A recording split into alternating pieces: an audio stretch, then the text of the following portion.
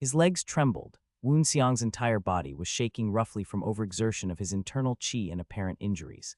The barren dirt on the ground stung as it stuck to the bloody wounds on his body, and his head was ringing with a massive headache. All of this was nothing compared to what Woon Xiang truly cared about.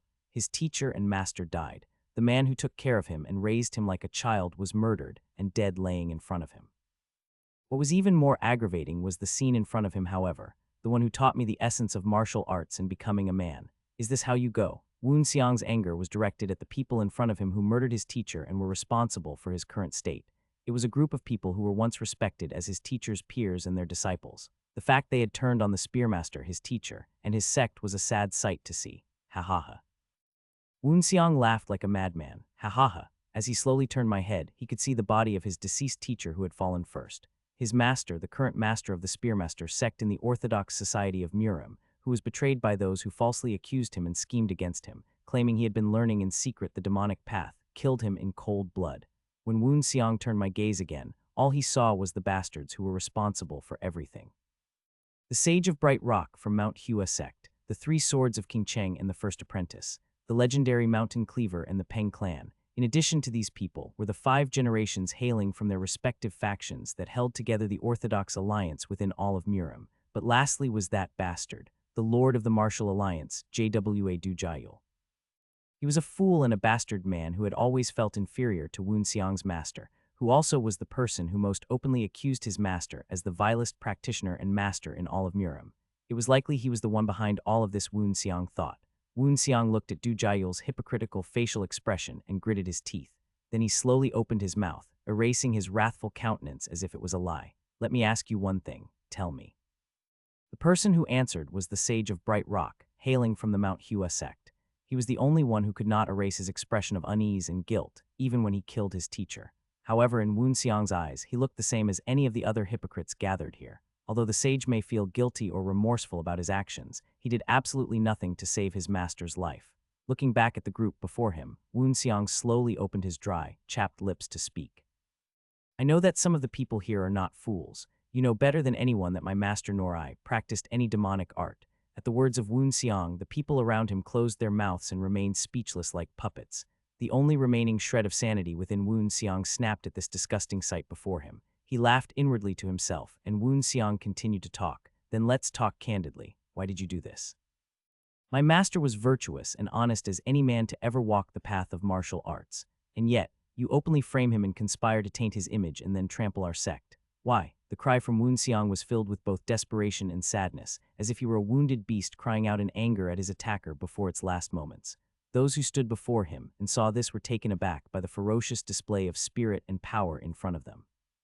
One of the corners of Woon Xiang's mouth curled up as he saw them cower and step back. Yeah, of course none of you have any idea who did this to us. It's because all of you fuckers are responsible for this. In fact, Woon Xiang knew their personalities and tendencies. Why they would do this, and what false merit it would bring to their own image. The Spearmaster sect was the smallest sect in number, as it was a one-master and one-disciple type of sect. It was obvious what would happen if several other Orthodox sects attacked them. But his master was already something else compared to these so-called masters before him.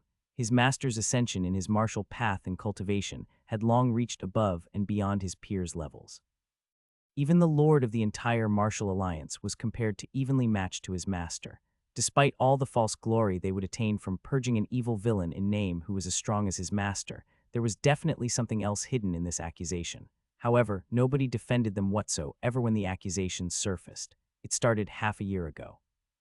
A strange rumor had started to spread all over the country that an ancient demonic text that was unparalleled in power was revived and found.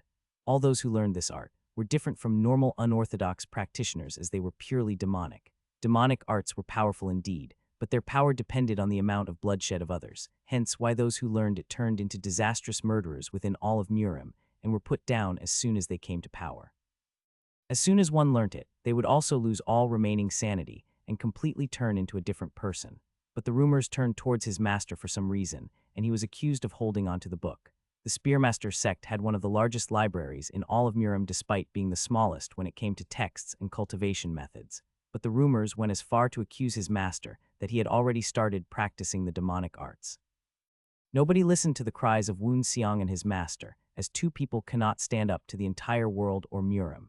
After a while, an investigative group was sent from the Alliance to check if the rumors were true or not.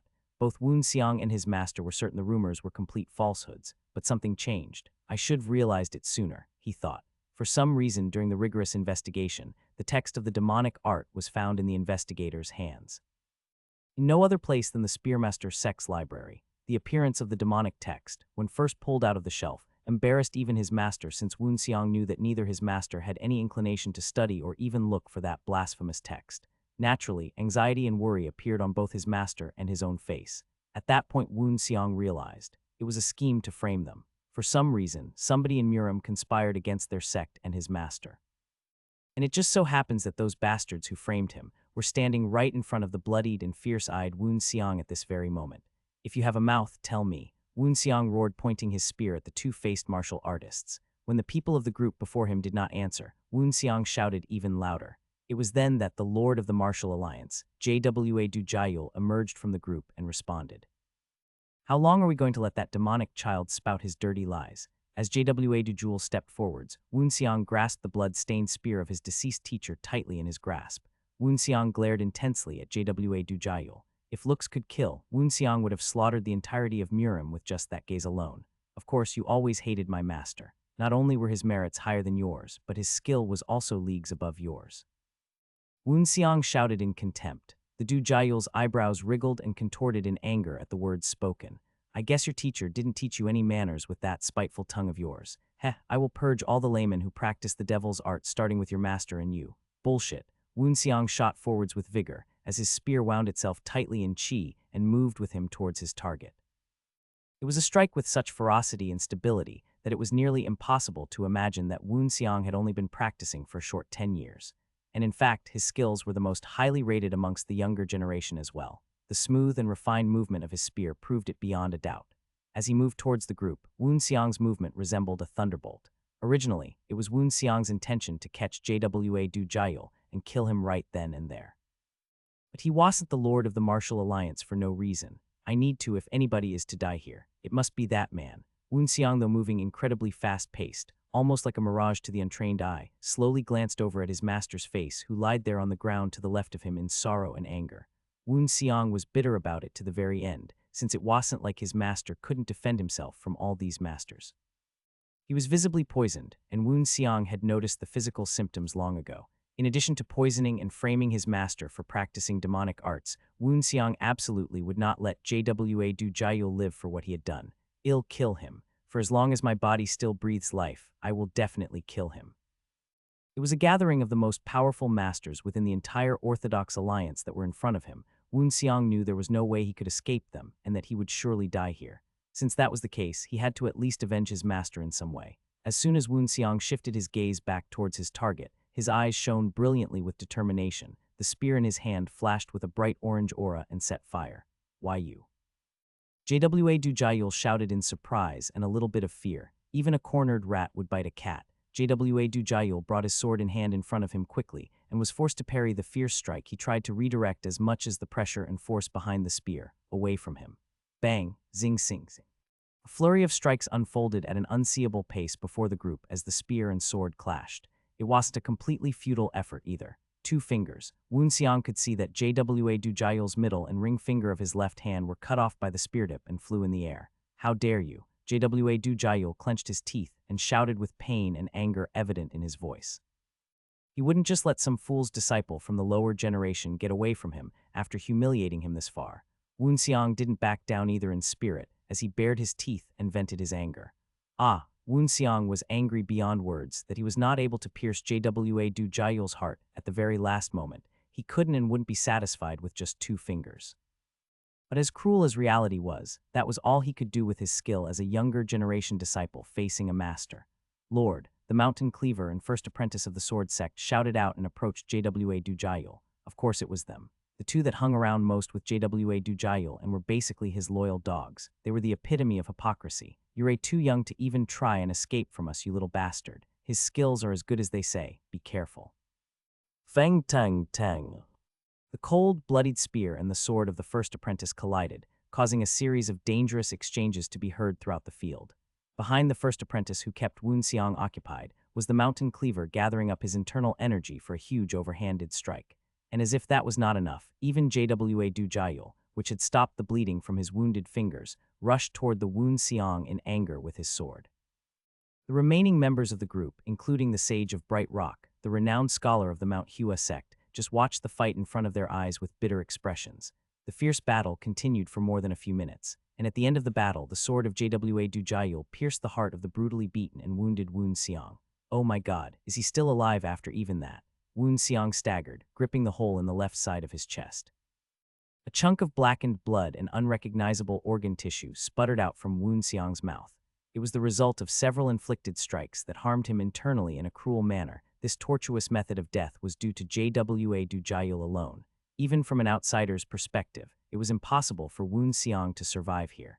Even if he was left alone here, he would bleed out in a sad state since he wouldn't be able to move a limb in his body. However, the orthodox martial artists that attacked Woon Seong had different ideas. This guy, he's a monster. He's still standing still, even after this much of a beating, was the common thought between the assailants. Woon Seong was outstanding as a martial artist to them, though they were even more frightened and wary at the fact a mere apprentice held out this long against 3 masters and was even able to injure one of them. The next attack was one of zero practicality and had more of a disgusting and vengeful feel to it, completely contradictory to any orthodox belief or moral practice. It wasn't even a stance or move from any specific practice. Jwa Dujayul grinned with a disgusting smile at the limp and completely broken Woon Seong, who was supporting his weight against his tattered spear. He leapt up in the air and came down with his weight and holding his sword in an executioner type of manner. Boom. It was impossible for an already near-death practitioner to avoid such an obvious attack. Blood. Blood spattered like paint being thrown on a canvas as Woon Seong's body was struck once more directly to the ground by Jwa Dujayul and his sword that penetrated through Woon Seong's flesh.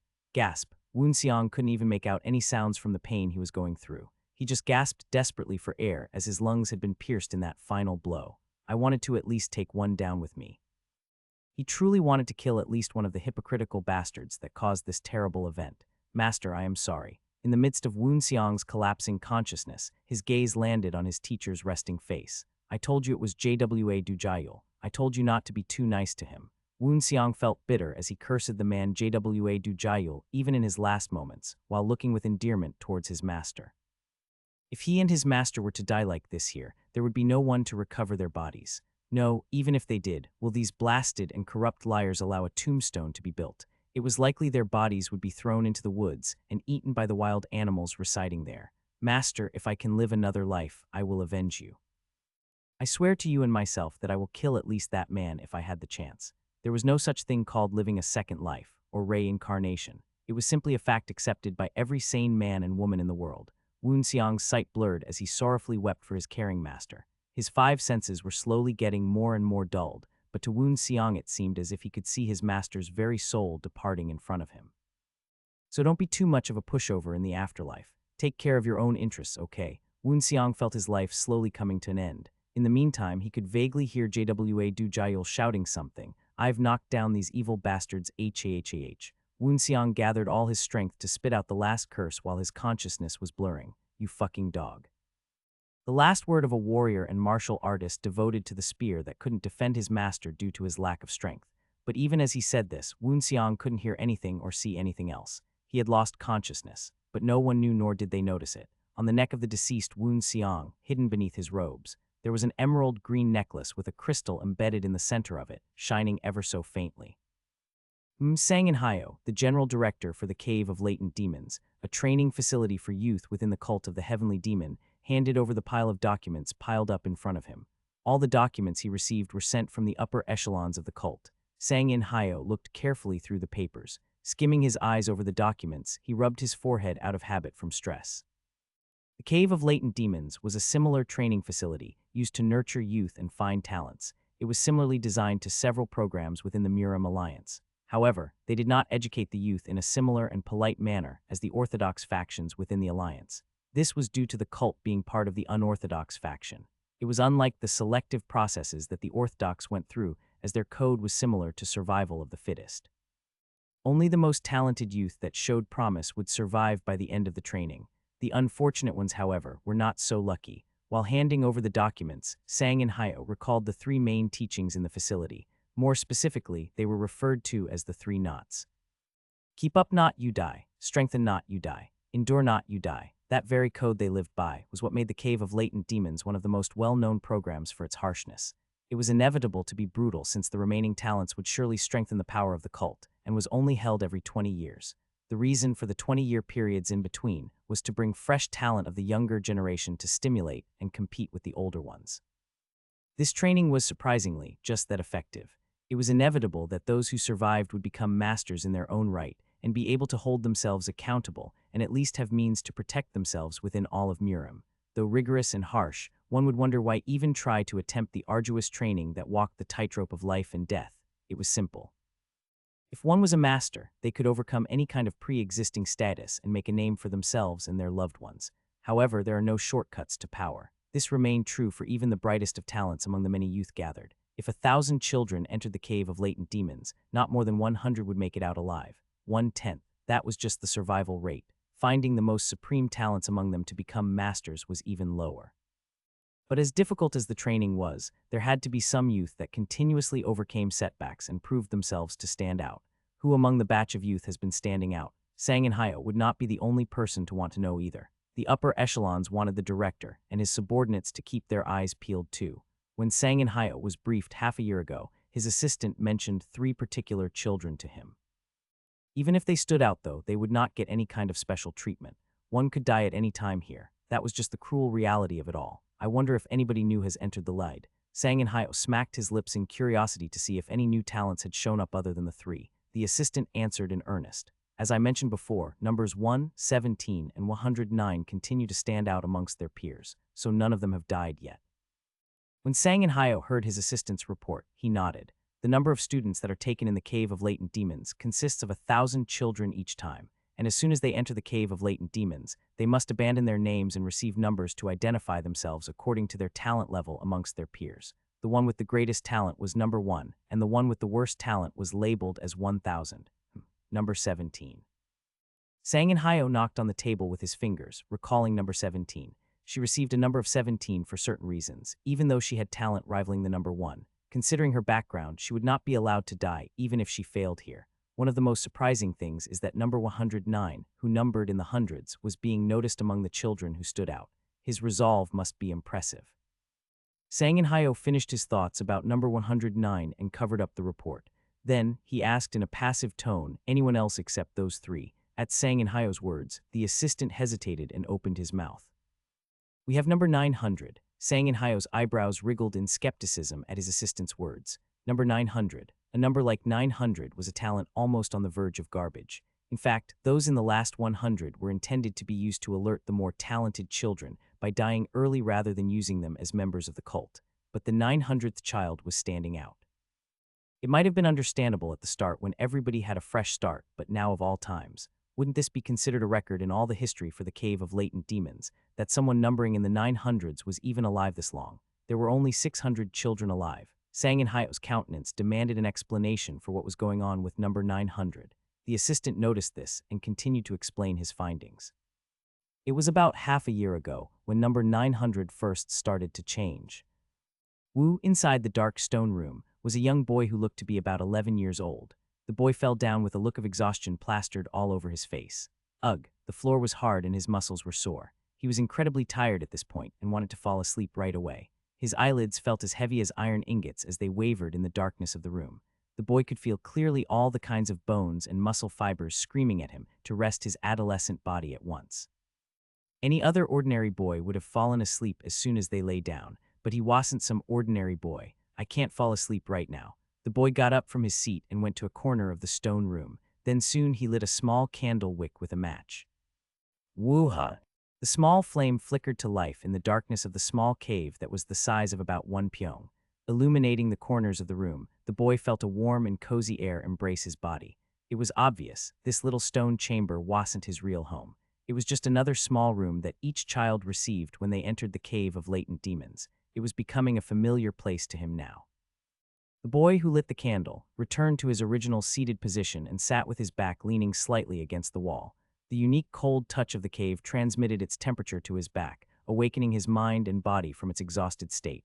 Woohoo! Tapping into his five senses, number 900 slowly closed his eyes and sank deep into his thoughts. It's been about half a year. The identity of number 900 was actually Hayek Woon Seong, the deceased apprentice of the Spearmaster sect, the very one who had been falsely accused with his master and killed brutally by the hypocrites within the Orthodox faction. In fact, even he didn't fully understand the situation when he first woke up. It was a matter of something fundamentally impossible. I definitely died. He knew better than anybody what his own ending was like.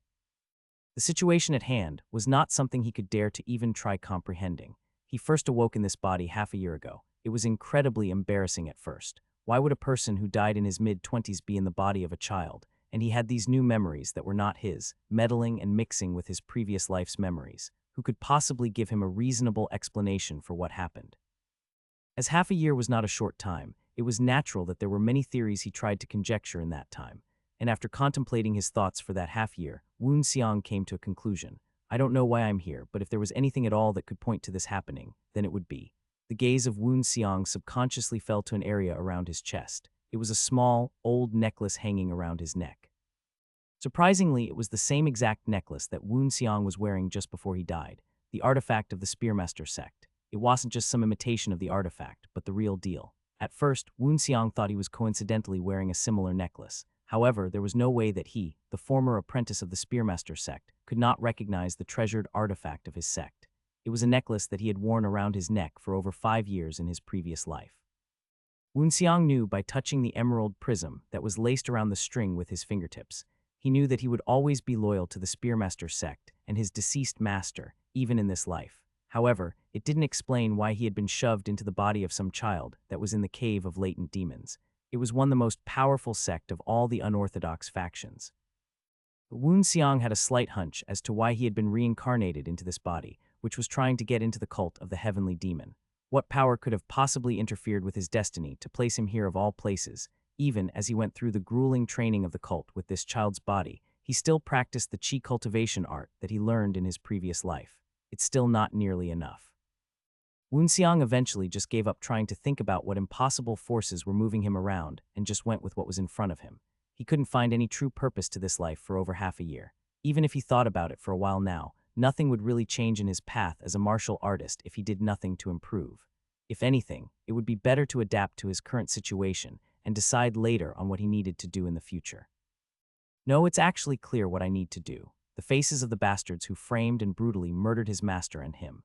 By comparing and contrasting the memories between 900 and his old memories, it had been about 1 year since he had died. Of course, those hypocrites would still be alive.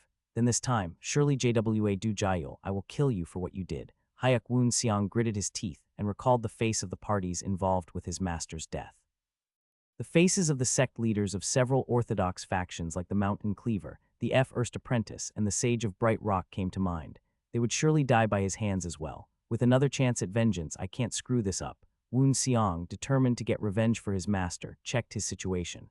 His body was untrained and didn't have a speck of talent to be seen when he first came to.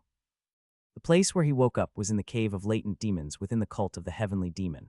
The body of an untalented child wasn't really a problem. He had changed at least that much through his own training and hard work. There were many and countless chi cultivation techniques in the entirety of Murim, and there were also specific types of techniques that could even help cultivate talent. And the previous Woon Seong happened to know one of those techniques, the heavenward soul earthen body. He paved the road to heaven by igniting his soul, and he molded his body to become as firm as the earth itself in all its entirety. So you had the soul of the heavens and the body of the earth. That was the essence of this chi cultivation art he was using. This incredible cultivation art fell into the hands of his master when the Quanjin sect fell. It belonged to the library hidden deep within the Spearmaster sect, unreachable to anybody besides Woon Seong and his master. The effects of the earthen body were showing effect quickly, but the soul that would change his talent was very slow since it was like pouring water into a dried-up pond. It's not an easy process by any means. It should take at least 10 years to accumulate the amount of talent and internal chi needed to reach my old level. Although slow, the body of number 900, now Woon Seong, has steadily grown in earnest, and there were some tangible results starting to finally show.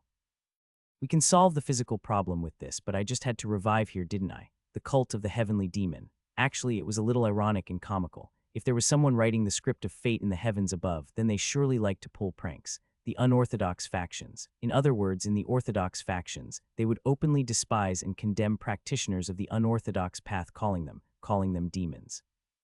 Woonseong felt the image of his master smiling at him, stimulate emotions within himself.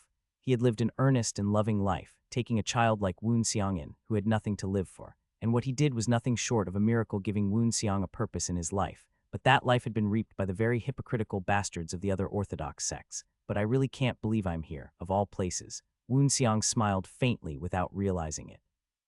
However, there were always sides to both stories, as his master had told him.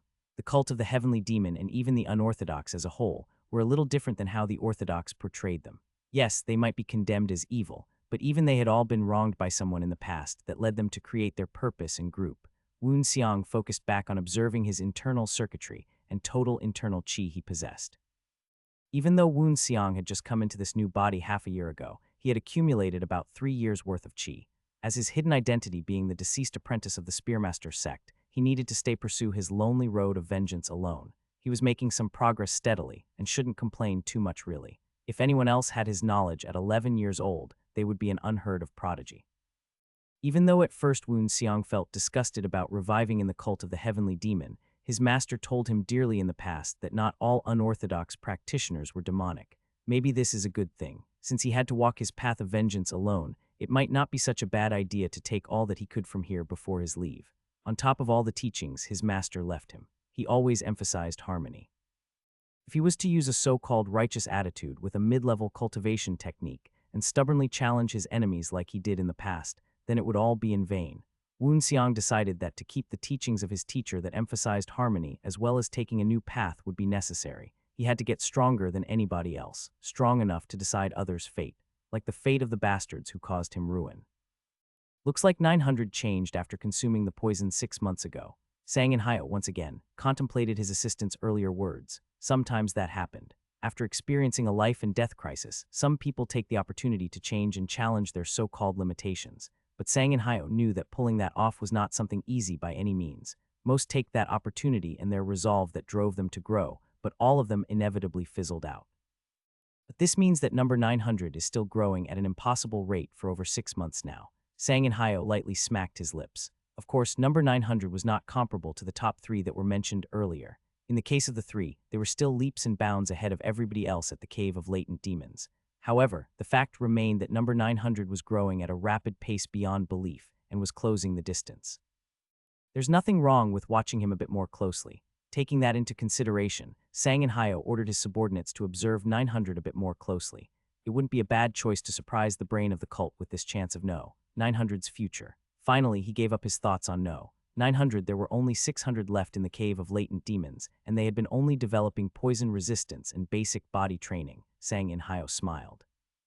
It was about that time, within the Cave of Latent Demons, it was time to start the true program, which was incomparable to the standard training program the children had been going through. From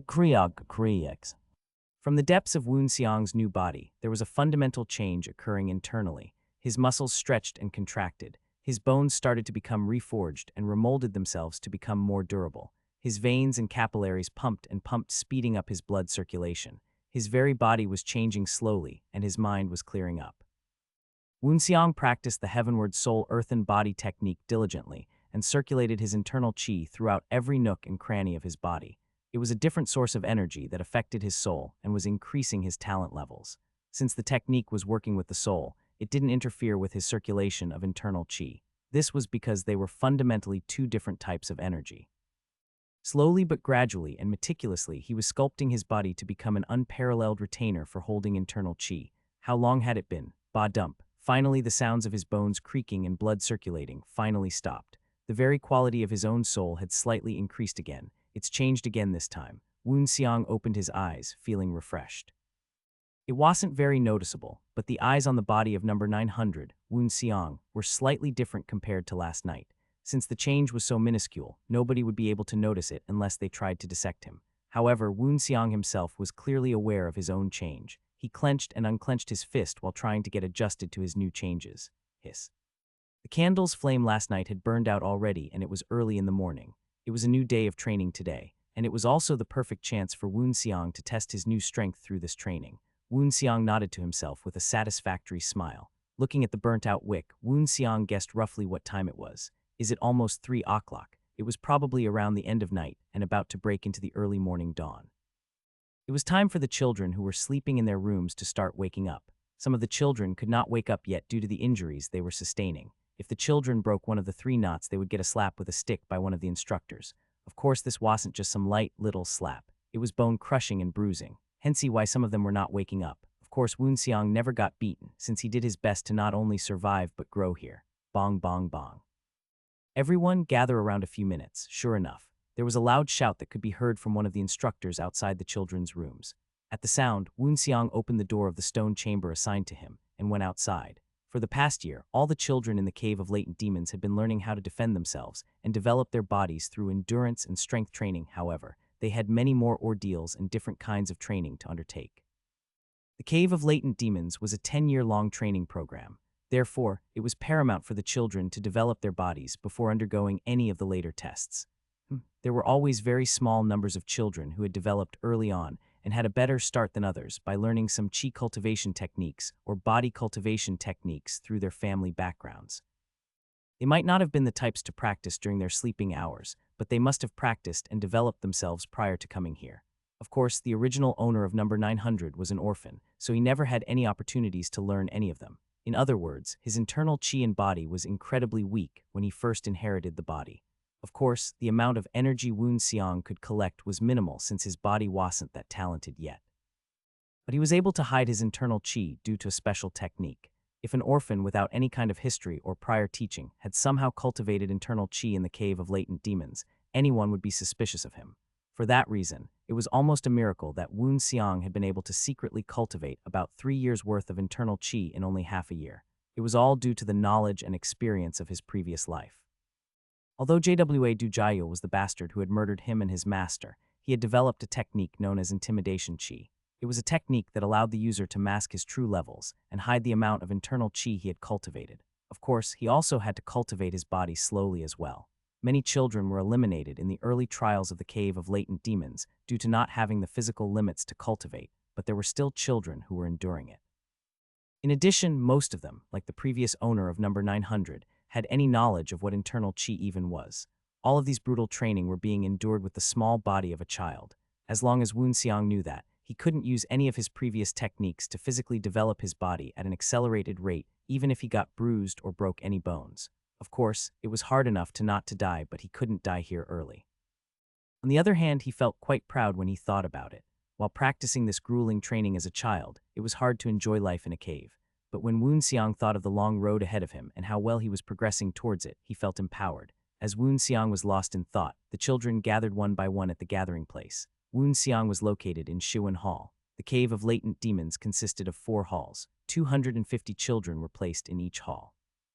The number of children who had survived until now were about 130. It was cruel, but it was a fact that nearly half of the children died after a year of training. More would die though. They were still only in the first year of the 10-year training. On the other hand, he felt compassion for them. However, Woon Xiang had to keep his mind steeled towards his goal. He didn't have time or feelings to spare for the other children who would die, since he needed to survive as well and get his revenge at all costs. If it were my previous life, I would not have hesitated to help these children survive. But I can't, not in this life. He had no intention of walking the path of a demon, but he had to walk the bloody and long road of vengeance. For that purpose, he had to take advantage of every opportunity he could get. Woon Xiang closed his eyes for a moment, thinking about it. His brief look of pity of compassion was erased, and only determination could be seen in his eyes. Then the instructors who ordered the assembly appeared. Looks like the morning training is about to begin. Morning training in the Cave of Latent Demons was hiking. It seemed very simple, but that didn't mean it was by any means easy. No wonder, since they were located in the Dichen Mountains, otherwise famed as the ends of the world. The reason for such a heavy name was because the peaks of these mountains were incredibly steep. This made the climb incredibly difficult to grasp your footing, and was by no means easy to traverse 3 miles up a mountain and downwards for any 10-year-old child. But the children from the Cave of Latent Demons climbed these peaks every single day when they woke up. That wasn't all, however. Originally, no matter how hard it was to climb a mountain as difficult as these, if you kept climbing the same mountain, one was bound to find little areas to rest and certain places that were easier on the body to climb. In order to prevent that, the instructors changed the order of the mountain peaks the children had to climb every 10 days. On top of that, today was the designated day that the peak they had to climb would change again.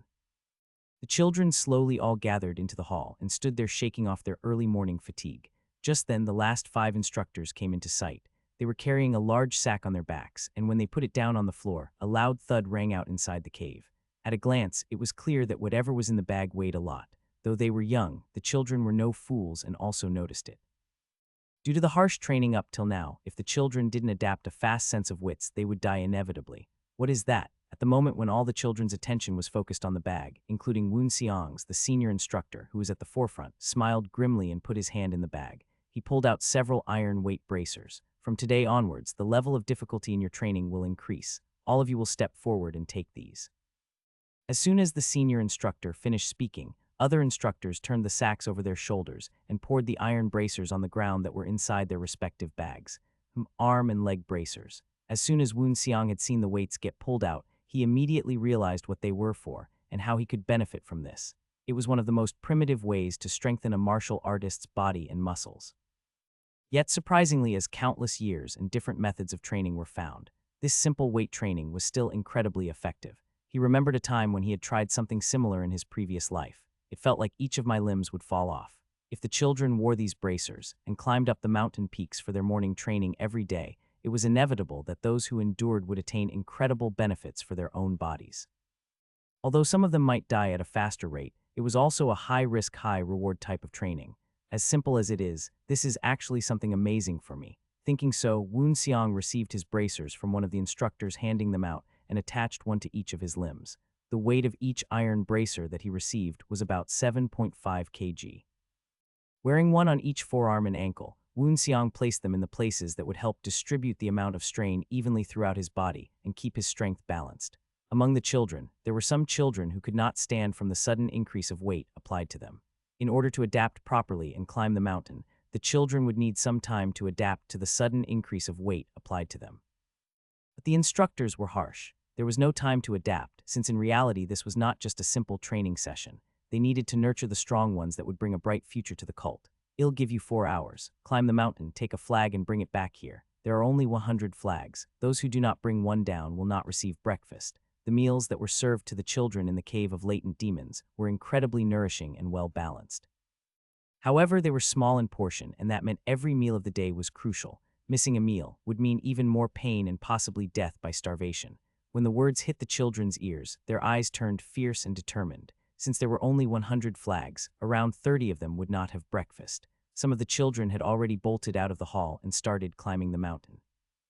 On the other hand, the children, who were a bit more calculative with their actions, did not immediately climb the mountain but rather seemed lost in thought. Seeing the scene unfold in front of him, Woon Seong clicked his tongue. The ones waiting will strike the weakened ones and take their flags. He knew what they were thinking. As it was such a steep and arduous mountain to climb, adding weights on top of the already exhausted kids was bound to make them incredibly tired and exhausted. These calculating kids who were lost in thought were most definitely going to attack these weakened kids. He must be thinking the same thing. Woon Seong glanced at a boy across from him on the other side of the hall. He was one of the larger boys who had pretty good talent. He was known as number 185. Though not exactly on the same level as number 17, 1 in 109, he was definitely one of the strongest kids in the hall. Most of the children, if attacked by him as they descended down the hill, would lose their flag. What's disappointing is that he doesn't even know the value of hard work and wants to take the shortcuts to power. Woon Seong clicked his tongue in disgust and turned away. Of course, it wasn't like Woon Seong was an upright and moral person either. He even thought about it for a brief moment as well. He would be able to definitely eat his breakfast easily without much trouble. But eventually, the star began to move. This was an opportunity to train and get stronger. With his goal in mind, he would do anything to achieve it.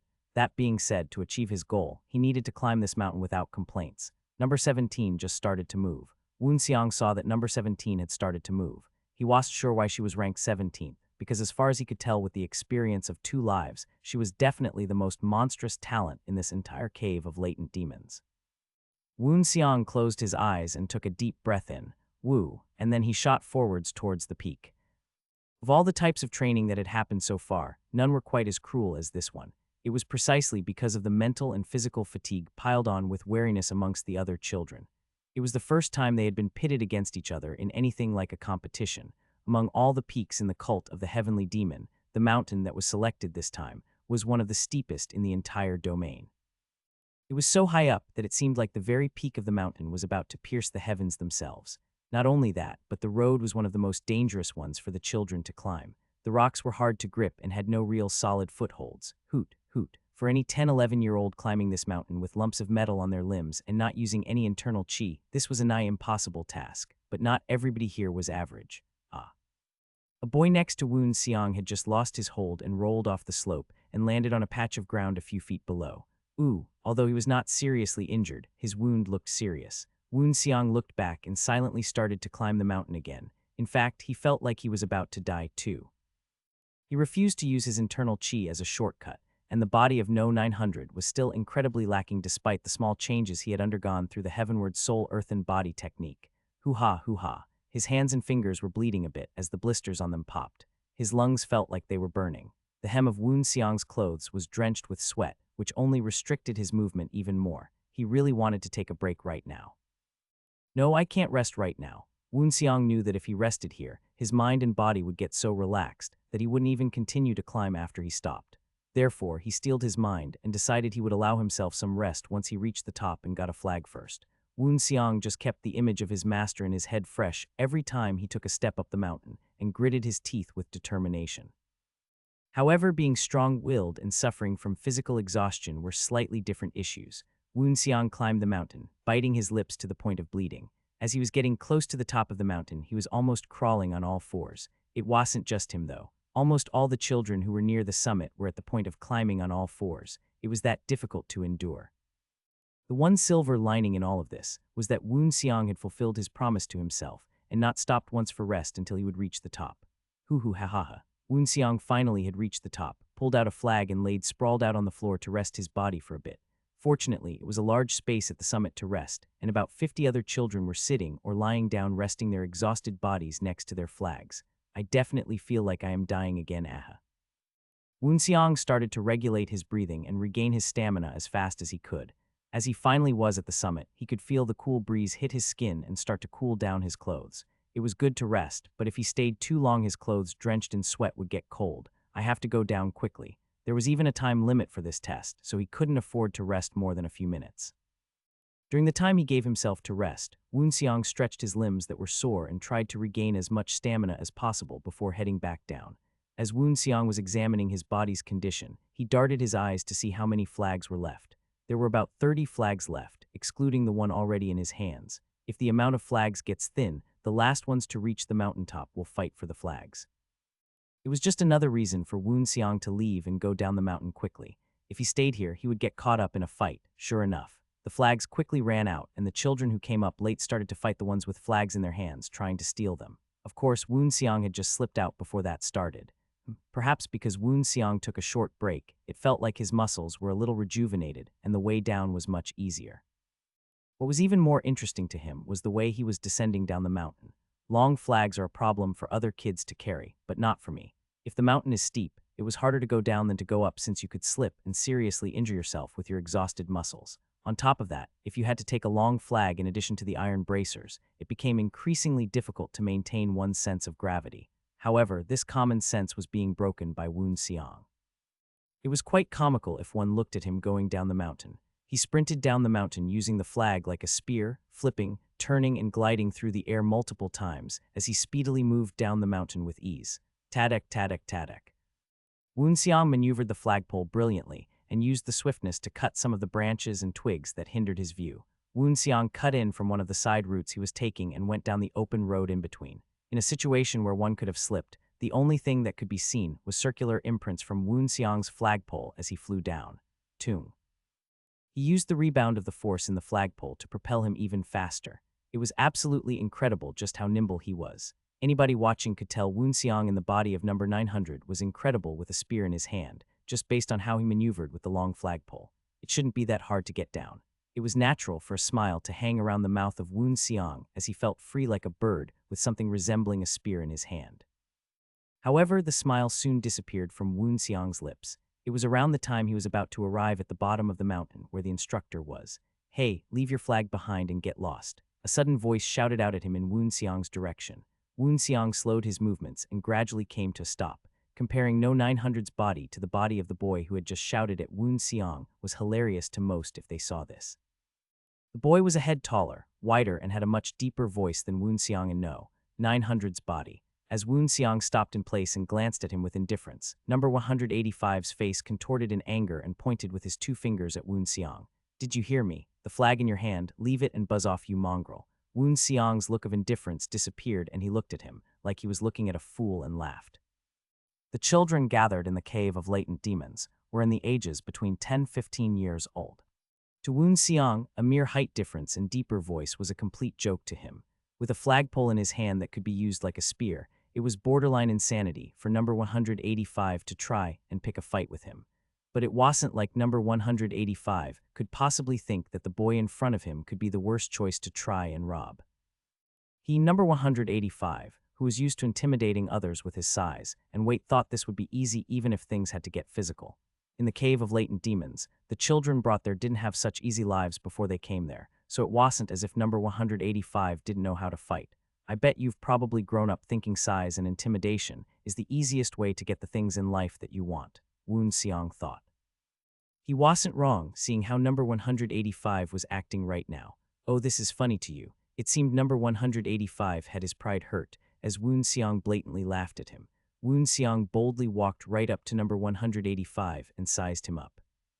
Looking at number 185, Woon Xiang spoke with a cold smile. "What a fucking idiot. You ever heard of picking on somebody your own size?" It was such a cold laugh that Woon Xiang's canine teeth were revealed. Woon Xiang glared at number 185. He already knew why number 185 chose to try and rob him. The ones who came down earlier than him were the ones who had continuously proved themselves to be elites among the elites here, and he didn't want to fight them. After those elites had passed, number 185 was just waiting for the next person with a flag to show up, since he was confident in beating them as long as they weren't at the level who had shown up earlier. Number 185 didn't want to try his luck fighting against the other elite talents, even though he was technically an elite himself.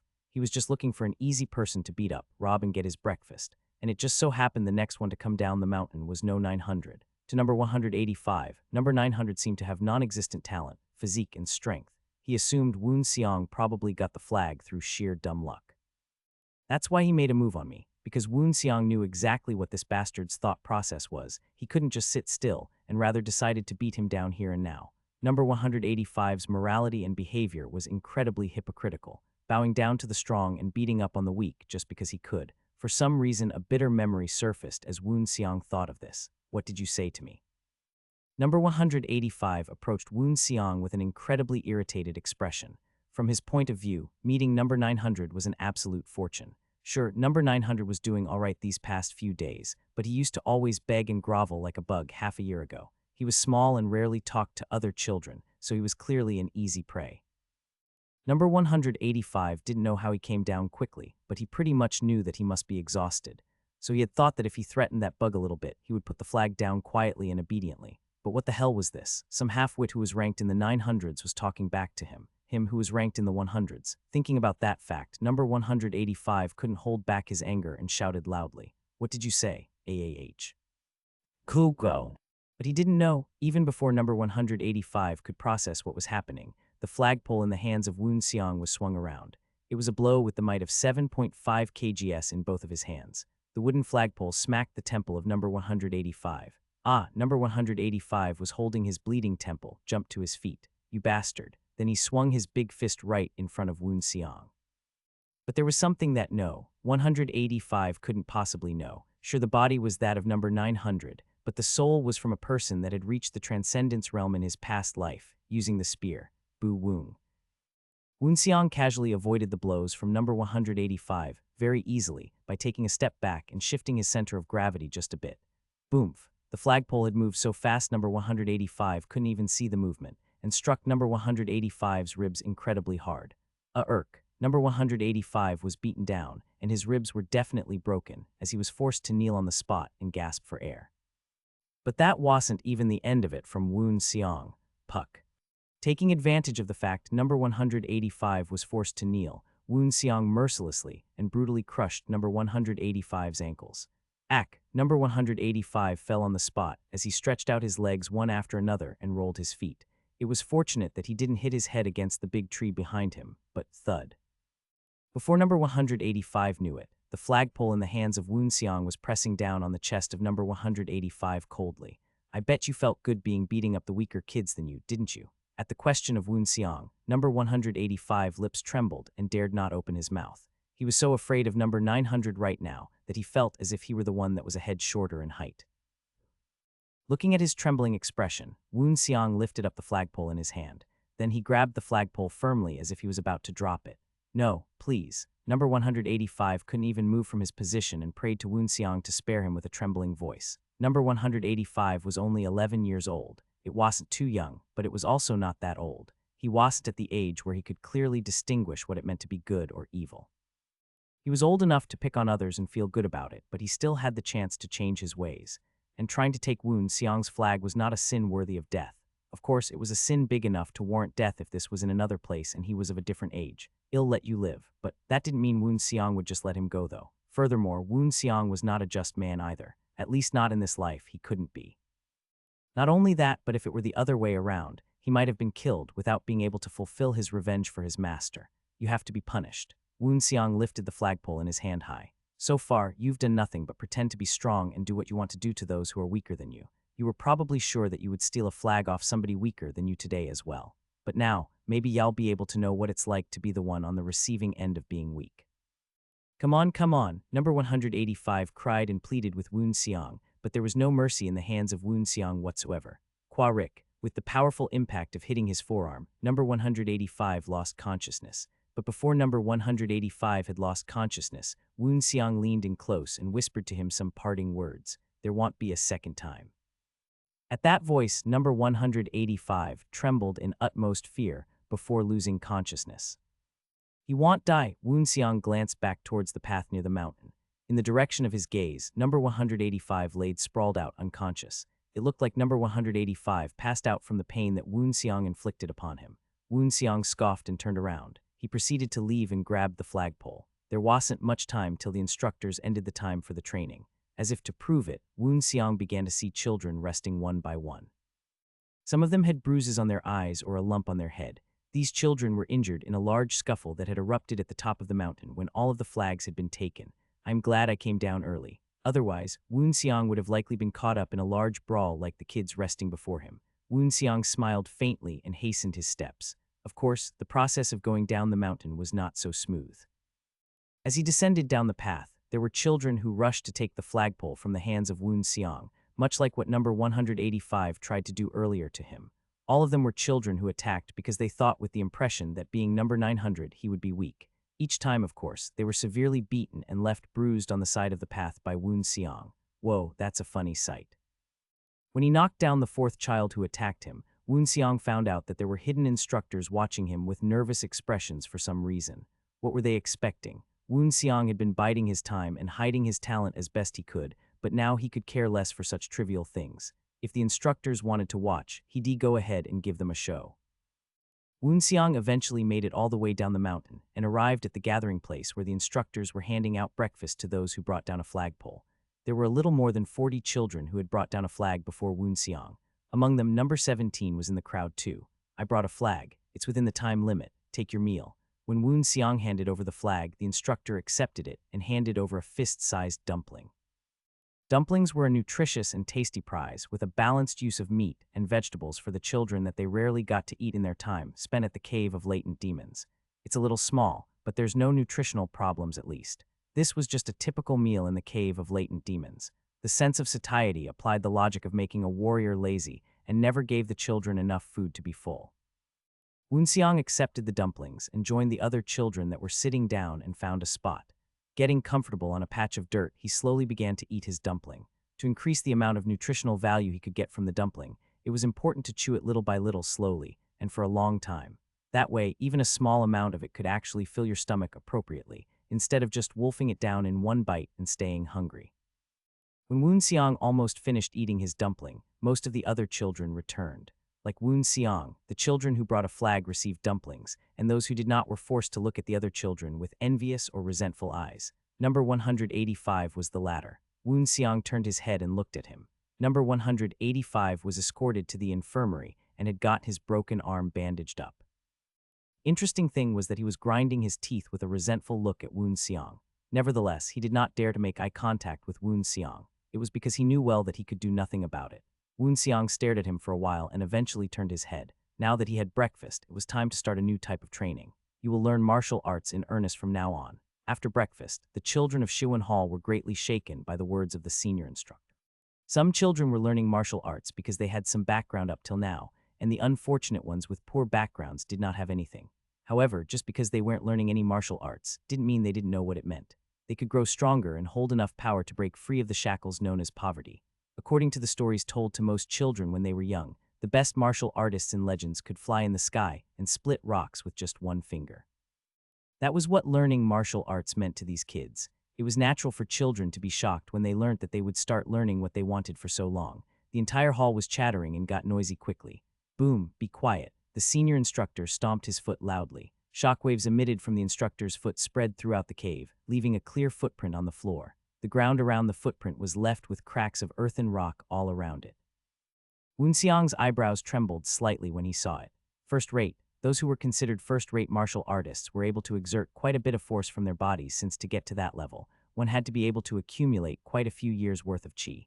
Not many people in the world of Murim could honestly call themselves first-rate martial artists, but with one glance, Woon Seong knew that he had clearly underestimated these instructors.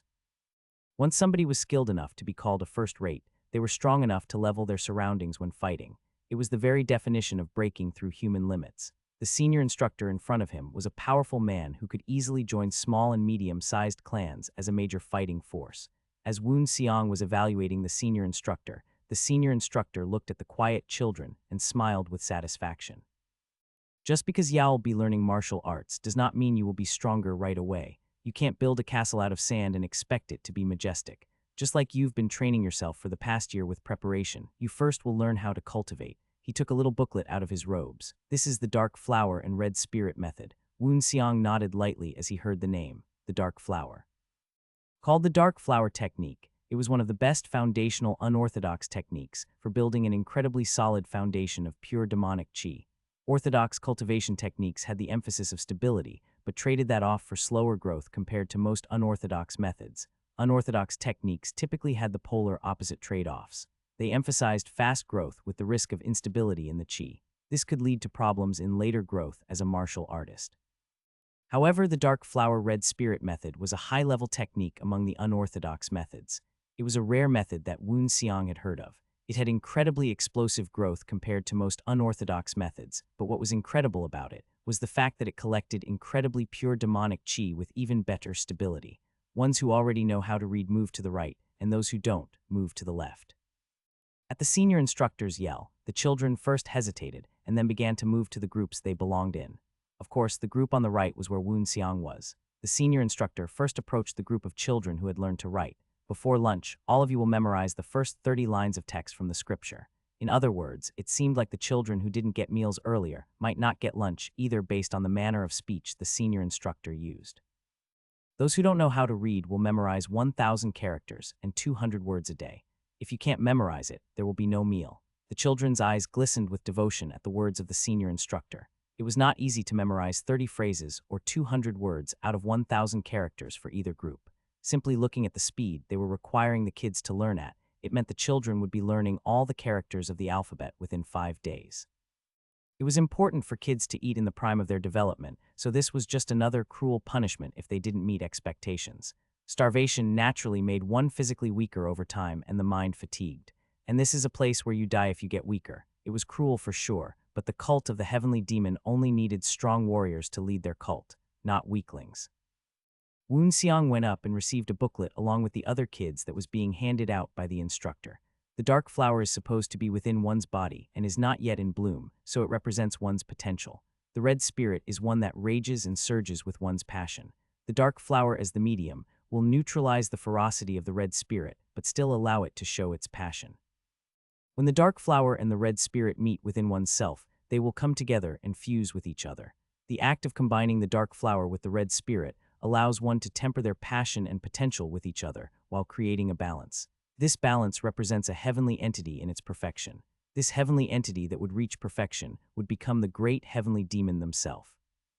Any warrior seeing this scripture could not help but be tempted with greed looking at such a high-level technique. However, Woonseong boldly curbed aside the greed within himself. I am the apprentice of the Spearmaster sect, and I will not abandon my roots. The Spearmaster sect's technique that Woonseong practiced to gather internal chi was called the completed method of the tempered orthodox chi. The heavenward soul and earthen body was a technique he used to increase the level of his soul, which in result increased his body's talent and tempered his body to become a retainer. It was fundamentally a different technique that did not gather any internal chi within the body. Because of his roots and devotion to his goal and master, it was easy for Woonseong to abandon his greed for this technique. But that didn't mean he had to completely give up on the technique. With sudden inspiration, Woonseong suddenly thought of something incredible. The dark flower accumulates the purest demonic chi possible with incredibly fast growth, but the tempered method of orthodox chi boasts the greatest stability. Is there a way to possibly combine the two and create a wholly new method? The dark flower red spirit method had stability, but compared to the tempered orthodox chi method, it was lacking. Combining the two that had naturally opposing natures would be incredibly difficult. However, if he somehow succeeded with that slim chance, the new method that resulted from it would be incredibly powerful and stable. If it did fuse correctly as well, then it would also have unparalleled synergy. Plus, having demonic chi was a must when inside the cult of the heavenly demon. If one didn't have a hint of demonic chi, it would raise suspicion. Combining the two would allow Woonseong to not abandon his roots as an apprentice to the Spearmaster sect, and also take as much strength that he needed to fulfill his goal of revenge from the cult. If he used the same method as before, he would have a very difficult time reaching new heights that were necessary in order to fulfill his goal of revenge. Either technique here on their own would not be sufficient for him, but combining the two could give birth to something incredibly powerful. Furthermore, his life as the apprentice of the Spearmaster was not his current identity. He right now needed to assume the identity of a member of the cult. The Spearmaster sect was devoted only to developing the pinnacle of spearmanship. However, the Spearmaster sect was known for one other thing. Their library was full of techniques. Unlike other sects, the Spearmaster sect did not discriminate in gathering knowledge from all sorts of techniques, as their goal was to reach the pinnacle of spearmanship. Cultivation techniques were just a means to growth. Let's take a chance and try it. Both cultivation methods were highly stable, so the possibility of suffering any kind of chi deviation or backlash was negligible. If it didn't work, he could just give up on learning the unorthodox methods inside the cult. But in order to do this, he'll have to memorize the passages of the dark flower red spirit first.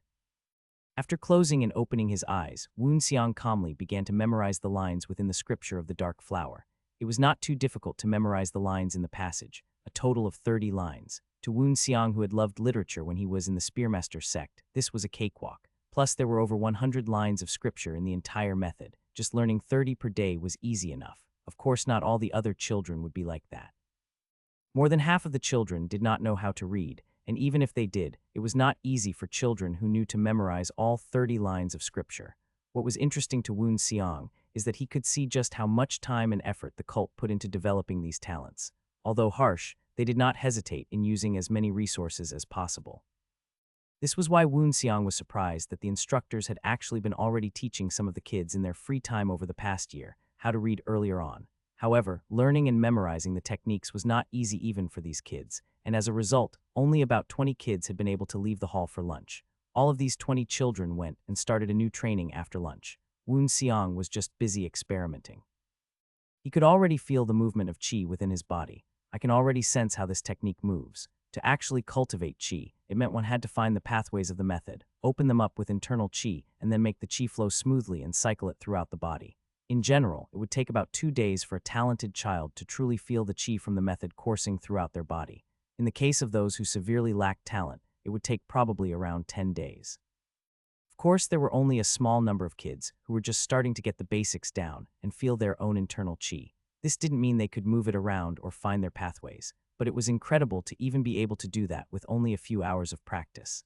In the case of Woonseong, it was not long after waking up in the body of number 900 that he had already begun to start cultivating internal chi within the body.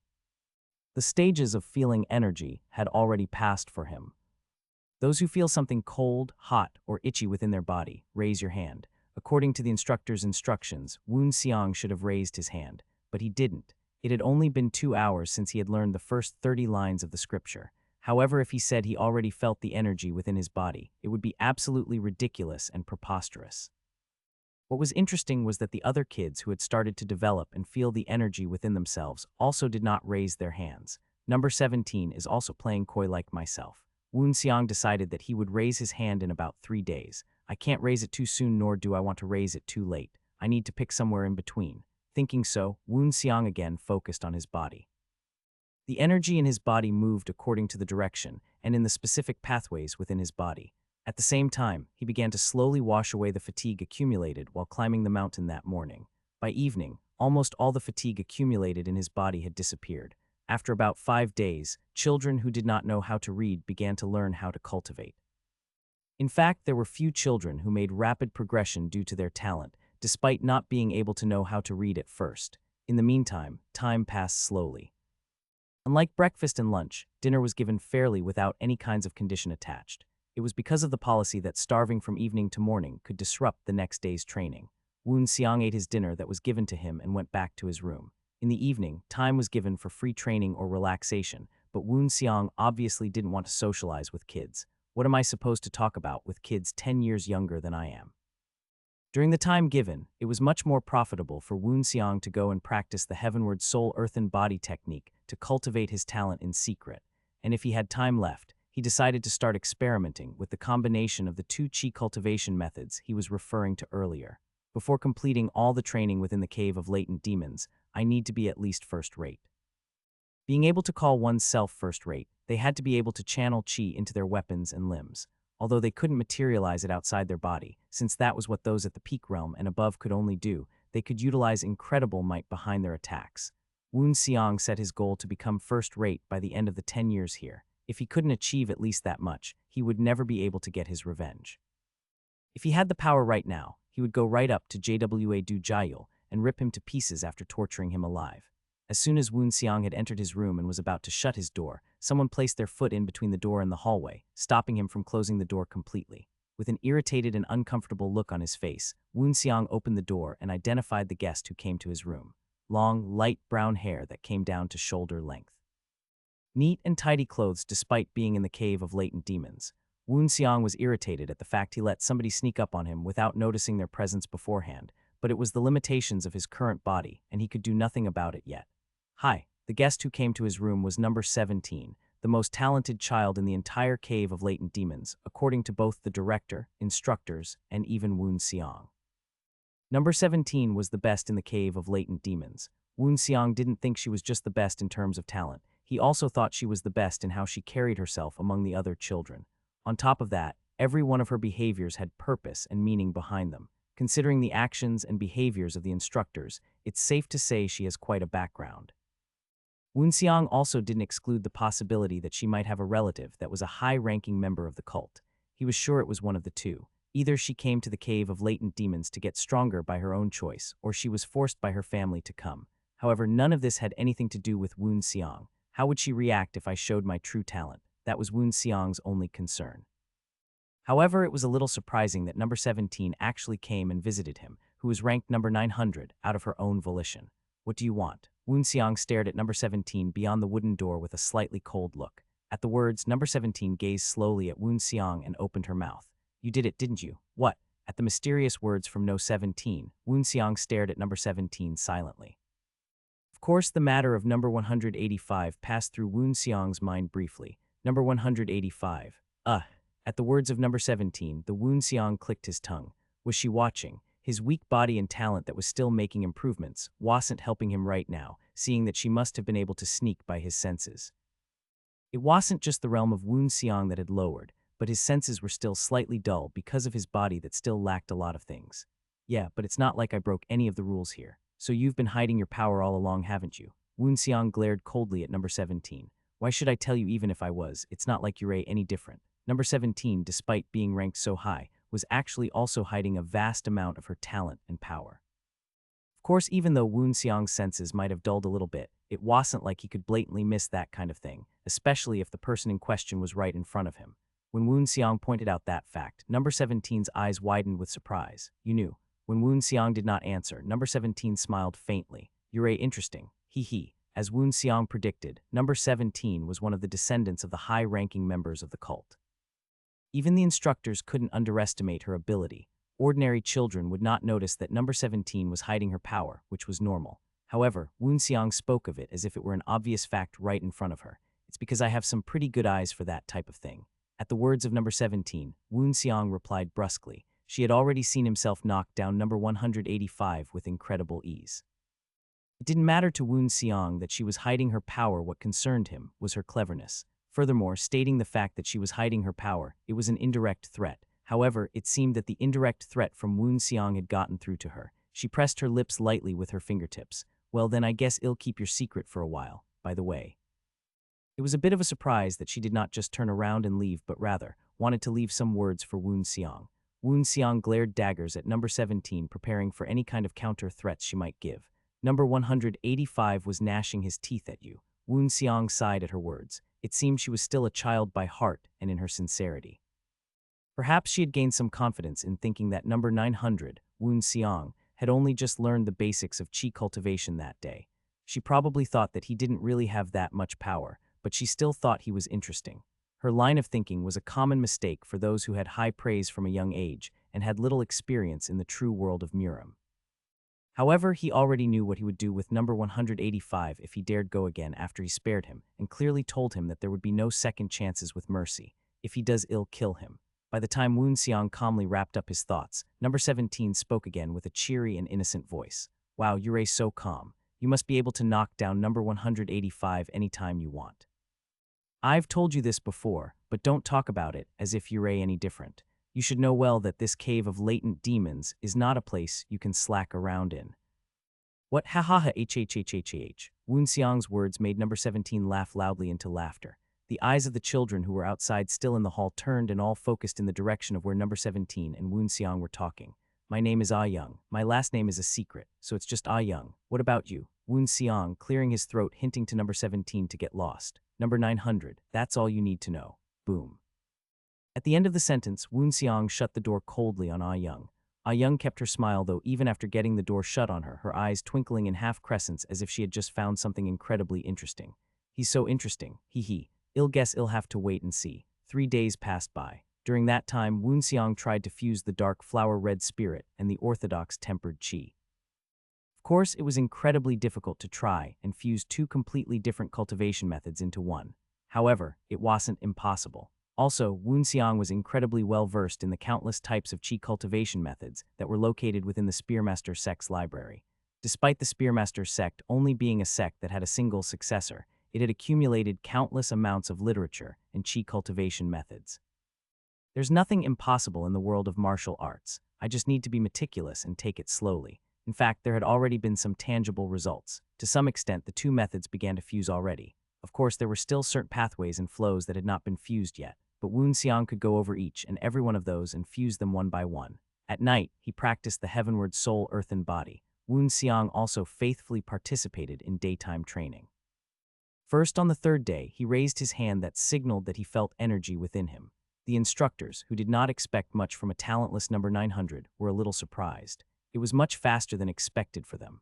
However, they did not believe that number 900 at first, but when they confirmed it by feeling the pathways and flow of chi that Woon Seong had allowed them to see, they could not deny reality. Shortly after revealing the fact he could feel energy within his body, the way he trained was slightly changed by the instructors. On the 5th day, there were two incredibly noticeable changes for him. First of all, the weight of the iron ring on the arms and legs increased by half. The total number of pathways he had opened with his new cultivation method was 10, and he had succeeded in successfully fusing 4 of them completely. Another change was the fact that small balls were given to the children during their morning mountain climbing. Don't let go of the ball, and also don't let it get taken away by others. If the ball was taken away, there was no breakfast even if the children were successful in bringing a flag down. On the other hand, even if you couldn't bring a flag down, you would be given breakfast if you somehow collected 3 balls. There was a constant scramble among the children to take the flags and balls from each other. As this change started to get fully implemented, the children naturally learned how to use their bodies properly through several scuffles and fights from the cutthroat edition to the morning training. Of course, Woon Seong clicked his tongue when he saw the other kids starting fighting with each other. I can't believe you're using a simple capture the flag type of training like this.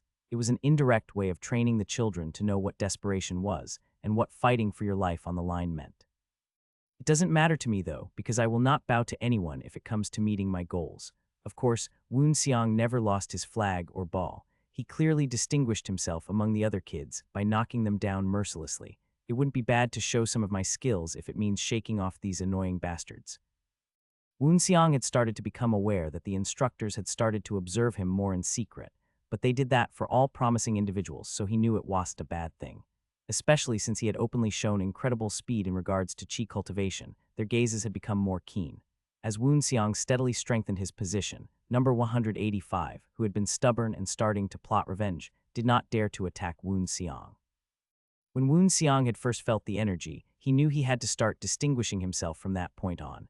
It was not a question anymore since the fork in the road was coming near. The fork in the road had two options: become strong or be the weak ones who were trampled on. And so another year in the cave of latent demons had passed. A year was by no means a long time, nor was it a short time. However, considering the children's ages, it was clear that a year was by no means. No wonder, over the past year, the appearance of the children in the cave of latent demons had changed remarkably. It was only a year, but the boys began to develop their muscles, jaw lines, and their respective masculine traits.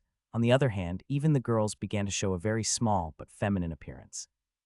It wasn't just changes related to gender physiques, however. The children's gazes were sharpened, and their mentalities had started to show qualitative changes. The daily competition over meals was getting fiercer day by day. Of course, what was distinctively different in this past year was that not a single child dared to provoke Woon Seong, otherwise known as number 900, to them. For the past year, the children were well aware of the fact that Woon Seong had been undefeated in combat, just like number 17. Sometimes, after several consecutive victories, there were some people who rushed to their confidence thinking that he might be exhausted, but they were ruthlessly crushed by Woon Seong's hands before they had even taken 5 steps near him. What happened a month ago was also crucial in their decision to consciously avoid any kind of contact with Woon Seong. When Woon Seong received his meal in the morning once again, without missing a single meal for over a year, some of the children who saw this with bitterness joined together into a large group and tried to attack Woon Seong. For once, the other children observing this take place thought that number 900 had finally met his match. However, the result was one that not even the instructors observing Woon Seong from the shadows expected. Woon Seong completely demolished and ruthlessly beat all 5 of them with complete and utter ease. Since then, the other children had to make a conscious effort to even avoid eye contact with Woon Seong. Even number 185, which was looking for a chance to exploit and exact his revenge, completely avoided Woon Seong's gaze. PFT. Even I can't adjust to this change in treatment. Woon Seong smiled and laughed internally at the children who were clearly trying to avoid his eyes. Over the past year, there had been many changes that Woon Seong had undergone. First of all, the effect of the heavenward soul earthen body began to develop his body in earnest and was clearly making visible changes. His bone and muscle density and even cognitive abilities had increased several fold. Even number 185, who had been almost 2 heads taller than him just a year ago, was barely a few centimeters taller than Woon Seong recently. On top of that, my shoulders began to broaden quite a bit. Now it was hard for anyone to imagine that Woon Seong's current body belonged to the old number 900. It's not fully completed, but if I can break through a few more meridians, I can exert more force than I currently can by several fold. At least that's what the Woon Seong thought. Both his internal and external frame had been tempered by both the heavenward soul earthen body and his newly completed cultivation technique that he had been working on developing the past year. He had named this technique after much deliberation. Tempered true blossom, the firm and unshaking roots will bloom a true flower. It was the result of fusing the dark flower red spirit and orthodox tempered chi cultivation techniques.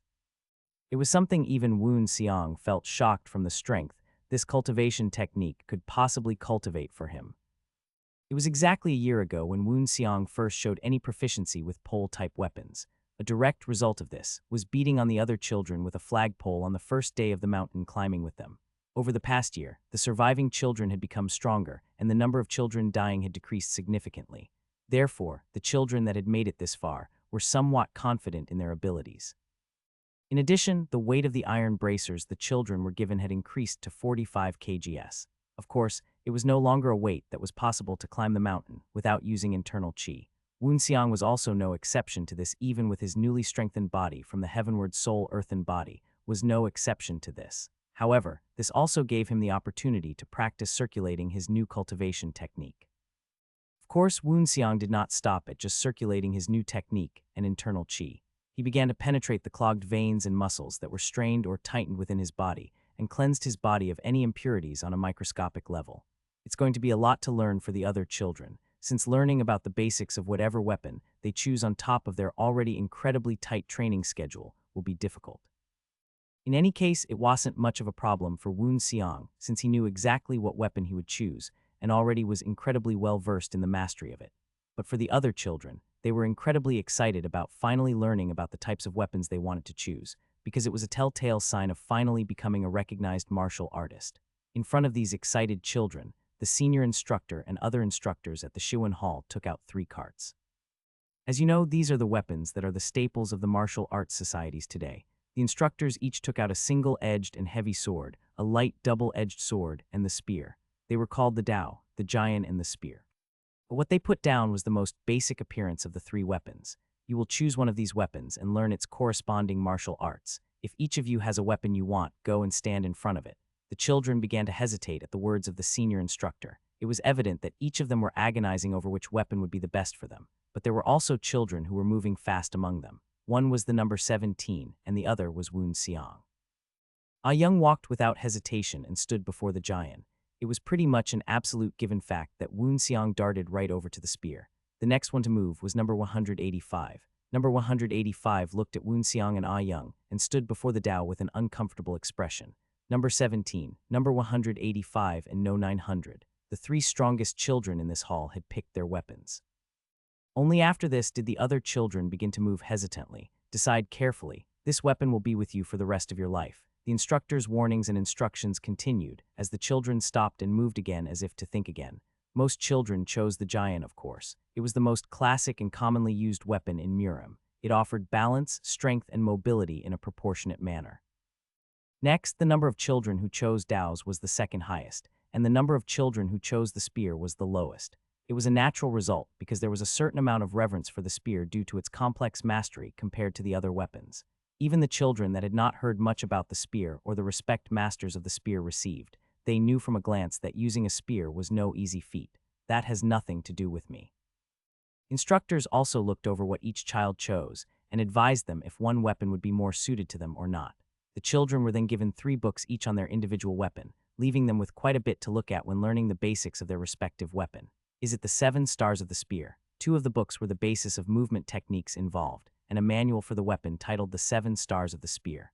Wu Xiang recalled old memories when he saw the cover of it. I felt really excited when I first learned it.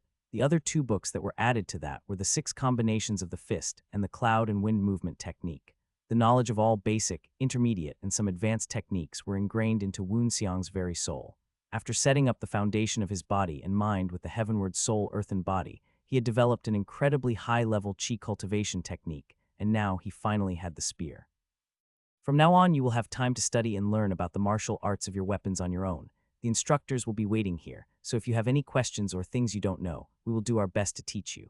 The senior instructor spoke to the children in a more lenient manner compared to the first time he started here. He wasn't acting generous without reason, though. He'll help you learn, and in return learn about how many of you will survive in half a year. If you don't learn how to do it properly, you'll probably have a hard time surviving.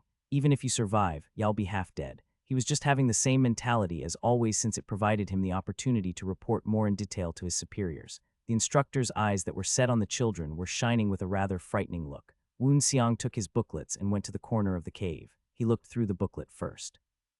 He knew everything, but he read it one more time just in case there was anything new since he had died. There was nothing new, it seemed. He already knew every single thing in the book, so he only looked at the book as a cover to his skills from the instructors. The basics of spearmanship, the thrust, the strike, and the cut. Picking up the spear, Wu Xiang smiled faintly and started to move. The cut, picking up the spear and letting it bounce and whip with sharp movements like a hummingbird. Striking, winding the spear like the spiral of a conch shell, and exploding it forward with force. The thrust, stab forwards with unwavering confidence and precision. Those were just the 3 most basic movements of spearmanship. Combine those with parrying, blocking, twirls, and many other fundamentals. It created an infinite series of possibilities. There were 36 moves within the spearmanship manual. Putting those numbers and multiplying them by each other was just another reason why spearmanship was regarded as the most complex, and yet the most revered weapon of choice. Wrring Sig. the spear in the hands of Xiang moved with utmost elegance, precision, and rampaging ferocity. He did this in a quiet corner of the cave to avoid others' eyes. Yet there were 3 sets of eyes that were secretly watching his every move, with all 3 having different expressions on their faces. The senior instructor, Ah Young, and lastly number 185. Number 185 had been constantly looking for a chance at revenge on Xiang ever since his humiliating and embarrassing defeat to him. Having lived in the world of Murim and seeing his master get killed in front of his very eyes by people that plotted against him in the dark, Xiang knew very well what those people looked like. Those with violent tendencies and not much brain to their brawn tend to die early on in life. Those who plot in the darkness and take their chances carefully and only act when absolutely needed to. Number 185, however, was not the smartest child in the cave of latent demons. In fact, he didn't hesitate to fight with other children or start unnecessary arguments. In addition, he rarely lost to the other children. It was because he was quite big compared to others his age, and he had been trying his hardest to get back at Xiang. However, he couldn't even think about challenging Xiang yet. How the hell am I supposed to defeat that monster? He couldn't think of any method or scenario in his head where he could possibly win against number 900. In addition, the group attacked by some of the other children not too long ago had failed miserably. Even trying to use numbers against number 900 was useless. Xiang had clearly set himself apart from the other children when he smashed apart the group attack the others had tried. But what frightened him even more was seeing Xiang wielding the spear in the corner of the hall. It had only been 1 hour since Xiang had received the book on basic spearmanship, and there was no way for anybody to read all of the contents within the book in under an hour. Yet Xiang was shattering all sorts of common sense within number 185's head right now. The way he was wielding the spear was skilled, too skilled. Number 185 sighed deeply and grinded his teeth in anger. Fuck you, you bastard. Number 185 did not forget the humiliation of being thrashed and made a fool by Xiang. Whenever he saw him, his broken arm from that time felt like it was still throbbing. His body trembled with anger when he remembered the day he was still in pain for weeks after, even though the instructors said there was nothing wrong with his body. He was going to get revenge no matter what. He just had to play it safe and hide his ambition and anger until it was ripe. Only stupid people would show their anger and pick a fight when they were clearly outmatched. And the eyes of number 185, which gritted its teeth, was the eerie and frighteningly talented number 900. I guess number 900 really has changed. Sang and Hyo nodded as he listened to the report from the senior instructor in charge of Shiwen Hall. Surely, as the report says, it was clear number 900 had changed. It was so baffling and almost unexplainable how this child was deemed so low in terms of talent. Now even Sang and Hyo was visibly interested in the changes from number 900. It wouldn't be too difficult for him to pass the gates of life and death in half a year. Sang and Hyo nodded at the words of the senior instructor. The gates of life and death was the first gate of trials, symbolizing the cave of latent demons. This event was an event so dangerous since almost half of the children would die from this trial alone, which was incomparable to the past trials they had been facing up till now. If they could cross this gate, you could be officially recognized as a demonic soldier within the cult of the heavenly demon. A demonic soldier was the lowest of ranks within the cult of the heavenly demon, as there were the demonic captains, then the demonic generals, and even after that, the great demons, which were ranked just below the 10 demonic masters and the heavenly demon himself. In particular, the 10 demonic masters were almost never seen in public and directly served under the great heavenly demon directly. However, a demonic soldier was by no means an easy rank to achieve. Fewer than 10,000 of the 100,000 members who made up the entire population of the cult were able to become recognized as demonic soldiers. What made the Cave of Latent Demons so special as a training program was the fact that kids under the age of 15 were able to become ranked as such. Reaching that level of martial arts in Murim was very difficult, but it's the Cave of Latent Demons. We don't hold this program just to produce mere demonic soldiers.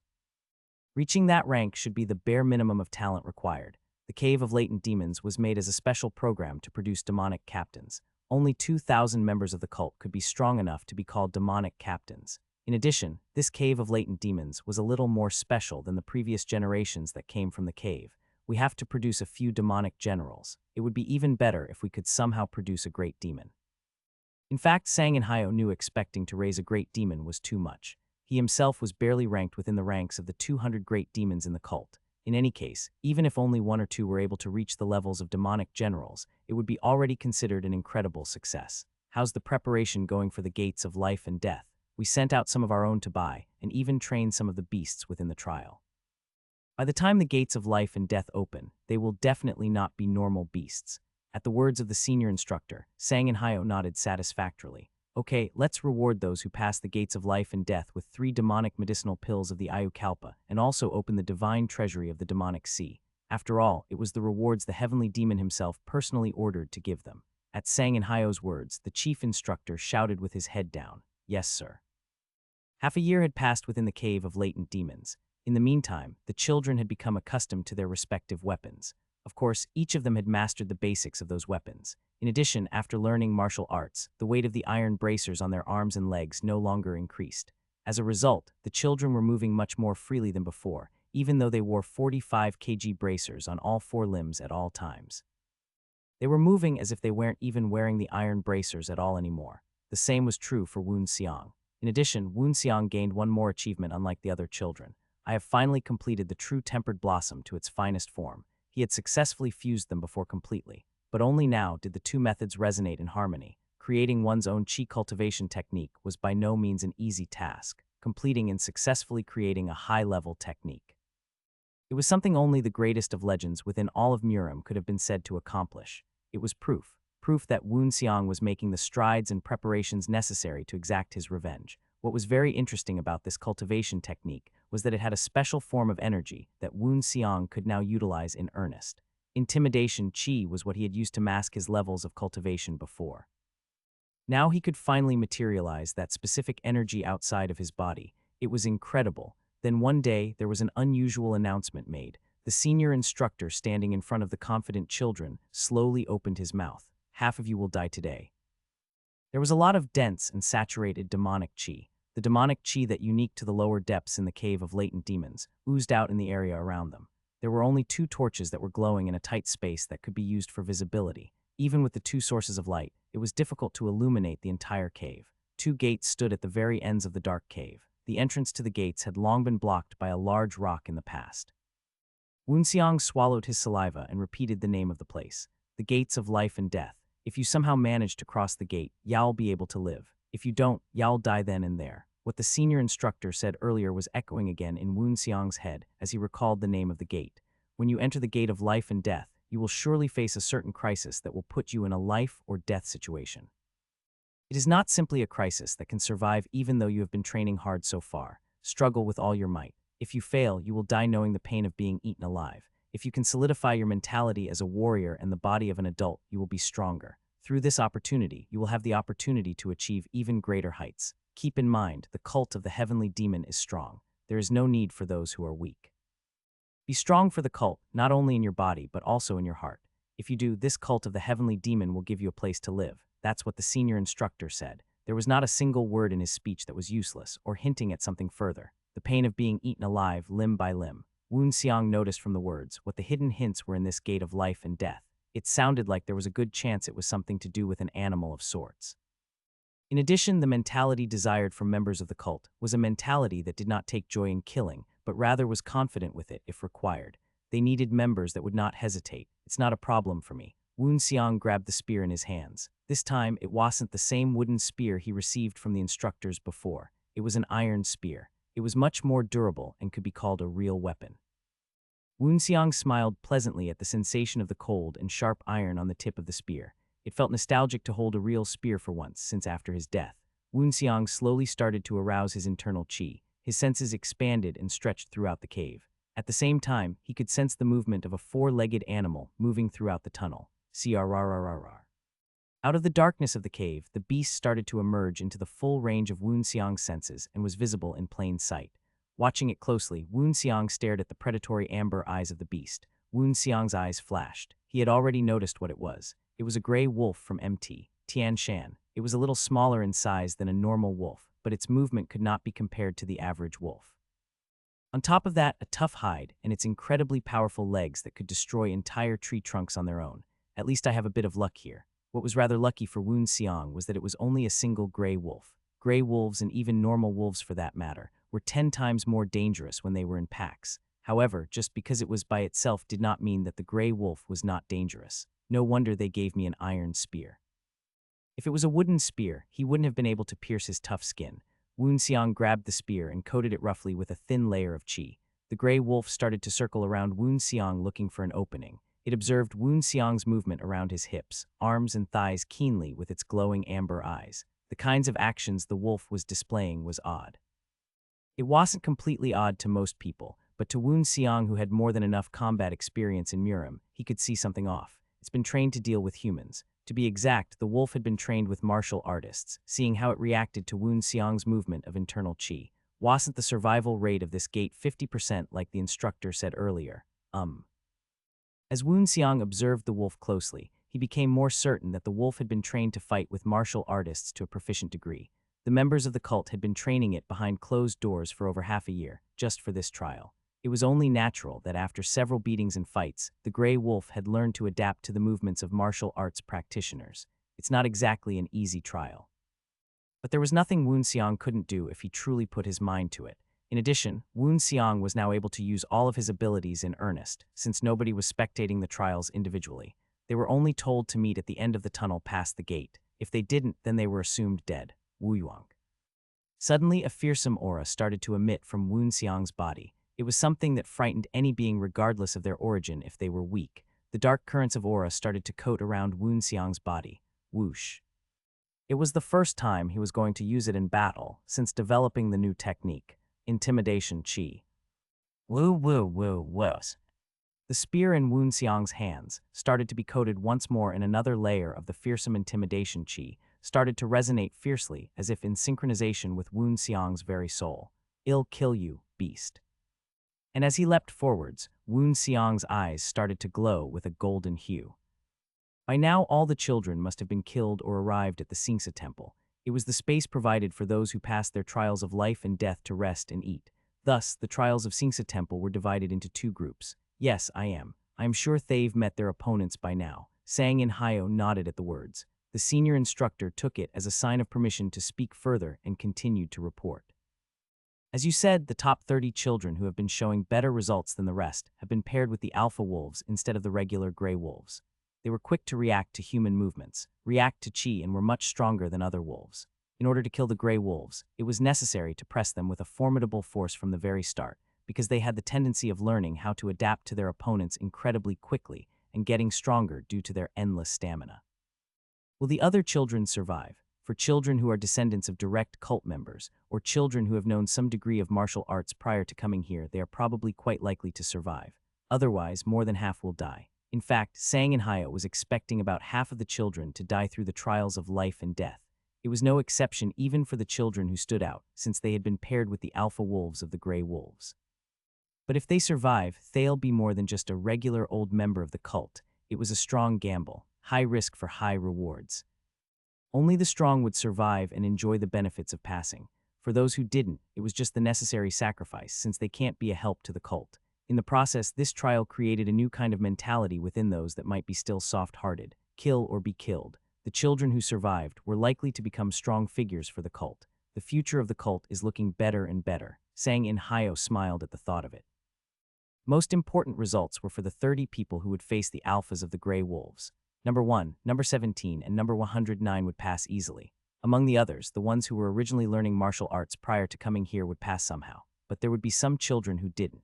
Most of them were children who stood out due to their initial talent, but got lazy and complacent with their training. Then suddenly, one particular child came to Sang In Hyo's mind.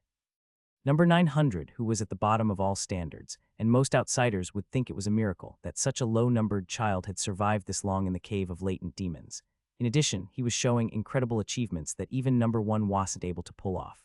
Last time, a senior instructor he had managed had said, if it were him, it would be easy to pass the trial. But that would have been the situation if he were in a regular trial. Number 900 was placed in the same temple as the strongest 30 individuals. The lowest number to survive till now, even when compared to past generations, was placing in the top 30 of children. I am looking forward to it, number 900. Would he be able to pass it easily, or would he pass with difficulty? Sang In Hyo for some reason just felt that there was no way no 900 would not pass. This thought even intrigued him since he wasn't sure why he was so confident in such an abnormal child, but regardless, he just needed to see the results soon. Kr. The gray wolf in front of Woon Xiang was bleeding just a little bit. The distance between the two was about 5 meters. The two didn't dare take their eyes off each other, just staring at the other with wary eyes from that distance.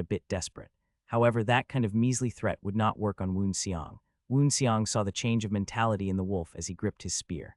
That works. At least now, this seems worthy enough of a fight. The wolf was standing tall even in its final moments, as if to prove that it was worth fighting for even if the chance of survival was minimal. Woon Seong slowly approached it, circulating his internal chi. As Woon Seong approached, he could examine the wolf's features. In fact, it was very surprising to Woon Seong that it seemed somewhat similar to himself in his own final moments of his last life, although Woon Seong did not die with fear in mind. This wolf had never known fear throughout its entire life, but was definitely starting to feel it as Woon Seong circled around it. In fact, it was not intimidated even when the instructors trained it to fight against other martial artists. But right now, that very wolf was tucking its tail in front of Woon Seong. It was a scene that clearly showed the effectiveness of the derivative technique Woon Seong was developing with the intimidation chi. An ordinary person would most likely faint on the spot if they were exposed to this technique. If there was a standout problem, it would probably be the fact that it takes up way too much internal chi to maintain. The form of the intimidation chi was wrapped around Woon Seong like a blanket. It spread out in all directions like a fog, with the thickest source of it being Woon Seong. Therefore, the internal chi consumption was huge. If he could gather his internal chi and channel it into his weapons, he could get rid of this wolf with ease. However, Woon Seong had yet to get to that level yet with the body of number 900. With time, we can get there within a year. Right now, he needed to focus his thoughts on the wolf as his internal chi was being consumed at a rapid pace. If he dropped his focus on the beast in front of him, it was certain that the beast was no fool and would try to attack him in that moment. He would show a gap. I have to end it now. Crack. The moment the fog lifted from the beast's eyes was the moment it saw its death. The wolf saw Woon Seong approaching it midair with his spear raised in hand. It was a blow utilizing all of Woon Seong's energy at one point. Puck, the spear tip of Woon Seong's spear pierced through the skull of the gray wolf, and its head burst like a watermelon. Ru. When the wolf had finally died, the huge rock that was tightly holding off Woon Seong and the wolf from the exit began to move slowly. It was the door exactly opposite to the direction of the entrance Woon Seong had gone through. If I were dead, that door would have never opened. That's just how the trial itself was set up. In any case, Woon Seong had survived. He also had measured out everything he wanted to test. He was able to truly check the progress of his internal chi levels, high-level spear techniques he learned when he was in the Spearmaster sect, as well as check the overall progress of the Heavenward Soul Earthen Body technique and his derivative version of intimidation chi. Woon Seong smeared the blood of the dead wolf on his clothes and spear. He applied the blood around the areas his shirt had ripped. He thought it would be a good idea if he made it seem like he had a tougher time than he really did, just in case the results were too out of the ordinary. It wasn't long before the door finally fully opened. As Woon Seong stepped outside, he noticed those who had exited before him in their own trials, 20 or so. Some of them were quite severely injured and others were fine. Ah Young was the latter. She was dressed as if she hadn't gone through a fight at all, but the iron sword in her hand was dripping with blood. The blood of the gray wolf was evident. Did she kill it in one blow? If she did, that would mean she was truly hiding more power than he initially thought. Of course, Woon Seong could have killed the wolf in the very beginning with one blow as well if he did not want to hide his true strength and test out his body's full and current capabilities. However, as great as that would be, it would only be possible since Woon Seong had the iron spear in hand and his previous life's memories. With that much taken into account, it was clear Ah Young had already surpassed any child their age's talent. Her strength had probably already reached the second-rate level. No, maybe they're already first-rate. While Woon Seong was evaluating her from a distance, Ah Young also found Woon Seong and waved her hand with a silly-looking smile. It must have been a pretty fierce battle. It was a judgment based on the amount of blood from the gray wolf that was smeared purposefully around Woon Seong's clothes. It's not as easy for everyone else as it is for you. Ah Young nodded with a smile at Woon Seong's words. That's right. I almost died too. What a lie. Woon Seong knew she was lying but paid no more attention to her and sat down against the stone wall in the cave around him. Then he adjusted his breath to make it fit his appearance that it was a tough battle. Woo-woo. Then he looked around. Among the children who came out before him, there were quite a few who he thought to be weaker than himself. But they somehow came out before me. In fact, it was quite fast of a time to slay a gray wolf in the amount of time Woon Seong had done it in, but for children weaker than him to finish faster, it made no sense at all. However, Woon Seong had predicted there might be a case like this, and the reasoning for it seemed plausible in his head. Maybe not all the trials were done fairly. He thought it might be the case, but he couldn't be absolutely sure before the actual trial happened earlier. But as Woon Seong had entered the finishing area for the children who passed and examined the results, his earlier conjecture turned into that of one with conviction. Ru. Wow, I did it! It was the noise of number 185 cheering like an idiot as he exited his trial. His clothes were relatively normal with slight injuries, Woon Seong thought.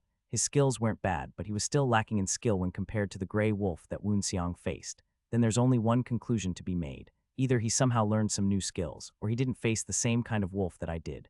Woon Seong, who finished collecting his thoughts, closed his eyes. There was no reason for him to ponder on it any longer. In any case, he had passed the trial of life and death, and that was all that mattered. As Woon Seong closed his eyes, number 185 picked up on Woon Seong's presence as he shut his mouth and glared fiercely at Woon Seong from a distance. Woon Seong felt a gaze rest on him, and he opened his eyes suddenly to see number 185 glaring at him, as he glared right back at number 185 with a smirk. Then, Woon Seong paid no more attention once number 185 averted his eyes quickly. Woon Seong knew that no 185 still felt hostile towards him. Nevertheless, the reason why Woon Seong had yet to kill him, number 185, was because number 185 had still not openly shown his hostility yet. Well, it doesn't matter even if he openly bared his hostility at me. Woon Seong could toy with number 185 at any time. Woon Seong thought to himself, and gave up any lingering thoughts on the case with number 185 as he closed his eyes once more.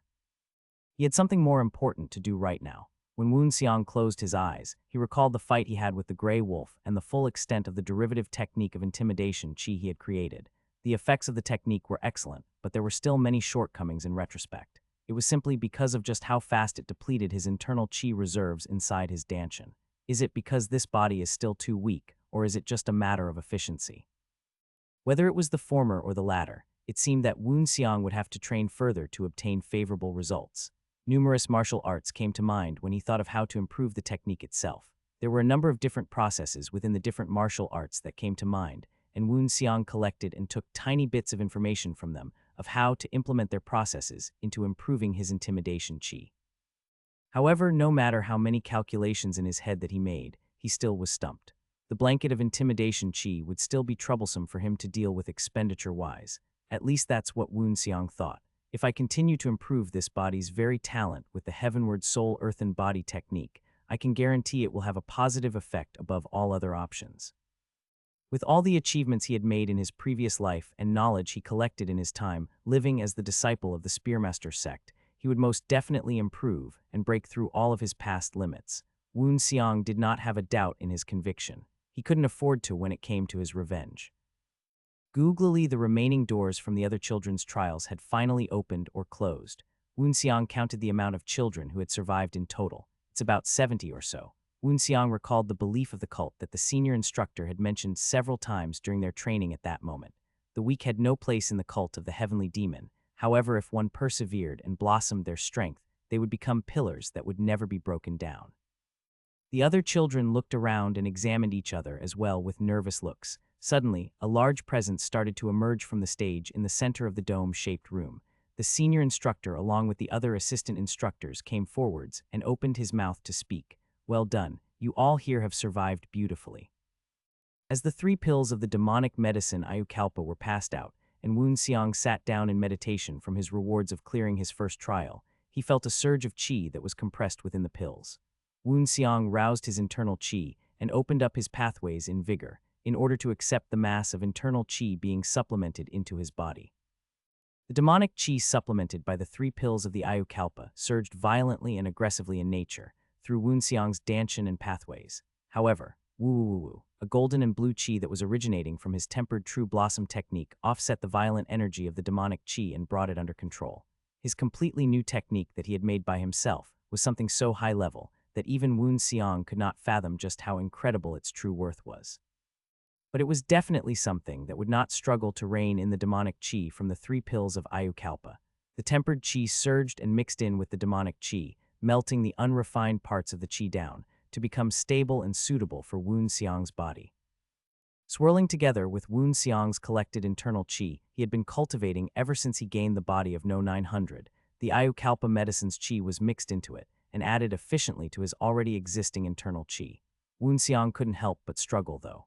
Once again, he led the newfound internal Chi throughout his body, restricting the rampant and undiluted demonic Chi with the rest of his tempered Chi. Inside his body, Woon Seong's internal circuitry was being forcibly expanded, along with the number of pathways being forced open, in order to adjust to the newly consumed Chi. As Woon Seong thought, this large surplus of Chi right now would serve as the best foundation for his power to build in the future. Once, twice, and then a third time around, Woon Seong started to memorize the new pathways and circulated the finished expansion of his internal circuit with his accumulated Chi. How long had it been, Woon Seong opened his eyes as he slowly took a breath in. A slight amber gold sheen of color remained in Woon Seong's eyes and then disappeared. It was the last bit of unrefined Chi within his body that had surfaced to his irises and then returned back down to his danshin. Soon the eyes of Woon Seong regained their original color. It was too short of a time that no one had seen the amber glow within his eyes. It was about 20 years' worth of qi. It was safe to say that Woon Seong had been incredibly efficient with absorbing the maximum amount of qi possible within the Ayukalpa pills.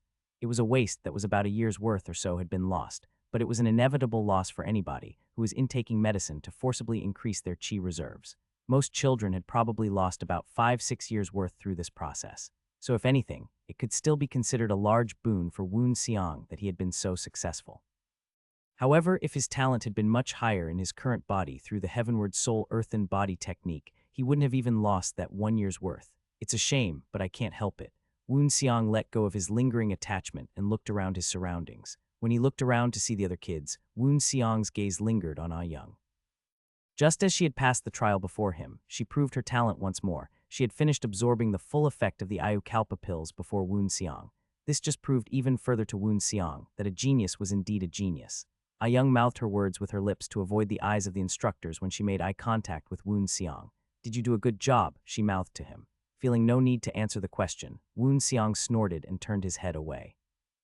It was needless to say that Ah Young made an ambiguous expression. How long had it been? As time went by, the children began to wake up one by one. There may have been individual differences between them, but everyone seemed to have achieved some results with the pills. The senior instructor noticed that all the children were awake and stomped his foot to gather their attention once more. Boom.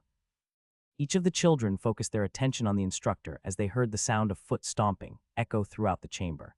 The same went for Woon Seong. Everyone seems to have absorbed the energy of the demonic medicine. Congratulations on becoming stronger. The senior instructor said so and gave a fishy smile. The smile felt as if he were really saying that this was only the beginning. Obviously, there were still several years in the 10 years required for the Cave of Latent Demons to graduate. Lucky thing is, this is not the only gift that the Lord has decided to gift you. The words shook the eyes of Woon Seong. It was already a huge gift to receive those 3 medicinal pills. Most kids on average had absorbed 6 years' worth of internal qi through those pills alone. For Woon Seong, he had gained about 20, which was a gift he already hadn't expected. But this isn't everything. Woon Seong could not hide his surprise. There were a number of children who were also surprised by this, but there was one who ooked as if they had already expected the next gift. That one was the calm facial expression of number 17, Ah Young, you know something. Woon Seong soon stopped his useless thoughts and focused on the instructor's next words. You can start learning proper martial arts finally, and these martial arts are the best martial arts known even across the entire world. In the world. Just what kind of martial arts were the instructors planning on giving them? Woon Seong wondered. However, before Woon Seong could even formulate an idea about it, the instructor turned around and spoke. It was a narrow road that the instructor led the children down within a large canyon. A canyon between the peaks of the mountain ranges within the territory of the cult. The children from the Cave of Latent Demons walked along the narrow road through the canyon, following the instructor.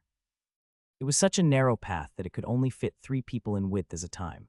As they walked along the road, Woon Seong examined the scenery with indifferent eyes. The end of the canyon began to be seen. The one at the end was a huge cliff. It was a high cliff along one of the peaks of the Chinsan Mountains. Underneath this cliff were 2 large iron doors, and right above the iron gate, there were a series of characters engraved with brush strokes. The Divine Demonic Vault. The eyes of Woon Seong, who read the letters, trembled. It was a library that was famously known all throughout Murim, that contained the martial arts of the heavenly demons and several demonic practitioners of incredible legends. It was one of the 3 largest libraries within the cult, but this one was the most secretive of the 3. The name of this vault was frequently mentioned amongst the several political factions beyond the regions of the cult. It was that secretive and highly valued. Some of you might have heard of it. This is the Divine Demonic Vault. The senior instructor's shout rang around. These 3 demonic vaults could not be entered by anyone unless they had permission from the Lord of the cult himself. Perhaps even at that moment, there were masters ready to ambush any unauthorized intruders. And right now, this very secretive vault, that several masters across Murim had heard of and had envied the knowledge within it, was being opened to mere demonic soldiers from the Cave of Latent Demons. What the hell is the cult of the heavenly demon truly up to? This was definitely not like any past records Woon Seong had heard of when it came to Cave of Latent Demons.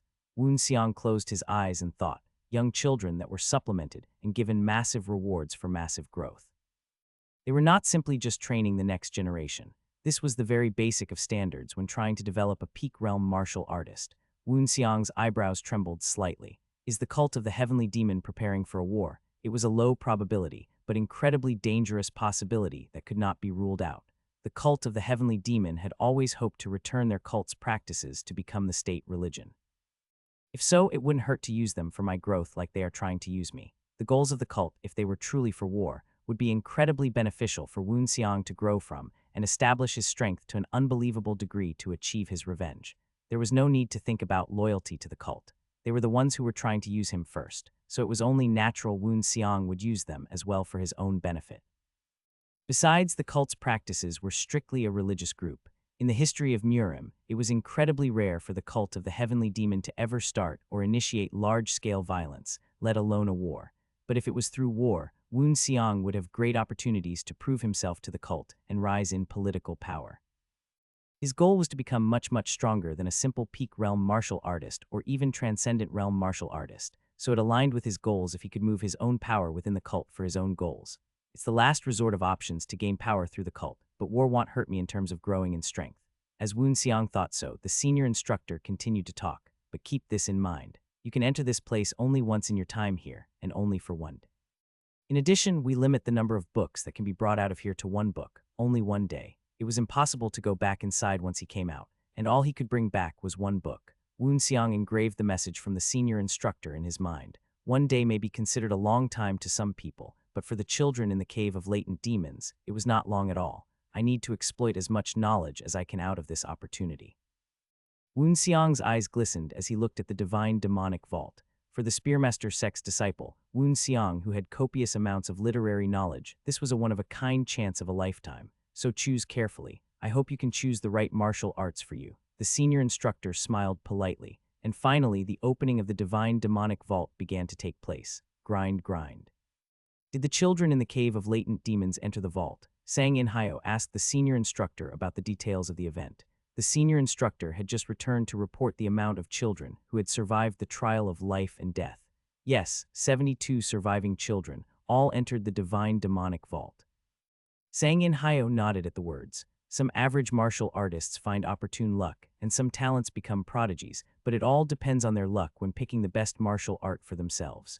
Choice, knowledge, and even luck was something these children needed if they wanted to succeed, but it would be rather interesting for Woon Xiang. The time spent inside the vault for the day flowed effortlessly like water in a stream. Woon Xiang tried to read as many volumes of martial arts that were applicable to him within that small time frame of 24 hours. And as a result, he was able to memorize a little more than 30 volumes of martial arts.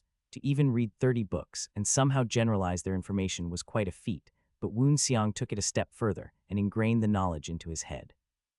It was something he could barely do even with his iron will. Ordinary people could never memorize such vast amounts of intricate knowledge in their heads with only 24 hours. Woon Xiang was more or less the same. It wasn't normal to be able to completely memorize all those volumes of texts, but he couldn't exactly not remember the most important volumes of texts. But this is enough. Nevertheless, there was a smile hanging around the mouth of Woon Xiang, who was stepping outside the divine demonic vault. This is because he had achieved all his goals he set on himself when he first entered the divine demonic vault. It's already enough if I can get the core information from each manual, not just focus on one manual the entire time there. He was the heir to the Spearmaster sect, which originally had a wide knowledge of martial arts inside their library. To be able to summarize the core points of each martial art manual of the 30 books he was able to read through in one of the biggest libraries across all of Murim was incredible for Woon Xiang and his goals moving forwards. It's not bad. No, that was an understatement. No, it's amazing. There was a slight smile on the mouth of Woon Xiang. There were two more things he earned, aside from the summaries of the 30 martial art texts he found. The first was an in-depth understanding of a spear martial art he thought to have been lost a long time ago. In the end, it all came down to harmony, like Master said. Woon Xiang was able to find harmony within this special spear martial art he had found. As his master had once said, it was true that harmony was the most important thing for him to remember. The degree of how well I can utilize this martial art depends on how well I can harmonize the internal chi flow required for it, with my own body's compatibility with it. On the contrary, most martial arts were known to trade such explosive power with incompatibility with the user's body, especially so when they were demonic arts, but it was actually a misconception that almost every martial artist fell for. The more outstanding the martial art, the more it actually requires that balance of harmony with the mind and body, and if found, the more powerful it actually becomes. As a result of this, a lot of martial artists used martial arts they were incompatible with. This was best described as pearls on a swine's neck. Although they were made to balance through their initial imbalance, not everyone could transcend their human limits to achieve such harmony with the martial art. If one picked a martial art, they did not have the knowledge to master it with, the body or the internal chi to match it.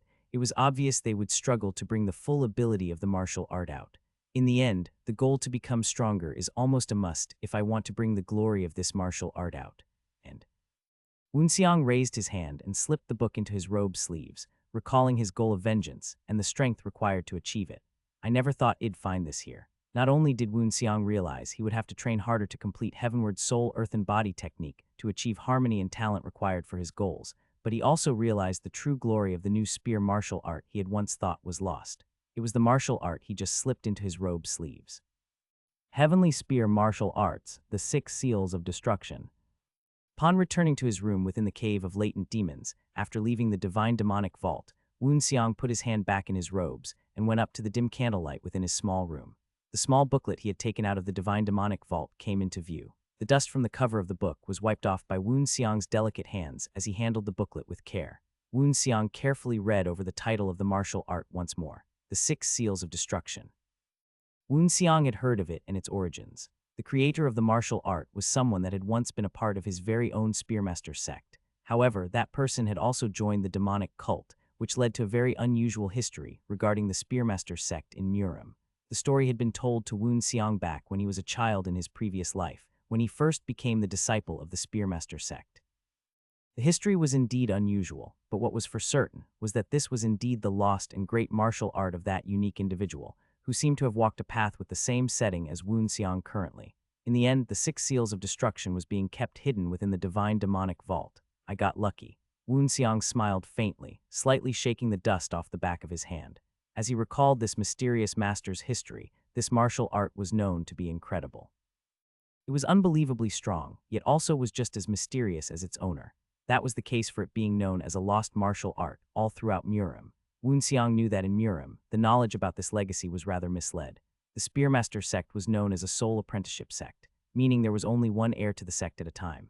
But if this legacy had somehow gotten to the cult of the Heavenly Demon, then how was the apprenticeship still strong until Woonseong's generation? That's because some of the stories about the Spearmaster sect that are known to the public are not true. For generations, the Spearmaster sect produced only one disciple at a time. Therefore, it was treated as the common knowledge in Murim.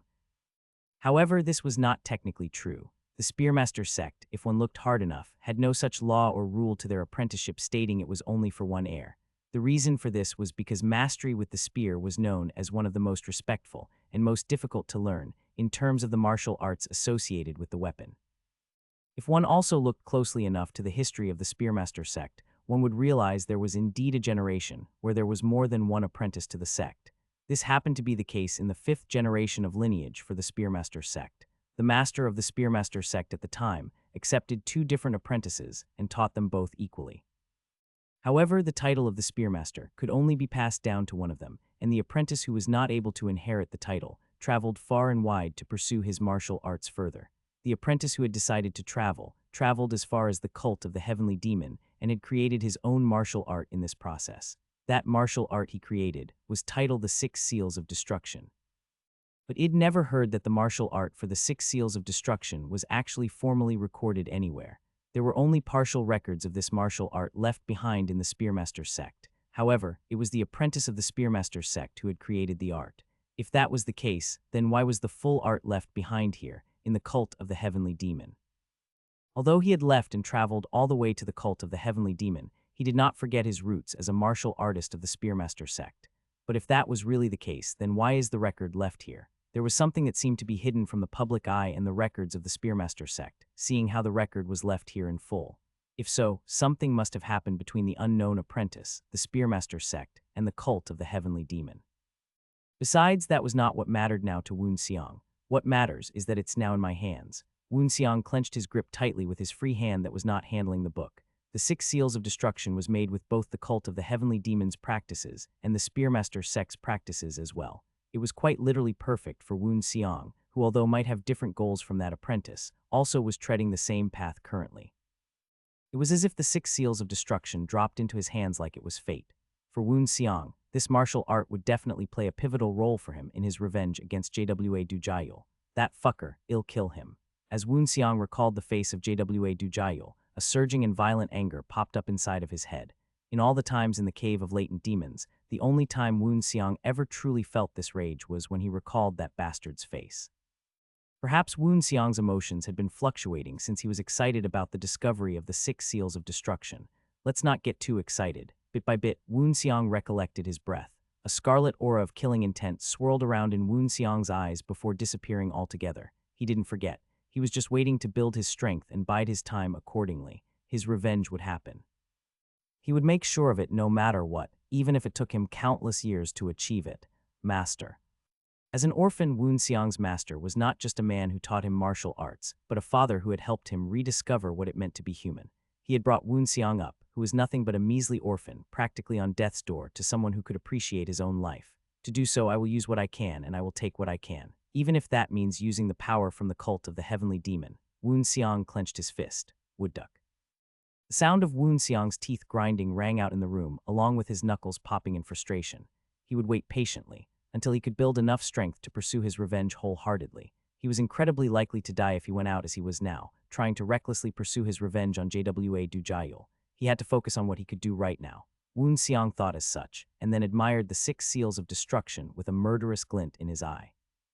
However, there was also a look of utmost concentration as well. Inside the stone chamber, only ragged and fierce breaths from Woon Seong could be heard.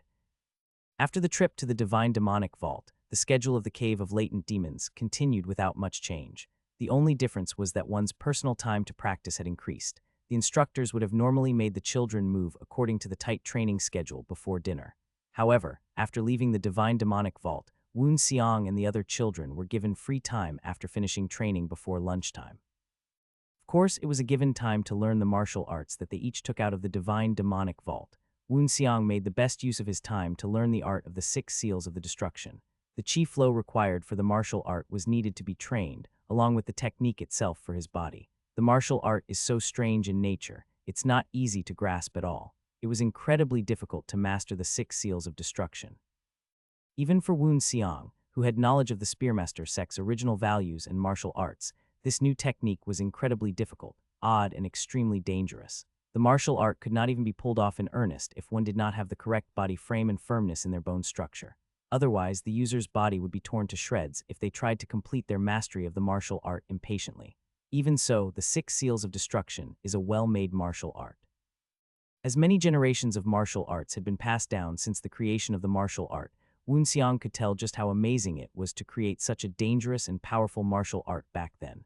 However, the analysis for finding the roots between the Spearmaster sect and the cult of the heavenly demon was incredibly hard to divide. It's like trying to split a tree down the middle and expecting to find 2 main roots.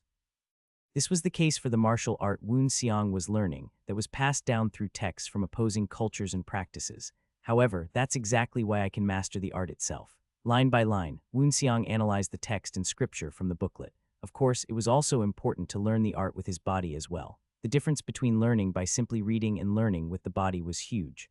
Whirl. The spear in the hands of the Woon Seong moved. The movement was unbelievably impressive, with the iron spear tip twirling in a half-crescent, hanging from his hands and feet. This is the origin. The Spearmaster sect's main martial art unfolded in the hands of Woon Seong with his spear, the divine spear of the ending night. The name of the spear art, handed down in reverence to the spear of God, which erases all things, even the night, was the martial art his teacher had passed down to Woon Seong. It was stable and soft compared to the flow from the 6 seals of destruction, and was the martial art his master had developed by himself. The spear flows like water. The stream and current of the stable water flow traps the opponent in a sea of endless spear strikes. The opponent who gets trapped by such spear arts will be lost and drowning in the endless barrage of spears, unable to do anything. The reason it was such a strong martial art was because of the breath-by-breath nature of the art and the stability within the structure of movements. Next is 6 seals of destruction. The iron spear, which was swirling all over the place performing the divine spear of endless night, disappeared. Soon after, a series of heavy blows were swung. The spear parted heavily in the air. Boom! It contained the power to smash even rocks in one go. The air shook and cracked every time the spear in the hands of Woon Seong moved. In other words, if the divine spear of endless night was water, the 6 seals of destruction was fire. The 6 seals of destruction flowed out like a lava that cracked through the molten earth and ravaged all living things to oblivion. The movement of the spear was so destructive and powerful that Woon Seong's body that he had been training rigorously still couldn't come out unscathed after practicing it. This is a dilemma. The softness and consistent flow of the divine spear of endless night, and the extreme firepower from the 6 seals of destruction. In other words, if Woon Seong was able to somehow combine these two, he would be able to complete a new martial art that had never been seen before. But to do this, it would be much harder than creating the cultivation method he created already in the tempered true blossom technique. This was like directly mixing oil and water together. Therefore, if he could combine the two somehow, he would create a dastardly new technique that would be unparalleled to any spear martial art in existence. It's not like it hadn't been attempted before. But none were able or capable to even try finding an ounce of success in combining two polar opposite techniques like this before. But it's still worth trying. The pursuit of extreme stability and extreme destruction. The two spear martial arts depicting these two natures that Woon Seong had were already enough to be called treasures in all of Murim in terms of their profoundness. However, if he could mix these two martial arts, which were already so high level that were able to be treasured as a clan's secret martial art, he would create a martial art only to be known in legends. In addition, the generational difference between the two martial arts to master them on their own was not much of a problem for Woon Seong as it would be for others. What I have to pay attention to is the mastery of both martial arts first, and creating a foundation to build upon. If I can create this martial art successfully, those orthodox hypocrites will truly die by my hand. In terms of mastery between the two martial arts, Woon Seong could most likely master them both with his old body at that very moment. However, the current body of number 900 was not used to such movements quite yet. If it doesn't work, I can always use other martial art techniques to cover up the flaws if I can't mix the two of them perfectly. Let's do it. Woon Seong was not only excited for his revenge, but to learn and create new martial arts was any true martial artist's greed. Especially when Woon Seong held all the keys to power within his own knowledge, he was bound to be ready. First, we master these two separately, then we create an entirely new martial art. Water naturally flowed in rivers or streams. There was always a current and a direction in which it flowed. The flow of time was no different. It had been 3 years for Woon Seong and the other children within the cave of latent demons. The once children were now reaching the adolescent years of their lives. The boys had started to grow more masculine, and their muscles started to become more defined. The same could be said for the girls for their muscles, and natural body curves were becoming more accentuated. But the children within the cave of latent demons were unlike any other children their age within all of Murim.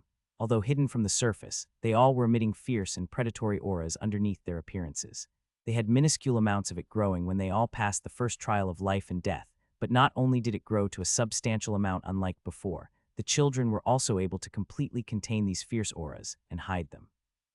Almost all of the children were able to hide their fearsome auras and would be considered premium talents within all of Murim when compared to other kids their age. It wasn't just the children's bodies and mastery over their internal circuitry that had changed. Over the past 3 years, the children had started to align with other children that shared similar goals to their own and created several groups. It was like watching the very basis of Murim unfold, as these children created their own tiny factions within this cave of latent demons based on each other's interests and goals. It was natural that wherever these groups and factions within Murim were formed, there were certain gains and losses to working as a group. Such a nature was not an exception to the groups of children within the cave of latent demons. Despite the children pursuing their own goals and interests along with others, they did not slack off in their training at all. However, they did spend their free time together chatting and whatnot amongst themselves. Their training time was dedicated mostly in the time they had with the instructors, and didn't extend much outside of that time-wise for their training. However, there were also individual children and groups that showed superb work ethic when it came to practicing their martial arts. As a result, their proficiency and mastery over their respective martial arts became more and more refined. In addition to growing older, these children were also given more autonomy within their free time within the cave of latent demons. The instructors before this period had only been there to set up the foundation of which these children would survive and grow upon, after which they let the children have more freedom to do what they wanted and grow stronger on their own. It might not have been just that, though. Maybe the instructors wanted to create a divide amongst ourselves, and the groups were exactly for that. Woon Seong had other thoughts about the intention of letting the children have more free time, as he thought the creation of the groups was to let the children find allies for their own ideals when they joined the cult formally.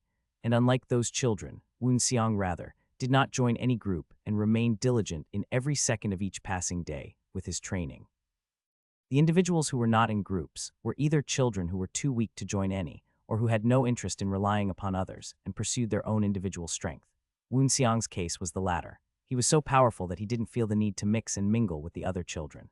Not only that, it just felt a little peculiar and odd for himself to interact with kids who were 15 years younger than himself when it came to his total years of life in both bodies. Naturally, most children knew that Woon Xiang was incredibly powerful and no longer looked down upon him for his number as number 900. They knew he was a monster, but also naturally took offense to his ignorance to their groups as brooding arrogance. Is that number 900? What a jerk. Well, there's a time I need to pay back for him humiliating me. PFT, training by himself. Who does he think he is pretending to be all noble? Yeah, plus my skills aren't what they used to be. Even so, just in case, if I had one or two people to move with me, it'd turn him into a mess. Furthermore, Woon Xiang obviously had been attacked out of purposes of revenge by groups of these children, but Woon Xiang crushed them all without an ounce of mercy. Amongst the other children who lived alone without being a part of a group, Woon Xiang had a particularly notorious reputation because of that. Eventually, after this time of 3 years, an incident had broken out. It was around evening that the incident broke out. It also happened to be on the day when the instructors called all of the children in the cave to gather, unlike the usual. What's going on? Woon Xiang wondered and moved to the place where the instructors ordered the call. Over the most recent year of the past 3 years that had gone by, there had been little to no contact with the instructors, let alone an order to gather. Only during the morning training and handing out for meals throughout the day could the instructors be seen or talked to by the children. In the process, any changes to the schedule or routines were normally discussed then one-on-one with the instructors, and then later passed on between the children's groups. That was the children's normal routine. But this time, the instructors ordered a meeting. It meant they were going to be delivering some important news. Woon Xiang thought about what it could be several times as he headed towards the hall, but he couldn't figure out exactly what was going on. There were some guesses, but this was the cave of latent demons. This was not a place that could be predicted so easily. Plus, there was no point in thinking too much about it, since he would find out everything he needed to know once he got there. There's no point in thinking about it. As Woon Xiang went to the hall, the children who came first gathered and were chattering and talking amongst themselves. But when Woon Xiang arrived, the groups of children parted to let a path through for him to walk. They were children who knew their own limits and didn't want to start a meaningless fight right then and there to piss off Woon Xiang somehow. Of course, there were some kids who stared at him from afar with eyes full of malicious intent. Ha, seems you haven't given up on your revenge yet. The one Woon Xiang was thinking of was number 185, who was glaring at him from afar. What a whiny little bitch. If anything, Woon Xiang was irritated number 185 didn't just come and attack him already. However, he knew that number 185 stood no chance, and that number 185 knew that as well. Sure, you're being cautious, but that doesn't make you smart. Come to think of it, number 185 had displayed the same type of behavior in the past as he was now, clearly overestimating his own power and underestimating his opponents. If number 185 hadn't tried to attack Woon Xiang just because he was numbered number 900 in the past, none of this would have happened. He's as fat and big as a bear, yet he's got the traits of a fox. At this rate, he's got the traits to be leading of these stupid groups by now. It's not like Woon Xiang actually cared for number 185, but number 185 continuously annoyed Woon Xiang with his glares and cunning nature. Woon Xiang then did recall that number 185 actually did happen to be a leader of one of the groups of children within the cave of latent demons. In their own way, these groups did have some leaders of sorts, being the ringleaders of their respective group of children. It would make sense to Woon Xiang since typically leaders of factions, clans and sects needed not only martial prowess, but cunning and wit. But compared to those, number 185 is like a complete child. Real and proper leaders knew when revealing their anger would only result in terrible results. Thus, they would hide their anger until it was the right moment to strike. However, number 185 was an idiot in that sense, as he openly displayed his bitterness to Woon Xiang. Not only that, but Woon Xiang could tell that number 185's martial arts were far from being even subpar in his eyes. Since that was his evaluation of number 185, it only made sense that Woon Xiang did not like to spend his time and energy even being in the same space as number 185.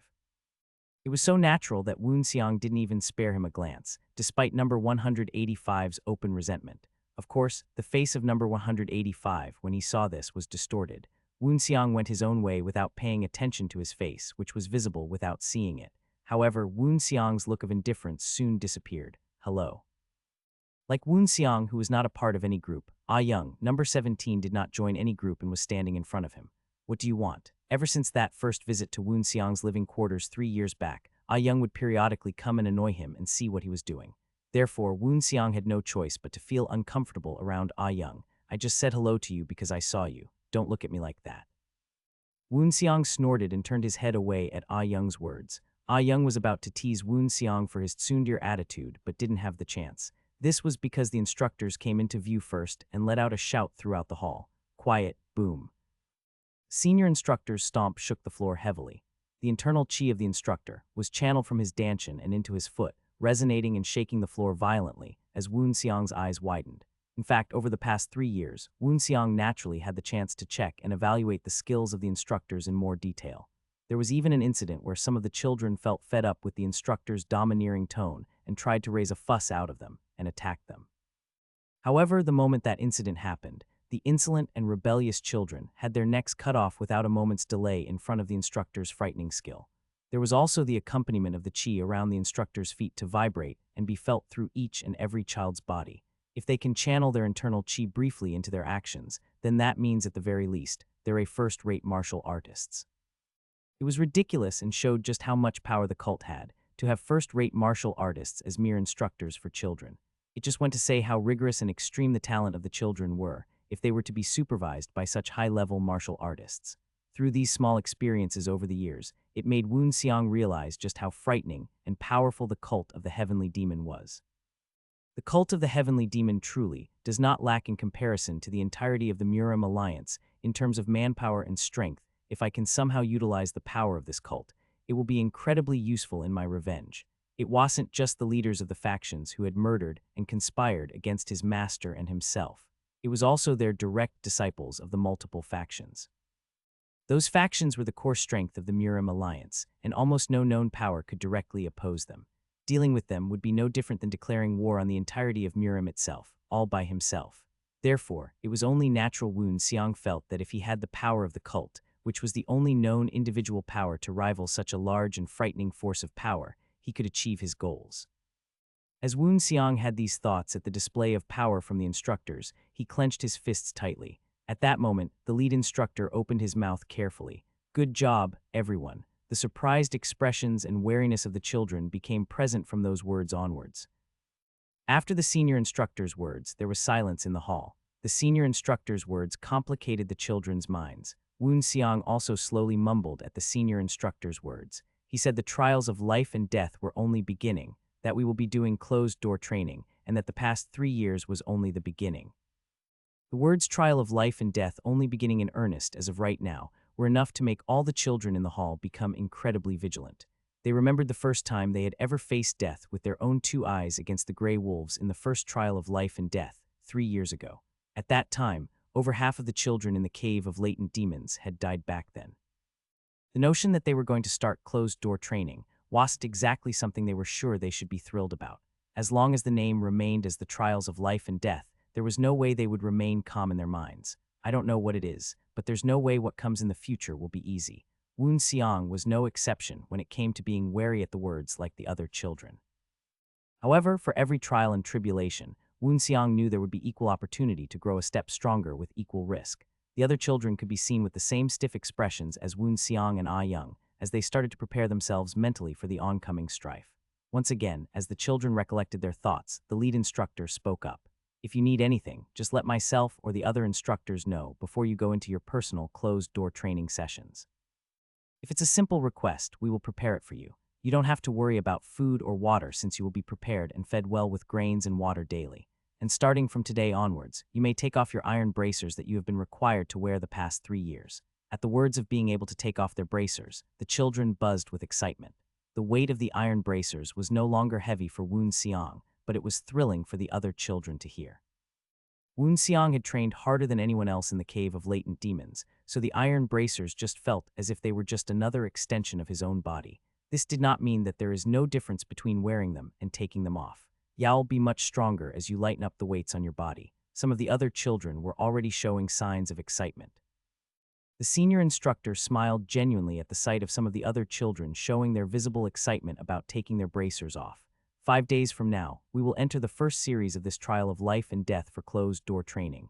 Remember that if you need anything, make sure to ask us before you leave. Now you can have dinner and talk amongst yourselves. Dismissed. Yes, sir. The children shouted loudly, repeating the words of the senior instructor, and Woon Seong stood in front of the senior instructor, not going back with the other children to dinner. And what's going on number 900? As soon as the order to dismiss the children was ordered, only a few children had stayed but none had come to request anything, and the instructor's eyebrows wriggled at the sight of number 900, Woon Seong, who was in front of him. I have something to request. The senior instructor looked a little surprised at the words. He had given the children 5 days to decide if they needed anything before they underwent their closed-door training, but Woon Seong, number 900, had already decided on what to request. Depending on what each child requested, if they did it all, their path of training would be influenced for the next few years based on this request. It's a matter of careful consideration, isn't it? I've thought it through enough. Nevertheless, there was only one such case for Woon Seong, who already knew what he had been wanting. You've only been thinking about training for this entire time, haven't you? The senior instructor smiled faintly as he thought about Woon Seong, who was standing in front of him. He's been a completely different person ever since he consumed that poison a few years back. The instructor continued his thoughts, as he could see that the achievements were increasing day by day for number 900. If anything, it would be nigh impossible for the instructors to not notice the incredible growth displayed by Woon Seong. I am sure he's not even first-rate yet, is he? The instructor swept his eyes over Woon Seong as he tried to inspect the level of strength within Woon Seong's internal chi. However, the instructor couldn't get a proper gauge on Woon Seong's true strength, and it was a great surprise for the instructor to notice this, as Woon Seong rarely interacted with the other children and even less with the instructors. Are you ready for my request? The words caught the senior instructor's eye. What can I get you? I need 4 different iron braces, and I need each of them to weigh 20 kilograms. I would like to have them measured if possible, as accurately as you can get them, as well as an iron spear. The senior instructor felt perplexed at the unusual request. He had just offered the children to take off their bracers, and yet here was number 900 asking for more, and at almost 3 times the weight than the weight he was currently wearing. It must be heavy. The total weight on Woon Seong's body would be around 90 kilograms if he added the spear on top of the bracer's weight.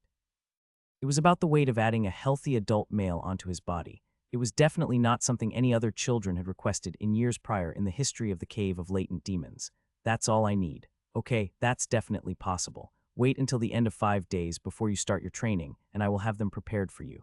The senior instructor gazed at the back of Woon Seong with interested eyes. Chet, don't you think 900's such a douchebag? Yeah, don't you think so too, Captain? Number 185 nodded modestly at the words of the children who were a part of his group that he was the ringleader of. Strictly speaking, number 185 was still amongst the top children in the 3rd hall in the Cave of Latent Demons, where he, Woon Seong, and Ah Young were part of. In addition, there were only 5 children who followed him, but they were quite talented as well within the 3rd hall. However, the thing that brought these children together in the most part was the fact they were absolutely manhandled and punished by Woon Seong in the beginning of the cave for their impertinence against him. They were those who had believed in their skills and thought that he was weak. However, reality was cruel and they were crushed by Woon Seong in the past. This resulted in their pride being wounded, and the topic of number 900, Woon Seong, a sore spot for them. Captain, why don't we attack him at least once? Us. One of the children continued to ask number 185 his thoughts and nodded excitedly when the others displayed interest in his idea. I've been feeling much stronger ever since we took off the iron bracers. I'm sure it's the same for you all too. Of course, I think with even just the 5 of us we could take him on. What do you think, Captain? The teen flirted the idea to number 185. Number 185 looked at each of the children one by one, examining their gazes as they nodded fervently. Number 185 also felt like he was much stronger ever since he had taken off the iron bracers. As they had taken off their iron bracers, their confidences also seemed to have increased excessively. But want number 900 also take his iron bracers off too? One of the children shook his head and pointed at number 900, who was walking back to his room with his chin. No, look, he's still wearing his bracers. When number 185 turned his head, he saw Woon Seong walking away from Ku Beek Ho, the senior instructor, with his bracers still on. He didn't know the reason, but Woon Seong still had his bracers on. I think even with just the 5 of us, even if the captain doesn't want to join on in and dirty his hands personally, if we jump him, we can beat him up thoroughly without him even having the chance to take his bracers off. The mere thought of Woon Seong sprawled out on the floor made him feel excited. However, number 185 couldn't get rid of the lingering anxiety he felt from the words Woon Seong had left him with last time. There won't be a next time. So he took a peek at his minions' expressions one more time. All 5 of his minions had great skills. Would it be enough to take out number 900 with his bracers still on? Number 185 shook his head and smiled insidiously. Let's test it with them as the bait. The bait was enough. These 5 in front of him were eager and practically drooling to go out and try their chances at revenge. Okay, I am out of this, but you guys have your own way with him. At the words of number 185, the other 5 stood up immediately, all with eager looks on their faces. They all looked at number 185 and shared the same insidious smile with him. Whisper, whisper. Hey, Woonseong raised his head instead of eating the rice in his bowl, at the voice calling out at him. At the entrance to the stone chamber assigned to him, 5 shadows were cast at the entrance. 5 children, no, teenagers at this point, stooped there emitting a murderous bloodlust, holding their weapons tightly and emitting their chi wholeheartedly. Woonseong knew their faces. They were among the lackeys of number 185 whom Woonseong knew had a bitter resentment towards him. Their hairs on the back of their arms were standing up. The murderous air was clearly imminent, even if they didn't say anything. They must have seen the chance ever since the iron bracers were taken off for everybody else. But where's number 185? It seemed not taking off his bracers was beneficial for him other than for training. Now it seemed like number 185's goons and him were going to take their chances and give Woonseong a justification to get rid of them finally. Woonseong slowly raised himself in a creepy manner and grabbed his spear that was alongside him. What's going on here? He asked. What do you think? He already knew, but Woonseong was asking them to confirm if they really wanted to rush to their deaths so early. Their appearances were ones of starved animals, craving for meat. I'm pretty sure I made it clear last time. That would be your last time to try something against me. There won't be a second chance this time to beg for mercy. The teens took a step back reactively away from Woonseong as they flinched from the dark aura covered in Woonseong's murderous intent. This was not because of his power. They already knew he was powerful, but they couldn't gauge his power accurately. It was mainly because they remembered the bitter experiences each of them individually had experienced from Woonseong. However, they soon regained their wits as they felt confident in their newfound power. Not only that, but there were 5 of them here. Damn it, what the hell, let's get him. They had resolved themselves earlier to not give Woonseong a chance to take off his bracers, and here they were spacing out. Woonseong still didn't take off his bracers, so now was their chance. In accordance with their overall physiques increasing in mobility from the absence of the bracers, their movements were unlike anything from before. However, they were not the only ones who improved. Whoosh. Suddenly a blur passed them. At the same time of them turning their heads wondering what it was, they saw Woonseong behind them with his spear lodged through the chest of the teen that attacked from the middle. Blood burst out from the wound and spurted out everywhere, dripping on Woonseong's face. Uk, the teen with the spear lodged in his chest, collapsed coughing out blood, desperately trying to cling onto his life that was already forfeit. He started to crawl on the floor to escape frantically. I said there would never be a second chance. The teen paled and frantically tried to speed up, but Woonseong's spear didn't give him a chance to see another second of life. Woonseong didn't give them even a second to collect their thoughts to realize what was happening to them. The other 4 quickly realized what was happening and bared their teeth, but to no avail. You don't deserve to be forgiven any further. They deserved death, in fact, with their past transgressions against him. But Woonseong felt that they were still young and could turn over a new leaf. Yet they didn't heed his warnings and were foolish enough to come once more, only to have their lives reaped by him. Oh my God! Listening to the screams of his minions, number 185 didn't feel any sadness or worry, but rather a nauseating feeling came up. He instinctively knew that the screams he heard were only his minions, and not a single sound that resembled 900's voice. It was hard for him to tell. Was Woonseong wearing his bracers or not? If he was not, then hopefully it made sense, but if it wasn't. If I take off my bracers, would I be able to take on the 5 of them? He didn't know. He couldn't guarantee a victory. At the end of his thoughts, number 185 pulled out his giant from its sheath and held it behind his back. I can't go for it yet. The difference between them had hardly narrowed, if at all. Woonseong was leagues above him right now, and it was futile to try and strike. The eyes of number 185 sank naturally as Woonseong emerged from his resting chamber and walked down the steps of the corridor. Number 185 panicked inwardly and tried not to show it. He wondered if his expression of anxiety had been revealed to Woonseong as Woonseong approached number 185 slowly. No, number 900 was not an idiot. He probably knew that the people who had just attacked him were number 185's lackeys. But I thought he'd at least be a little injured, but it didn't matter. The bait was set and number 900 should be only at half strength with his internal chi. Right, yeah, I just have to wrap it all up neatly. Yet in front of him, number 185 thought he was staring at a monster. Why are you staring at me, motherfucker? Anxious, number 185 slowly took off his iron bracers stealthily. Clig-cog click. The iron bracers came off as number 185 undid their bindings. Removing them, he felt much lighter than before. He was already looking forward to how he would fare. He didn't know just when he had gotten accustomed to the bracers, but right now it felt as if he had feathers for arms and legs. He felt confident that if things went awry, he could at least escape safely. At that moment, however, Woon Seong stepped within range of number 185. What's going on, number 900? Number 185 feigned ignorance to see if he could catch Woon Seong off guard. But Woon Seong, who stepped in front of number 185, just smirked devilishly and then laughed. "I'm sure I warned you very well last time. There won't be any second chances." At Woon Seong's words, number 185 bitterly shook his shoulders in memory of the words Woon Seong had left behind before. But number 185 forced himself to hide his anxiety. Then he shouted, "What did I do? Do you think I came here without knowing what you did?" Woon Seong grinned as his canines revealed a sharp glare. Was it an illusion? Number 185's eyes widened a bit in shock and worry. No, 900's eyes seemed to be gleaming with a gold ferocity. It was the worst outcome possible. Number 900 knew who was behind the attack and even knew he was directly plotting it. As he moved his eyes shakily, number 185 looked at the iron spear in Woon Seong's hand. Can I do it? Would he be able to overcome his fears and worries embedded in his head of Woon Seong's martial prowess? There was blood dripping from the edge of the spear tip. It was the blood of his 5 minions that had gone in earlier. Number 185, who didn't feel his will shake just yet, had it broken and shattered to pieces as he saw the blood on the spear. He felt the looming presence of death emanating from Woon Seong. I can't die like this yet. Let's focus on warding off his attacks first. ARGH. Number 185 jumped back and brought the giant forward as he swept up the sand from the floor into the air. The sand that he had swept up with his momentum of swinging his powerful giant forwards was flung at Woon Seong's eyes, but whoosh. Woon Seong's body fluidly bent and avoided the sand with ease, as his center of gravity wasn't shaken in the slightest. Then, the spear tip from Woon Seong curved and bent as it exploded forth with a surge of might. Bang. Number 185 immediately leapt up and saw the damage left in the spear's wake.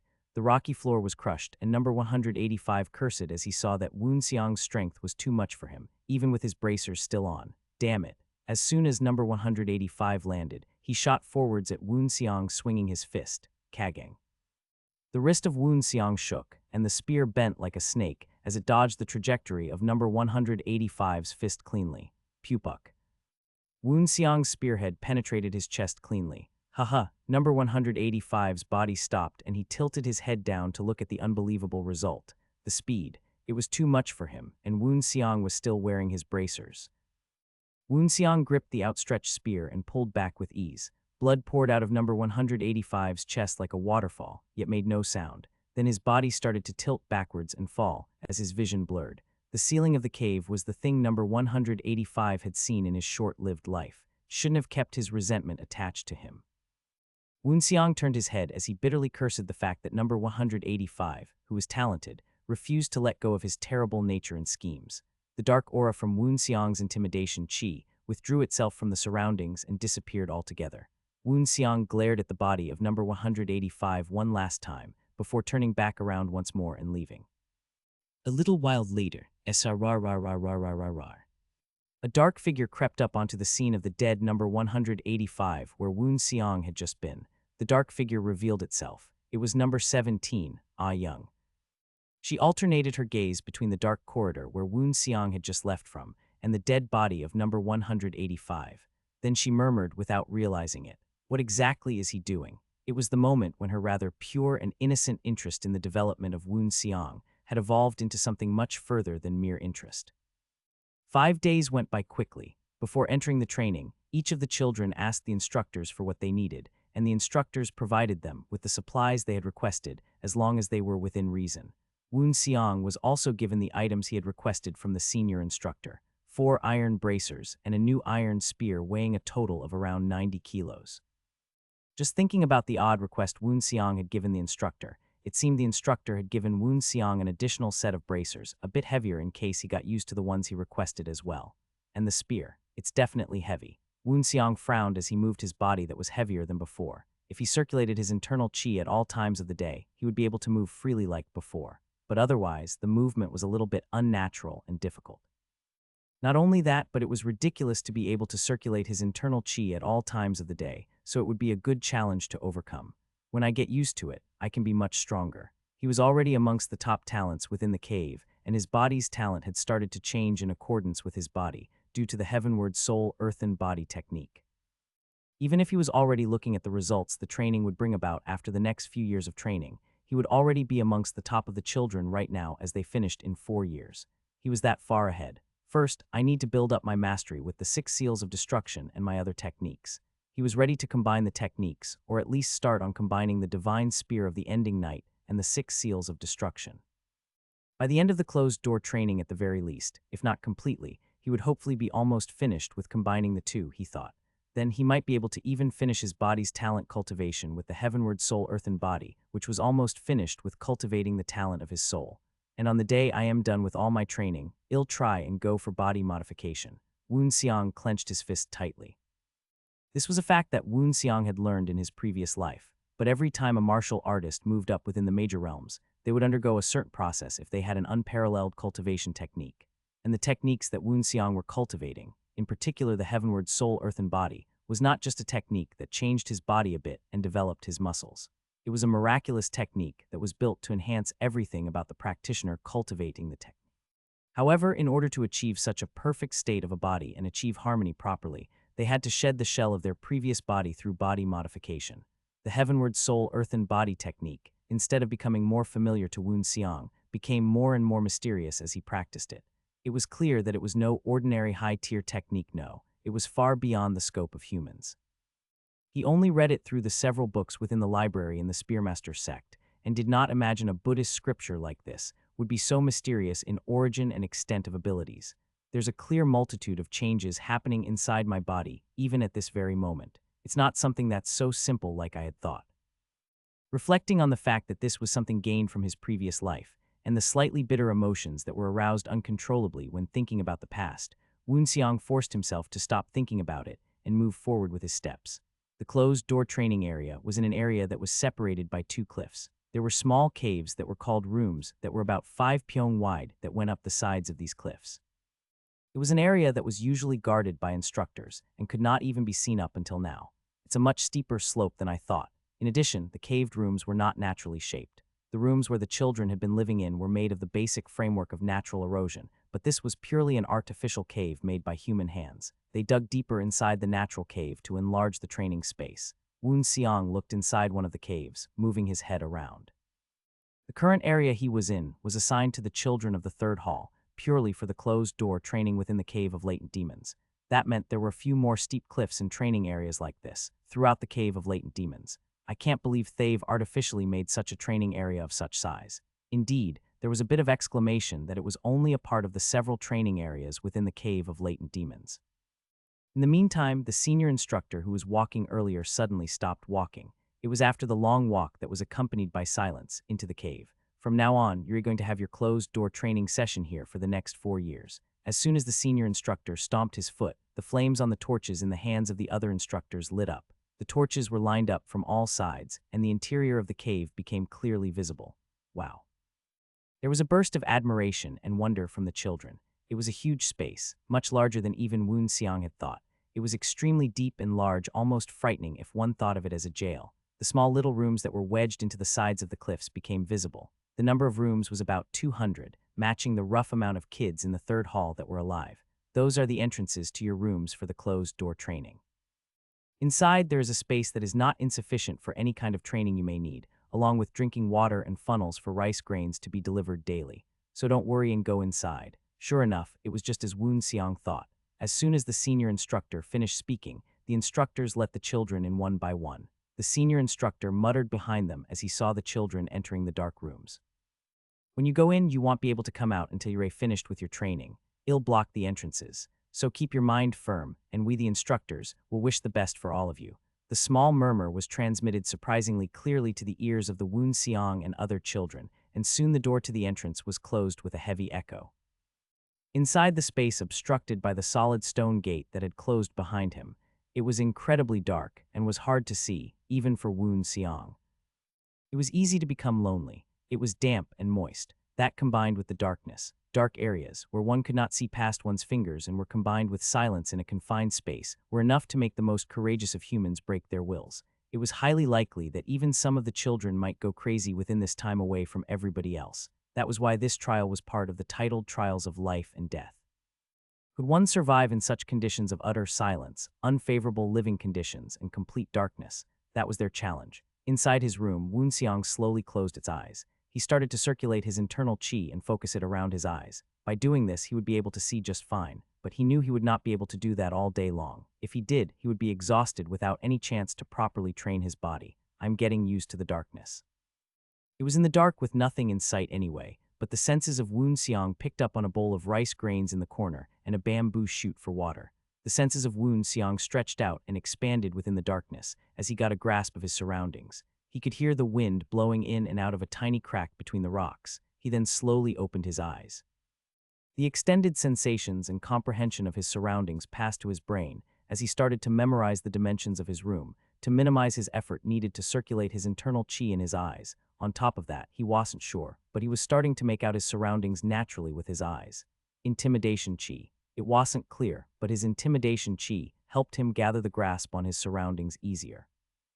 Woonseong opened his eyes and looked at the water flowing through the bamboo shoot. Next to it was a small wooden handle, which was the size of an arm. It is a structure that could not be opened from inside the room, the wooden handle for one to crank the machinery behind the wall to gather water to drink. How interesting, they used machinery to draw the water in. There was a wooden gate on the other side of the cave that Woonseong suddenly picked up with his senses. It was locked from the outside, and he was unsure of what its purpose was for, but like all things in the cave of latent demons, they would be revealed at a later date. I shouldn't try to mess around with that. Woonseong took a sip of water and put it in his mouth. He had to spend 4 years here. Woonseong clenched his fist tightly and grabbed the spear. I can do it. Woonseong immediately began his training. The training regimen for Woonseong was simple.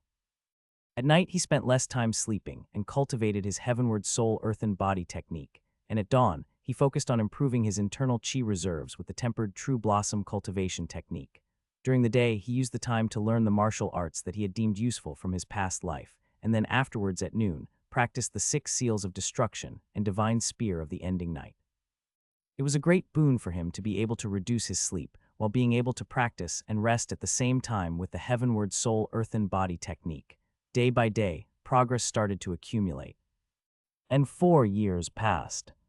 The dark space was filled with an even darker and compressed energy. The dark energy was fluctuating as if it were smooth as water, winding around the entire room like a snake. GSH. In the meantime, Woonseong was breathing slowly, breathing in and out very slowly. The dark energy contracted and expanded in accordance to match the breath of Woonseong. The intimidation chi had been assimilated thoroughly into Woonseong's very body and breathing habits. His proficiency with the technique was incomparable to before. How long had it been? For the first time, the breathing of the seated Woonseong, which was breathing and exhaling in a rhythmic flow regularly, changed. Sigh. Breathing in slowly, very slowly, and with depth. He was changing the breathing technique to the pattern required for a different martial art. His breath went deep into his lungs, and the internal chi responded to him. The widespread internal chi gathered around Woonseong. The gathering chi gathered atop the head of Woonseong and started to knead itself into a sphere. A small sphere rose above Woonseong's head, and finally, when Woonseong stopped breathing, the chi scattered with a sizzling sound. Soon after that, Woonseong opened his eyes. Pot. At the moment, a bright gold light flashed in the eyes of Woonseong. His eyes had turned fierce. The figure was like the eyes of a cold-hearted assassin in front of his target. However, after a while, the eyes of Woonseong soon returned to their original form, and the gold sheen in his irises dissipated. Woonseong slowly rose from his seat, circulating the deep reserves of internal chi that had expanded leaps and bounds within his danshin. Is it today? As the cultivation of the heavenward soul earthen body had grown, Woonseong had been able to naturally expand his senses without the use of internal chi. It felt strange as he looked back on the time he had spent in this room the past 4 years. Yet everything was so clear when he closed his eyes. Through his senses, he saw the numerous markings he had made, scratching the wall the number of days that had passed.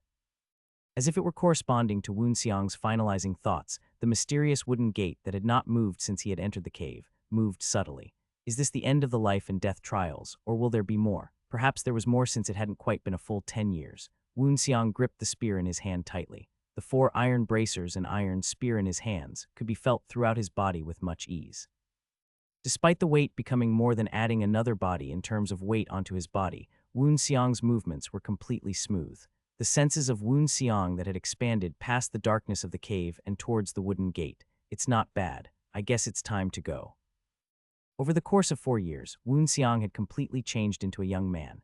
Everything was developed except for his pale skin from the absence of sunlight for over 4 years. His jawline was firm cut, and the bridge of his nose was rather high. His long blue hair swayed easily through the light breeze in the cave. His body and muscles looked as if he had been sculpted out of clay. Even though his muscles and body were well defined, he did look swelled up or even remotely close to it. He was sleek, compact, and fit to even the finest fiber of muscle. It was the most suitable body possible, adjusted to the nature of spear martial arts, which emphasized flow, harmony, and flexibility. On top of that, his body was now strong enough to not be injured internally or externally when it came to unfolding the 6 seals of destruction or divine spear of the ending night. But the only thing that's disappointing is that I failed to combine the 2 martial arts into one.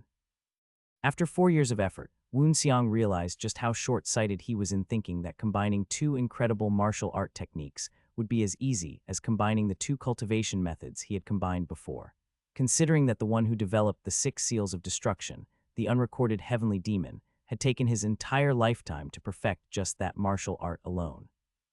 And the fact it had taken his master his entire life to perfect the divine spear of the ending night, it might as well just take as long for Woon Seong to combine the 2 into one. But the good thing is that it wasn't completely uneventful. He had caught the thread. It was truly smaller than a needle, and was incredibly difficult to grasp, but Woon Seong had found the thread that would tie the 2 together, and if I can find the end of that thread completely. With a faint smile hanging around the corners of his mouth, Woon Seong cut his hair with the spear tip in his hands. The hair that he hadn't cared about for 4 years had grown down to his waist. Woon Seong cut it to his shoulders. Sagek, sagek, sagek. After Woon Seong cut his hair, he scratched his unkempt beard and shaved it off roughly with the blade. Shik shik. When Woon Seong finished cutting his beard, he felt the vibrations in the cave slightly as he looked at the wooden gate open in his room. Perfect. The door to meet with the other teens was opening now. Woon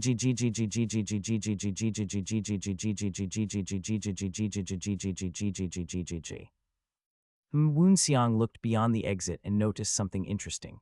The open exit was connected to another tunnel shrouded in darkness. It seemed the trial wasn't over with just the closed door training. You want me to come in? As to be expected, it seemed. What would be after this would be unknown. Would it be the outside world, or would there be yet another trial? Whatever it may be, Woon Seong he would be able to confidently pass whatever was thrown at him due to his incredibly fruitful 4 years of secluded training. Therefore, Woon Seong moved without hesitation toward the darkness waiting for him. A dark passage ran all the way through the exit. The passageways narrowed and widened, went down and continued steep slopes at seemingly random. Through the passage, Woon Seong was walking through them, without batting an eyelid at what might be a difficult path to traverse for others.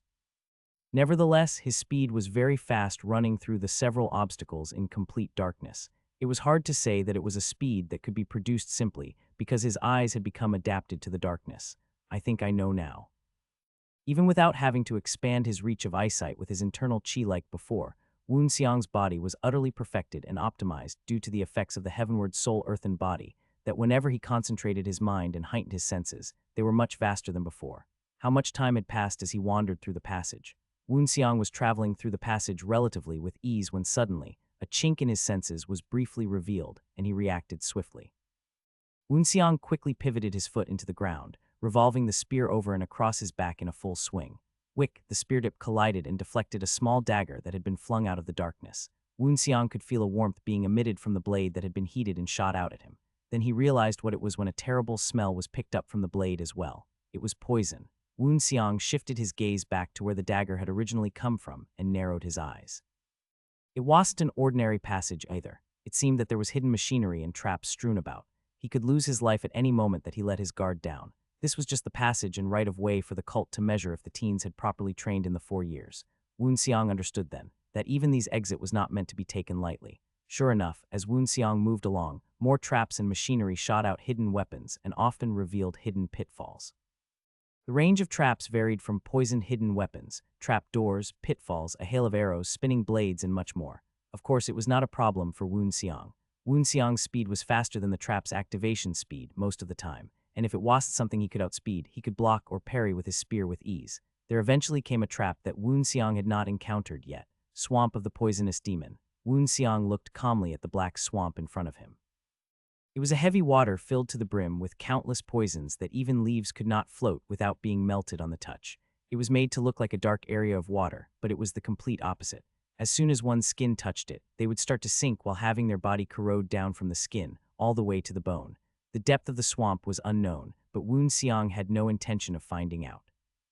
It was natural that one had to either cross the swamp by either emitting enormous amounts of chi around their body, which needed one to at least be a peak realm martial artist to accomplish, or they had to be able to traverse it another way. Woon Seong looked around the swamp. The distance to the opposite side of the swamp was just over 10 paces or so. Considering the training that the Cave of Latent Demons had been arduous thus far, it seemed they obviously needed the children to be able to jump that far in order to cross. They would have to be able to at least become first-rate in order to strengthen their limbs individually with chi. Woon Seong looked at the iron bracers on his arms and legs, a weight of 90 kilograms in total, a 10-pace distance, and he wouldn't strengthen himself with chi either. He needed to be at least this much, he thought. Can I do it? He could easily cross with using his chi, but he also wanted to not only wear bracers while doing it, but not even circulate his internal chi to his limbs. But what if I can't? The hesitation was short. There was one reason. If he hesitated and ended up falling short, then he would never be able to get revenge. He had to be this strong at this age in order to slay the Murim Alliance hypocrites. Not only that, but he needed to believe in his strength. It was one of the core traits to becoming a martial artist. Let's do it. Woon Seong stepped back and blinked slowly. Then he gripped his right hand on the shaft of the spear and shot forward. He decided to use a basic footwork that required no chi. It was the gale walk. Woon Seong's figure became a gale of wind that was light but firm. The gale flew through the air and stopped on the other side of the swamp. Woon Seong slowly stopped rotating his body and his hair swayed. He took a leap of 10 paces successfully without using his internal chi or taking off his bracers. I succeeded. If it was only half a step shorter, he would have utterly failed and met his end. But he had succeeded. Woon Seong felt the sensation of accomplishment as he calmed his shaking hands.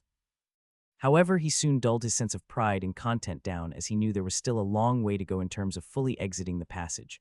I can feel better only once I fully complete the trial. Woon Seong continued to move. As Woon Seong was passing by, closer to the exit, he came down a narrow pathway once more and noticed the cracks in the wall which normally meant a trap was located there. But, Picking up his senses, Woon Seong felt something amiss as he expanded his range with the heavenward soul-earthen body.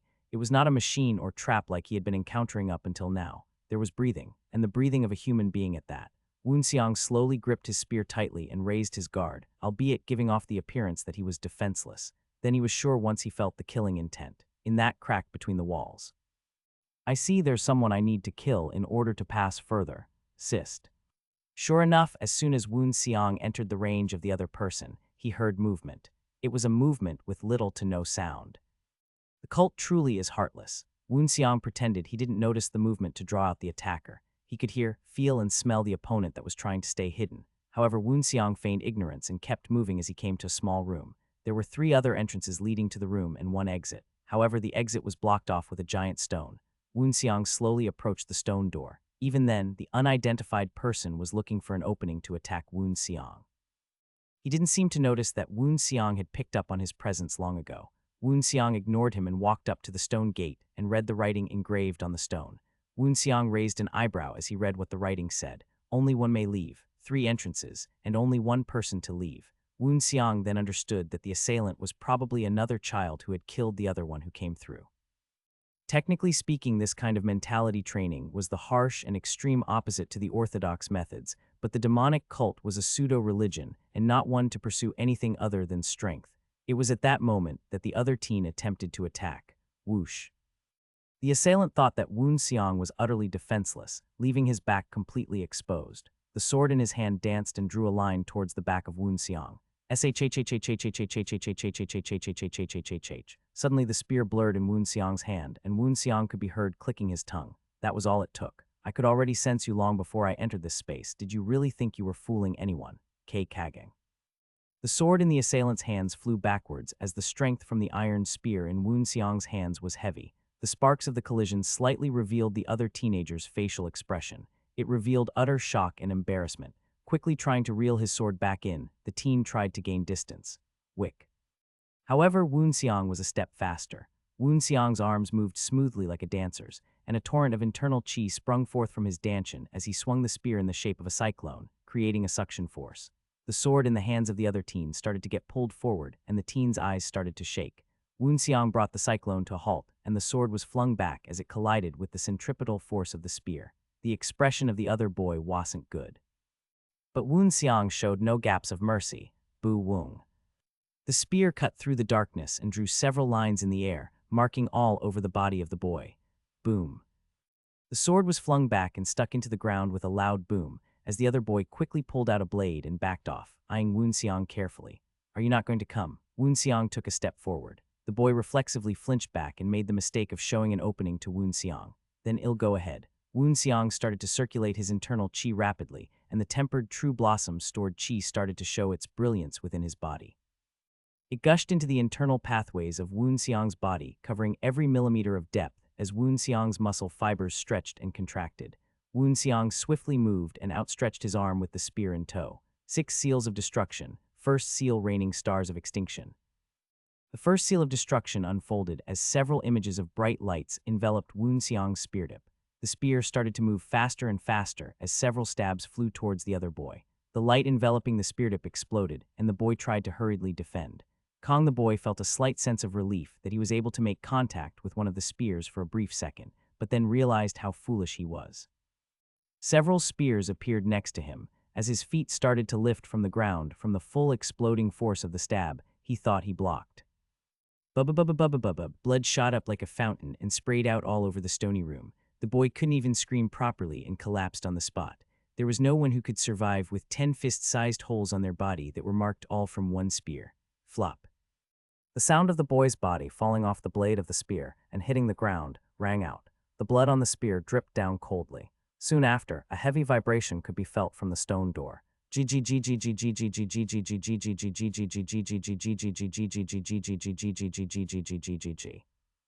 Woonseong could start to see the light coming through the gaps of the opening door. It had been years since he last saw proper light. Woonseong frowned and squinted his eyes. His eyes slowly started to adjust as he gave himself a bit of time. And finally, when his eye fully adapted to the light, Woonseong was able to see the imagery of what laid beyond the door. Woonseong smiled faintly at the sight. I passed. The second trial of life and death, it wasn't as difficult as he thought. When Woonseong stepped out from the exit of the passageway, a bright and dazzling light poured into his vision. Woonseong frowned slightly at the sudden flash of light that invaded the corners of his cornea. He slowly opened his squinted eyes over time and adjusted to the lighting of the room he had entered. What he saw was that the senior instructor from his third hall, with some individuals standing side by side of equal strength. However, the number of senior instructors was 4 times higher than usual. Not only has my senior instructor arrived, but I think the other instructors are the senior instructors from the first, second, and fourth halls. Woonseong moved his gaze slowly. There was only one child who left the trial of life and death closed-door training before him. The face attached to the boy who had completed the trial earlier than him was a new face he had not seen in the third hall he was a part of. If he was a member of the same hall as Woonseong, he would have seen his face even if he was just a passerby, but that wasn't the case. It's not that he didn't pay attention to his surroundings or the other children. Sure, Woonseong was rather isolative, but he just didn't see the boy before. I see. This is what must have happened. Woonseong, who understood what was going on, knew why the other senior instructors were gathered. The number of children who would pass through this trial of life and death would probably number to only about 100 children if they were being generous with the numbers. Since the trial itself was meant to cull the ones that would not be of use to the cult, it was only natural the numbers of the survivors would be low. Hence, why there was no need to separate the children by different numbered halls anymore. The entire population making up the cave of latent demons has gathered here. As Woonseong looked around, one of the instructors stepped forward and looked at him. What number is that one? He was Sang-in-hyo, the general manager of the cave of latent demons. With the appearance of Sang-hyo, Woonseong turned his head and looked at him. Then he reflexively gulped and swallowed his saliva as he stared at Sang-in-hyo. He is a peak realm martial artist. Woonseong's was barely above him in terms of strength when comparing his previous life's strength to the current Sang-in-hyo. The amount of strength Woonseong currently had was maybe enough to fend off his attacks at best. However, considering the circumstances, it was not worth finding out whether he could or not. In any case, Sang-in-hyo was a peak realm martial artist who was on the verge of being a transcendent realm martial artist. Of course, there would be no need to worry about his strength with his previous life's body. Woonseong might be wary of Sang-in-hyo at most back then. According to the realms of strength sorted out by the whole of Murim, Sang-in-hyo was at the threshold between peak realm and transcendence, but Woonseong was a full-fledged transcendent back then. Right now, however, Woonseong felt he could exert the physical strength of a peak realm martial artist if he took off all his bracers. But there was no need to do that right now. Did he notice that Woonseong was measuring his strength? Sang-in-hyo grinned at Woonseong. His grin was devilish and would make anybody and their mother faint on the spot. He is number 900. It was the senior instructor of the third hall that Woon Seong was a part of that replied to Sang In Hyo's question. Sang In Hyo nodded at the words and slowly scratched his chin. Oh, how interesting. This is the one, is he? The one that has piqued the interest of the other senior instructors and has been achieving great things? No. Woon Seong felt a curious gaze toward him. As Woon Seong had just done earlier, Sang In Hyo was now measuring the strength of Woon Seong. Then he turned his head and compared the strength of Woon Seong to the child who had finished first. Woon Seong was the second to arrive. However, the first child had his clothes in rags, whereas Woon Seong had not even a scratch on him. Blood was even trickling out from wounds here and there. Sang In Hyo, who confirmed the strength of Woon Seong, smiled and murmured once more, "He must be a blessing for the cult." It was then that another entrance to the cave they were in began to vibrate and open. The next person to walk out was Ah Young, who also knew Woon Seong from the third hall.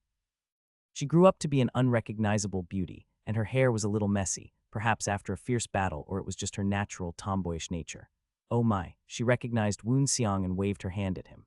Woon Seong saw this, snorted and looked away, feigning ignorance. She was curious about Woon Seong before, but her interest had become even more riled up ever since Woon Seong had killed number 185 and his 5 other lackeys with utter ease. He in her eyes was a sleek and fit boy with long wavy blue hair and eyes that were cold like a serpent's. She knew Woon Seong, but the first child she did not recognize, and one other child was just entering as well. They didn't know it other than Sang In Hyo, but these were the 3 children that had entered aside from Woon Seong and had established themselves very early on in the Cave of Latent Demons. Of course, there was one more person, Woon Seong, the dark horse of sorts. Number 900 wasn't worth much in the beginning in the eyes of the instructors, but he started growing at a frightening pace with a higher learning curve than all the other 3 children combined. In any case, all 4 of them at the same time flinched as they examined each other's strengths. They knew these other 3 people aside themselves were the other elites from the Cave of Latent Demons. Starting with them, more children passed through their own trials of life and death hall one by one. When the door finally closed, there were a total of 89 people. I think there's quite a lot. It seems you all were able to pass. Sang In Hyo quickly summed up the deaths of the children who had died. He was addressing the children who went crazy and couldn't stand the solitude of the training and went crazy. Well, you did a good job anyway. You've now gained the titles of demonic captains by passing through this trial of life and death. Congratulations, a demonic captain. Woon Seong recalled just how many demonic captains there were in relationship to the entire cult of the Heavenly Demon. If one looked throughout the entire cult of the Heavenly Demon, there were only about 2,000 of them. The young men and women from the Cave of Latent Demons, who now had just finished their closed-door training, were officially part of those 2,000 demonic captains within the cult. It seemed this was just one of the reasons for the Cave of Latent Demons, Woon Seong thought. Considering the senior instructors of the Cave of Latent Demons were demonic generals, and Sang In Hyo was a great demon, it was a great boon for the cult of the Heavenly Demon. There seem to be a few who are good enough to even be called demonic generals, but you must all be tired from exiting your closed-door training. Sang In Hyo smiled widely as he looked at 4 children among the 89 there. They were the first 4 children to arrive from their closed-door training. Number 17, number 1, number 109, and lastly, number 900. This was the Cave of Latent Demons, and it would be an amazing blessing if Sang In Hyo was able to produce even a single demonic general. However, forget one. He had 4 of those individuals. For you, the teachers have personally given you a prize. So just for today, you can eat proper meals and enjoy yourself as much as you'd like. When he stomped his foot lightly, a sweet, greasy, and aromatic smell began to start emanating in the air. The trainees turned their heads toward the source of the smell in unison, and servants carrying multiple bright and beautiful dishes that were enough to even make the emperor drool in satisfaction were being brought out. Come on and enjoy yourselves. You will need the food and rest in order to be prepared for your last trial of life and death inside the cave tomorrow. Sang In Hyo turned his head and smiled as the food was finally placed in front of the children. He made a special emphasis on the fact that it was the final trial of life and death for them, but Woon Seong picked up on the clause at the end that left more thoughts to be desired, inside the cave that is him. Well, get out of the way, so enjoy yourself. At the end of the speech, all the instructors, including senior instructors, left their seats, and the children looked at the food in front of them with puzzled eyes. There were mountains of food. There weren't any dishes that were not fancy enough to not be called an absolute delicacy. It was a beautiful scene of wonderful dishes and meats that the children had never known in their lives, especially so when they started their lives in the Cave of Latent Demons. Aside from the basic nutritional supplements, they were trainees who had never eaten any dishes that could seriously fill their stomachs. As a result, natural hesitation arose within the children. But there were 4 individuals who moved in between the hesitating 89 children. The first one was number 1. He moved slowly, packed a huge amount of food onto a plate, and headed to a corner to eat by himself. Next was No 109. He approached quietly and went to the corner with some food while snarkily moving his eyes like a rabid animal, wary of anyone who tried to touch him or his food. Next up was number 17, Ah Young. She settled down on the table, kept her dignified appearance, and started to taste the various kinds of food. And the last one among the four to move was number 900, Woon Seong.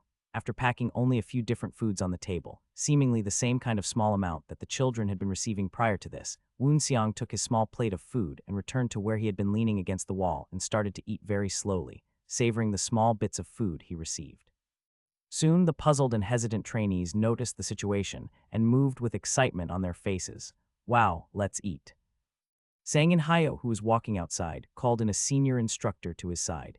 It was the senior instructor in charge of the third hall of latent demons. I am sure now that I've seen it with my own eyes. Number 900 has changed. How can one possibly look at him and think he was the 900th in terms of talent? I was surprised to see it too.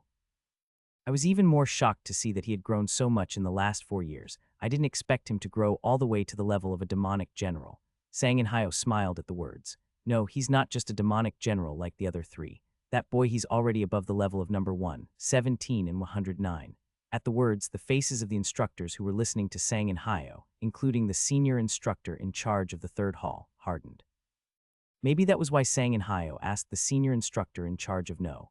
900's growth for his thoughts. What? Are you saying he's really stronger than her? Number 900 is stronger than number 17. Sang In Hyo replied with a shrug. Well, yes, but one thing is for sure. Sang In Hyo stopped walking and glanced back, saying so. Among the children who were scooping the food with delight earlier, Sang In Hyo quietly observed Woon Seong's strength in more detail.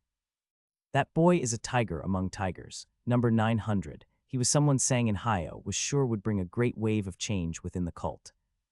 The day of rest went by quickly. The trainees enjoyed themselves when they were first given a break, but as the break ended, they couldn't erase their nervous expressions of what was next to come.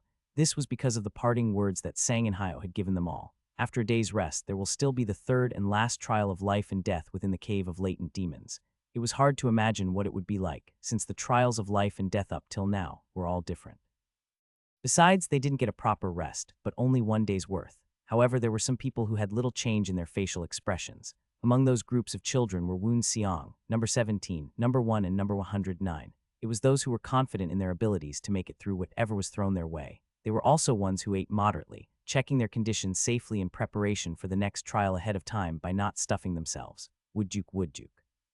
Woon Seong among them even started to meditate and check his internal chi's condition.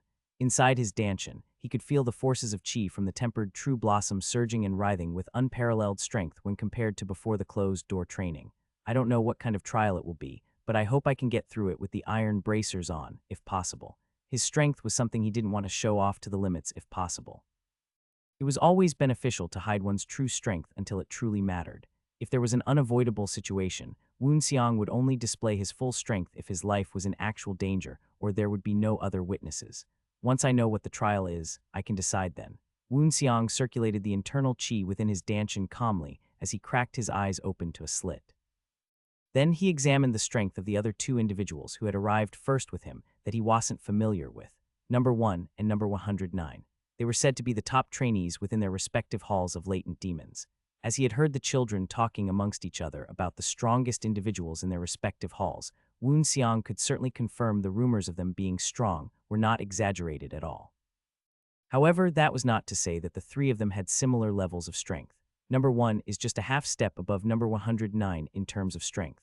Woon Seong determined he could defeat number 109 with all of his bracers on. He would likely be able to win confidently with his bracers on, as long as his strength was well balanced and his techniques were utilized properly. But the other two were a bit different, number 1 and number 17. Woon Seong wasn't sure if he could defeat number 1 or number 17 without taking his bracers off. He would definitely be able to deal with them if he took off his bracers, but he was unsure of the results if he kept them on. Woon Seong thought so and clicked his tongue. I'm not strong enough yet. It was just an excuse to not be able to defeat them with his bracers on. If he couldn't do that much, then he wasn't strong enough to get his revenge now or in the near future. However, it wasn't that he lacked effort. He just lacked time right now to train properly and surpass them. At least that was what Woon Seong thought as he recalled the teachings of his master. Do not blame yourself for lack of effort in your training. As long as you commit yourself to your training diligently, you will always be able to seek the results you wish for. Woon Seong felt a sadness creep up in his mind as a tear rolled down his cheek. However, it was quickly replaced with a fearsome and murderous intent that viciously erupted within his mind as he quickly recalled his goal of killing all those who sinned against his master. They will pay with their blood. Woon Seong's eyes emitted a fierce glow as the sun slowly creeped upon the cave of latent demons. It was time to start the third trial of life and death. In the middle of the area, Sang and Hyo stood with a smile of unknown meaning. This is where the third trial of life and death will be held. It seemed that the third trial would be held in a vacant lot, void of any life-threatening things. The trainees murmured at this realization. Only the strong stand at the end. The strong stand alone and the weak perish. This is true in any part of Murim, but especially so in our cult. His voice was small, but it reached the ears of all the children. Woon Seong once again shook his head due to the skill of this general director. The strong are treated appropriately. If so, aren't you all curious? Who is the strongest of you? The children looked at each other. Their skills had been accumulated through the closed-door training. Now they had become quite proud of their abilities. Each of them came and went with eyes that showed they thought they were the best. Sang and Hyo nodded at their behavior, as if he were satisfied. That is what we find out in this third trial. We call it the strife of life and death, a fight between life and death. Life and death. Make the opponent surrender through your strength, dead or alive. If they don't surrender, you can kill, but keep one thing in mind. There is only a living person and a dead man walking, a winner and a loser on this stage. Sang and Hyo's words made their hearts beat. Some of them could not contain themselves and shouted, "Oh, I have not told you," Sang and Hyo added, slowly descending the platform. To the one who survives until the end, we will make you a weapon of flame-patterned black iron. If you desire it, do not lose. He smiled. Soon after, the trial began. The process was very simple. The instructor would call 2 children forward to fight. The winners and losers would then be split and fight again in their respective groups. It would repeat until there was the final winner left. The martial arts of the trainees who climbed upon the stage continued to burst forth. All were trainees who had survived the cave of latent demons.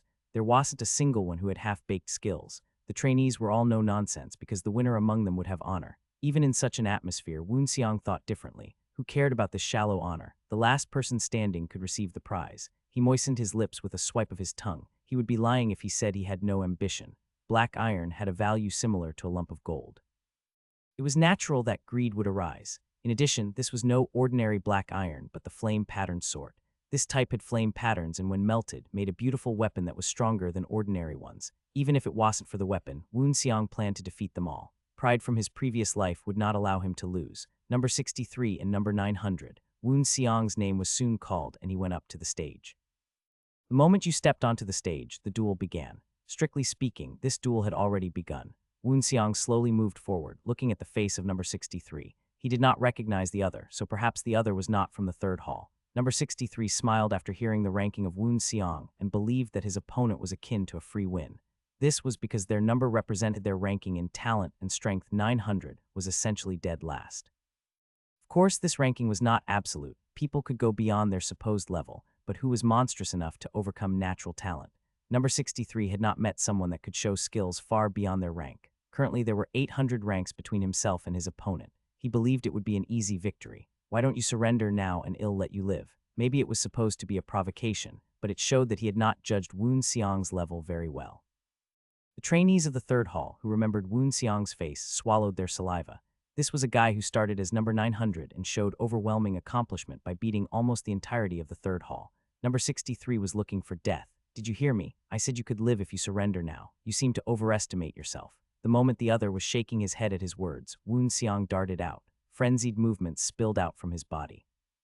Number 63 was startled and lifted his sword. Sparks formed as their weapons met. Number 63 was immediately pushed backwards and Woon Seong chased him again, wielding his spear. The other was hit on his thighs and shoulders in a row. At this point, his body had twisted. With a spear to the other's neck, Woon Seong asked, I asked the opposite. Will you let me win or will you choose the punishment? At the mention of punishment, Woon Seong wrapped himself in intimidation chi. Number 63 murmured his answer with his limbs trembling like the branches of an aspen tree. Ha, I surrender. Woon Seong had his first victory just like that. These duels continued. Some won, some lost. Even in such circumstances, there were a few who continued with overwhelming, continuous victories. Number 1 used twin blades and defeated the others with pure strength. Number 109 used a quicksword, moving faster than anyone else, causing his opponents to fall down before they could even surrender. Next was Woon Seong. He knocked down his opponents without using in chi. His ability was so great that he did not even need to reveal his martial arts properly in order to defeat the others. Woon Xiang also noticed Ah Young's strength. Previously, Woon Xiang had only been using basic martial arts. With how neat his movements were, even if his opponent did not surrender and were killed, he did not have a drop of blood on his sword or staining his clothes. After watching the matches, he was now confident in winning number 1 and 109 without removing the bracers. However, unless he took them off, he could not guarantee winning against a Young. The eyes staring at her gradually hardened. The duels continued. In the process, more than 10 children died. The Cave of Latent Demons, which had begun with 1,000 people, now had fewer than 80 left. Finally, there were only 4 trainees qualified to remain on the platform. Woon Xiang identified the faces of the other survivors and confirmed his previous predictions as correct. Number 1, number 109, Ah Young and himself. Only 2 more fights would determine the final winner. Number 1, number 900, come forward.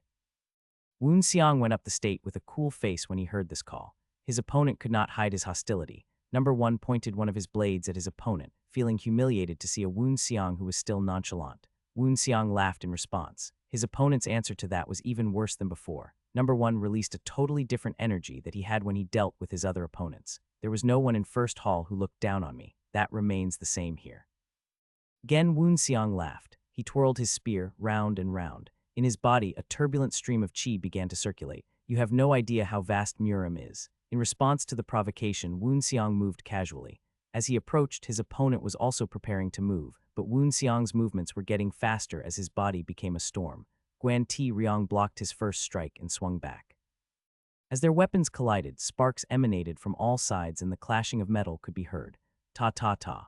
As they exchanged blows, balance seemed to be maintained. Spear, blade, spear, blade. They rotated their bodies and manipulated their qi. Someone like you's nothing special in the martial society. If you don't want to be looked down on, go train yourself more. Woon Xiang suddenly started to move faster. His eyes were dark, and as his spear moved faster, the body of Guan Ti Ryong flew out. The Art of 6 Seals and Destruction. The Moon of Death and the Dark Night. The moon died, only the dark night was filled with heaven. The spectators impatiently waited as Woon Xiang's opponent flew to the other side of the platform, smashing into the floor. But they waited in vain. Previously ranked number 1 for talent, Guan Ti Ryong, had fainted and could not stand up. Woon Xiang looked at the instructor who was in charge of the duel.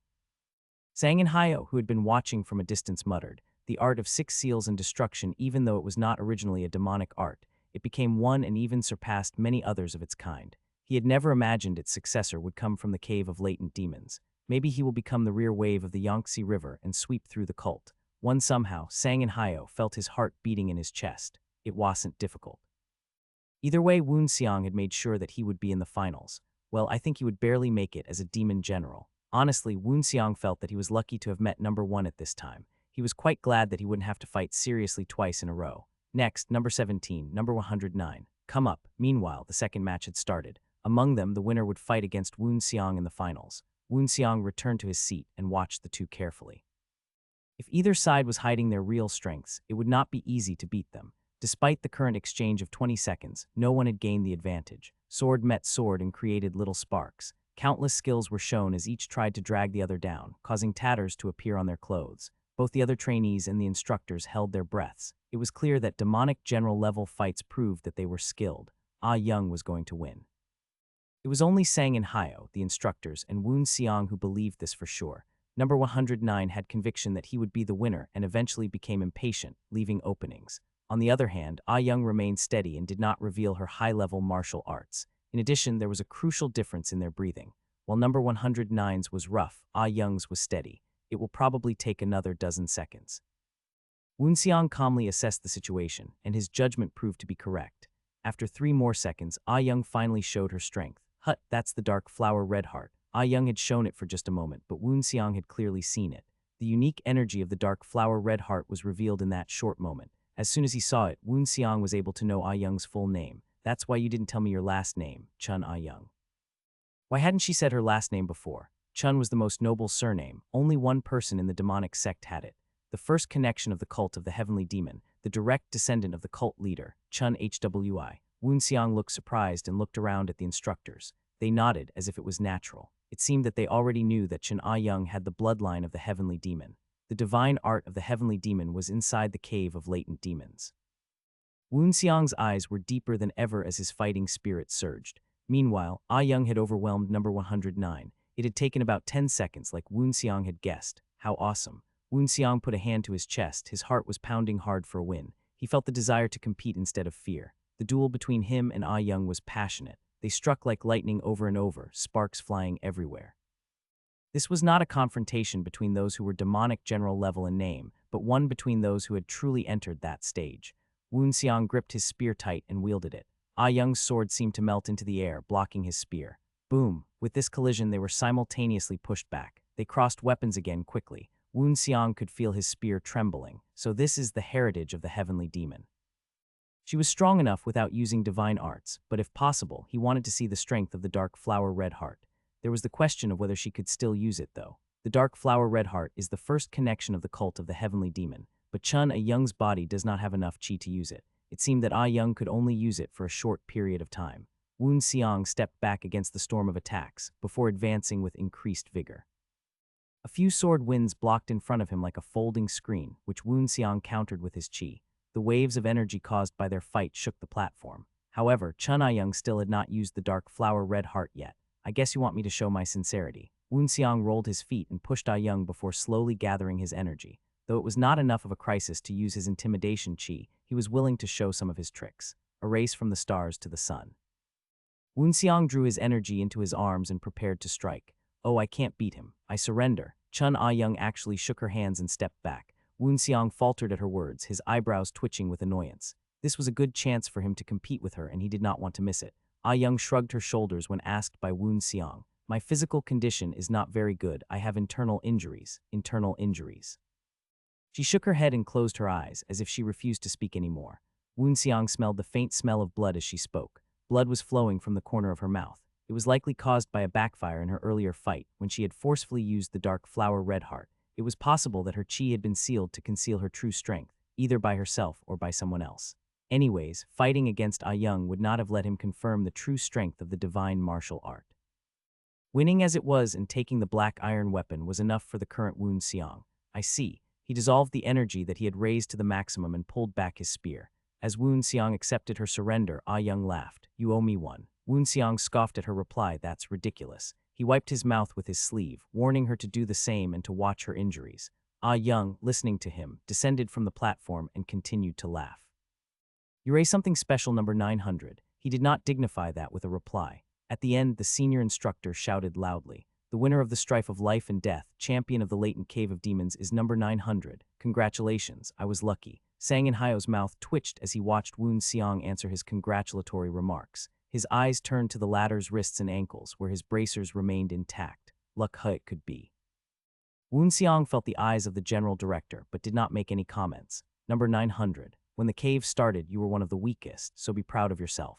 In the history of the Cave of Latent Demons, no champion started from the 900s. The highest was maybe the 200s. Woon Xiang accepted these words of Sang In Hyo, who continued to talk as if he did not care about the other's response. But despite that fact, you setting a new record can only mean two things.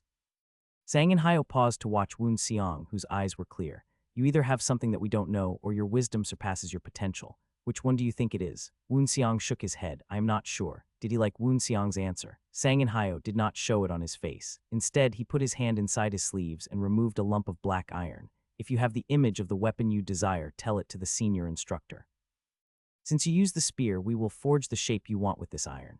When he finished talking, he put the black iron back into his sleeves. It would only come into the hands of Woon Xiang once it was a complete weapon. You may go back. Sang In Hyo sent Woon Xiang back and slowly looked around. Each survivor made eye contact. Everyone has worked hard. Only a fraction of you survived, but I'm glad that only the real ones had survived. But what came out of his mouth next shocked the children.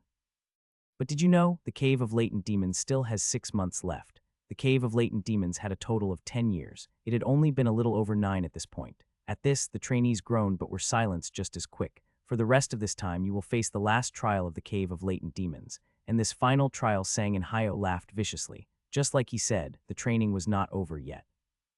The boy used his chi to shake off the sand, causing the wind to shake gently. He then started moving again. Every time he walked, he could feel the hot energy from beneath his feet. In this heat, Woon Xiang lifted his head up and looked at the heavens. The rising sun looked strangely large and bright. The endlessly wide Great Desert, as it was called, stretched out before the boy. Looking at the desert, the boy brought out the water bottle and lightly drained the water. Not much was needed. As long as a small amount of moisture was sent throughout the body, his thirst could be gone with just a sip of water. The boy's thoughts floated to just a month ago. The third trial had been the final test to the Cave of Latent Demons, but not the training of the Cave of Latent Demons. In keeping with real-world training, the trainees were released out into the world to perform some missions. This allowed them to gain hands-on experience and at the same time make contributions to the cult of the Heavenly Demon. The contributions made at this time were also considered as important achievements and would help determine the final ranking and status of the trainees after returning to the cult half a year later. One of the places where Woon Seong was sent was the Great Desert. It would have been nicer if he had been dispatched somewhere else, but unfortunately the only options were the North Sea or the Great Desert, not like he had a choice to begin with. Along with Woon Seong, about 40 other trainees were sent to the Great Desert. About half of the trainees were sent to barracks or command posts with missions on them. The trainees had to resolve the missions listed for them in order and report their achievements at these posts. There were two types of missions to be completed. There were individual and group missions, among which the individual missions were given with varying difficulty according to the achievements within the Cave of Latent Demons. Of course, Woon Seong's arms carried a command that he had received before leaving the cult of the Heavenly Demon. You were really preparing for war. Like his own, the missions of many other trainees were also to subjugate nearby factions. This was literally the cult cleaning up the region. Arranging to settle the elements that threatened the back of the line before charging forward was the basis of great military strategy. Of course, this was not set in stone, but the probability was high. Woon Seong continued to move and forgot about the idea of war. That was beyond the current him. Instead, he thought about the missions stated in the order. Personal and group missions, he had to first finish his personal one. A full month was given for the trainees to gather and then resolve the group mission, so all individual missions had to be finished within a month. My mission is to subjugate the Sandstorm of Death. Called the Sandstorm of Death, they were a band of thieves that had grown rapidly in power recently. Due to their agile movements through the use of horses, a number of branches of the cult settled in the Great Desert were having annoying experiences. Of course, this was not an easy mission. An average trainee of the Cave of Latent Demons could never do this alone. However, Woon Seong was a demonic general class trainee as well as the first rank in the entire cave. If not him, then who? The higher-ups, as well as himself, had determined that he alone was enough. If you use intimidation chi, it will not be difficult. Woon Seong walked through the sand, then put his hand into his sleeve and grabbed a slate. This was a symbol from the cult of the Heavenly Demon that guaranteed his status as a demonic general. It had been handed to him as he left the cave. You must first find a branch of the demonic cult. In order to identify the location of the Sandstorm of Death, he first had to find a branch to provide him information. If you want to get help from the branch, remember these places now: Urumqi, Turpin, Korla, Lop Nor, Kashgar. That was what the senior instructor had said before the trainees left the cult. Among these places, Lop Nor was not far away. Lop Nor it is then. Lop Nor had one of the largest lakes in the Xinjiang area, which was mostly composed of desert. Because of this, there were big and small cities formed around the lake. Among them, Chi Kik Shuan was the largest city formed. It had all kinds of things, although it may not be comparable to other larger cities. Woon Seong, who had entered Chi Kik Shuan, was headed to this place. Of course, he was not going there to obtain information concerning the branch of the cult in the area. Even if he wanted that information, it would have been impossible. No, he was visiting because the bookstore was the branch of the demonic cult itself. The location of this branch was simply for gathering information, and as a deterrent, it had no real combat effectiveness. It was also for this reason that the demonic cult had not properly solved the problem of the Sandstorm of Death, a group of mere bandits. Of course, there is another reason why it hasn't been done until now. The Sandstorm of Death wasn't a size that needed to be paid attention to. It was only in these few years that it had increased in size. In less than 5 years, the group had grown to a scale large enough to call it a medium-sized organized group and not a horde. If the cult was preparing for war, it would make sense for the Sandstorm of Death to be removed, though it was not a great threat. Even thought branch of the demonic sect is disguised as a bookstore. Woon Seong went inside with a light smile on his face as he saw the sign saying Han's Bookstore. The smell peculiar to old books was strong, and there were a few other guests. Things are visible. All of them have not learned martial arts and are ordinary guests who have nothing to do with the demonic cult. Beyond that, the cult of the Heavenly Demon was seen in the presence of the manager, who did not even reach the demonic captain level. However, it was better to be safe, so Han No was sent to be the branch manager of this place. Woon Seong passed by the long shelves of books and approached the manager. "I'm here to get the book I ordered." At the words of the boy, the man, whose eyes did not see well, looked him up and down. "Do you know the title of the book, The Dirty and Treacherous Stories?" On the surface, this was a book of ghost stories. The eyes of the man trembled at the title, though. Interesting, I don't think that's something that came in recently. Can you tell me when you ordered it? Woon Seong tapped his chin lightly at the question, his actions telling the man what he needed to know. If they did not speak or act properly, it was impossible for him to get inside the branch and receive information. Haha, it's a good thing I listened well to the senior instructor. I cannot remember exactly when I ordered it, but it seems to be about a year ago. 1 year. Then the book will be in the back warehouse. The man glanced back. The warehouse could be seen through a half-open door. It was filled with books. Will you come in with me and look for it? The boy nodded his head and the manager rose from his seat and entered the warehouse. Woon Seong followed him in. May I see your slate? Once he entered the warehouse and closed the door, Han-no's behavior changed. He was a branch manager of the demonic cult, but he did not have that high of a status. He could not treat a man on a mission outside like a mere guest. Death would come if he made a mistake. Here, Woon Seong showed his slate, and as soon as Han-no confirmed his identity at the demonic general level, he shuddered. I have confirmed it. Immediately afterwards, Han-no became even more polite. What information would you like? The sandstorm of death. You're talking about those devils. He took out a small booklet from the corner and handed it over. Here it is. Songmong Zone. Woon Seong accepted the book and checked the cover. The information did not seem to be about the sandstorm of death. The story is an ordinary Murim hero's journey. Can you not write down confidential information? Woon Seong nodded to himself before the other could answer. Realizing the answer to his question was obvious, it made sense to hide it. Then how can I check the contents? You can get the information you want if you take out the last chapter and burn it. Woon Seong soon left the bookstore and went to the outskirts of the town, then burned a bunch of leaves and firewood together. The shadow of the fire was reflected in his eyes. The flames swayed back and forth and the sparks sprang up towards the sky. He was reminded of complex thoughts. If I leave Xinjiang and go to Zhongyuan, I can meet them. He could see the face of the enemy. Since his body had changed, his enemies would not recognize him and he could deal with them. Aren't I wasting time here? Wasn't it better to go right now and aim his spear at the necks of his enemies? Woon Seong sure felt that way, but he shook his head. No, I am not wasting my time here. On that last day, dozens of the Murim had come to seize the lives of Woon Seong and his master. If you added up the number of men who were part of the siege, it would actually exceed 500. Revenge against all of them was unreasonable by the power that Woon Seong currently held. Even if he regained his former power, even if he reached the same level as his master, he would fail. That's why I will use the cult of the heavenly demon. The cult would be better than an individual. In fact, half of Murim was already the cult's enemy, so there was nothing wrong with using them. Let's not be in a hurry. Don't rush this. It was enough even if he had to take a long time. As long as he could spear through their hearts in the end, it was enough. The first step is to strengthen my power in the cult of the heavenly demon. Woon Seong opened his eyes and brought out the book. He opened it to the last chapter and brought it near the burning fire before his eyes. As the heat of the flame reached the last sheet of paper, translucent letters began to appear on the page. The information which had been written with a special dye appeared. How the sandstorm of death had grown in the last 5 years, who the officials and important people were, their movements and strongholds. The cult had a very detailed record of their observations. His eyes shrank as they scanned the paper. An unbelievable name was discovered. The current leader of the Sandstorm of Death, who joined 5 years ago, was believed to be the Sword of Men, Mi Hong Sung, one of the 3 swords of King Cheng. 3 swords of King Cheng. Woon Seong smiled brightly at the name of an enemy he had found in an unexpected place, revealing his fangs. His face was darker than ever before. The sword of blue clouds and red sunset. This swordsmanship, named for the style like the sun and clouds, is considered to be one of the most difficult styles to learn alongside the Shaolin's 3 swords of Dharma, the Wu-Tang clan's wise sword of Taiji, the Nangong's sword form of the Emperor, and Mount Hua's divine sword of purple sunset. If it could be passed on to one person in each generation, it was considered a good result. The current successor of the King Cheng's martial division was King Cheng's great elder, the first apprentice, Song Kai-hak. Ever since he was a child, he was chosen as the sword of heaven of the 3 swords of King Cheng and learned everything they had. When he became a great elder, he raised a new line of the 3 swords of King Cheng. His disciples were the current sword of heaven, sword of earth, and sword of men. Woon Seong climbed up a rocky hill. The Murim knew the King Cheng as people who would lead the new generation, but he also knew their dirty truth.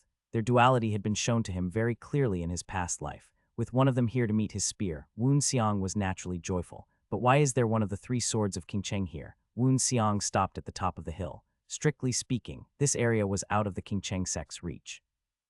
To be more precise, the area was so remote that it was unnecessary to send one of the 3 swords of King Cheng. The boy tapped his chin. It was 5 years ago that the Sword of Men Mi Hong Sung had joined the Sandstorm of Death, and 5 years ago, the Sandstorm of Death suddenly grew in strength. Woon Seong shook his head quietly. There were no coincidences in Muram. You had to think like that in order to live. If something seemed like a coincidence, it was better to think and move carefully. Only that way could you survive longer in the world of Muram. Woon Xiang bit his lip.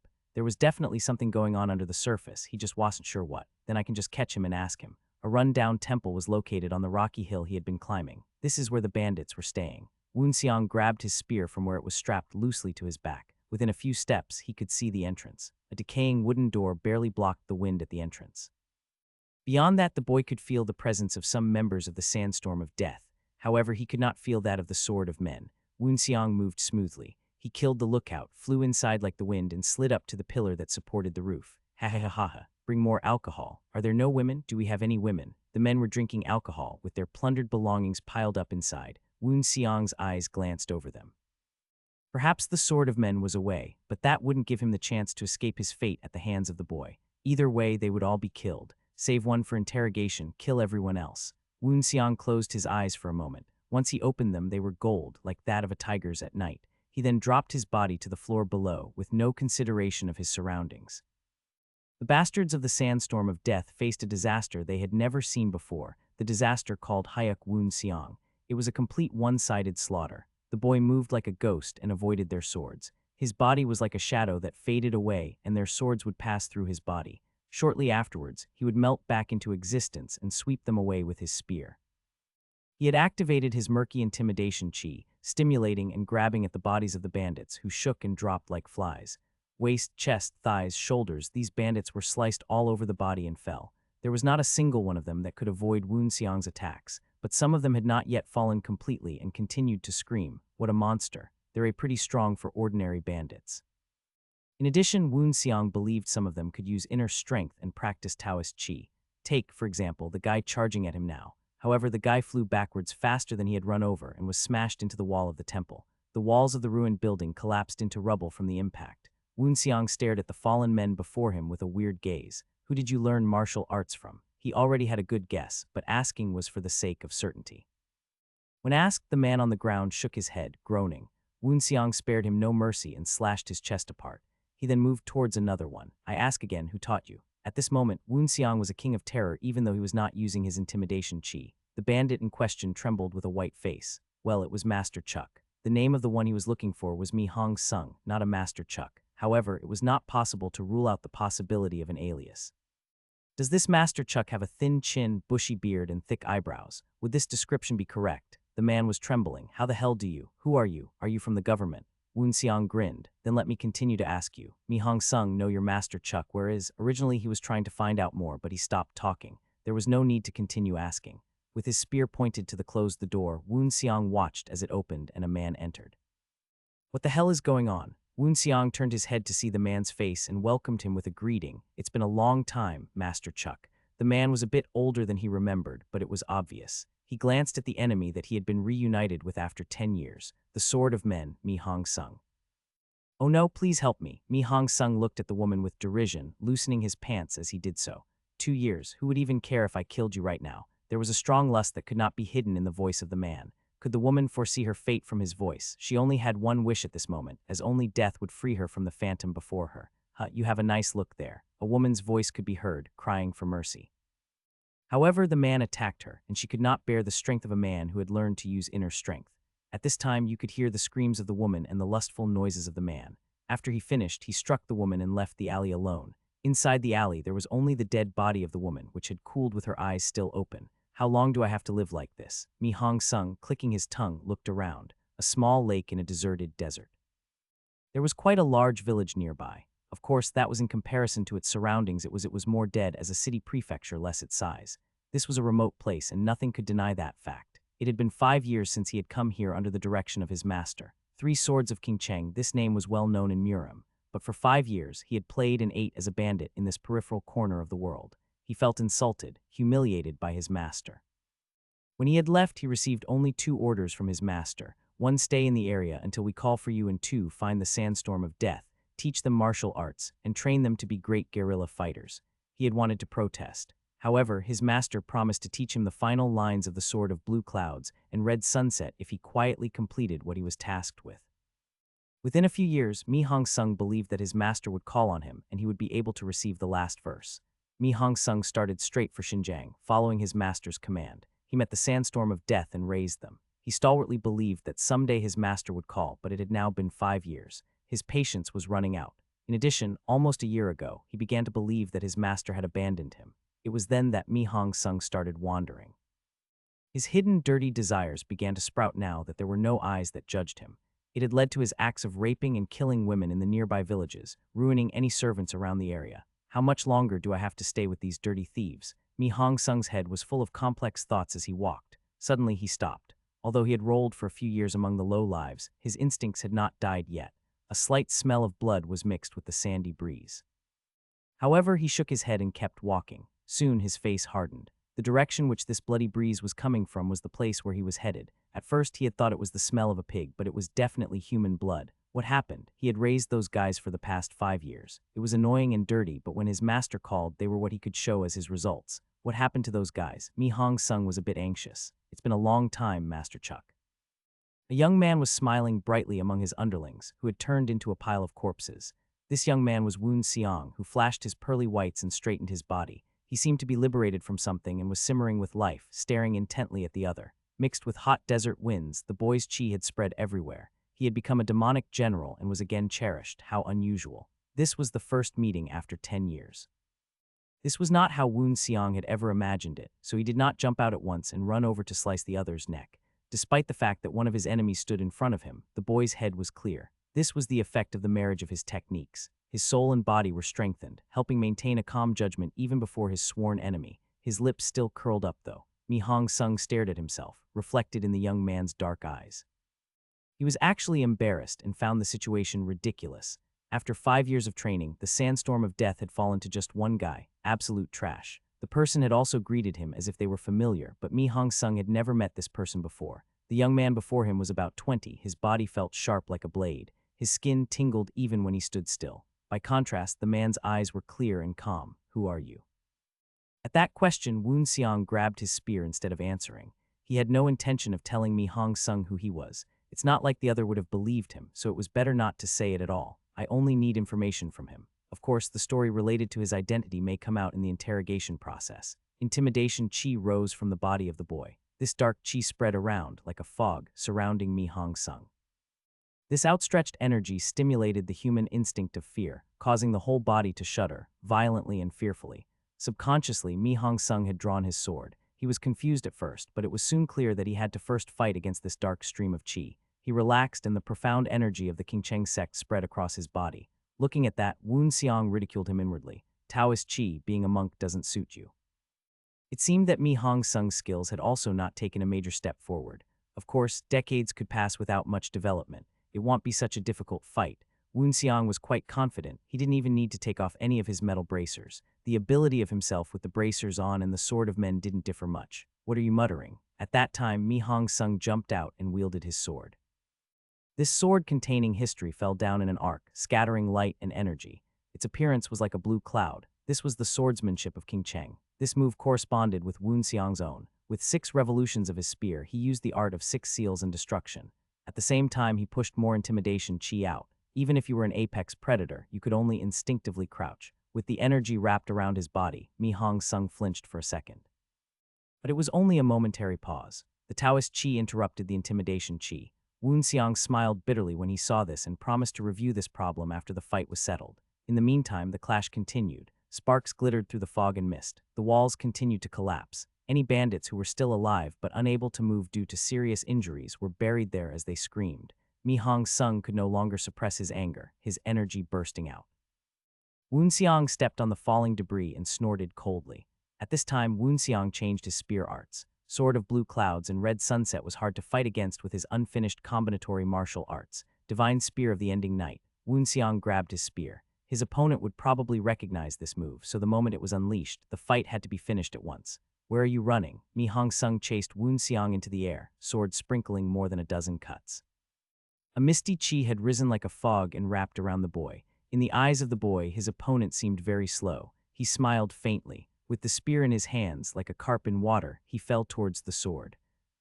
Blood burst into the air. Mi Hong Sung quickly bowed over. As he looked down, he saw a spear in between his legs. He had been attacked, his legs cut right off under his knees. His upper body, having lost its momentum, was slowly leaning forward. It was a situation where it would have been acceptable to curse the heavens, but he didn't. Even before he could overcome his shock, he suffered from pain so great it left him speechless. Searing pain ran through his body, as if it were a fire ant gnawing at his bones. It was a rough and crude pain that could not be expressed as anything but blistering. Mi Hong Sung wanted to get up and protest, but his 2 legs were cut off, so he could only scream and roll around. Looking at him, Woon Seong laughed, revealing his white teeth. Of course, he had a cold smile. "God, you brat, how dare you?" Mi Hong Sung screamed like the devil. Woon Seong was indifferent. "What do you mean?" The boy slowly approached him, spear grasped in one hand. Mi Hong Sung's heart pounded with each step Woon Seong took towards him, each thump louder and louder. In near disbelief, he realized he was trembling. He was afraid of this body, a fear that ran down to the bone. At this moment, he was a lamb at the mercy of a tiger. "Damn you!" Mi Hong Sung tried to crawl away with his arms, but the boy was faster. Woon Seong lifted his feet and stepped on the shoulders of the Sword of Men, squishing him in place without a fuss. Mi Hong Sung once again questioned how he knew this boy. From the first moment, the boy had talked as if they had known each other. Weirdly, he could not erase the feeling of déjà vu either. Woon Seong patiently waited for the other to recognize him. He had already thrown the bait. Are you the successor of the Spear Master sect?" "Yes, I am the successor of the Spear Master sect." Woon Seong chuckled darkly. "That's impossible. The Spear Master sect is a sole apprentice sect." Woon Seong laughed at his cry. "If that's what you think, that's good. As I said before, I intend to exercise my rights as the victor. Let me ask, why did you attack the Spear Master sect at that time? What are you talking about?" Now Mi Hong Sung was confused. Everyone knew the answer to that question. They practiced a vile demonic art that even the lowest and filthiest of the demonic people refused to touch. Obviously, that was not the answer Woon Seong wanted to hear. For such a dumb answer, Woon Seong cut Mi Hong Sung's left arm off. The severed limb was thrown into the air, tumbling several times before it fell to the floor. The boy stood above with a sinister smile. "Do not lie. I know we were framed. Tell me what you know." The intimidation chi stimulated fear, and fear stimulated the brain. Even if you didn't think, you could throw out the facts just by being horrified. With his eyes flashing like a gold mine, the boy faced him once again. "If you tell the truth, I will at least kill you without pain," Woon Seong promised. With his legs cut off and arms cut off, Mi Hong Sung feared this pain more than his inevitable death. In the end, he had no choice but to spit out all that he knew. I don't know anything. That's all I heard." He shouted as if he was warding off evil spirits. "I just followed my master's orders."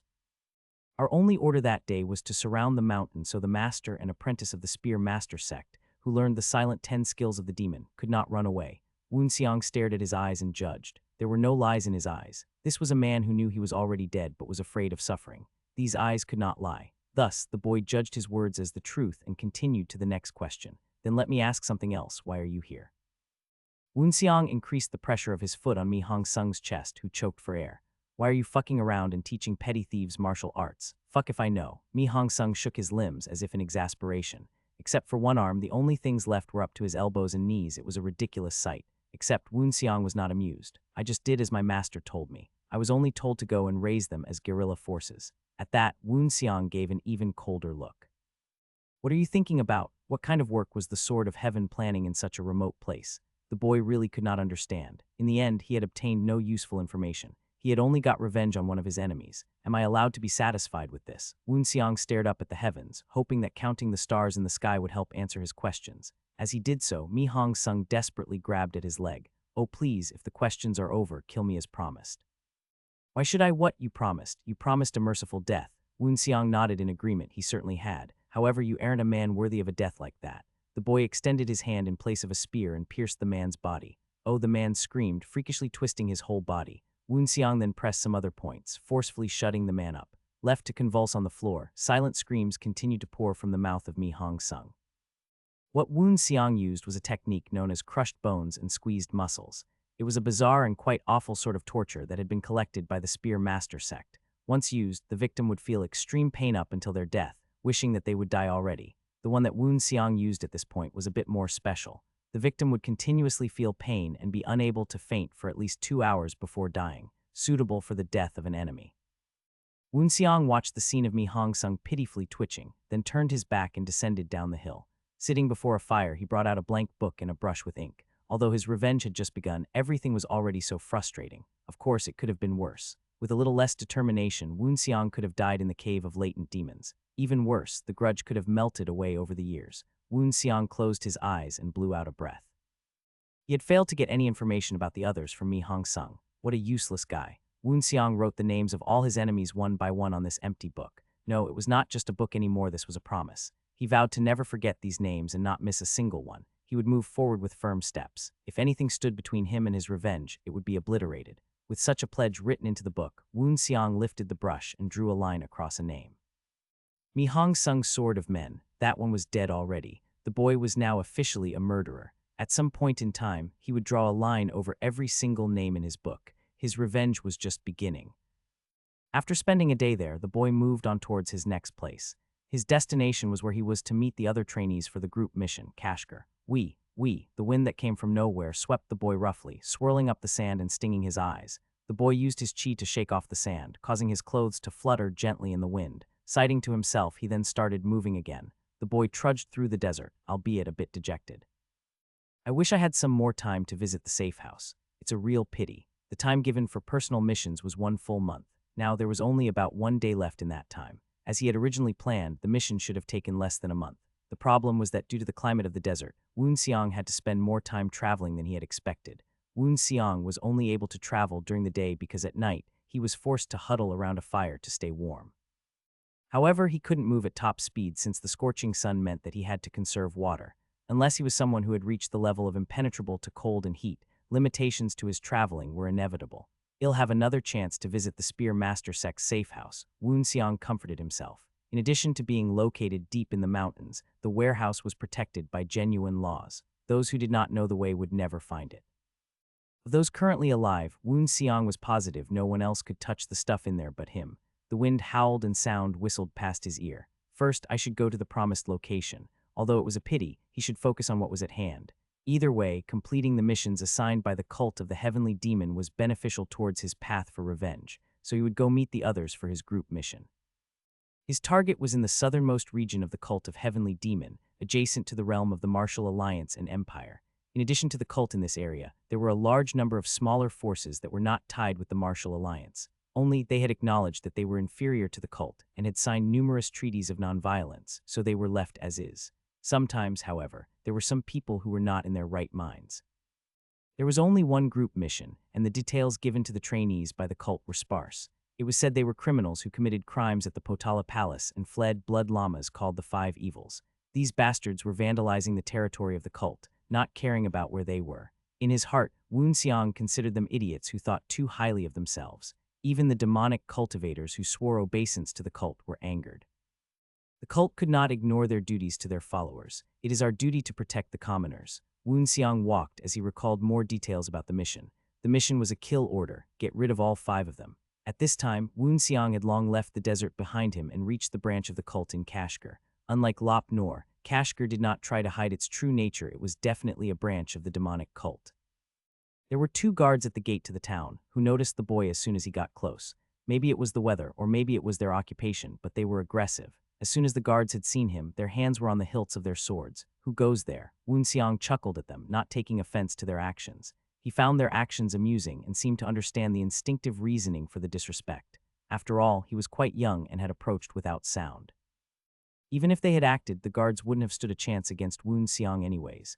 Woon Seong threw a slate at them, the one that identified him as a demonic general. One of the guards caught the slate, using both hands. Looking at it, he began to tremble, possibly in fear or in shock. Despite his age, the young man before them was a demonic general. Like in other places, it was considered a crime to act up against a higher-ranked official, a crime that could cost you your life. Would he be unlucky today? The other guard was put off by the seemingly arrogant boy in front of him and hadn't noticed his partner's change in demeanor. Hey, you can't just throw your slate like that. When the first guard cried out with an ah, the second asked, what's wrong, confused by the startled expression of his companion. The one holding the slate only awkwardly threw it back towards Woon Seong, still a bit shaken. Woon Seong only smiled as he caught the slate, not unkindly, though it seemed mocking to the guard. I heard the first latent demon squad is supposed to gather here. His companion mirrored his actions, partly out of habit and partly due to the look on the other's face. Still, he could not hold his curiosity in until after Woon Seong had left the hearing range. Hey, who is that guy? SHHHH. His companion nervously put a finger to his mouth, shushing his companion and looking at Woon Seong's retreating figure. He's just like Mok D Young, the branch manager of Kashgar who we serve. "A demonic general, you idiot." He then hurried to follow Woon Seong and guide him towards the inner branch area. Woon Seong walked along the streets, admiring the surroundings. While the streets weren't unclean, it was bustling with activity. As he observed the people, he realized that many of them were martial artists, though their levels were too low to be of much use to the cult. Unlike in Lopnor, the Kashgar had a whole division of officers stationed. Thus, there was no need for Woon Seong to hide his identity. In fact, if he were less loyal to the cult, Woon Seong could use his identity to stage a rebellion and take over the branch. Kashgar was territory firmly held by the cult, so most of the people living in the area were followers of the cult of the Heavenly Demon. Since this was the case, there was no reason to hide and put up pretenses. At the same time, Kashgar was a much more militarized branch than Lopnor. Since Lopnor was so remote, the branch there was almost solely used for scouting and intel purposes. This could be seen in the way the branch doubled as a bookstore, where the branch manager couldn't even be considered demonic general level.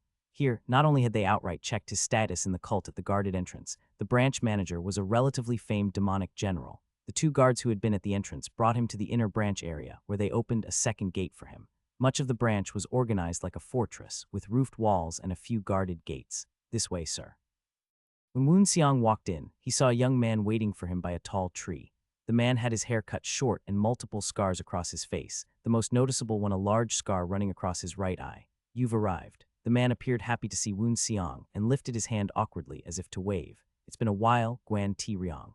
Woon Seong hadn't been so sure how to interact with this other trainee, who had been under the name Number 1 in the Cave of Latent Demons. Back then, Woon Seong had beaten Guan Ti Ryong until he passed out in the strife of life and death and lectured him. They hadn't necessarily parted on bad terms, as everyone in the cave at that point naturally understood the concept of survival of the fittest and winner takes all. Now, 6 months later, Guan Ti Ryong was to be Woon Seong's lieutenant, his second in command. "It's good to see you safe, squad master." The young man was almost beaming as he welcomed Woon Seong. Naturally, as the strongest in the Cave of Latent Demons, Woon Seong had been tasked with the leadership position during the group mission, becoming the squad master for the first Latent Demon squad. Although Guan Ti Ryong technically also had the power to lead his own group, it seemed the cult wished to challenge Woon Seong and raise the difficulty of their group mission. They smiled at each other as Woon Seong observed the other. "It seems like he's been through a lot ever since then." He's a much more humble man than back at the strife of life and death. Woon Seong knew that Guan Ti Ryong appearing here meant that his individual mission had been completed. As he knew the difficulty of the missions assigned and his own strength, he was sure that everyone else would have been given a relatively difficult mission as well. Though it would not be impossible, subjugating a faction by themselves wasn't a walk in the park. As they could be considered friends, partners at worst, Woon Seong was glad to see that Guan Ti Ryong had earned a lot through his journey to the real world. "Oh, it looks like I was the last to arrive." Waking up from his musings, Woon Seong turned his head to the other side of the courtyard. There, numerous other trainees were sitting at tables, all gathered together, as if waiting for him. Once these other trainees saw that he had arrived and acknowledged their presence, they simultaneously stood up and walked in front of the tables. As a group, they lined up in front of him, with Guan Ti Ryong at the front, leading them. They bowed and greeted him in an orderly fashion. "First Latent Demon Squad, reporting for duty, Squad Master." Woon Seong chuckled at their actions, understanding that this was a required formality. This too was a step towards gathering power and authority in the cult, as well as a step towards revenge. The first Latent Demon Squad was just as the name suggested. For their training outside, the trainees of the Cave of Latent Demons were divided into 3 different groups. These were said to be temporary, but received missions much like actual forces of the cult. As Woon Seong was the strongest of the cave, he was commissioned to command the first Latent Demon Squad. "I'm glad to see that all of you are well." He waved his hand, motioning for them to stop. "But why are you all here and not waiting inside?" There were only 20 or so of them. No way the branch was unable to give them a place to stay. If they had been random members of the cult, it might have been understandable, but they were here with a mission of the demonic cult headquarters. "I requested everyone to do so," Guan Ti Ryong answered. "We're about to carry out an important mission, and we shouldn't relax too much." Woon Seong was surprised at first, but soon let out an amused huff. "That's not a bad idea." "Right," Guan Ti Ryong grinned, obviously quite proud. Woon Seong only smirked and turned to the rest of his group members. "However, resting and getting rid of fatigue is also important. Being in poor conditions and losing to people weaker than you is a common thing in the martial society." The other trainees didn't look scared or worried, but they had awkward looks on their faces as they imagined losing to someone weaker to them. "You must maintain the best condition to perform at your best. I know you lived most of your lives disciplining yourselves, and resting might feel awkward, but it's about time you learn how to take care of your own bodies." Woon Xiang massaged his own palms, still slightly swollen and bruised from pushing himself during his fight with the Sword of Men. If you don't, you might just run into big trouble sometime. For today, let's rest well. The trainees seemed startled at these words, as if remembering for the first time that they had left the world inside the cave of latent demons. They had spent almost half of their lives sleeping in a rundown cave and learning to torture themselves. They tried too hard to survive, too hard to keep going. It was time to learn how to take care of their condition. Who knows when or where they were going to get attacked next. They contemplated his words, schooling their previously excited auras. You all must be tired because of your personal missions. Woon Xiang turned his head to the side, where a building with multiple floors stood. Although no person could be seen on the corridor, which was open to the air, he had felt a powerful presence in that direction. Can we get assigned to some resting rooms? The person behind the presence was startled that Woon Xiang had noticed, as they had obviously been trying to hide. Since they had already been caught, they appeared in a flash, melting from the walls like a shadow. Guan Ti Riang and another trainee who was close by were startled by the sudden movement and unfamiliar presence. With years of battle instincts kicking in, they moved quickly and approached the wall as they drew their weapons. They were in a branch of the cult. Whoever was inside and could mask their presence was likely not an enemy, but someone relatively high-ranked in the cult. Woon Xiang quickly restrained the actions of his men. Stop, ha. Rumors say that the current cave of latent demons produced the best members in the history of caves. The shadow that had flashed into their view stepped into the sunlight, and it seems true. It was a middle-aged man, obviously also from the cult. There were numerous long, red scars covering both of his arms as well as his neck, which the man didn't try to hide. Woon Xiang's thoughts flashed through his mind as he rapidly tried to place the man's identity based upon his appearance. This man was at least demonic general level. There was only one person skilled enough in this branch who could hide from the senses of the cave of latent demon trainees. When he appeared, the trainees bowed their heads. Good to see you. Woon Xiang did not bow, but he quickly greeted the other. It's an honor to meet you, Fire Demon of Scars, Mok Di Young.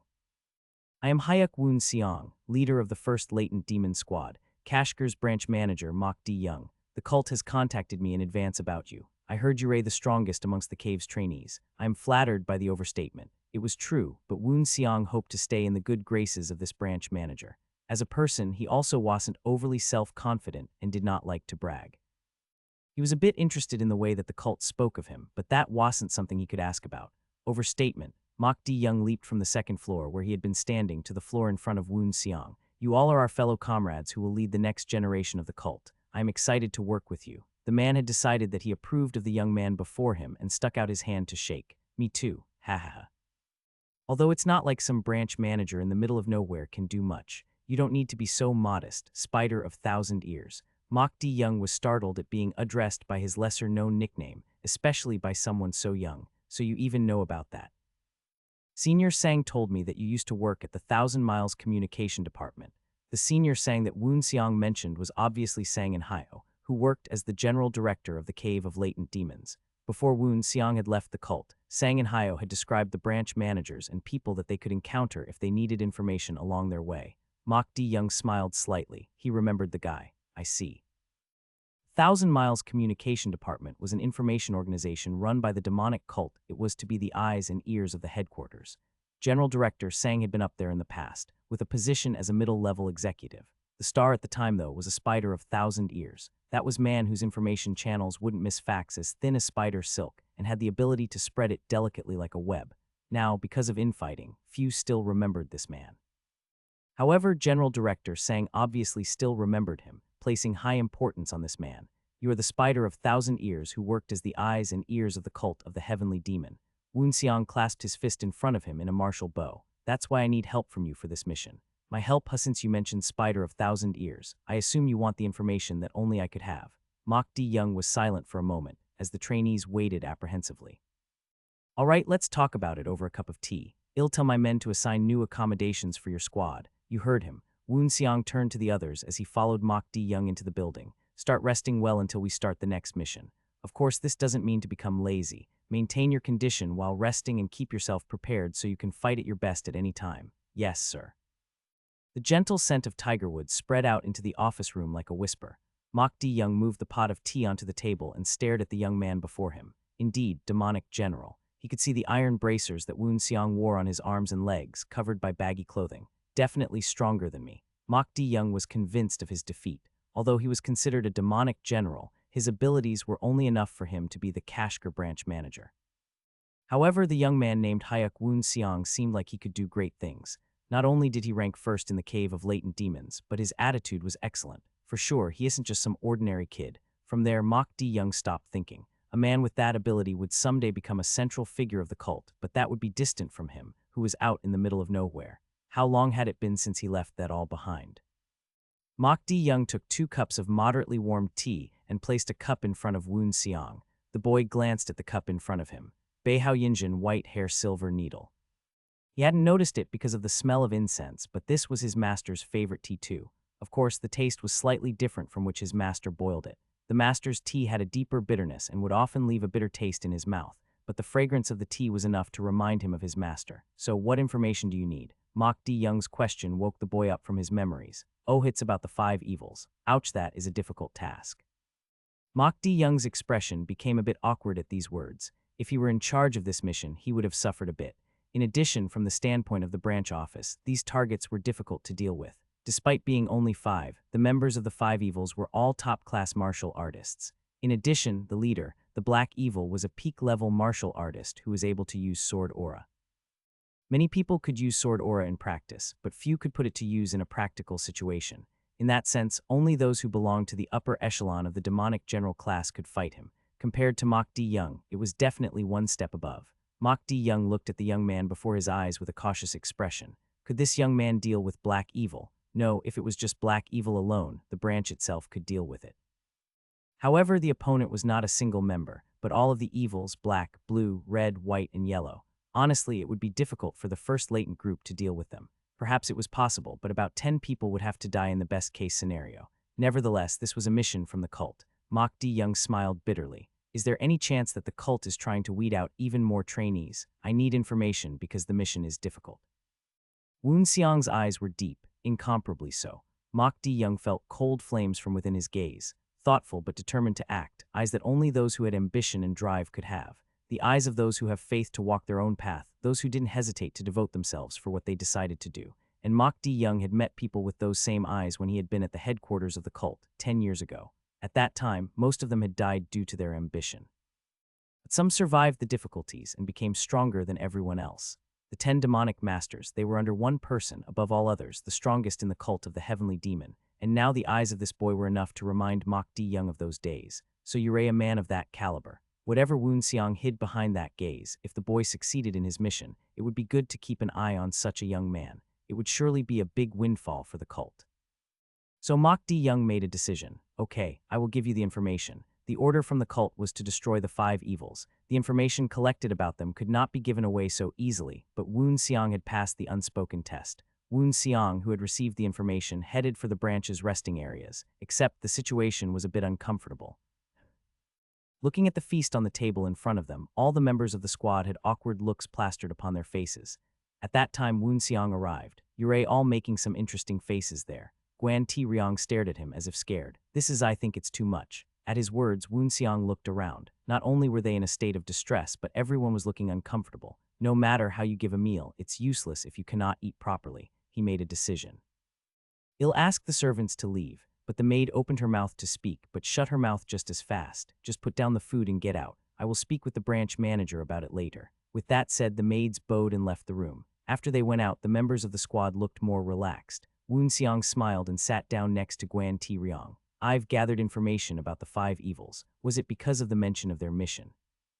The momentum of the squad seemed to have changed from when they looked relaxed. Now their auras were sharp as a knife and their eyes were crackling with gunpowder. Ill talk after we eat. However, Woon Seong raised his hand, restrained them, and lifted his spoon first. Looking at that, the squad members looked awkward again and lifted their own spoons. Soon, only the sound of cutlery could be heard. After the meal, the members gathered in one place. The purpose was to hear the intel brought by Woon Seong. He was sitting in front of them, with Guan Ti Ryong sitting next to him. As you all are aware, the group mission is about the 5 evils. Strictly speaking, they were a group of blood lamas, a group of 5 Tibetan blood lamas who were practicing asceticism in the Tibetan Potala Palace before fleeing after committing crimes. All of them are known to be top-notch martial artists. For a better understanding, the youngest yellow evil is said to be around the level of our senior instructor. The senior instructor and yellow evil were both considered to be first-class martial artists, but if they had to fight, the one who won in the end would be their senior instructor. As there is a big difference between those at the top, there is also a difference among the first class. Nevertheless, Woon Seong's comparison meant that he was nervous. The skills of the trainees were first class, but except for him, there was no one who could win a one-on-one melee against a top-class master. Course blue evil, red evil, and white evil aren't much stronger than yellow evil.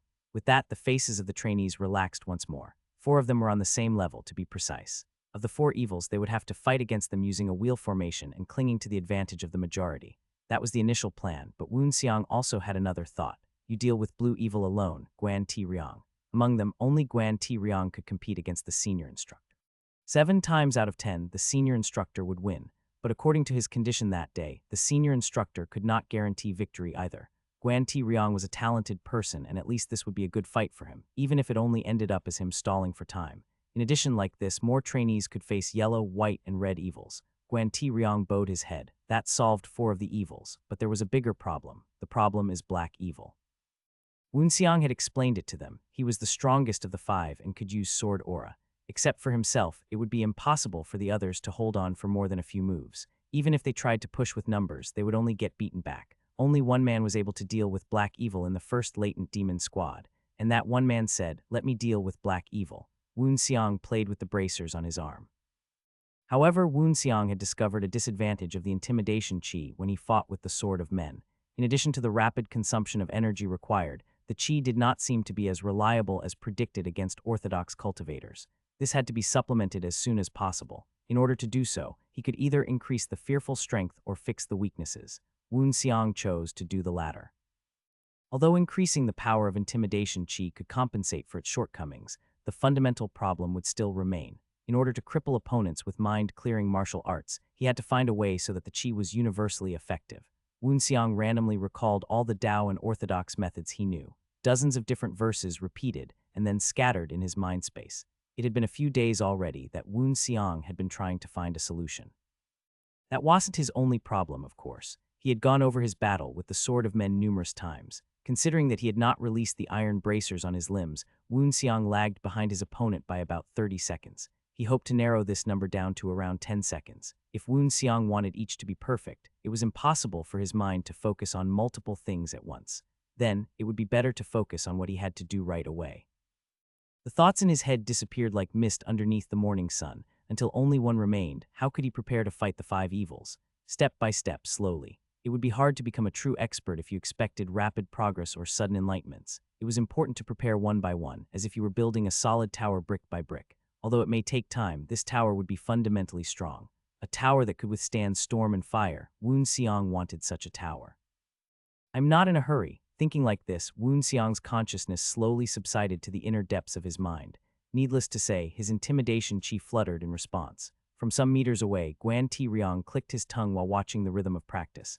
At first he had believed that Woon Seong was a monster, but now he realized the squad master was a hard-working monster. With his talent and effort, it was only natural to defeat others. Woon Seong had started as number 900, meaning that he worked that much harder to reach the top. Compared to Woon Seong, Guan Ti Ryong suddenly felt like he had made very little effort. This was the real world, he realized. Unsure of what kind of threats were waiting for him, Guan Ti Ryong was not confident enough to go around boldly like number 1. Increasingly, he realized Woon Seong's words back then had been correct. He was frog in a well. It was known to the people of the cave that Woon Seong's boldness originated from the character of his inner chi. The instructors had all been quite surprised by the nature of his chi, and many wondered what the hell this boy had gotten from the divine vault of demonic sea. Of course, it was natural that even the instructors were intrigued. Woon Seong's chi was produced through evolutionary fortifications from the 2 cultivation methods he merged. Despite living 2 lifetimes, even Woon Seong was amazed. Guan Ti Ryong knew that soon he would have to fight against the 5 evils, where he could only rely on his own strength. He gripped the blade in his hands. He's really an incredible person. I must work harder too. Scree! A bird's cry suddenly through the morning calm. Guan Ti Ryong lifted his head and shouted to alert Woon Seong. Eyes flashing open, Woon Seong reached his arm out to the side. With a flutter, an eagle landed lightly on his arm, presenting the bamboo scroll tied to its leg by a black string. This was one of the cult's liaisons, likely carrying information about the 5 evils. As the rest of the squad members were quickly notified to gather in a conference room, Woon Seong read the message. Tusk. There went all his hopes of a best-case scenario. What is it? After finishing the entire letter, Woon Seong handed it over to Guan Ti Ryong. Speaking to the others, he answered, there is good news and bad news. I assume you would like to hear the bad news first. The others nodded. The bad news is that they have noticed our existence. A surprise ambush is no longer an option. The five evils had been alerted that the trainees were tracking them. From the standpoint of the trainees, this was indeed bothersome. A member raised their hand and asked, "What happened? How did this occur?" The one who'd asked was Beek Woonjai, a female member of the first latent demon squad that was talented in covert operations. She wore a black cotton bandana to enhance the effect of stealth, covering her pretty face. Beyond the covering, her skin was beautiful like white snow. 1. Woon Seong glanced at her, but the one to answer was Guan Ti Ryong. One of the intel agents who was after them got caught. The autopsy reports signs of torture. After reading the message, Guan Ti Ryong's face had hardened. Signs of torture on the spy meant that not only were the five evils aware they were going to be attacked, they had likely also found some other information about those who were after them. It was safe to assume that the agent had spilled valuable information.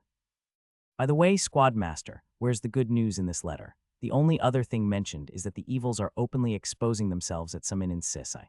Guan Ti Ryong didn't think that this could be considered good news, as Sisai was a village about 3 days away from Kashgar. This was an act of clear provocation. The five evils were practically begging the first latent demon squad to go there and attack. Openly waiting for the cult to appear was a show of self-confidence. That is the good news, Woon Seong smiled and said. Waiting they've underestimated us. Hearing about the havoc they wreaked in the cult's territory, I thought they were some confident martial artists, but this only proves that they are just some reckless idiots. Vigilance in Murim meant life, carelessness equaled death. In addition, it was stupid for the five evils to evaluate themselves as so highly that they proudly loitered in the demonic's domain. If the cult so wished, a single high-ranked demonic cultivator could handle the five evils in a clean sweep. Woon Seong concluded with a snort. Surely the training of the cave should be enough to deal with such morons. Even in the future, the training of the cave of latent demons would probably remain as some of the hardest days in their lives. Those were days where they made friends with death. Day after day, a struggle against death. Death was part of daily life, but they'd still come out alive. A sharp energy rose from the squad, carrying the aura of a knife. Just remembering the cave of latent demons had caused hostility and fighting spirit to pour out. Woon Seong confirmed the change in atmosphere and laughed, rising from his seat. We will return the cult with the five heads of the evils. The others also jumped up from their seats, following him out. Yes, sir, whom the dogs of the cult might show up today. What do you think, venerable of great virtue? Blue Evil asked to Black Evil, who was eating the leg of a beast leg. Mouth still full of meat, Black Evil responded, well, it's all about the will of Buddha. They will come when the time is right. The five evils giggled and burst into laughter. The youngest Yellow Evil tapped the table with the cup in his palm. Haha, there should be women even amongst the dogs of the cult, right? I wish to build virtue through interaction with the fairer sex. It was White Evil who answered his words, of course. The intentions of the venerable of virtuous acts are praiseworthy. I am sure the Buddha will answer your wishes. As these men called each themselves the venerables of this or that and praised their supposedly virtuous acts, it was clear they were unrepentant. It was quite ironic, as they were roguishly talking about sexual interactions with women, drinking alcohol, and eating meat, yet dared to call each other as followers of Buddha. Yellow Evil laughed violently, nodding at the words of White Evil. I hope so. Is there more alcohol? Next to him there were 5 already empty jars of liquor, but he was not drunk. This showed how strong his evil, impure chi was. The other guests in the vicinity had scampered off, as none of them were brave enough to stand up to these 5. Only the owner of the inn was left. Here you go, sir. This was the 5th day they had been waiting. Yellow Evil's mind and body were in need of some excitement. Is this the only drink? Yes, all of the drinks we had were already consumed. The Buddha shows such praiseworthy intentions, and yet this is the only virtue you can practice. You must be a pawn of the devil. Yellow Evil clapped his hands together, his next words terrifying the owner. I must ignore the rules against killing to send you, devil's pawn, to meet the benevolent Buddha. Yet Black Evil restrained such behavior. That's enough from the virtuous. We have some guests. As he said this, Blue Evil waved his sleeve. A powerful force sprouted from his hand, forcing the door of the courtyard open. Beyond the dust, the men could see the figures of 22 people surrounding the area. At the forefront stood a young man with a spear. The dogs of the cult have arrived. The young man at the front replied as he stepped out from the dust. Number, we're here to send you bastards to meet the great and benevolent Buddha. The members of the first latent demon group poured into the area. Like gusts of wind, the members of the first latent demon squad rushed in through the windows, jumped down from the roof, or entered through the open doors. The owner of the inn and remaining guests left for the kitchen, crawling on the floor in fear. In the meantime, each latent demon took something out of their pockets and threw it. Palm-sized piercing needles. A total of 44 iron needles, 2 from each person, soared through the air. The air exploded with the whistling wind as the needles rained down upon the heads of the 5 evils. Ho, what is this? Blue Evil shook both hands. A strong wind struck the air in front of him, and the needles that were pouring down rebounded, flying in all directions. They embedded themselves into the walls, floor, tables, and chairs. In the end, none of the needles had hit a target. Watching this, Guan Ti Riang smirked. They hadn't thought that the needles were going to do anything to the 5 needles in the first place. This was all part of the plan. The needles were just enough of a distraction to divide the 5 evils and surround them.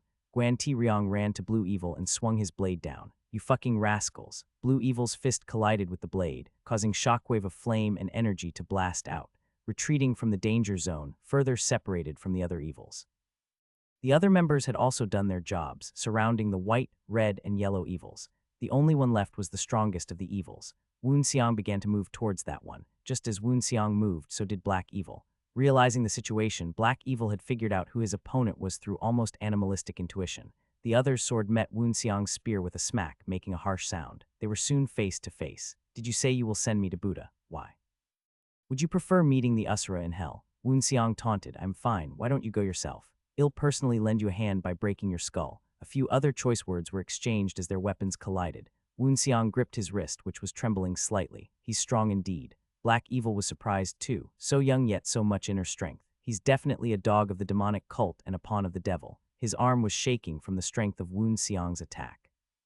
I must not hold back. If I don't cut him down here, I will surely regret it later.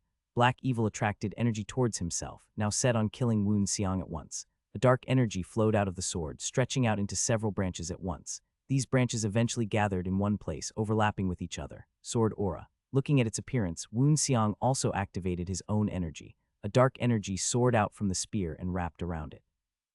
In response to the sword aura, he had activated his own spear aura. Ha, so a spear chi is the best you can do. You're pretty good for your age, but you're still no match for me. But don't worry, I don't enjoy torturing men, so I'll end this quickly. At his words, Woon Xiang bounded forward instead of proving an answer. You seem to lack patience. Black Evil also wielded his sword. As Woon Xiang ducked, the fearsome pressure of the sword aura passed over his shoulder, cutting him. Woon Xiang grit his teeth and swung his spear, but Black Evil had already stepped back and escaped. There were several other exchanges, but the result was no different. Despite no huge injuries, Woon Xiang consistently moved half a beat slower than Black Evil. With the aggressive nature of sword aura, Woon Xiang was soon covered in small cuts. Woon Xiang spun his spear and backed off, barely breaking off from Black Evil's offensive. It's a bit difficult. It wasn't easy, but it wasn't terribly hard either. The good news was that the sword aura coming from the sword was weaker than in the beginning. It seems like he's burning up his chi. Woon Xiang wasn't so sure what to do. If he dragged this out, his opponent would definitely become too exhausted. As the fight progressed though, his chances of becoming critically injured also increased. I'll have to do it. Woon Xiang released the iron rings that bound his arms. Boom, boom. Black Evil's eyes trembled finally at the heavy sound of them hitting the wooden floor. Before he could react, the boy had charged over. Spear met sword with sparks of fire. Within this chaos, Woon Xiang attacked and parried Black Evil more easily than before. Debris spilled all over the place. Tables and chairs smashed into piles of driftwood. A flash of light. With the sound of thunder, Black Evil was pushed back. Black Evil stared alternately at the sword in his hand and Woon Xiang. He ground his teeth.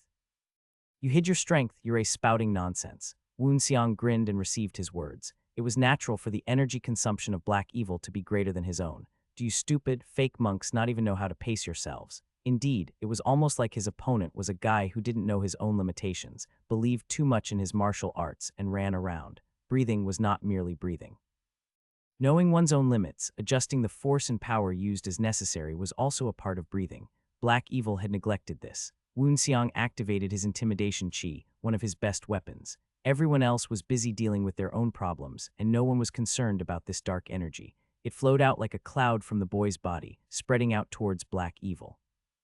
In addition to understanding the 5 evils and improving his understanding of the intimidation chi, Woon Xiang also had practiced energy management to surprising levels.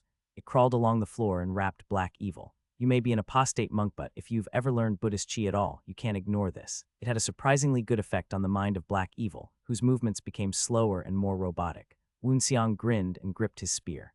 I'll gift you 2 things at once. Spear aura QQQQ. While Black Evil tried to escape the offensive, he also tried to shake off the intimidation chi. He screamed, a mixture of pain and frustration. At this time, a powerful sword aura flowed out of his sword once again with a brilliant light. Boom. However, the moment this aura collided with his opponent's, Woon Xiang's energy changed. dozens of branches of chi sword into existence, visible to the eye. KNNG, they cut straight through the sword. The upper torso of Black Evil was sliced just like his sword and fell. Looking at such a person, Woon Seong left a last message. Go to hell, you fake monk. After saying this, Woon Seong no longer cared for Black Evil and moved again. This time his goal was another evil. Some distance away, Beek Woon Jai took a hit and staggered back. Her hand was torn and blood flowed out. Alternate. Another member jumped out from behind her, switching positions. What they were doing now was their wheel formation battle against the evil. Following the plan, their fight would continue until Woon Seong came after his fight with Black Evil. Even though the evils were stronger than the squad members, the difference was not enough to kill them with a single blow. Thus, as long as they shifted positions, they could persevere. Or at least, that's how it should have been. Beek Woon Jai was panting heavily. Hey you, why are you leaving in such a hurry? Yellow Evil could not hide his lustful eyes and chased after Beek Woon Jai, completely ignoring the others. She barely blocked his blade. Luckily, he was always aiming in the same positions, her chest, hips, and thighs. As a woman, this was extremely unpleasant. Still, it allowed her to barely block and stay alive. When the evil ignored him, the squad member, who had shifted with Beek Woon Jai, wielded his blade from behind. Son of a bitch. This venerable here is trying to reach Buddha by achieving harmony between yin and yang. Yellow Evil swung his arm backwards, punching the guy away. Yellow Evil spared no energy when dealing with males. This young man, who had been beaten up, flew into the air and was thrown far away in an arc of blood. One of the 7 people fell and the balance of power had been broken. Haha, don't be in a hurry. Come here, back to me. Although the situation was creepy, Beek Woon Jai knew his target and barely blocked his attack. That's in the way. Yellow Evil twisted his body. He flew to the side and smacked at the sword in Beek Woon Jai's hands. Slicked with blood, the sword easily slipped from her hands. Now empty-handed, Beek Woon Jai turned white as a sheet. Fucking, Yellow Evil extended a wicked hand towards her. With this hand coming towards her, Beek Woon Jai shut her eyes. She wanted to die. The other possibility was worse than death. A rattling boom sounded, like a thunderbolt was sent down from the heavens. Beek Woon Jai, amazed by the sound, opened her eyes. There was only one thing to see. Yellow Evil had been split into 2. Beyond that was the figure of a spearman who was walking towards White Evil. After Black Evil and Red Evil, Woon Seong had finished off Yellow Evil and now moved to beat White Evil. With his bracers off, he was trying to end the battle as soon as possible. If I waste any more time, the squad members would sustain too much damage. One of them had already suffered a serious injury. As he moved towards White Evil, Woon Seong noticed that Guan Ti Ryong was still fighting with Blue Evil. Though his lieutenant seemed to be passively taking hits, he wasn't being pushed back in the least. Rather, it was embarrassing to watch Blue Evil attack with such carnal desperation. Woon Seong could already see the result. Guan Ti Ryong will win. It wouldn't be easy, but there wouldn't be any major problems either. Guan Ti Ryong would not need any help. He'll finish off White Evil. Given the power disparity, it wasn't much of a fight. Within a few moments, White Evil's arms were cut off as his decapitated head rolled across the floor. Around that time, the other fight was also ending. With great triumph, Guan Ti Ryong stabbed through the chest of Blue Evil point blank, piercing his heart. Only Guan Ti Ryong cheered, the other latent demons too exhausted. Ever the calm one, Woon Seong looked on as he put his iron rings back on. The battle against the 5 evils was over. Mount Shiwen, also known as the Mountain of 100,001, there were 2 known origins for this name. One was from the fact that there were almost 100,000 members in the demonic cult. The other reason was that the mountain range was said to have almost 100,000 peaks, cut through by a winding river. However, not all of them rose equally tall. Out of all those peaks, the tallest was known as the Genkish Chokusu, the peak reaching up to the heavens too. It was a peak that lived up to its name, as even the clouds were under its summit, with rough slopes that deigned to permit human travel. On the Genkish Chokusu, fierce, cold, biting winds raged throughout the seasons. Even through the depth of summer, it was covered in deep snow. A normal martial artist couldn't even possibly come close to this place of extreme cold. Only those who reached the level of impenetrable to cold and heat could climb to the top. In a show of power and selectivity, there were less than 500 martial artists who met that mark in the whole demonic cult. Except the people of the demonic cult also did not dare climb the Genkish Chokusu for another reason. To them, this peak had another name, the Peak of the Heavenly Demon's Majesty. At the top was where their god resided, the Heavenly Palace. That was the place where the leader of the cult of the Heavenly Demon, the moon-cleaving Heavenly Demon, Chun Hwi, dwelled. Some of the high-ranked great demons, the 30 demonic kings, and the 10 demonic masters were allowed to go in and out. However, it was not often that everyone gathered in the Heavenly Palace. Entry was only permitted when there was official business or if there was a summon from the cult. Only one of the 10 demonic masters, the senior strategist, visited frequently due to the nature of his position. It was the same on this particular day. A lone figure was climbing up the steps carved into the snow. As he opened the doors into the palace, his figure could be clearly seen. That old man was the senior strategist of the cult, one of the 10 demonic masters. Known as the brain of the heavenly absolute demon, he was Sang Chuk. Walking down the entry corridor, he stopped outside another set of doors which led farther inside. He stood there and adjusted his clothes, which had become disheveled during his climb. Once satisfied, he coughed, announcing his presence to those on the other side of the door. A come-in could be heard, emanating from somewhere beyond the set of doors. The doors opened, revealing the figure of a woman. Like most members of the cult, she dressed relatively plainly, but her clothes were neat and clean. Her face was hidden completely by a piece of white cloth. He orders to come in. Sang Chuk nodded to her as he passed through the doors and into another hallway. It's been a while, flower of the Dark Night. The Flowers of the Dark Night were the heavenly demon's escorts and security squad. They hid in the shadows, protecting him, but also assisting him with everything he needed to do. It was a secret group, as each of the members had the skills of a greater demon, but were not officially titled. No one knew their names or faces, they were simply the Flowers of the Dark Night. The hallway was dimly lit and continued on into another space. This area was much larger, both in width and in height. Numerous reddish-brown pillars held up the ceiling. As Sang Chuk continued down the path that lay in the middle of the room, he stopped at the bottom of a large tower-like structure at the end. At the top, a figure could be seen sitting behind a curtain. The room trembled with the pressure that this person emitted. So, senior strategist, what brings you here? Sang Chuk spoke gravely as he bowed. I have urgent news. Behind the curtain, the figure was a bit startled. Urgent news. You do know that I highly appreciate your capability and loyalty. As a result, over the past several years, I have allowed you to take care of important matters. And yet you have come with news that requires my presence, so what urgent news is it? Sang Chuk hesitated only for a moment, still bowing deeply. It's related to the young lady. At his words, it was clear the figure was startled. The person behind the screen was Chun Hwi, the leader of the cult of the heavenly demon Chun A-Young's father. Sang Chuk took the silence as a sign to continue. As you know, the young lady is currently a trainee of the Cave of Latent Demons, and is out for real-world training as squad master of the 2nd Latent Demon Squad. That was a decision made because you explained that the rank of vice leader is not obtained by heritage, but through skill and ability. That's correct. Figure behind the screen nodded, agreeing with his words. That was the reason that A-Young worked hard in the Cave of Latent Demons, to gain his recognition. Then he seemed to come to a conclusion, causing him to stand up from his throne. Wait, are you saying the young lady is in danger? Sang Chuk stopped bowing and looked up. Danger, you say? To be frank, even putting aside the fact that she's my daughter, she's still pretty skilled. Furthermore, I heard she's ranked 2nd in the Cave of Latent Demons. 2nd is a bit of a shame. Is it a mission that would put her in danger? The figure's face was still hidden, but his voice was sinister and mocking. As you are already aware, the missions given to the Latent Demon Squads are no easy ones. Of course, they still are missions that even in the worst cases, the members would have no problem in retreating. The mission for the young lady and the 2nd Latent Demon Squad is to eliminate the 9 vices of death. I think I have heard of them, but I cannot quite remember. Yes, they are not worthy of someone like you to remember. They are the 9 apprentices raised by one of the elders of the vile demons of heaven. Their master, the elder, was a threat but has already been dead for 8 years. They are no match for the 2nd Latent Demon Squad. So what is the problem? Looks like they have a new leader. A new leader. The senior strategist hesitated again. Do you know about the Blade Ogre of the Green Mountain? I think I've heard of him. No, I'm sure that I have. The Blade Ogre of the Green Mountain is a powerful martial artist, well on the level of a great demon. Even the cult doesn't have many members that would be on par against him. But isn't he a mountain bandit in Qinghai? Qinghai should be hundreds of miles from where she is doing her mission. Are you saying he lost a power struggle against his men, came to Xinjiang and made the 9 vices of death his henchmen?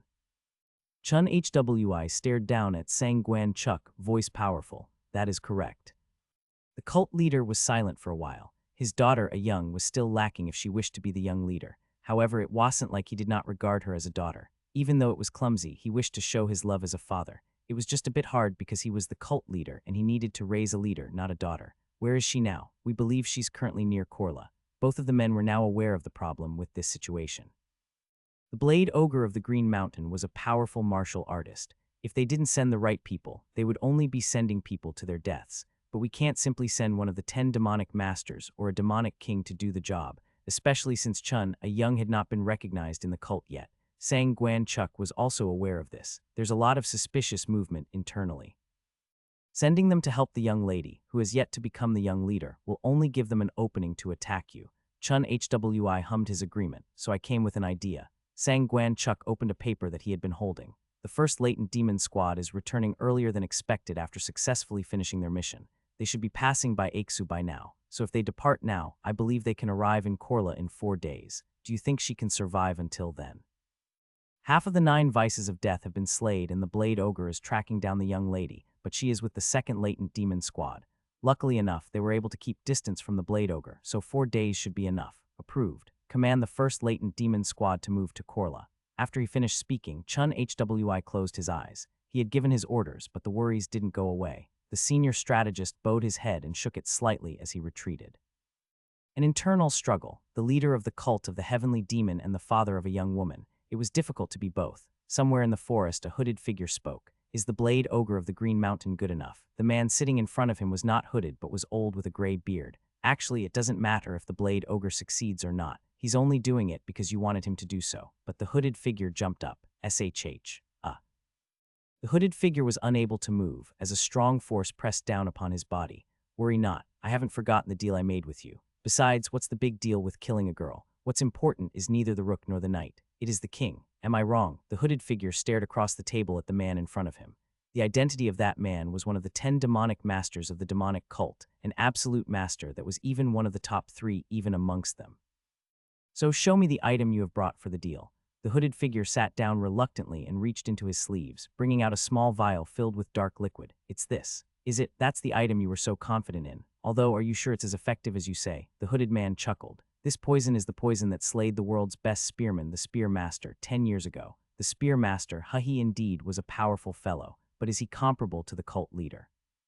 The other nodded confidently. Listen to me. This is not the same poison. After the Spear Master died, I took a whole decade to improve it. The other man took the vial, observing the liquid. Very well, I kept my side of the deal, so don't forget your side of it. Don't worry. You make me the cult leader and fulfill the promise for our cult, and I will keep my promise. The 2 men laughed into the darkness as if close friends. Heh heh heh, ha ha ha. An eagle flew through the wood-filled forest, making a large turn with its large wings. It circled a few times in the air, then zipped towards the middle of the forest as if it had found something. It was a boy who accepted the bird. Handing over a piece of dried jerky to the now familiar eagle, Woonseong unwrapped the message tied to its leg. Gather around him. The other members of the first latent demon squad looked on with excited expressions. They had finished their mission 1 month ahead of schedule. No matter how they thought about it, it was unlikely that the other groups could finish their missions so quickly. So the trainees had been awaiting the letter from the cult. How would they be evaluated? What praises would they hear? All eyes of the squad were focused on the boy, but he only lightly shook his head and sighed. It seemed that the letter was different from what they were expecting. It was Guan Ti-ryong who opened his mouth, unable to stand not knowing. He had also noticed Woon-seong's change in expression. What does it say? The mood instantly plummeted. Woon-seong rose from his seat, looking to the sky. There was still some time left before the sun rose. In order to meet the deadline mentioned in the letter, they would have to get up and run without a break. He looked around at the others, taking note of the injuries from the fight against the 5 evils. Most were just minor injuries, but one of the trainees had serious trauma. If he was to fight, it would be his inevitable death.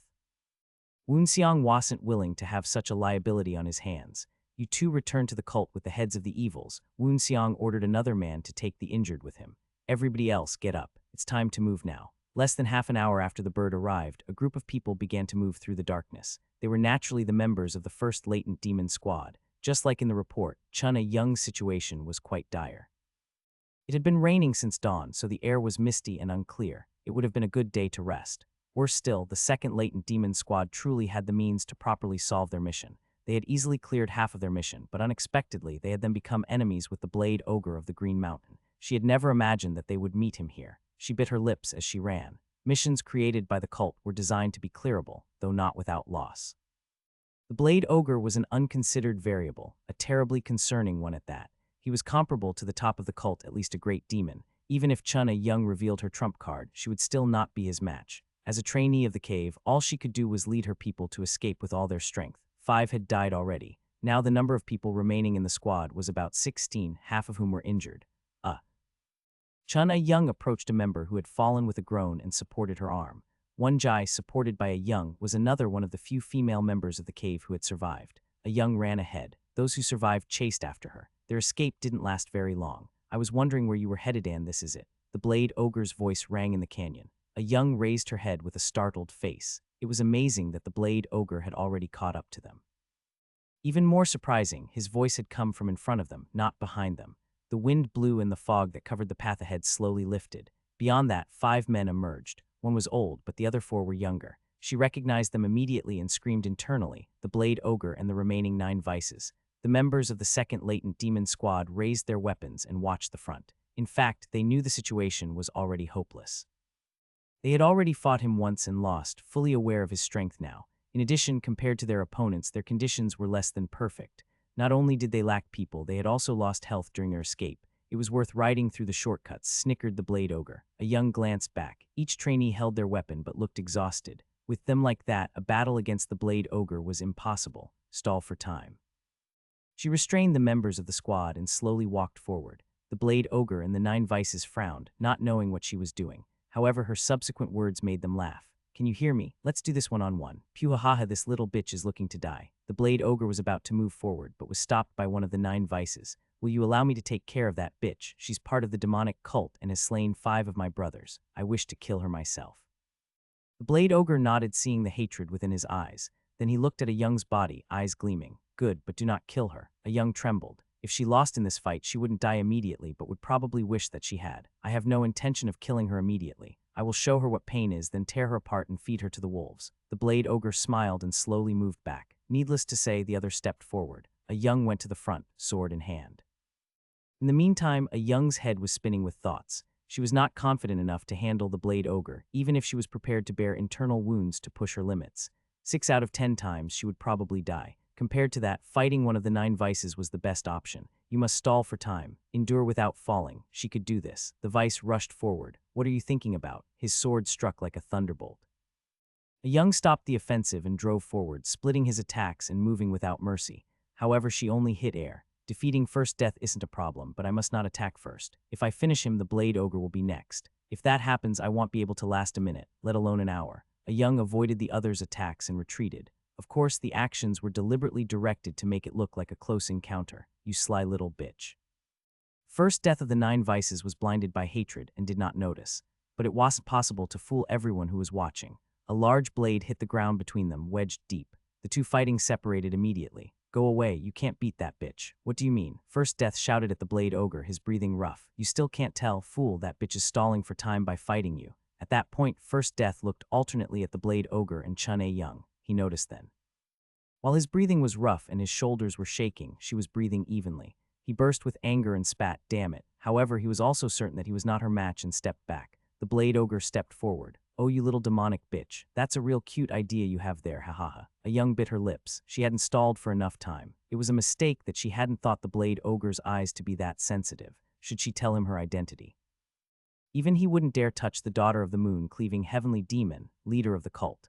But she wished to be acknowledged through her own efforts and not her father's influence. I can hear your brain rushing to think of petty tricks to live. A young wielded her sword to block the blades, but the strength of his blows caused her wrists to shake. Pain like her hands were bursting coursed through her arms. She retreated back in succession. If only I learned the middle connection of the cult of the heavenly.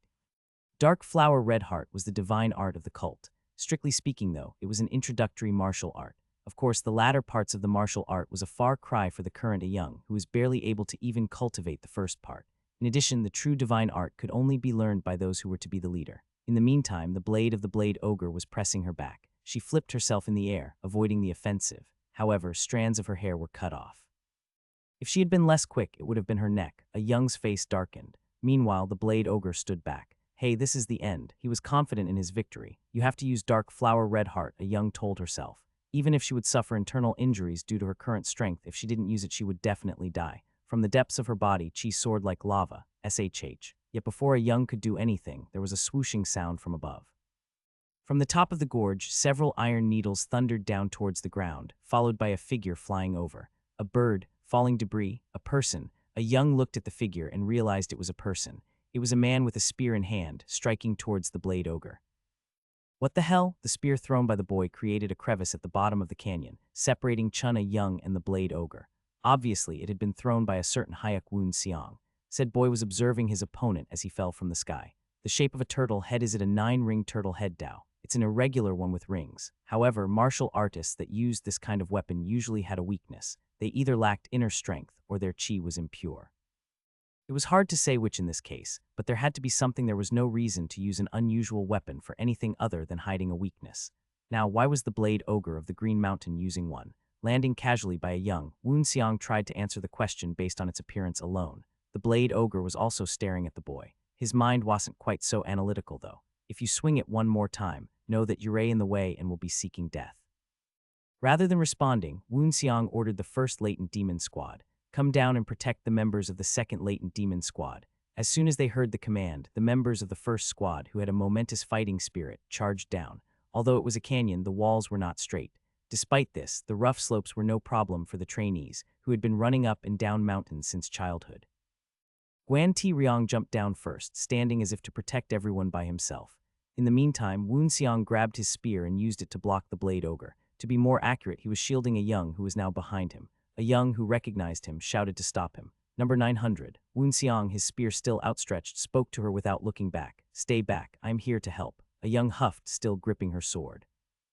The blade ogre is a great demon-level martial artist. Can you deal with him alone? Don't make me repeat myself. Stay back. Fighting with the wounded will only drag me down. As he said this, Woon Swing swiped with his spear, the movement lighter than ever. A young, as well as the blade ogre, almost missed the movement. Since when has number 900's movements been so fast? A young was speechless for a moment, gaping at him. Oh, then she noticed something. You've taken off the iron rings. To be precise, Woon Seong had taken them off just before jumping down the canyon. The situation seemed urgent, and he had made a quick judgment. He wasn't good enough to face this opponent with them all on. Woon Seong stared at the blade ogre, admiring how light his body felt. Even when he had dealt with black evil, the moment he had taken off the iron rings, the feeling of his whole body becoming light was hard to express in words. Whenever he dealt with the strong, it seemed that he was becoming addicted to the sense of freedom from taking off the bracers. So you should never take off the other two. If he got addicted to this sensation, he would be unable to practice properly. Indeed, unless the situation was a matter of life or death, Woon Seong had firmly decided not to take off the rings on his legs. Moreover, how will you get your revenge on opponents stronger than this if you take off all your rings today? The blade ogre stared at him. Are you also a dog of the demonic cult? At that, Woon Seong mocked. Calling me a dog of the cult will only make you more miserable. What? Seeing that the blade ogre didn't understand, Woon Seong immediately rushed forward. What do you call someone hunted down by a dog? Are you implying that you're lower than a dog? Boom. The energy of the boy collided with that of the blade ogre. Two weapons intertwined with sparks in between. Clang, ka-kang. A dark cloud seemed to float around the body of the boy. His eyes were flashing gold, so it was clear this was some sort of intimidation chi. It flowed from his body and through the spear, soon passing through to the body of the blade ogre. The blade ogre unconsciously flinched. Woon Seong smiled at this reaction. It works. This was his trump card, so the fewer people who knew of the existence of intimidation chi, the better. However, there was no way he would use it in dangerous situations like this, so he had to hide it. What the boy was using now was an application of intimidation chi, the one he learned during the fight against black evil, intimidation dress. It was a skill of suppressing the intimidation chi into a thin layer that wrapped around his body, like a cloak, instead of radiating outwards. How dare you? The blade ogre swung his blade wildly, not liking Woon Seong's laughter. As soon as the blade flew out, Woon Seong flipped. At the same time, the spear swung to prevent the attack, creating a lattice cage of energy with the spear master sex technique. Woon Seong's upper body shook violently. As the blade ogre of the Green Mountain was strong, it would be dangerous. He corrected his posture once again. So you blocked that. You really do know a thing or two. Didn't you hear me? You asked to be someone lower than a dog. You must not be so bright. You fucking brat. Based on his reactions and the previous collisions, Woon Seong had deduced why the blade ogre used an unusual weapon. His chi is impure. Woon Seong guessed that this was probably due to his cultivation arts. While it looked like the blade ogre's insights into the blade Dao was deep, it was likely very shallow. Incorrect practice would cause an accumulation of impurities in the body and chi. Though the opponent was a more complete martial artist than Black Evil, Woon Seong had the upper hand in short-term explosive power. Of course, beating the blade ogre was still easier said than done. Whoa, whoa, whoa. The blade ogre swiped at the air, causing undulations of energy to travel through the air. From his movements, it was clear that he hoped to kill Woon Seong in a heartbeat. Woon Seong, in the meantime, was trying to come up with a solution. His chi is more impure than Black Evil's, but more complete. He wasn't confident that the impure chi would make much of a difference. Son of a bitch, you're pretty good for your age, but blame yourself for being so arrogant. Hulalala. A violent storm occurred when the two collided. Beneath the feet of the boy, the earth cracked. At the same time, Woon Seong felt like his bones were being snapped. It was impure, but the amount of chi was suppressing him. The blade ogre attacked with an onslaught as if he was fully aware of this fact. With his attack, the ground shattered and dust flew. Kua kua kua, boom. two moves came to Woon Seong's mind: Art of Six Seals and Destruction and the Divine Spear of the Ending Night. Wanting to be a bit more conservative, Woon Seong chose the latter, Divine Spear of the Ending Night. His spear swam like a golden carp, running through the attacks of the Blade Ogre. At that moment, the spear headed right for the Blade Ogre's head. Cut, the offensive of the other changed. What had been an attack turned into defense. A solid wall of blades. Woon Seong's offensive was blocked by this defense with a sound like the thunderbolt. Coping with this, he unleashed another attack, Rain of Star Destruction. It's an impressive form, but you have yet to complete the art. You bastard of the demonic cult. The Blade Ogre seemed to have transformed again. He unleashed a rain of blades, each carrying blade aura. A bizarre sound rang, and the end of his spear began to distort. Even if the spear was made of black iron, it wouldn't have mattered. There was no end to the sword. What should I do? The divine spear of the ending night would penetrate the rain of blades, but would be blacked by the blade wall. On the other hand, the art of six seals and destruction could break through the blade wall, but would not get past the rain of blades. What a dilemma. Hey, let me end this. The Blade Ogre was walking forward, his voice sounding closer and closer. Boom, the attacks continued without stopping. I have to make a decision. The ending night or the six seals, or should I take off my leg bracers? In a crisis, Woon Seong's concentration was compressed to the limit. Even the passage of time seemed to slow momentarily. With this, he was reminded of an entirely different option. Why not both? It was an instinctive question that flashed unconsciously. In addition, it seemed to hit the nail on the head. The Dark Flower method and the completed method of the tempered orthodox chi, fill in the flaws with all the manuals that he had seen in the divine vault of demonic chi. That was how he had made the tempered true blossom. Then what about the ending night and the art of six seals? Wasn't this his goal, to combine the two? He was only putting it aside since he hadn't mastered either of them. Should I stop? Combining two incompletes was likely to produce adverse effects. That was a rational judgment, but the spear in his hands was already moving. It traced a trajectory that he had never seen before. Quang. With a bang and flash of light, a dragon with wretched claws and smooth movement began to dance. Needless to say, it was Chuna Young who most closely watched the fight between Woon Seong and the Blade Ogre. In her eyes, Woon Seong had become a completely different person. How can taking off two bracers make him that powerful? To be honest, Woon Seong was being pushed back a bit, but he was still managing to fight back. A Young chewed on her lip. How much has he grown since we left the cult? The difference over the last half year seemed to be clearly visible before her, making her feel worse. At the same time, she could not help but admire his character. He was number 900 at the beginning of the Cave of Latent Demons, but by the last trial, the strife of life and death, he had risen to the top. At that time, she thought they were similar. If I fight him now. A Young could only shake her head. At that moment, the battle between the two came to a peak and a bright flash burst out. Kua Quang. It was never easy to fuse two martial arts into one. Even more, the two spear arts he was mixing were absolutely top of the top. If Miriam were to know that he had successfully combined two martial arts that he had not perfected, even if just for a moment, many would be vomiting blood. This meant that Woon Seong was more than just top class. There were 3 reasons why Woon Seong was able to succeed in this heaven-defying task. First, he was lucky. There is always some luck needed in creating things, especially in creating something from nothing. Second, his concentration had been compressed to the extreme. His concentration, which was already superior to that of others, was compressed to the limit, opening a new world for the boy. It was as if a wall in his mind had broken down, allowing him to awaken parts that had been hard to reach. The third and final reason was the most important in explaining how he was able to complete the fusion. The third reason was none other than essence and identity, the uniqueness of Hyuk Woon Seong. The Spear Master Sect was a top sect in both scholarly learning and martial arts. The boy had accumulated the essences of numerous martial arts after many years. In addition, he also had the knowledge of demonic arts. As the situation became more serious, this gathered knowledge was like a heated bulb. The extreme concentration made it possible to find exactly what was needed from the emerging knowledge and miraculously use it to complete the martial art. Aqua. A giant dragon wiped out the entire body of the Blade Ogre of the Green Mountains, its teeth tearing and claws ripping. Moreover, the dragon's movements were soft and ecstatic. It could not be stopped by a shower of rain or blocked by a wall. Everything collapsed when it touched the dragon's might. The Blade Ogre screamed as his body was torn apart, but that was it. Soon, his head soared and fell off the spear of the boy. The newly created martial art was not only enough to kill the Blade Ogre, it pushed forward and left a large trace on the floor. There were even traces of its claws passing by. The other members who were hunting the remaining 9 vices were amazed. However, the facial expression of Woon Seong, who had created such a phenomenon, was very calm. Well, not exactly calm. In reality, he had no idea what to do because he was embarrassed by the attention. Amazing. It was a word from a Young who murmured subconsciously that caused Woon Seong to awaken from his stupor.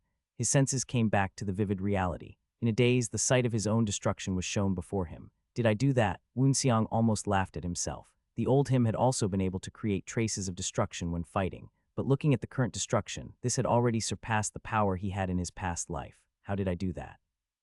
It seemed as if he had exceeded his own limits. So how did he do it? He squeezed his spear with his fingers. It had been so sudden and instinctual that he could not fully remember it himself, but only remembered how it felt. If someone had asked him to do it again, he would have had no confidence in replicating it. Nevertheless, he couldn't help but be pleased. I think I have found the way to go.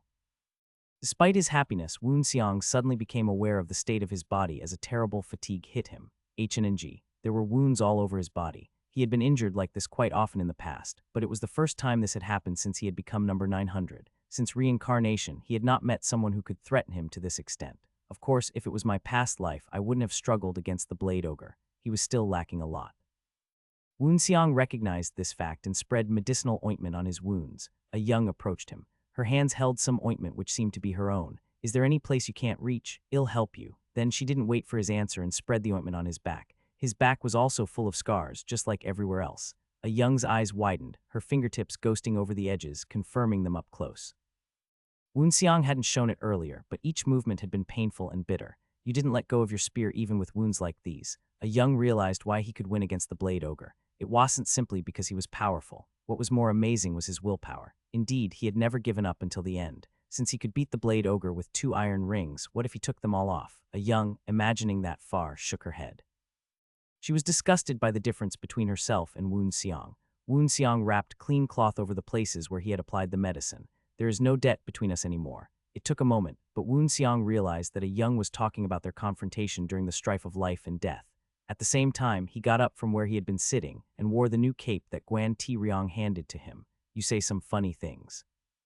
Hearing the cold and cynical words, a young looked at him as if she were surprised. Woonseong's eyes were sharp. What do you mean no debt? I'm pretty sure you owe me now. He grabbed his spear as he said so, strapping it back on. Let me make myself clear. You didn't let me win back then. You just didn't have the confidence to win, so you stepped back. If you don't like it, you can try me right now. A frosty aura flowed out of the boy's body. He had just finished a battle. His condition was not great, as wounds covered his body.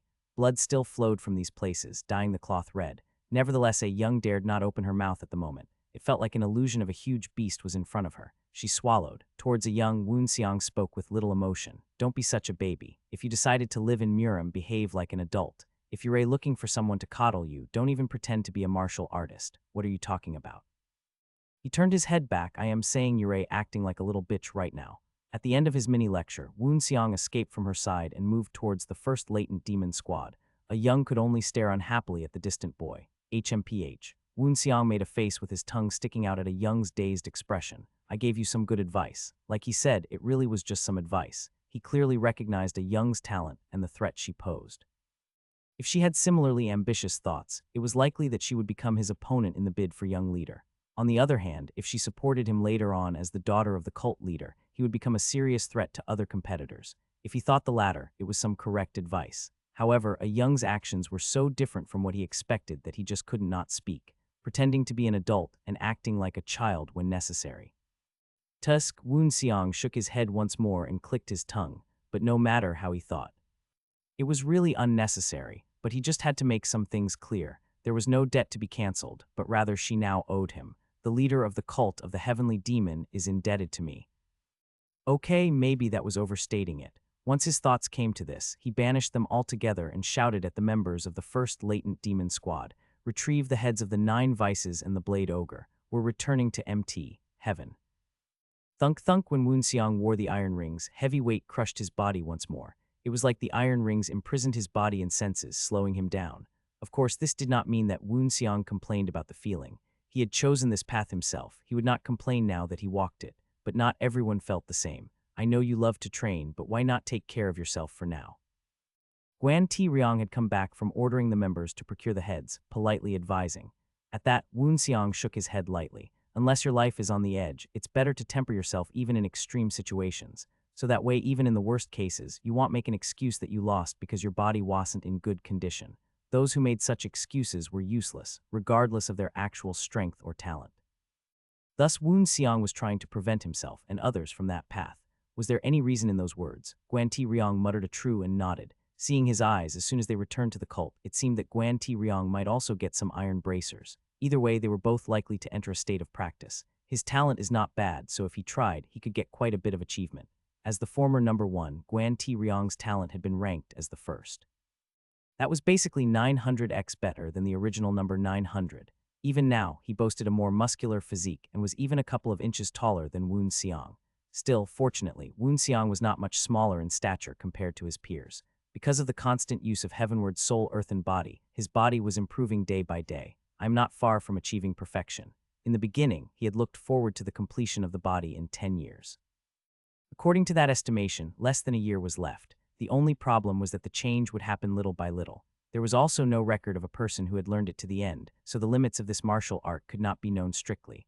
As a human being, there should be no limits to their road. It was slow, but endless. Nevertheless, Woon Xiang's goal was at least completion. Woon Xiang operated his energy with a faint smile on his mouth.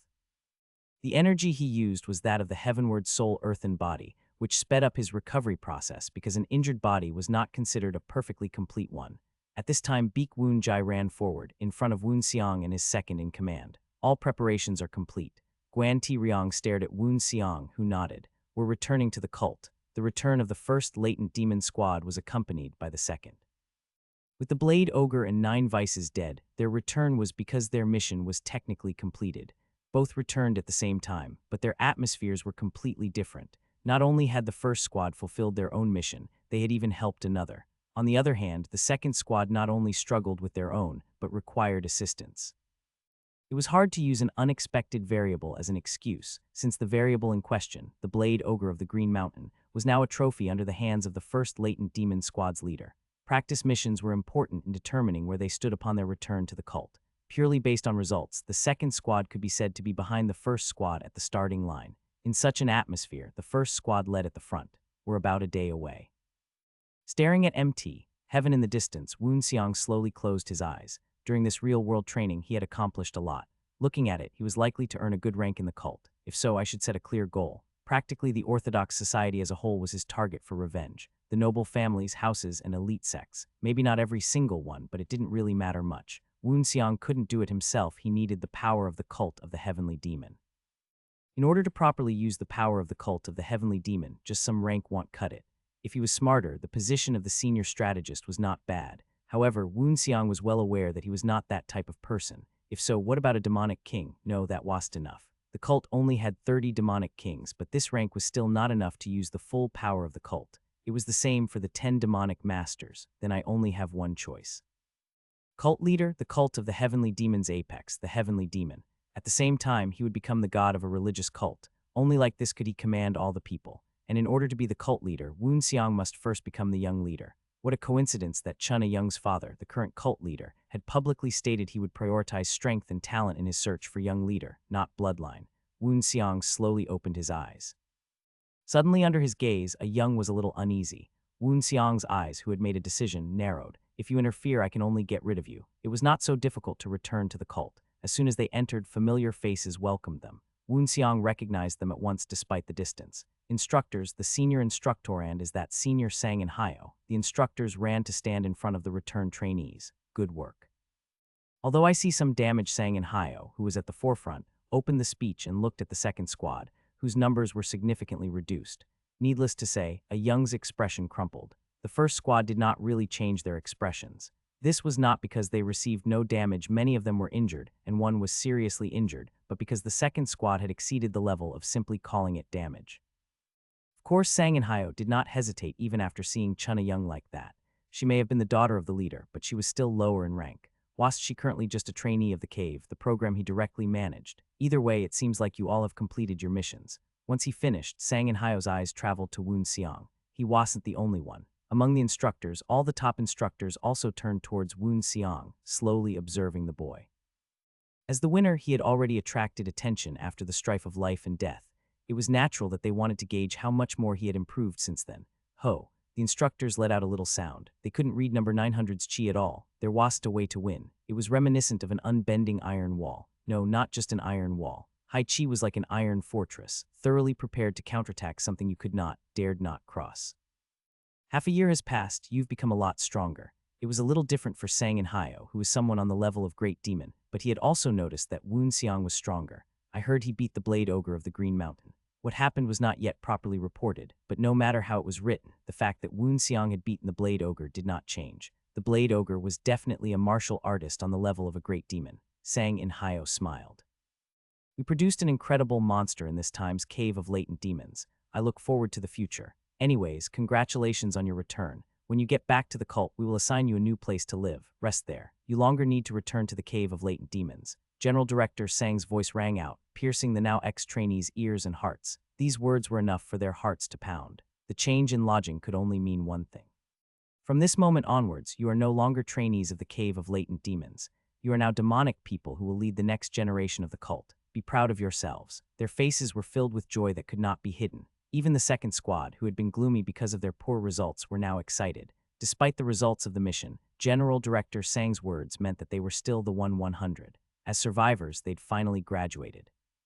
The third squad has not yet returned. When they do, I will call you, so rest well in your new quarters. Luxuriously, the members were all given accommodation in single rooms. Still, the members of the first squad had enjoyed similarly at the branch office in Kashgar, so they were somewhat accustomed. However, some did not rest comfortably. One such person was Woon Seong. He looked at the crushed spear in his hands, holding it up under the shattered moonlight. It's too bad about this.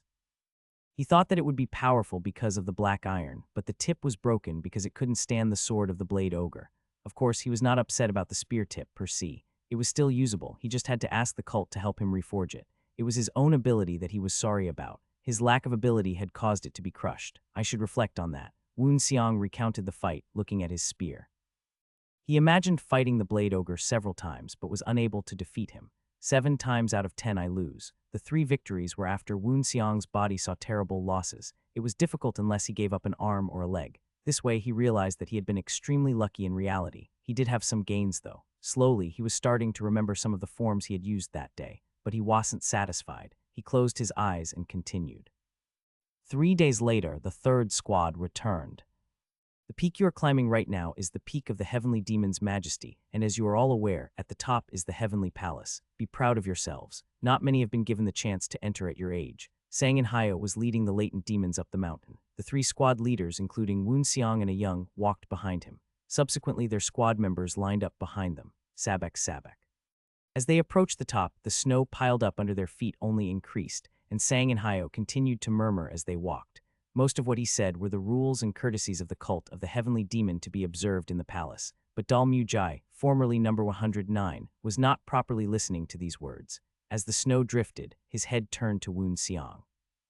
Unlike a young who was simply conscious of Woon Seong's existence, Dal Mu Jai did not bother to hide his jealousy and envy. He arrived before me. Dal Mu Jai could not believe that Woon Seong would be so strong. He had been born as a Miao warrior and was confident in his own strength. Even inside the cave, he was victorious. Of course, he was defeated by a young once, but that was just because he let his guard down. Now that he knew about the dark flower red heart, if they fought again, he would win.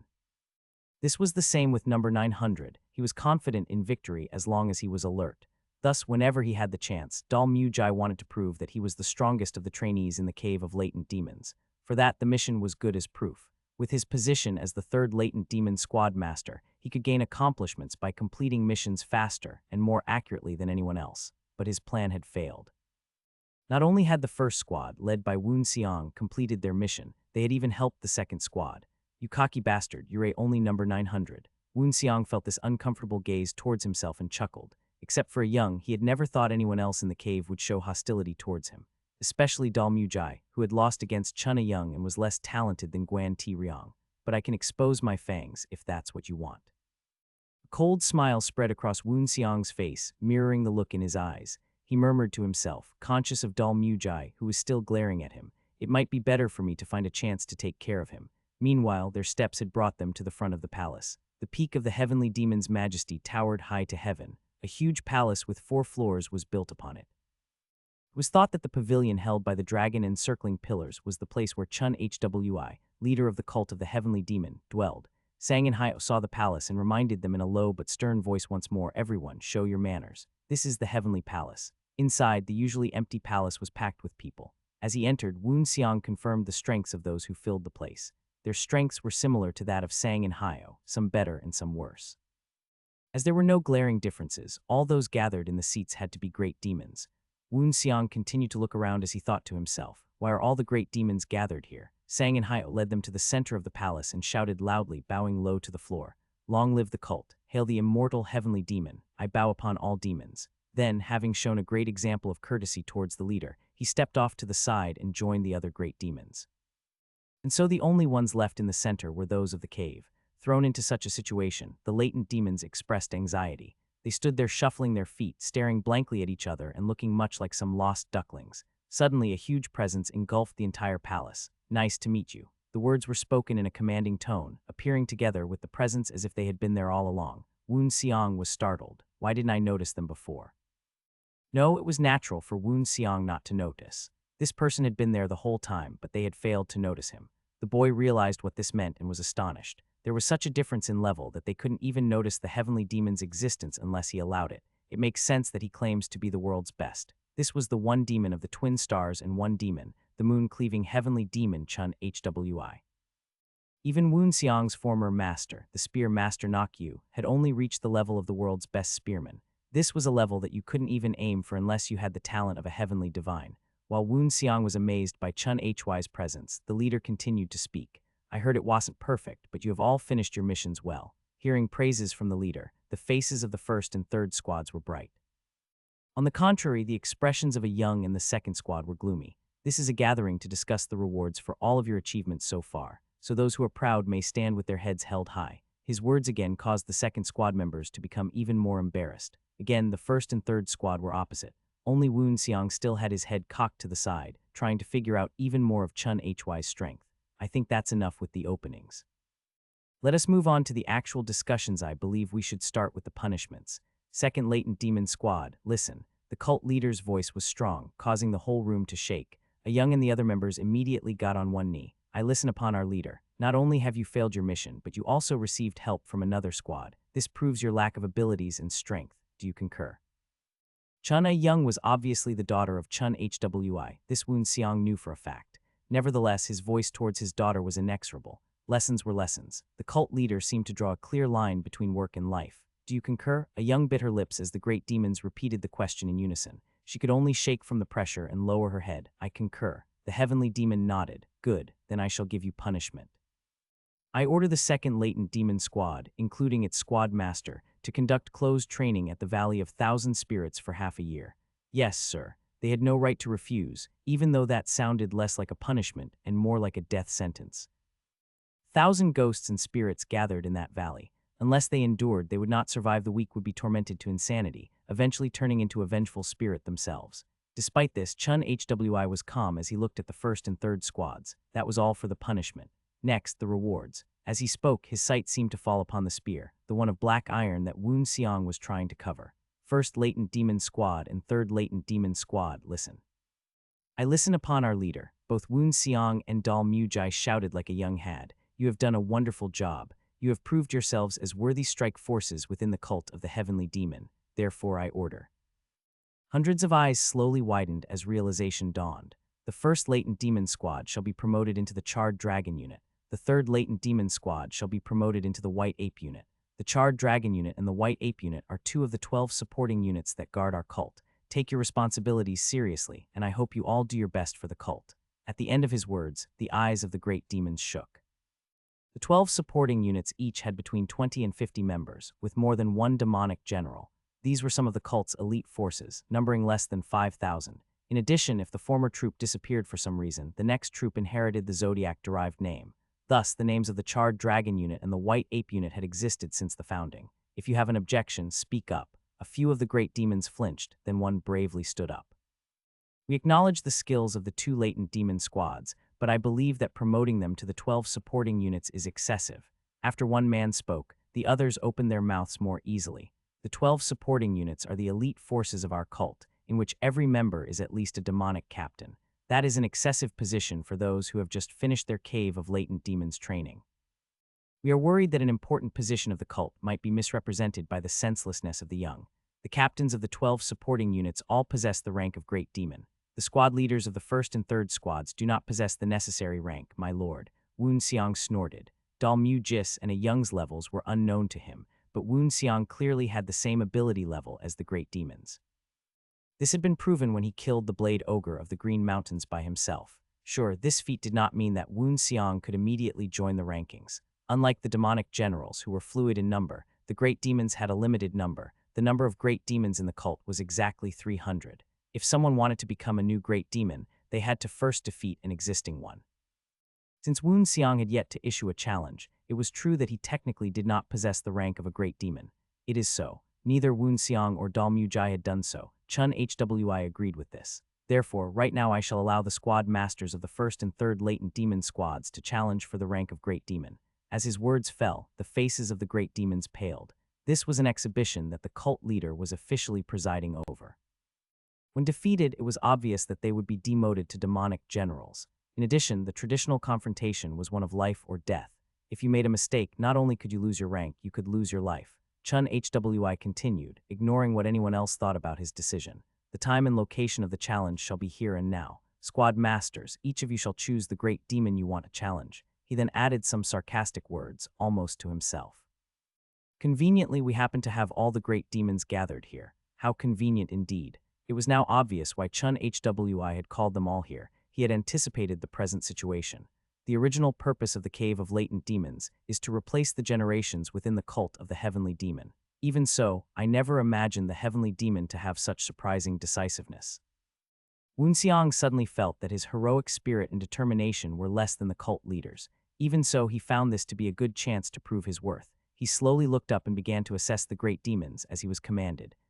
When the eyes of the boy turned to them, the great demons looked uncomfortable. HMPH. Some were blindsided and felt threatened, glaring down at him. Somehow, a child was looking to join their ranks. Others, though, were just laughing to themselves.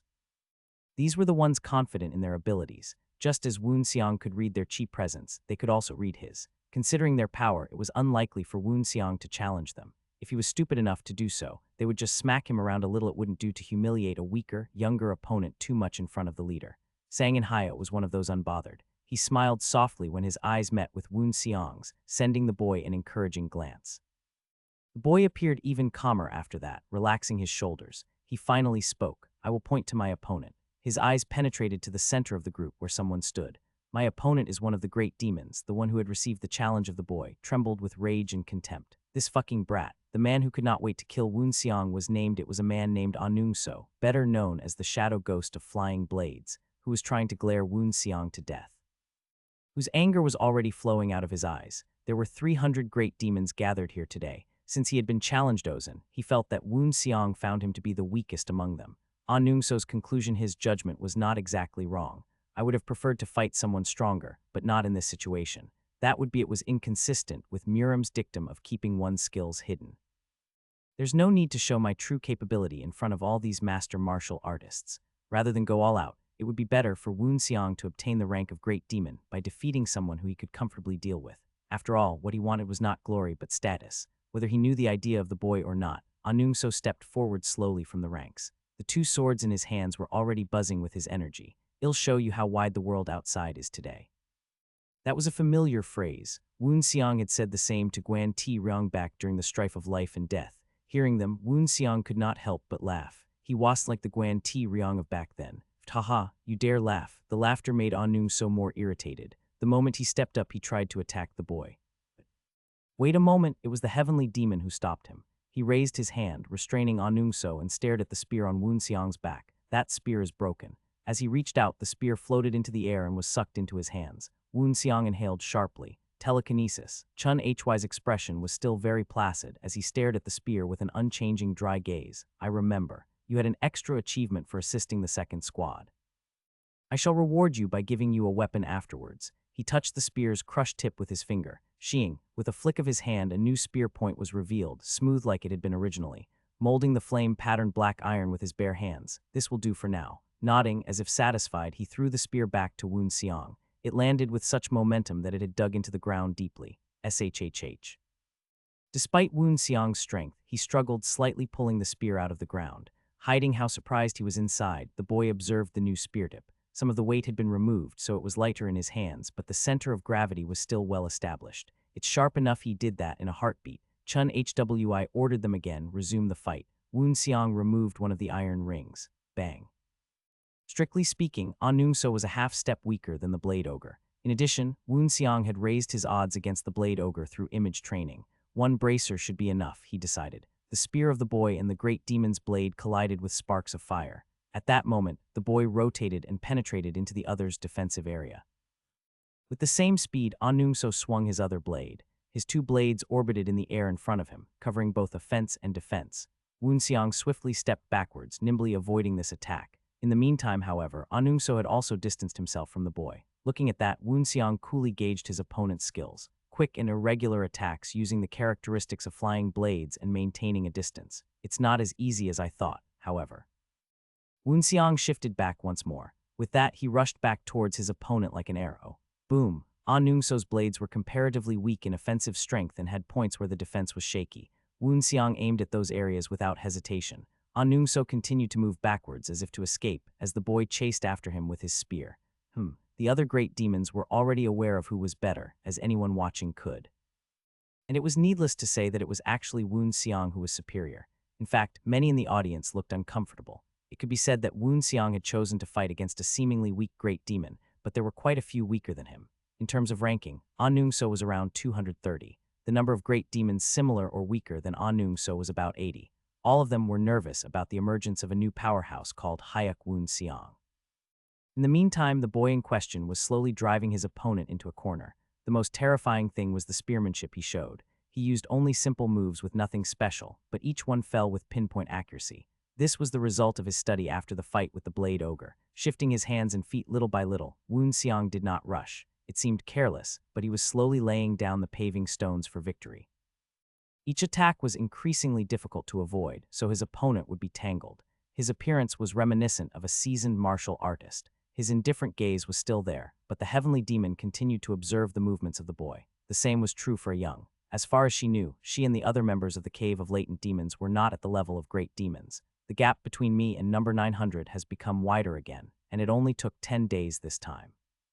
The gap keeps widening. She shifted her eyes to her father, the cult leader. He looked uninterested, but his eyes were still chasing the movements of the boy. She needed the ability to be recognized by him. A Young bit her lips. Half a year in the Valley of Thousand Spirits, I cannot lose any more after that. The fight between Woon Seong and Anungso was slowly running towards the conclusion. It's not as easy as it looks, Woon Seong sighed to himself. Woon Seong slowly regulated his breathing while driving his opponent into the corner. No intimidation chi was used, and he was still wearing 3 iron rings. It really was not easy for Woon Seong to push a great demon in that state. Behind his vicious offensive was hidden careful calculation. His spear rained down, becoming like a tsunami that would strike down the incompetent. Hua hua hua. You brat! This wave swept over Anungso, who swung his swords to slash away at the spear. But even if you tried to cut a tsunami, how much water would disappear? Woon Seong had completely trapped Anungso, who continuously tried to escape. Fuck, fuck, fuck. With another step, Woon Seong reduced the radius that Anungso could move and in a violent sweep, smacked one of the blades away. His spear was now aimed at the neck of his opponent. If it pushed forward, Woon Seong would win, and he would not hesitate. I lost. The great demon was the first to admit defeat. Anungso looked at his blade on the floor and admitted defeat with a bitter expression. Like this, he would fall to the rank of demonic general. If he thought about the position and reputation he had built up so far, it was all a waste. But was it worth losing his life over? Anungso surrendered, but soon turned his head and stared at the other great demons. This was a warning that he would return to the rank of great demon by taking one of them down. I'll be back. Some of the great demons weaker than Anungso flinched. Looking at him, Woon Seong slowly moved his spear away. It didn't matter what the great demons weaker than Anungso thought. He had already got what he wanted. Huff, huff. Little by little, his breathing evened and he smiled, satisfied. Great demon. This rank was neither too low nor too high. He had even shown his skill in front of the heavenly demon. In order to become the young leader, I need skill as well as contribution. And he had shown his skills. This was basically hitting 2 birds with 1 stone. Chun Hwi spoke, looking at Woon Seong. You've become a great demon at a young age. Congratulations. In the midst of regulating his body, Woon Seong bowed his head and thanked the cult leader. I thank the leader. The heavenly demon spoke to another. You also deserve to challenge the great demons. Who will you challenge? Dalmuj's abilities were technically inferior to great demons. Thus, he was unable to know who was stronger or weaker among the ranks and was unwilling to gamble. However, there was one great demon who was currently weakened and had consumed chi. Dalmujai smiled and asked, am I allowed to challenge any? Great demon in this place, of course. No one here is an exception. Hearing this question, Chun Hwi nodded and smiled for the first time. He was aware of Dal Mujai's idea. Then my opponent shall be this man. Dal Mujai was pointing at Woon Seong. At such an occurrence, Woon Seong picked up the iron ring he had removed earlier. The chance came earlier than I thought, he thought, chuckling to himself. Life or death. The fight to become a great demon was technically one of life or death. Woon Seong had been looking for the chance to get rid of Dal Mujai since climbing up the peak of the heavenly demon's majesty. Now, Dal Mujai was offering his head on a silver platter. Killing intent radiated from his smile. Snap. The sound of an iron ring snapping back into place echoed through the room. What are you doing? Dal Mujai frowned once he saw Woon Seong putting the iron ring back on. Woon Seong had clearly been chosen because he was the weakest. Do you think you can beat me with those on? You thought I would be tired after a single fight. Woon Seong laughed at those words. This should be enough. No matter what Dal Mujai was thinking, Woon Seong was free to do whatever he wanted. Helping the cult get rid of someone stupid like Dal Mujai, he didn't even feel bad. It's not like it even mattered if Woon Seong was tired or not. That's how large the gap between them was. In fact, everyone else could also feel the difference between Woon Seong and Dal Mujai. Only Dal Mujai was not aware of it. This bastard, you do realize this fight is allowed to conclude with death. Woon Seong responded briefly. Of course. And then with his spear aimed at his opponent, he added on a few words, and that's why this is good enough. Son of a bitch, how long will you bark? Unless you practiced martial arts with your mouth, draw your sword. If not. SHH, Woon Seong rushed in front of his opponent. Dal Mujai quickly pulled the sword from his waist and blocked the spear. Ka-cha, the sword soaring from below and the spear crashing from above. In just one collision, the body of Dal Mujai was pushed back. But the offensive of the boy had only just begun. You should have known your place. You dare show hostility towards me. Do not cross me. This was a warning not only to Dal Mujai, but to all the latent demons who were watching the battle. Dal Mujai was just an example. Thud. Dal Mujai slowly retreated backwards, avoiding the onslaught. Then he leapt towards one of the pillars and went in a circle around it, adding rotation to his next move, before swinging towards Woon Seong. Did you think I was just going to sit down and lose? SHH. Dal Mujai's sword was coming in a straight stab. At first glance, the movement looked basic. It was a thrust with rotation. However, Woon Seong knew better. The waist was overly twisted. This was a fake move, hiding a cut. Woon Seong casually avoided the cut, ducking down. He then leaped into the air, shoving his shoulder into Dal Mujai's chest. This is it, Quang. Og. Woon Seong's hit had forced Dal Mujai's body to bend at a weird angle, causing pain to lance up his opponent's spine. Trauma from the blunt force and pain devastated his mental capacities. Not only was Dal Mujai blown backwards, he was basically unconscious. Dal Mujai crashed through a pillar and was buried into the wall of the palace, cracking it. Kua. The only good news for Dal Mujai was that he was still conscious, not that it would help him much. As Woon Seong approached, Dal Mujai slowly raised his sword. This was the movement of a man who had 4 iron bracers on. There was a great battle before, how could he not be tired? Dal Mujai could only stare. Unlike when he had been against Anungso, Woon Seong's breathing was stable. The man standing before me is a monster. Dal Mujai felt tremendous fear, his legs trembling. He had to give up right now or he would die. He tried to surrender, hiding his trembling voice. Hi. Bud. Woon Seong was faster. Suddenly, Woon Seong reached out and grabbed Dal Mujai's neck. 5 fingers only touched his neck for a moment. Crack. Dal Mujai's head was turned around such that the heavens and the earth in his eyes were reversed. And his body fell forward. Until then, Dal Mujai wasn't even aware of his own death. It's over. Soon, the heavenly demon announced the winner and the loser. Dal Mujai came out of the cave of latent demons believing in his own superiority and died for it. The overwhelming disparity in power caused some members of the latent demon squads, such as those under Woon Seong, to look at the boy in awe. Others showed fear. Either way, Woon Seong smiled with satisfaction. That should make everything clear. The voice of the heavenly demon rang again. The first latent demon squad shall be promoted into the charred dragon unit, also the squad master. The heavenly demon glanced at Woon Seong. The boy bowed and stated his name once more. It is Hayek Woon Seong, sir. Is there any objection to the promotion of the squad master, Hayek Woon Seong, into the ranks of Great Demon? The heavenly demon's voice echoed through the interior of the palace. No one objected. Everyone saw clearly the ability of the boy. Rather, they were thinking how fortunate it was that he had not challenged them. There seems to be no objections. If so, from this moment onwards, the first latent demon squad shall become the charred dragon unit. The unit master Hayek Woon Seong shall be given the rank of Great Demon. 2. Woon Seong and the new charred dragon unit bowed and loudly thanked the heavenly demon.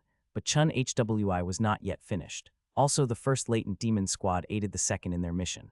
Hayek Woon Seong, who has defeated the Blade Ogre of the Green Mountain, shall be given the right to enter the cult's demonic armory. Continue to show your devotion to the cult in the future. At the end of those words, Woon Xiang bowed deeply. Yes, my lord. The atmosphere of the first latent demon squad, which was now the Charred Dragon unit, was like that of a festival ground.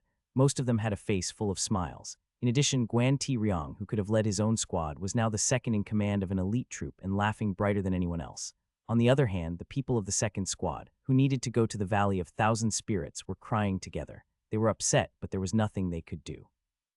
It felt unfair because there had been unforeseen variables, but the fact that they had been unable to complete their mission remained exceptions would not be made just because they felt life to be unfair. Even if they complained, they had no choice since the heavenly demon said to enter the valley. They would enter the valley no matter what. Knowing this, a young glanced over at Woon Xiang. After the Valley of Thousand Spirits, there won't be such a difference between us. Valley of Thousand Spirits was a place where you would go crazy if you couldn't become strong. Like the Cave of Latent Demons, growth was the only option there. A young clenched her fist with determination. Nevertheless, they could not be angry with the lunatic who knocked down Dal Mujai. Woon Xiang was, without a doubt, the strongest of those from the Cave of Latent Demons. After seeing his strength, they did not dare protest. Woon Xiang, who had achieved his wish, was thinking slightly differently from the others. The cult's demonic armory. That was the only first-class armory within the cult of the Heavenly Demon. The building, composed of 5 levels, was filled with weapons collected from all around the world. According to some rumors, the cult's demonic armory contained weapons that could be considered as either demonic weapons or heavenly weapons. Woon Xiang's eyes were bright with excitement. I never imagined that I would enter the cult's demonic armory. Although a martial artist should not rely heavily on their weapon, it was only natural for them to covet a superior weapon. The flame-patterned black iron spear was a nice weapon, but it could not be considered as a masterpiece. No, a true masterpiece was forged with the soul of a blacksmith from excellent materials. More importantly, it also needed to perfectly match its owner. People say that a weapon with a soul will sometimes accept its master's will. Unfortunately, Woon Xiang had never owned such a weapon before and did not really understand the concept all that well. But that wasn't the only problem. He looked over his shoulder at the spear resting against the wall. If he got a new weapon, what should he do with his current spear? It was made from flame-patterned black iron, after all. It would be a shame to waste the precious metal. Should I melt it and make a new weapon? Of course, the spear was not made from pure black iron, but it was good enough. Depending on what he wanted, he could make at least 2 weapons. Thinking about it, Woon Xiang decided that he wanted something that was good for long range and another for close range. Since a spear was great for mid-range combat, he needed other weapons to complement it. It would be good to look for a blacksmith within the cult. After I get a new spear from the armory, that is. Woon Xiang didn't know if he would find a good spear, but it felt a little like fate. If he went there, he would find the one he wanted. This wasn't based on information nor facts, but a feeling deep within him. Either way, he would find out tomorrow. The newly formed Charred Dragon unit celebrated amongst themselves until the early hours of the night, but the rest of the cult operated as usual. At the dawn of the new day, a guide visited Woon Xiang's quarters to lead him to the cult's demonic armory, just as Chun Hwi had said. It was someone he recognized. "Are you guiding me, sir? They asked me to do the job since we're already acquainted." "The leader asked you." "No, the senior strategist did." At that point, the youth nodded. The one who had come was the demonic sword of layered blood, Sang In Hyo. "I ask that we start moving unless you have something else to do," Sang In Hyo said, and Woon Xiang could tell that the general director's attitude towards himself was subtly different. That's only natural. Before yesterday, Woon Xiang had barely been a demonic general, unqualified for the great demon Sang In Hyo to show much respect towards. On top of that, as the general director of the Cave of Latent Demons, Sang In Hyo controlled number 900's life and death. After graduating with flying colors, Woon Xiang could not be treated the same. "I understand." Woon Xiang nodded and they began to move. Leading the way, Sang In Hyo left the village surrounding the Charred Dragon house and started towards the inner mountains. Wherever they went, peaks and valleys spread out before them. It seemed like a normal walk, but each step covered great distances. Woon Xiang chased after Sang In Hyo. How far had they gone? After some silence, the first person to speak was Sang In Hyo. "You have improved a lot. Isn't the nature of demonic arts like that?" Sang In Hyo laughed bitterly at that. It wasn't Woon Xiang's intention, but his words had hit a sore spot. Demonic arts pursued great power by breaking down harmony and did, in fact, tend to be cultivated faster than orthodox arts. But the growth rate was not consistent from beginning to end. Achievements got slower as you became stronger. Not only that, due to the rapid growth rate, it was easy for people to experience chi deviation. Because people were scared of this, they could only remain stagnant. Sang In Hyo was one of those people.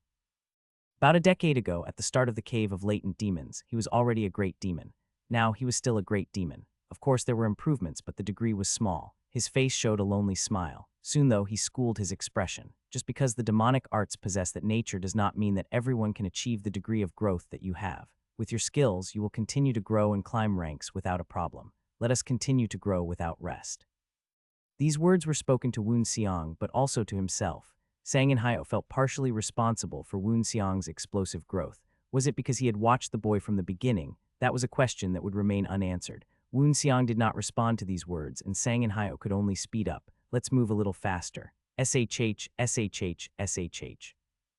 The speed of the two men traveling over the peaks and canyons of the heavenly mountains increased, and their surroundings blurred around them. The location of the cult's demonic armory was unfamiliar to the people of Zhongyuan too, but was well known to the people of the cult. All great demons and higher were aware. There were even some demonic generals who knew, but that did not mean everyone could enter. The path to the armory was constantly guarded by mysterious high-level martial artists who denied entry to anyone who approached without permission. Their identities were shrouded in many secrets. Some said that they were a group of great demon-level martial artists. Others said a single demonic king was guarding the place. Of course, like all rumors, they weren't very accurate. Strictly speaking, the guards of the vault belonged to the unrecorded demonic group, which meant they would not be found in the records of the cult. The group itself was recorded as an existence, but everything else about the group remained a secret. Since no members were listed, there was no way to know just how many belonged to the unrecorded demonic group. Even if someone was found in the records of the cult, there was no guarantee that they weren't a member of the unrecorded demonic group. The only thing known for sure was that the unrecorded demonic group had agreed to obey the heavenly demon for generations. However, they did not restrain Woon Seong and Sang In Hyo. After all, these two were approaching with permission from the reigning heavenly demon, and finally the armory could be seen. Sang In Hyo stopped once the building could be seen about 50 meters away. I can't go forward anymore. Only you are allowed to enter. Go on. Woon Seong nodded and headed onwards. The building was taller up close. What was unusual was that the door was made of heavy iron, compared to the building looking like it was made of wood. The iron on the hinges had rusted, as if the door had not been opened for a long time. That wasn't a problem though, it still worked just fine. With a shove, the iron door opened with a thud and the interior of the armory was revealed. Looking inside, Woon Seong made a small sound of appreciation. The inside wasn't as large as Woon Seong had thought based on the exterior. However, it was full of weapons with barely any room outside of the passage. There were a number of giants' double-edged swords, a large collection of Dao sabers, and a good number of spears. This is only the first level. The cult's demonic armory consisted of 5 floors. Moreover, not everything from the ground floor was visible right now either. Amazing. Woon Seong swallowed his saliva and slowly walked inside. At that moment, someone's voice flowed into the room. You have only 1 hour. Woon Seong nodded instead of answering aloud. It did not matter if the member of the unrecorded demonic group saw his signal or not. He was already looking through the weapons. No martial artist could see this scene and not be tempted into admiring the place. The moment he moved forward a little, his face changed. Since the weapons were everywhere, the temple suddenly exerted a pressure that made his bones tremble and his skin sizzle. It felt like many powerful people surrounded him. Cold sweat dripped down his neck. What a strong illusion. However, Woon Seong quickly calmed his mind using the heavenward soul earthen body. I finally feel a bit better. The feeling of his body being stabbed had disappeared. In fact, Woon Seong did not completely understand, but what he had just faced was the chi of the armory itself. As you stepped into the armory, your anticipation would be maximized. Furthermore, fear clouded judgment. A blunted judgment was a hindrance that would cause a person to miss out on good opportunities. If you did not overcome this test, you would not choose the proper weapons, and Woon Seong had passed the test nicely. As his mind eased, the inside of the armory was more clear to him. There's nothing that impressive. Most of them were ordinary weapons. Maybe they were a bit sharper than what was available on the market, but they weren't anything special. Anyone with a little bit of money could obtain them. This is a trap. Woon Seong realized the truth. The pressure was a test of unwavering composure, a test of worth. I should be careful. His eyes deepened. He picked up some of the spears and swung them. They performed well, but that was it. Soon, he moved on to the second floor. It was the same as the first. The floor seemed irrelevant to the quality of the weapons, as these were not so different from the others. There were some nice spears, which could be considered at the level of a namesake weapon. Not only that, many of them seemed to have hidden functions or abilities. They were all good weapons, but not perfectly satisfactory. Perhaps I was too excited. Woon Seong was a bit disappointed as he stood on the stairs leading to the 3rd floor. He decided that if he didn't find something he really liked, he would choose the spear he had just put down. An anomaly occurred the moment his foot hit the 3rd floor. Wang, the necklace on his chest, the one of the spear master sect, showed a small response. At the same time, Woon Xiang was trembling, naturally turning towards a corner of the armory. There in the corner was a spear Woon Xiang had overlooked. In a daze, he moved to the area and picked up the spear. As he did so, the spear trembled and the rust covering the spear tip fell off. Wang, it revealed its true appearance. There was something familiar about the spear as Woon Xiang held it in his hands, the spear Master Sex artifact resonating with it. The spear tip was about 8 inches of shining white metal. The length and width of the shaft were a little longer and thicker than the general spear. There was a red cloth tied directly under the tip. He touched the fabric lightly with his fingertips. Despite being here for so long, the cloth was undamaged. Enchanted tussar silk. He suddenly noticed that there were markings made on the cloth. There's something written, and the letters were embroidered onto the fabric. From star absence to unrecorded. This spear had clearly been gifted and passed from one hand to another, so why was it here? Woon Xiang swung the spear in his hand. It truly resonated with him. At the same time, his heart began to beat wildly. This is it. The materials were unknown, as the tip was a majestic, silvery white. Despite the rusted layer, the actual spear looked just fine. Still, he knew that this was the spear that he had been searching for. The thump of destiny he had felt the other day had been to find this spear, but it didn't all make sense. Woon Xiang thumbed the necklace hanging on his neck. Why did the artifact of the Spear Master sect react to it? The moment he had grabbed the spear, the artifact had stopped humming. No matter how he searched, though, there were no traces of the Spear Master sect on this spear. However, at the bottom, characters had been engraved: Dragon Fang of the White Knight, a spear made from the fang of a dragon, shining like the full moon on a clear night, the White Knight's spear. Having taken a liking to this spear, he decided to shorten its name to the White Knight Spear, since the Dragon Fang spear of the White Knight was a mouthful. Woon Xiang swung this White Knight spear. Once again, the feeling of using it was different. It truly was something like fate. Whoa. The White Knight spear resonated with something within the boy, not just the Spear Master Sex artifact. In the end, Woon Xiang chose this White Knight spear as his weapon. Just in case, he had checked the last 2 floors, but there had been nothing that would suit him more. When the boy came out of the armory, Sang and Hyo, who had been waiting, asked, "That spear is that your choice?" In response to the question, Woon Xiang adjusted the spear strapped to his back, looking pleased with himself. Was did a good choice, however. Sang and Hyo wasn't taking in the striking figure of the boy. His eyes weren't even on the boy, he was staring intently at the spear itself. Some time passed in silence. Sang and Hyo exhaled deeply, then turned around. "Let's return if you are finished with your business." Woon Xiang couldn't read Sang and Hyo's expression, but the other's eyes were deep. The Dragon Fang spear of the White Knight and the art of 6 seals and destruction, Sang and Hyo murmured within his heart. So in the end, the two come together. What fate. It was a fateful encounter between 2 objects, indeed, one that had taken hundreds of years to occur. But Sang and Hyo only closed his eyes and continued on in silence, only speaking until they had reached a nearby village. Being part of the 12 supporting units, you must be burdened. Yes, I do feel the weight of my responsibility. The 12 supporting units were the elite troops that guarded the cult of the Heavenly Demon, facing the enemy head-on and performing missions. Excluding Woon Xiang, the members of the Charred Dragon unit desperately lacked the experience equivalent to their skill level. Without the memory of his past lives, Woon Xiang's situation would not have been any different. Still, they had no choice but to bear their responsibilities. "It won't be easy, but I believe you will handle it well," Sang and Hyo said and laughed. If it was another great demon speaking, they probably could not have been so genuinely supportive.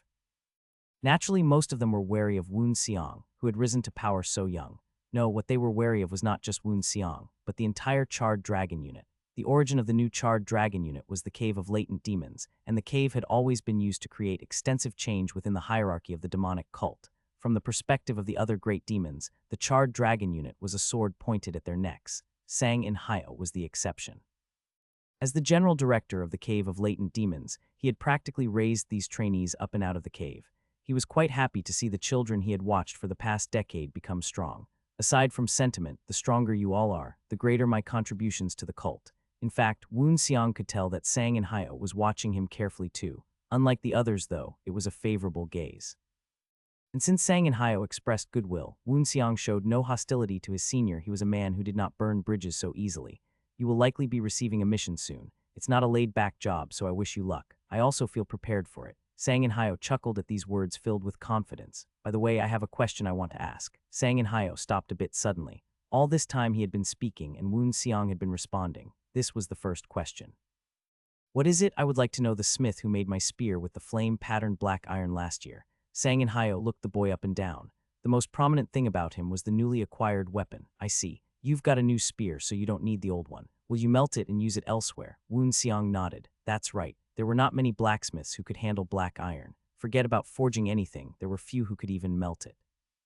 So rather than running around to find one, asking Sang and Hyo, who had helped make his old spear, would be less troublesome. Fortunately, Sang and Hyo found it to be a reasonable request. I believe it was around the cave of latent demons. Right. Go to one of the villages of the demonic people, village 15. Go to the forge in that village and find the smith Gong Ya. There were a total of 30 villages inhabited by the demonic people in the cult's homeland, numbered by their proximity to the center. Village 15 was not very far away from the charred dragon house. If he rushed, Woon Xiang could get there within 2 hours. Sang and Hyo nodded silently. Then I will take my leave. You've got a good spear in your hands. I hope y'all take care of it. With that, he disappeared without a trace. Woon Xiang took a step in the direction Sang and Hyo had disappeared in, continuing towards the charred dragon house. This building had been used by the charred dragon unit for generations and would now be the home of the ex-latent demon squad. It was a luxurious accommodation with a dining area on the ground floor and individual housing. There was even a separate room for banquets. As he entered, several people were sitting and eating. Welcome. They jumped up from their seats and greeted Woon Xiang, who entered and nodded at them. Will you eat, Captain? Baek Woon Jai rose from her seat to ask. No, not very hungry. At such words, Baek Woon Jai had a dull look for a while before returning to her seat. I've decided to have a small banquet with the unit tonight. Can you come then? Banquet. We've never eaten together since being promoted. Why don't we all celebrate together? Woon Xiang's idea of bureaucracy changed slightly as he realized that when he was away, the lieutenant and Baek Woon Jai took care of the responsibilities.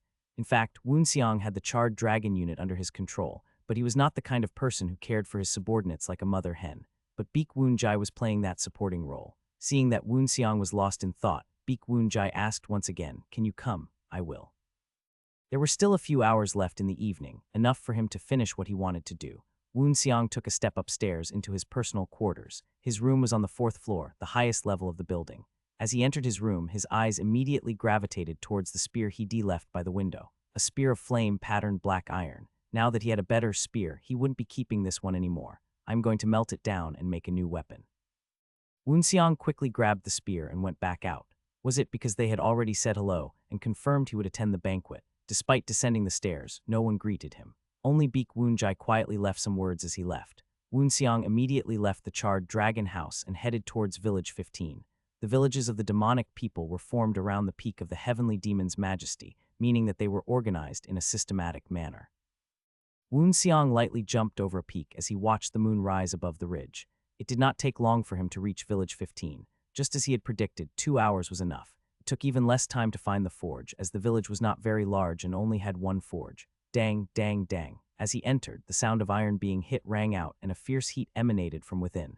Even though the days had become quite chilly, the inside of the forge was hotter than summer. Woon Xiang decided that although the forge was small, it looked promising.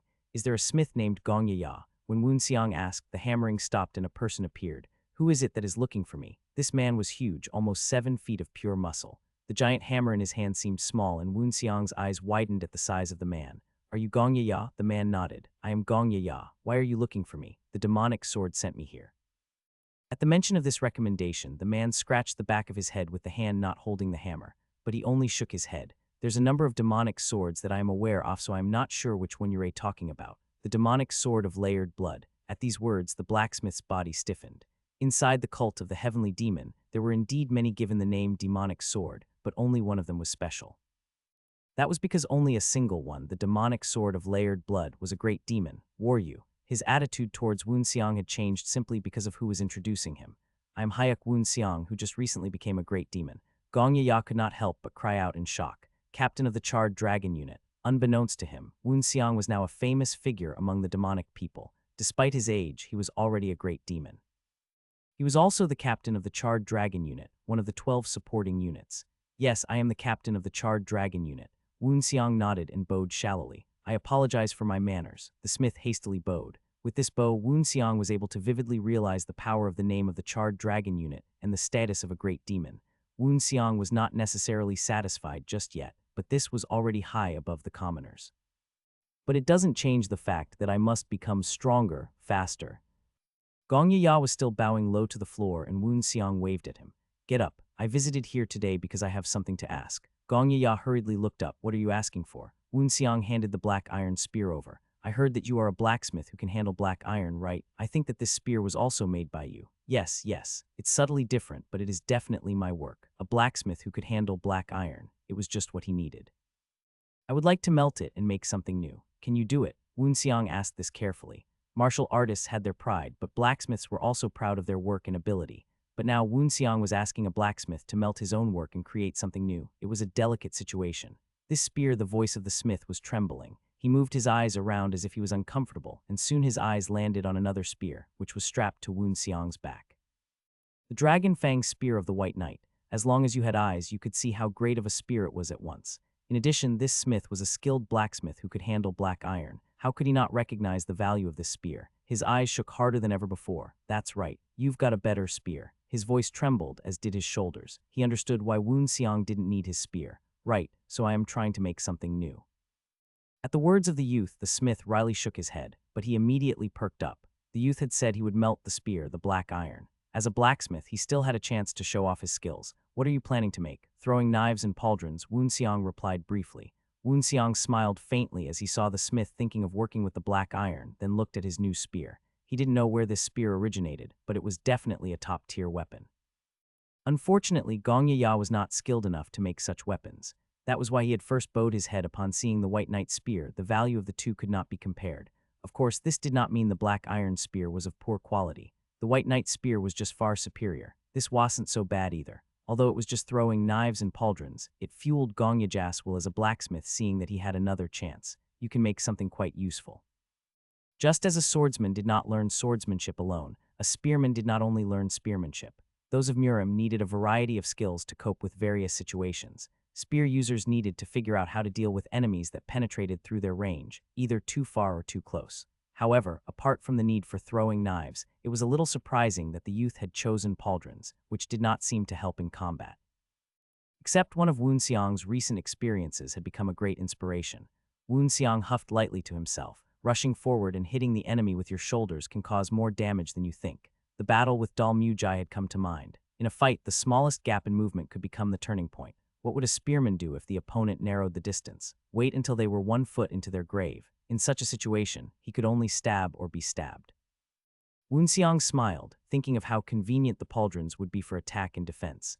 At that time, the Gong Yaya had gone inside and walked back out. He held a small wooden box in his hand. Oh, you haven't told me when you expect these to be finished, right? Woonseong shook his head and answered, I will come find you during the next full moon. The smith nodded and held out the wooden box. Woonseong opened it and found a few throwing knives, a belt, and some shoulder plates.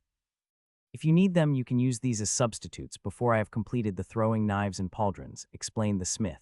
Woonseong put the leather belt around his waist. There were a total of 10 holes, just enough space to fit the knives he had just been given. He adjusted the fit and soon smiled with satisfaction. That should do it. Even while wielding a spear, the belt could be easily adjusted for optimal use with his left hand. Next were the shoulder plates. They were designed to be worn on the left shoulder and sort of looked like a stack of metal, but they weren't so bad either. After putting them all on, Woonseong grabbed his spear again. Dragon Fang's spear of the White Knight. Wang, the spear began to tremble. At the same time, energy flowed out of his body. Black-colored intimidation chi spread out and scattered. Woonseong's eyes were now glowing gold. He looked like a predator looking at prey. Hee. The moment that the spear began to tremble, Woonseong had already started to swing his spear. SHH. He had decided to try the art of 6 seals and destruction, the spear of the demonic god who erased the night in 6 steps. When you learned the 6th verse, you could even destroy the heavens. BZZ. As Woonseong began the movements, though, the spear shook as if it had reacted to something. It started to control its own vibrations, completely in line with the motions of the youth. Reign of star destruction. Black night of the 4th moon. Divine wind of the past. There was more to go, but he had to end it there. Those were 3 of the movements from the art of 6 seals and destruction. Woonseong was powerful, but he would not be able to use the latter 3 moves until he increased his chi. Since he couldn't finish the art, he could only practice other things. A torrent of energy began to flock around, creating a huge vortex that shrouded the area. The youth's arm was pulled taut like a bowstring before being released in one fluid movement. The strike was like a dragon, plowing the land until the earthworms came out. This was the move that had beat the blade ogre of the Green Mountain, KHH Quang. The spear blasted forward as power erupted from Woonseong's hands, groaning. The spear slammed into the ground as sand and dust billowed into the air. Huff, huff. Woonseong was panting and trembling, hands sore. He had not been able to properly control his energy, so that one move had used up almost everything. It had been a few days where he was stuck like this. Just as expected, it's difficult to make a tiered martial art into one too. My breathing and invoking of my chi when I use the skill. Those two should be the problem, or are there three? The excessive amount of chi also seems wrong. Improvements would require a lot of trial and error, but since he knew where the problems lay, he only needed to work hard. But if I can use it properly, it will become a hidden trump card. Woon Xiang had not yet named this skill, as that could wait until after it was complete. He felt that the pain in his arm had eased a little, so he pulled the spear from the ground. Strapping it to his back, he pulled out 3 throwing knives, SHH. These knives, which left the hands of the youth, flew in a straight line and hit a tree. Pack, pack, pack. This was not a skill, but no craftsmanship was without art. This could be seen in the way the knives were all evenly spaced apart.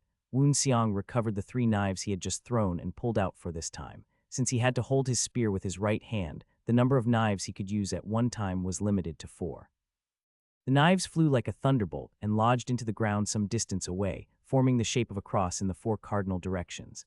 Lightning stitching throwing knives. Looks like I can still use them. This skill allowed him to throw knives like a lightning god of the heavens, punishing the sinners, each knife faster than a lightning strike. This was actually something he was formerly known for, second only to his spear arts.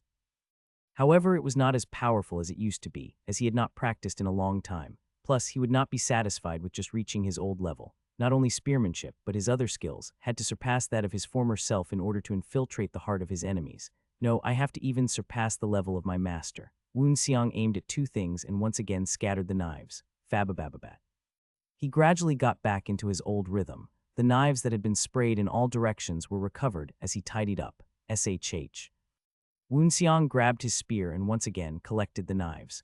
I'm quite satisfied today. Several clues about the skill that killed the blade ogre of the Green Mountain had been grasped. He had familiarized himself with using the knives and spear at the same time. His only complaint was, I wish my skill with throwing knives was a little bit better. The sun was setting over the mountains as he looked up. The red glow was bleeding into the sky. I may be a bit late, but I can still arrive before sunset. Woon Xiang flew into the air and became like a bird, disappearing into the forest. In his place, he left only the violent traces of intense training. As Woon Xiang had expected, he arrived at the charred dragon house when the glow of the sky had dimmed. Did the banquet already begin? Inside the charred dragon house, a number of voices could be heard. Wondering why it didn't sound like a banquet inside, he pushed the door open. Despite the hinges being greased, they still squeaked, causing all heads to turn towards the entrance as the bright light of the interior illuminated Woon Xiang. You've arrived, Captain. It was Guan Tiryong who saw him first and shouted excitedly. Looking around, the charred dragon unit members were all present. It seemed that everyone who had been injured by yellow evil were now all healed. Each table was covered in plates of food and jars of alcohol, but none of them showed signs of being touched. Didn't you say it was a banquet? Of course. Guan Tiryong nodded his head and dragged the youth over. At that, Woon Xiang laughed. He had thought Guan Tiryong was just a muscle-headed bear, but it seemed like he was cunning like a fox too. Even if I'm not there, I know the unit is in good hands. As directed by Guan Tiryong, Woon Xiang sat in the seat of honor. Settling down, he looked around at the faces of his unit members one by one. He didn't recognize all of them, but some familiar faces from the cave stared back at him. When Woon Xiang realized that he didn't even know most of their names, he felt like he had really neglected his leadership duties. With that thought, he wore a bitter smile but quickly hid it. At that time, Guan Tiryong filled Woon Xiang's glass. Why don't you say a few words? Woon Xiang hesitated, lifting his glass slowly. The charred dragon unit is one of the 12 supporting units. It is not an easy role, and we should not be idle. As we have done so far, we have to keep our bodies in the best condition so we are ready to fight at all times. The atmosphere that had been excited sank as if it had been doused with a bucket of cold water. Oops, seeing their faces, Woon Xiang only smiled and lifted his glass. But today, let's drink. At the moment these words fell, Guan Tiryong lifted his glass. For the charred dragon unit. With that cry, the dying atmosphere was revived. Let's drink. The banquet started with all their cheers. In fact, the food that had been prepared for the banquet was not special at all. Most of the dishes were made by the everyday charred dragon house chefs. The only thing different was the atmosphere. They were able to enjoy their food with a smile. Congratulations on surviving the cave of latent demons. Congratulations on completing your missions. Congratulations on being promoted to the charred dragon unit. During their time in the cave, the members had not enjoyed the luxuries of human life. So this celebration felt more important than ever. Over time, the atmosphere only ripened. The banquet, which began late in the evening, seemed like it would continue until the morning. But unfortunately, the banquet had to end around midnight. That was because a visitor opened the door to the charred dragon house and entered. The movement was stealthy, but it was not possible to deceive Woon Seong's senses. Actually, it was not only impossible to hide from Woon Seong but also the rest of the unit. Guan Ti Ryong immediately reached for his blade, but Woon Seong stopped him. Who is it? Looking at the man, Woon Seong was sure that he had some status. He was standing in front of the new charred dragon unit, but his positioning and aura were quite extraordinary. The man stood just outside the distance. A knife could be thrown, given it wasn't Woon Seong who threw it, of course. Greetings. The brain of the heavenly absolute demon has a message for the captain of the charred dragon unit, and I, Hamo, am tasked to relay it. His words immediately caused the alertness of the unit to disperse. This man was a messenger of the cult. However, there were still some suspicions. By brain of the heavenly absolute demon, you mean the senior strategist, Sir Sang Guan Chuk.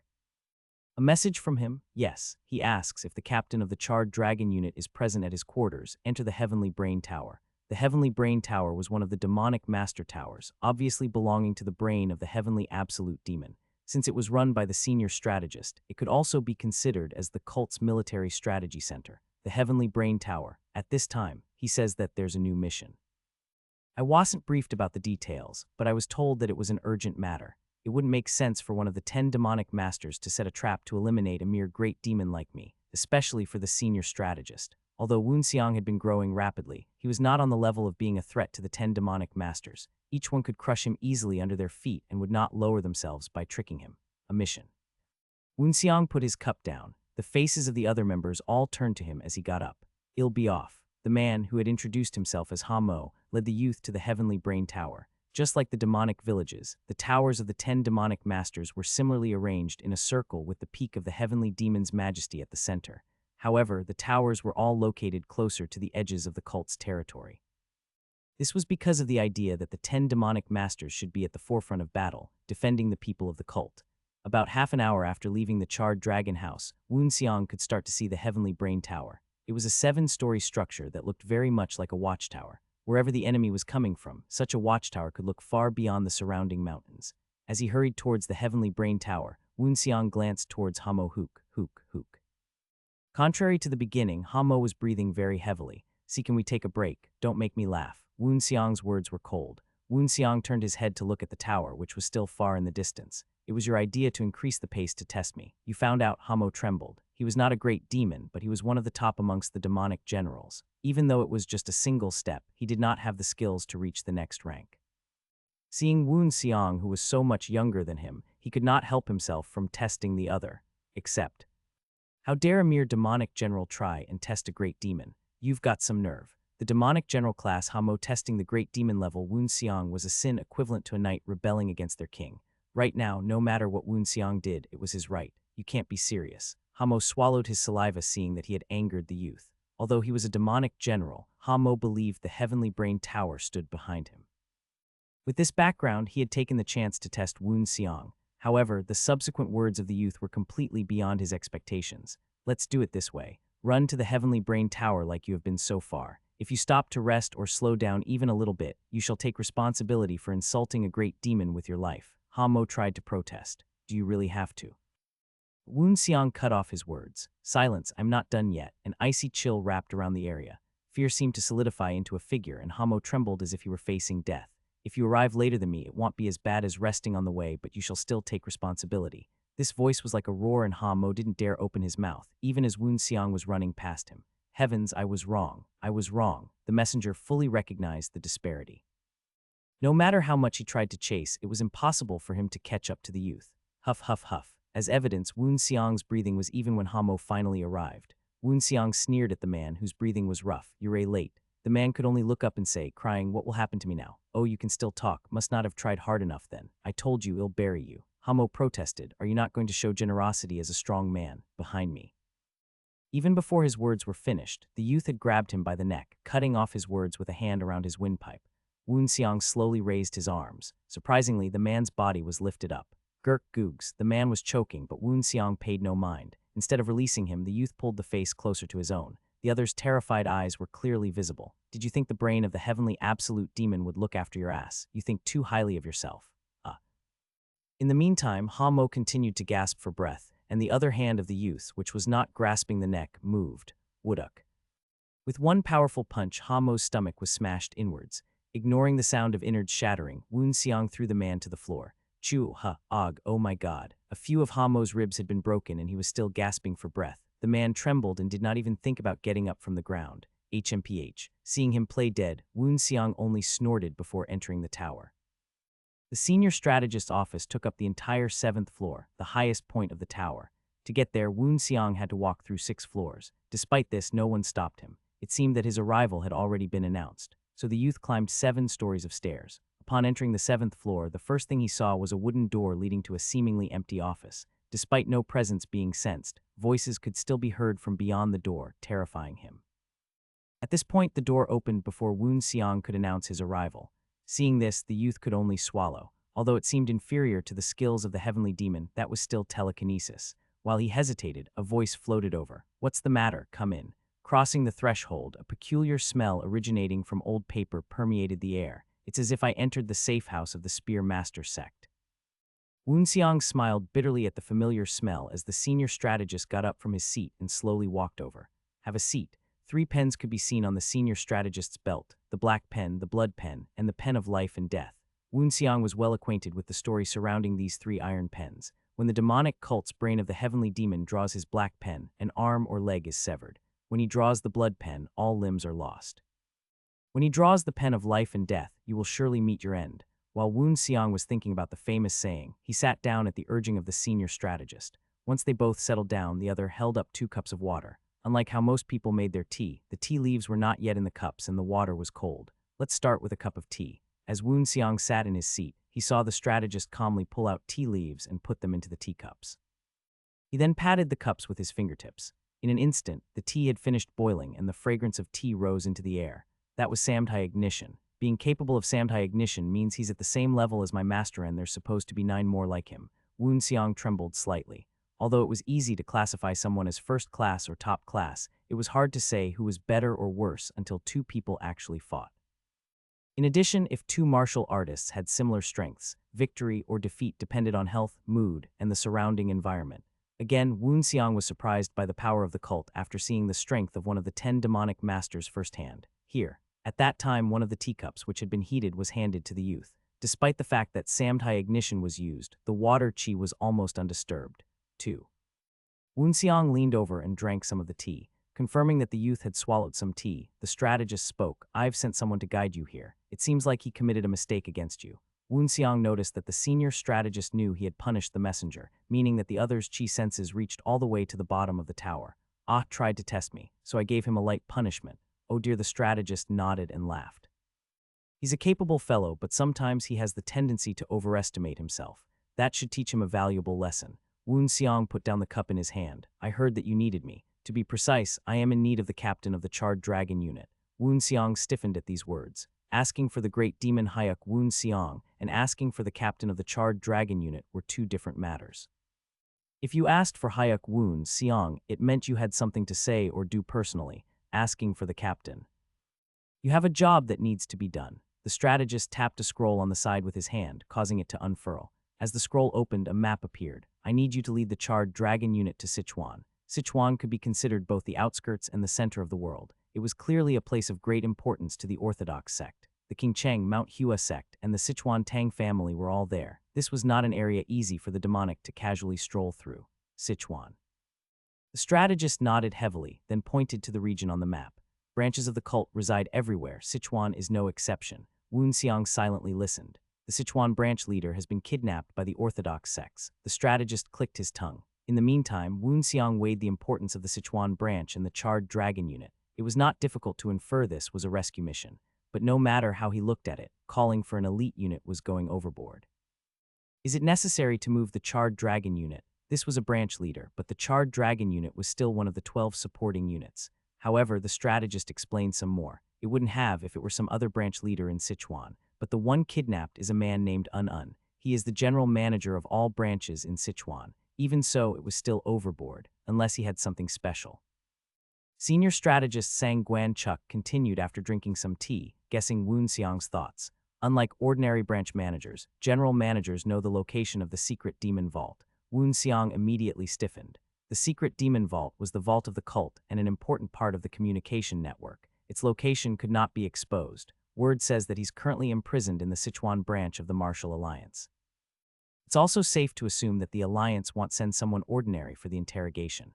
Woon Xiang understood why it was an urgent matter, one worthy of mobilizing the Charred Dragon unit. The youth rose from his seat while inelegantly pouring the remaining tea into his mouth. "I'll leave right now." On that day, a little over 20 people hurried from Heaven into the villages surrounding the cult. Their leader was, of course, a young man with a spear. The Charred Dragon unit had set off. The slow-moving sword gradually increased in speed. A light blue chi spread and bloomed like clouds. Another sword glare flowed near the ground, bright red like an ember. It was a subtle difference, but another integral part of the swordsmanship. Blue clouds and a sword of red glow. In King Cheng, there was only one person who was able to unleash this sword perfectly. The first apprentice of King Cheng, the elder of the swords of King Cheng, Song Kai-hak. Zhang Xiaoa, a disciple of this swordsman, was unable to take her eyes off the sword. The aura had become thicker than what she had seen 3 years ago. "Did you see it?" "Yes, master. With enough effort, you will be able to achieve it too." The teacher's eyes moved. He pretended to be stern, but his eyes were licentiously roaming the disciple's body. The talented child he had brought back as an apprentice was now a fully developed woman. His eyes flitted to her slender waist. Then he shook his head lightly. It was not the time yet. It would not be too late to take her after making Qincheng his own. Even after taking over Murim would still be fine. Thus he forced his gaze away. "We have lost contact from the youngest." The youngest he was speaking of was the Sword of Men, Mi Hong Sung. "Go and find out what's going on. I sent him to Lop Nur for a task, but something seems to have happened." The disciple bowed her head. "Originally, I should be doing it myself, but the Martial Alliance has sent a request to me. It looks like the Sichuan branch of the Alliance, where our eldest is, caught an officer of the cult of the Heavenly Demon. My job is probably to interrogate him. I'll take responsibility for finding my junior brother. I'll make sure you don't have to worry about a thing, master." The first apprentice smiled brightly and reached out to grab her hands. He caressed her hand a few times, indulging in the softer skin of a young woman. Zhang Xiaoa was feeling uncomfortable from the unwanted touch, but did not dare say anything to her master. "But seriously, I wonder what the youngest is doing."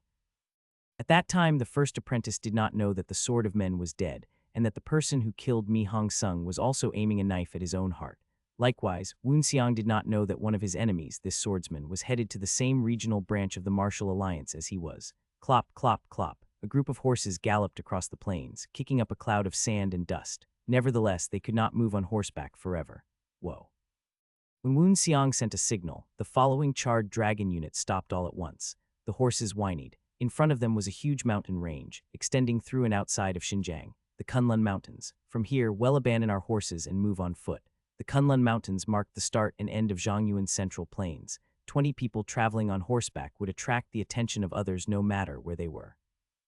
Woon Xiang and his men got off their horses and tied them to some nearby trees. One of the men shot an arrow into the air. It soared vertically and exploded in the sky, releasing a burst of blue flame. After seeing this signal, people from a nearby cult branch would come and collect the horses. Continue to move. It was time to enter the Kunlun Mountains. Their target was Sichuan, which lay beyond Qinghai too. Thus it was important for them to lay low in the Qinghai province, which was the territory of the Kunlun sect. The Kunlun sect was one of the 10 great sects, but it was actually quite rare for fellow cultivators to encounter them even if they passed the Kunlun mountain. They were a group with an intense Taoist culture, more so than any other group. For them, it was important to build up inner strength. They felt different from the similar, yet more secular, Mount Hua and King Cheng. "I don't have a deep grudge against them since they weren't there." Woon Xiang crossed the ridge of a mountain and slowly recalled that day. The day his master died, his own death, he forgot nothing. But that day, apparently none of the Kunlun showed up. That's strange. They weren't the only ones that didn't show. Neither the Shaolin, the other 10 great sects, nor the 5 noble clans had been seen that day either. Although it ended up being a false charge, it was still the execution of a demonic being that practiced a forbidden demonic art. And yet the Lord of the Martial Alliance had not moved the Shaolin or the Kunlun. No matter how Woon Xiang thought, something did not add up. It seemed like he was still missing something before he could guess the answer. "JWA Dujail, what on earth were you thinking?" Woon Xiang's eyes, slowly chewing on those memories, sank deeper and deeper. The Charred Dragon unit reached the end of the Kunlun mountain after half a month. I can see the end. It was not too difficult to reach their destination as long as they left the Kunlun Mountains. However, they had to be careful. They could not move carelessly. Now was the time to set up their operation and judge the situation. What they needed most was information. The youth glanced back and called someone. "Beek Woon Jai." In response, Beek Woon Jai ran forward. "Yes, Captain." Despite the uneven ground, her footsteps were light and silent, a characteristic of someone who had mastered the art of stealth. Woonseong nodded to himself. How many of our members have proficiently learned the art of stealth? How proficient do you mean? Woonseong closed his eyes for a moment. Enough to hide themselves in less than a foot of darkness. Enough to walk on rooftops and not make the roof tiles rattle at all. Baek Woonjae thought for some time, as she was the best at stealth in the unit. Naturally, she met the mentioned conditions. So which of the remaining members also met those conditions? Most of the unit could to some degree. However, few had reached a satisfactory level. 3. If you stretch a bit more, there are 5. 3 or 5. Well, go with 3. I'll group them up temporarily as Team 1. You take the role of leader. Baek Woonjae nodded and waited calmly, listening. The moment you enter Sichuan, start gathering intel. Their numbers, shift times, size and structure of the Martial Alliance branch, and the location of the imprisoned branch leader. You need to gather as much information as possible. The objective was to get a clear picture of the situation so that he would be sure of what to do. Yes, sir. As he turned away, he added one last thing. Do not let any information slip, no matter how trivial it is. I heard that the Charred Dragon unit has headed out. A man in black shrugged. The Charred Dragon unit. They may be part of the 12 supporting units, but they're still a bunch of newbies. Is there anything to worry about? The other man laughed. You underestimate the strength of our cult. They may be new, but they are the Charred Dragon unit. The man corrected the words of the other, tapping the table lightly with his finger. Tuk-tuk. Every time a hole was dug into the surface of the table. It was a heavy wooden table, not tofu. Even though I have joined with you, underestimating the cult will cost you greatly. At that point, the man in black was attentive and nodded. The man in front of him was the vice leader of the cult of the Heavenly Demon and one of the 10 demonic masters, Soul-Splitting Flame King, Jumoonbeek. No matter who you were, this was not a person easily ignored. Furthermore, when the Heavenly Demon died, this man would become the new cult leader. There was a need for good relations in the future. Pardon my manners. Setting that aside, are you prepared to stop the Charred Dragon unit? Rumor says that their captain is very capable. The man in black laughed. We've thoroughly prepared for decades. We have also prepared some decent martial artists. The Sword of Heaven of King Cheng is there. Jumoonbeek had obviously heard of this man. Isn't he still a brat? The Sword of Heaven was in his late 30s, making him about twice as old as those in the Charred Dragon unit. Still, he was considerably young. Wasn't he only the successor of the Sword of Blue Clouds and Red Sunset? Have you forgotten that the captain of the Charred Dragon unit is abnormally skilled for his age? Jumoonbeek seemed to think it would be difficult to block the Charred Dragon unit with just the Sword of Heaven. Unless the captain was an idiot, he would not have a head-to-head match with the Sichuan branch. If this plan fails, it will be difficult to blame the cult leader for being incompetent. The man in black nodded. A few conditions were required for Jumoonbeek to become the head of the cult. The absence of the Heavenly Demon or the incompetence of said leader was one of them. That's why I sent one more person. Who? He laughed. The first apprentice. When this name was mentioned, Jumoonbeek nodded. As a master, the first apprentice was on a completely different level. The first apprentice shouldn't have much of a problem dealing with the Charred Dragon unit. But before that, what about the divine art of the Heavenly Demon? Even if all preparations were complete, it was useless without the divine art. This was the surest symbol of legitimacy of leadership. Jumoonbeek laughed at this question. At the same time, a gray haze rose up from his body. The energy was transformed into a flame, covering the fingertips of the man. The color was a little different, but that was definitely the flame that symbolized the Heavenly Demon. Seeing it, the man in black swallowed saliva. This is the divine flame of the Heavenly Demon. The Charred Dragon unit was settled about 3 villages away from the Martial Alliance's branch. They were neither too far nor too close. No matter what happened, they had room to respond. As mentioned earlier, members of Team 1, including Baek Woonjae, were collecting information at the Sichuan branch. The rest were sharply tuning their condition. Woonseong was no different. He had sought out a small vacant piece of land away from the others. There was a sense of calm in the dark atmosphere of this secluded area, away from the reach of people. Here, he began to practice his spear arts. There was the sound of the air being perforated as the White Knight spear was swung. Long grass was cut off with no resistance. The trees hindered the course of the spear, but were cut through. SHHH. Woonseong unveiled powerful strikes in succession. Following these moves, the spear began to tremble slightly. His fingertips also trembled finely. There was a clear difference between this spear and the old one. Did my basic skills become better? That was likely a reason, but it wasn't enough. There was a fundamental difference. Woonseong looked down at his spear. The fundamental reason for this change in strength was the spear in his hand. This spear in the hands of the boy made a difference. It was a very slight difference, but he had felt it clearly just now. The moment Woonseong had begun to lose control, the spear had sent a signal to the boy as if saying that this was not the way. Dragon Fang's spear of the White Knight. Woonseong looked at the spear. The main question was why, in response to him, this phenomenon was produced. He observed the spear to find what was unusual, but it was just a normal spear. Nothing was out of the ordinary, except for the writing on the tussar silk wrapped around it. From star absence to unrecorded, there were many nicknames in Murim, but only one person used star absence. A former cult leader of the cult of the Heavenly Demon, the Star Absence Heavenly Demon. Then perhaps this spear had been a gift which the Star Absence Heavenly Demon presented to someone. The problem was who. Woonseong did not know who or what unrecorded referred to and wondered if it had something to do with the unrecorded demonic group. Soon he determined that this was probably not the case. The unrecorded demonic group was a group, not an individual. They would not be presented with a single spear, and even if they were, the spear would be a symbolic wall hanger rather than a practical weapon. The White Knight spear was definitely a practical weapon. Not only was it sturdy and well-balanced, there were no ornamental embellishments. The greatest mystery was that the spear felt familiar in Woonseong's hands, as if he had tamed it in the forges himself. None of this makes sense to me.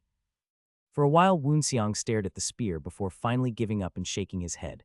At that time someone came near with a rustling sound. "Lieutenant, is that you?" A voice came out of the bush. "Yes, Captain. Team 1 is back from their recon mission."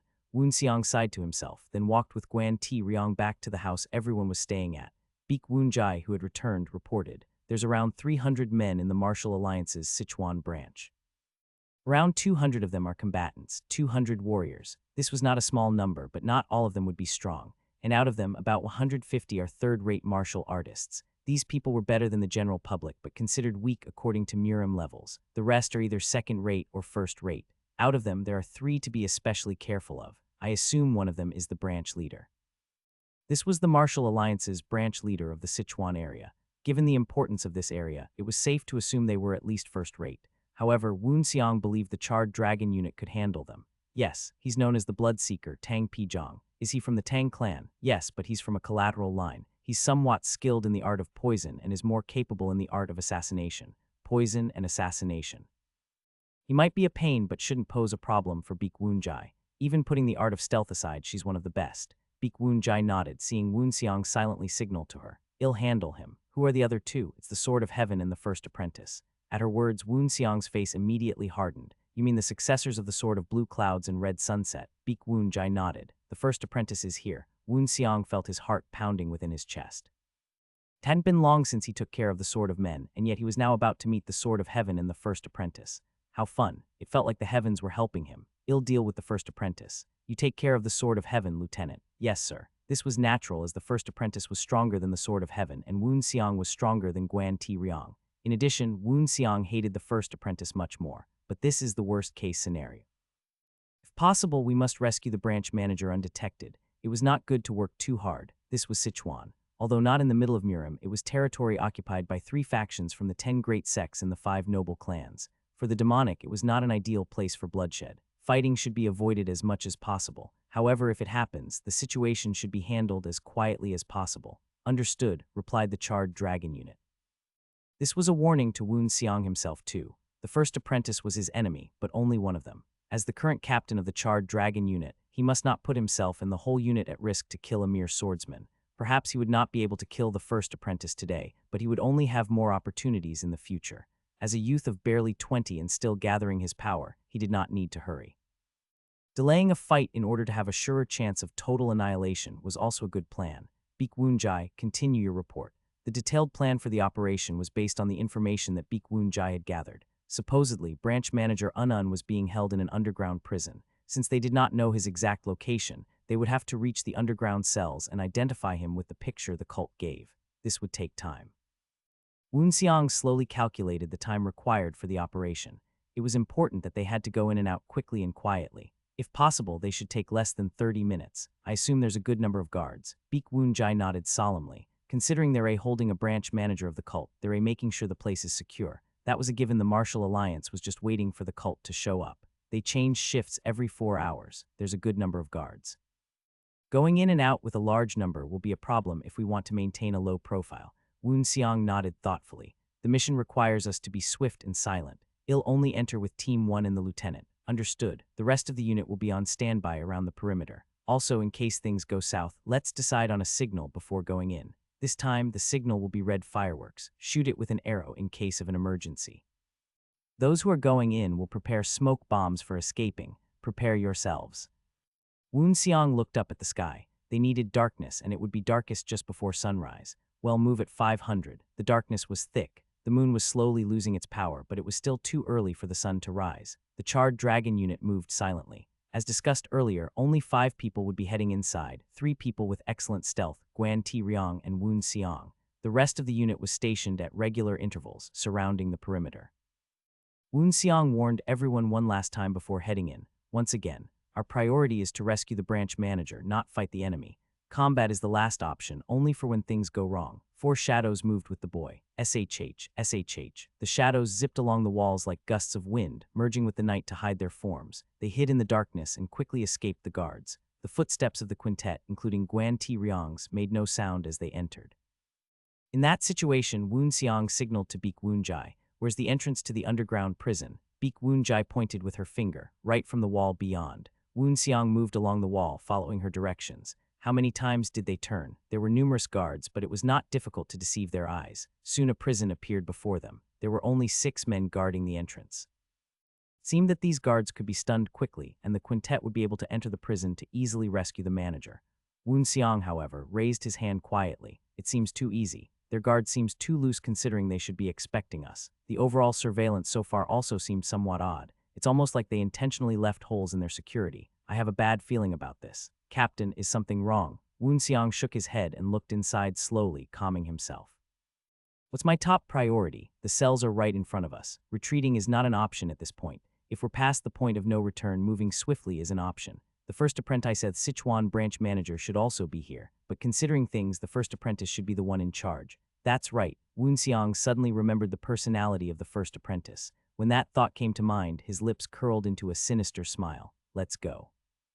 Dozens of soldiers were following behind 2 men. Maybe they're in by now, master. A chance to catch some more dogs of the cult in addition to their branch manager. It seems like luck is on our side. The one who responded with a laugh was the first apprentice. Just that morning, he had arrived at the Alliance's Sichuan branch to interrogate the prisoner. He remembered what had happened earlier that evening. Branch manager, I think a rat has come in. As he was touring the branch, the swordsman had sensed the signs of the 3 charred dragon unit members who had hid in the branch to collect information. The dogs of the cult are on the move. Then shouldn't we find them? Normally you would. But I have a better idea than wasting this chance to swap a mere 3 rats. If we're going to catch them, we should catch them all. Don't worry, they're leaving. Seems like they only came for recon. Well, use this chance to take them down altogether. As the first apprentice had guessed, they had really come back. Dogs of the cult. I wonder what breed they are. Seeing the underground prison, the first apprentice smiled. Why not take the fish that had leapt into the net themselves for interrogation too? At that time, the Sword of Heaven shouted, all the guards have fallen. It looks like they were attacked at the pressure points. The first apprentice slowly looked around, carefully observing the footprints and scuffle marks. There are traces of them going in, but none of them coming out. They should still be inside. After all, there was only one entrance to the prison. Now let's go catch some rats. It wasn't like the demonic were actually rats who burrowed into the ground. The first apprentice smiled viciously and entered the prison. The first apprentice entered the underground prison with a small number of people, including the Sword of Heaven and the branch manager. The remaining personnel were set up outside in case of any unexpected circumstances. It was unlikely for anything, but the people inside could try to escape by risking their lives. The chances are quite low, though. Walking down the stairs that led to the cells, the first apprentice confidently smiled. Let's see what kind of dogs they sent from the cult. As he stepped inside, the damp smell unique to the underground wafted over. Due to poor ventilation, it was extremely unpleasant. Despite the odor, the first apprentice continued inside after simply putting a sensory seal on his nose. Behind the bars were prisoners. Whether they were asleep or not, all of them kept their heads down and did not move. The first apprentice touched the iron bars. The prisoners were too quiet. Even if they were sleeping, the atmosphere would be disturbed if people came inside, so it didn't make sense that no one had woken up in such a loud situation. There are no coincidences in Murim. He headed at a fast pace towards the deepest part of the basement. The one who had been imprisoned here was the head of the Sichuan branch of the cult of the Heavenly Demon, or at least he should have been. The cell was empty. What is the meaning of this? Staring at the now empty prison cell, the first apprentice shouted in fury. Then something seemed to come to mind and he pulled his sword out. No way, the sword easily sliced the prison bars. He had not cut the empty cell but the one next to it. The grate fell to the floor with a loud clatter. The Sword of Heaven was surprised, master. The branch manager was no exception either. What are you doing now? The first apprentice was the head of the Qingcheng sect, but there were things that even the master of the Alliance should not do. his current actions were improper. These prison cells held dangerous criminals. However, the first apprentice had no interest in these cries. Even now, the prisoners were asleep without knowledge of the commotion. He grabbed one by the shoulders and sent his chi through. The energy sent passed through the skin, but was blocked by something in the meridians. He shouted in anger, his pressure points have been compromised. It should be the same for the other prisoners who seem to be asleep. Key, I need to get the keys. The branch manager fumbled about in confusion and embarrassment, but soon took out the keys and opened all the other cells. The first apprentice, the Sword of Heaven, the branch manager, and the others moved about the prison cells to confirm. Compromised pressure points, here too. Their conclusions were all the same. The man from the cult of the heavenly demon they had imprisoned had disappeared while the other prisoners were knocked unconscious. Well, we seem to be one step late, but how could they have compromised the pressure points of the prisoners still in their cells? In general, pressure points became compromised when external chi was forcefully transferred into the meridian pathway. Due to the precision needed, most people had to physically press the victim's acupoints with their fingertips. However, some could do it without touching the other person. It seems that there's someone who can use sword aura point pressing or finger wind point pressing. As the first apprentice spoke, his anger boiled. If this hadn't been a branch of the Martial Alliance, he would have let out a string of expletives, but I can't fucking do that here. Instead, he spoke with forced calm. It looks like we need to assemble a pursuit team. Branch manager immediately perked up. I thought ahead and applied some 1,000-mile tracking scent on him. As soon as he finished speaking, the branch manager took out a small bottle and uncorked it. A faint scent that could only be sensed by him began to flow, continuing into the distance like a road. The appearance of the bottle caused the first apprentice's eyes to glow brightly, and he gripped his sword. Let's follow it then. The crowd that went into the prison came out in a rush. The situation was urgent. But the scene when they reached the top was just as surprising. The bodies of the martial artists they had been stationed outside littered the entrance. Hut, what the hell? Seeing the scene, the first apprentice could not stand the rising anger and almost vomited blood. The demonic cult released some pretty capable pups. Then the branch manager exclaimed, the warriors that were guarding the entrance are not there. The first apprentice rounded on him in annoyance. What? In a panic, the branch manager double-checked the numbers. Again, he came to the same conclusion. The ones who were guarding the entrance, the ones who were knocked out cold, are not here. How dare those fucking bastards use a trap against me? The first apprentice ground his teeth. He understood the situation at once. At first, the guards outside had been the dogs of the demonic cult, who had stolen the clothes of the real guards. It was a grave mistake that the first apprentice had not confirmed their identities before entering. While this had been a risky move, the rats had prevented a large number of people from tracking them. The Sword of Heaven also quietly assessed the situation. He concluded that this was not a maneuver you could do just by being bold. No matter how powerful a person was, he would not take such a risk for no reason. No, the opponent had been convinced. They had been confident that the first apprentice, intoxicated with a false sense of victory, would enter the prison without properly checking the faces of the prison guards on the floor. Who was it? This was a plan by someone who knows him well. Which person from the demonic cult understood the character of the first apprentice so accurately? As the Sword of Heaven was still racking his brain for an answer, the first apprentice had moved on. They couldn't have run far. Take us to them, branch manager. But we don't have enough warriors. It might be a trap. We should be cautious and... The first apprentice exploded with anger. Do you dare think I will just let those cult scums go after insulting me? Faced with the wrath of the first apprentice, the branch manager could only agree. Okay. SHH. A group of shadows was moving through the night. Their numbers were a little over 20, and the general manager was on the back of Guan Ti Riang. Woon Xiang had discovered that the man's pressure points had been compromised in order to incapacitate him, but he couldn't do anything about it for now. It can be solved, but it will take time. If the problem could have been easily solved, the general manager would have been on his own feet and not carried on someone's back. What they lacked most was time. Woon Xiang moved to his lieutenant's side. General manager, is your body okay? Woon Xiang replied briefly. The Charred Dragon Unit. The words of the youth shook the man. The 12 supporting units were elite units composed mostly of demonic generals. That meant the young man who was carrying him was as powerful as he was. More importantly, the captain of the Charred Dragon Unit was a great demon. Where is the captain? The man asked in a panic. If his pressure points weren't compromised, he would have been looking around in a frenzy. It was Guan Ti Riang who answered. He is talking to you now. At that, the man was frightened and tried to raise his upper body to bow. Stay still, your pressure points are still compromised. I present myself in front of the captain of the Charred Dragon Unit. Woon Xiang nodded his head. Examined the youth in detail. As a great demon, the force held within his body would be unimaginably powerful. He did not dare judge the youth by age alone. The cave of latent demons was held some time ago.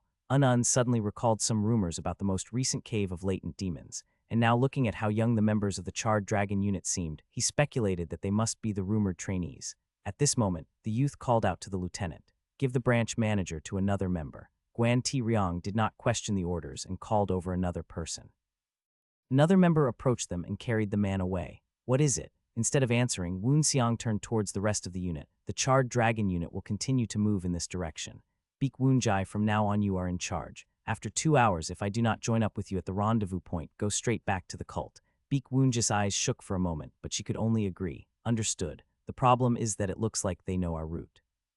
He would have understood if the guards had been chasing them from the get-go, but to prevent that, Woon Xiang had schemed the setup of disguising themselves as guards. After all, the Orthodox branch had already noticed their scouts. Especially when dealing with people like the first apprentice, it was easiest to use their own plans against them. Woon Xiang had also made the judgment that in case they got caught, it would be better to fight inside the branch than out in the open. The first apprentice had obviously also come to this conclusion, since he had gathered the troops to trap the Charred Dragon unit inside the branch. As far as Woon Xiang had noticed, no one had followed them out. In addition, the Charred Dragon unit had changed their path several times in order to shake off potential pursuers. Yet they are still tracking us accurately. Since we never made direct contact with them, they must have done something to the branch manager. Woon Xiang could guess what the tale was. Scent tracking.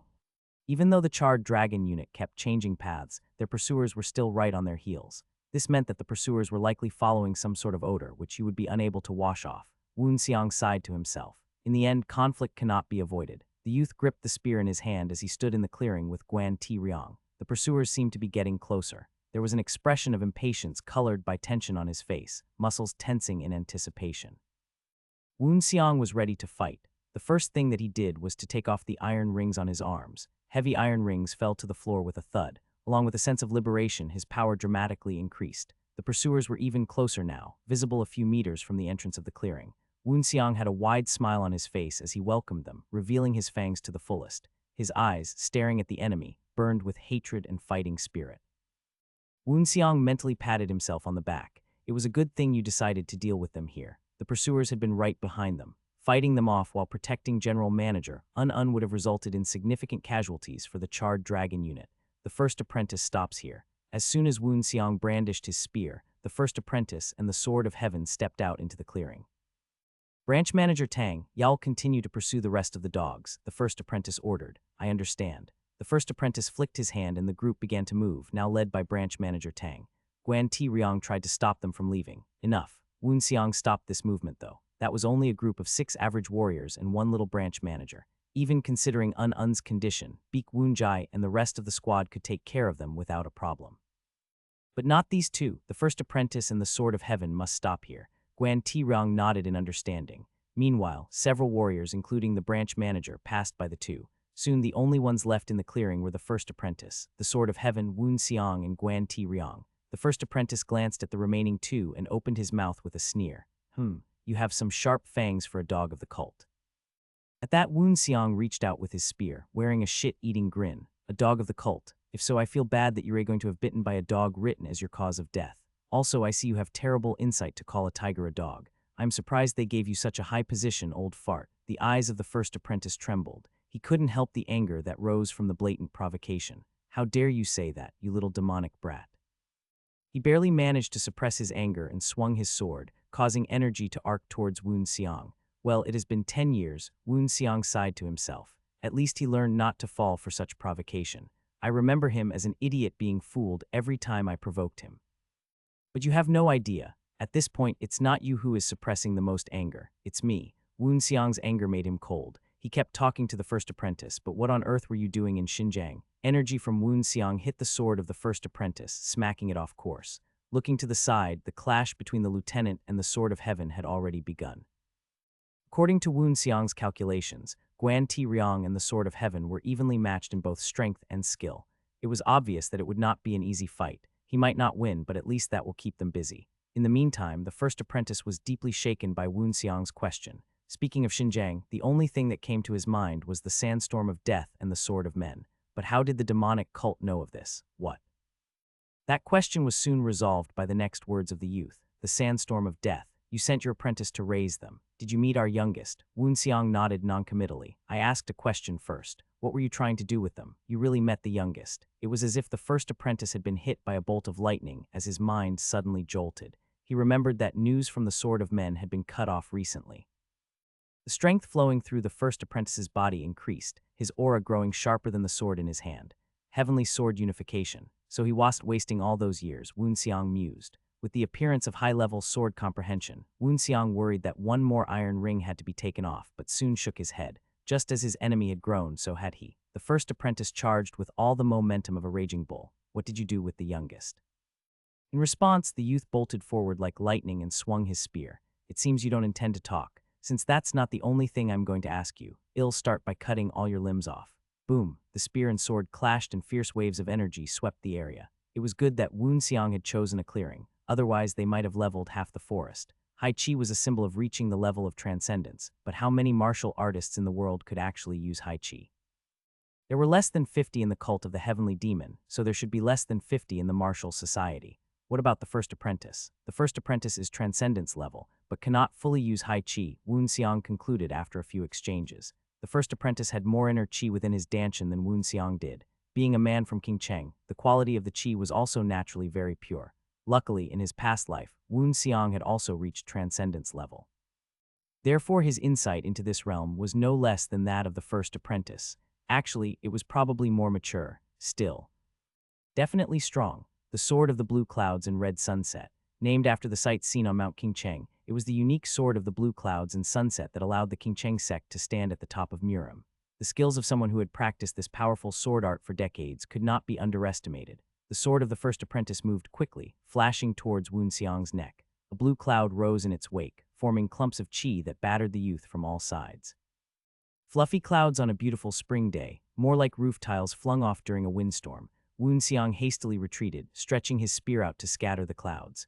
Without giving the youth any time to rest, the first apprentice's sword zipped back around, executing the next sword movement, sword aura now emanating a red glow. As the sun fell and the sunset spread across the skies, the sword seemed to embody suppression by the heavens and fell down heavily, causing waves of qi burst forth everywhere. Kua kua kua cow. The clearing was turned upside down as the soil, sand, and tree roots were flung into the air. Wu Xiang nimbly avoided the attack. He may have insufficient strength, but he had already experienced this sword style before. Let's think about it a little bit more. Wu Xiang swung his spear, judging the situation even more seriously. Should he use the divine spear of the ending night or the art of 6 seals and destruction? The former was more suitable for fighting against the sword arts of King Cheng, but the situation was not truly advantageous for the first apprentice yet. Given the rough stalemate, Wu Xiang was not willing to risk an identity leak. I've experienced the sword of the blue clouds and red sunset before, but it's the other way around for him. Also, I have more than one weapon. At the same time, the eyes of the youth were stained with gold, as a muddy energy spread out through his body. Wu Xiang was unleashing his intimidation qi, hiss. The first apprentice recoiled as the silent energy surrounded him. What the hell is this? The moment he touched the energy, just for a brief moment, his heart had fluttered with fear. Goosebumps rose on his skin. Looking at this, Wu Xiang grumbled in frustration. It's still not good enough. The mind-breaking capabilities of the intimidation qi was still not as effective as he thought they would be against orthodox martial artists. Currently, it was barely able to make them flinch. In order to deal with his enemies, there would be many things he needed to fix. Wu Xiang smiled bitterly. He had thought he was very strong, but it was now apparent that he still had a long way to go. You damn demonic brat, how dare you use some vile spell? The first apprentice pushed through the barrier of spear aura and intimidation qi, striking at the youth's shoulder. The strike did not completely land, but Wu Xiang's shoulder began to bleed. Cheap, borrowed pauldrons could not stand the blow and became shredded scraps of metal. However, Wu Xiang did not moan once. Instead, he just clicked his tongue. Tusk. I knew they would be worse than ones made from black iron, but they're a shit, fucking useless. Wu Xiang's eyes deepened. He remembered what the first apprentice had just called him and spoke with a chilling voice. I'm no brat. I'm a great demon. I'm a demonic practitioner who is one of the few who has achieved the rank of a great. Don't spew bullshit, I don't care what rank you are. Nothing changes the fact that you're a vile demonic practitioner. A violent offensive came over. Wu Xiang defended himself under this pressure, avoiding the wisps of sword aura sharply piercing towards his body. There were no fatal wounds, but small scrapes appeared here and there. KHH. Wu Xiang dodged to the side, but the first apprentice was one step faster. HMPH. As soon as Wu Xiang sidestepped, the first apprentice was already waiting for him. Sword already outstretched, the first apprentice easily delivered a strong strike straight to the chest. Puch. Xiang spat out a mouthful of blood on the spot. Herg, he staggered back, barely escaping the offensive but was inevitably injured. Xiang raised his hand and wiped the blood from his mouth, glaring at the other. Meanwhile, the first apprentice slowly approached the youth. With a graceful movement, a few throwing knives and some needles were thrown towards the first apprentice. Xiang's lightning stitching throwing knives, but it was no use. Ding, ding, ding. The first apprentice smacked them right back towards Xiang and sarcastically complimented. "Oh, you're so skillful. This is definitely hard. Should he take off another bracer? Or even two?" Temptation rose in Xiang's heart, but he shook his head. He had suffered a lot of injuries, but not yet. He wouldn't die yet, so he could still win. Overcoming this battle meant he would be one step further. For his revenge, the youth raised his energy. With conviction, his strength flowed out to his limbs. Although his spear trembled as if it recognized and welcomed the energy, Xiang did not notice at all. Die. The sword of the first apprentice ripped through the place where Xiang had stood a moment ago. Kua, the sword carved deep furrows into the ground, one after another as it chased after the youth. Xiang avoided them all but suffered several injuries. The most serious was one on his thigh. This is not good, Xiang thought as he quickly staunched the deep gash. As if the first apprentice knew Xiang was in pain, he shouted excitedly, "Let's see how far you can escape, you rat." At that point, Xiang breathed out a deep breath as if he had finally made up his mind about something. After hearing those words, Xiang suddenly realized he'd made a mistake. Storm-like strikes once again engulfed his body. But this time, Xiang reacted differently. He did not back down. He really had been scurrying around like a rat. I can't get revenge by running away. The path towards the summit required a different mindset. He needed to take a risk to achieve his goal. The first apprentice could hurt him, scathe his flesh. But in exchange, the man would die today. Xiang's energy increased once more, spurred by his determination. It flowed into the spear as he prepared for a big move. At that moment, the dragon fang spear of the White Knight glowed with a bright light. Hundreds of letters flowed into his mind, but didn't form coherent sentences. Then someone's voice soaked into Xiang's ears. "That's not how you do that." Spear in his hands, that shining light transformed into a dragon.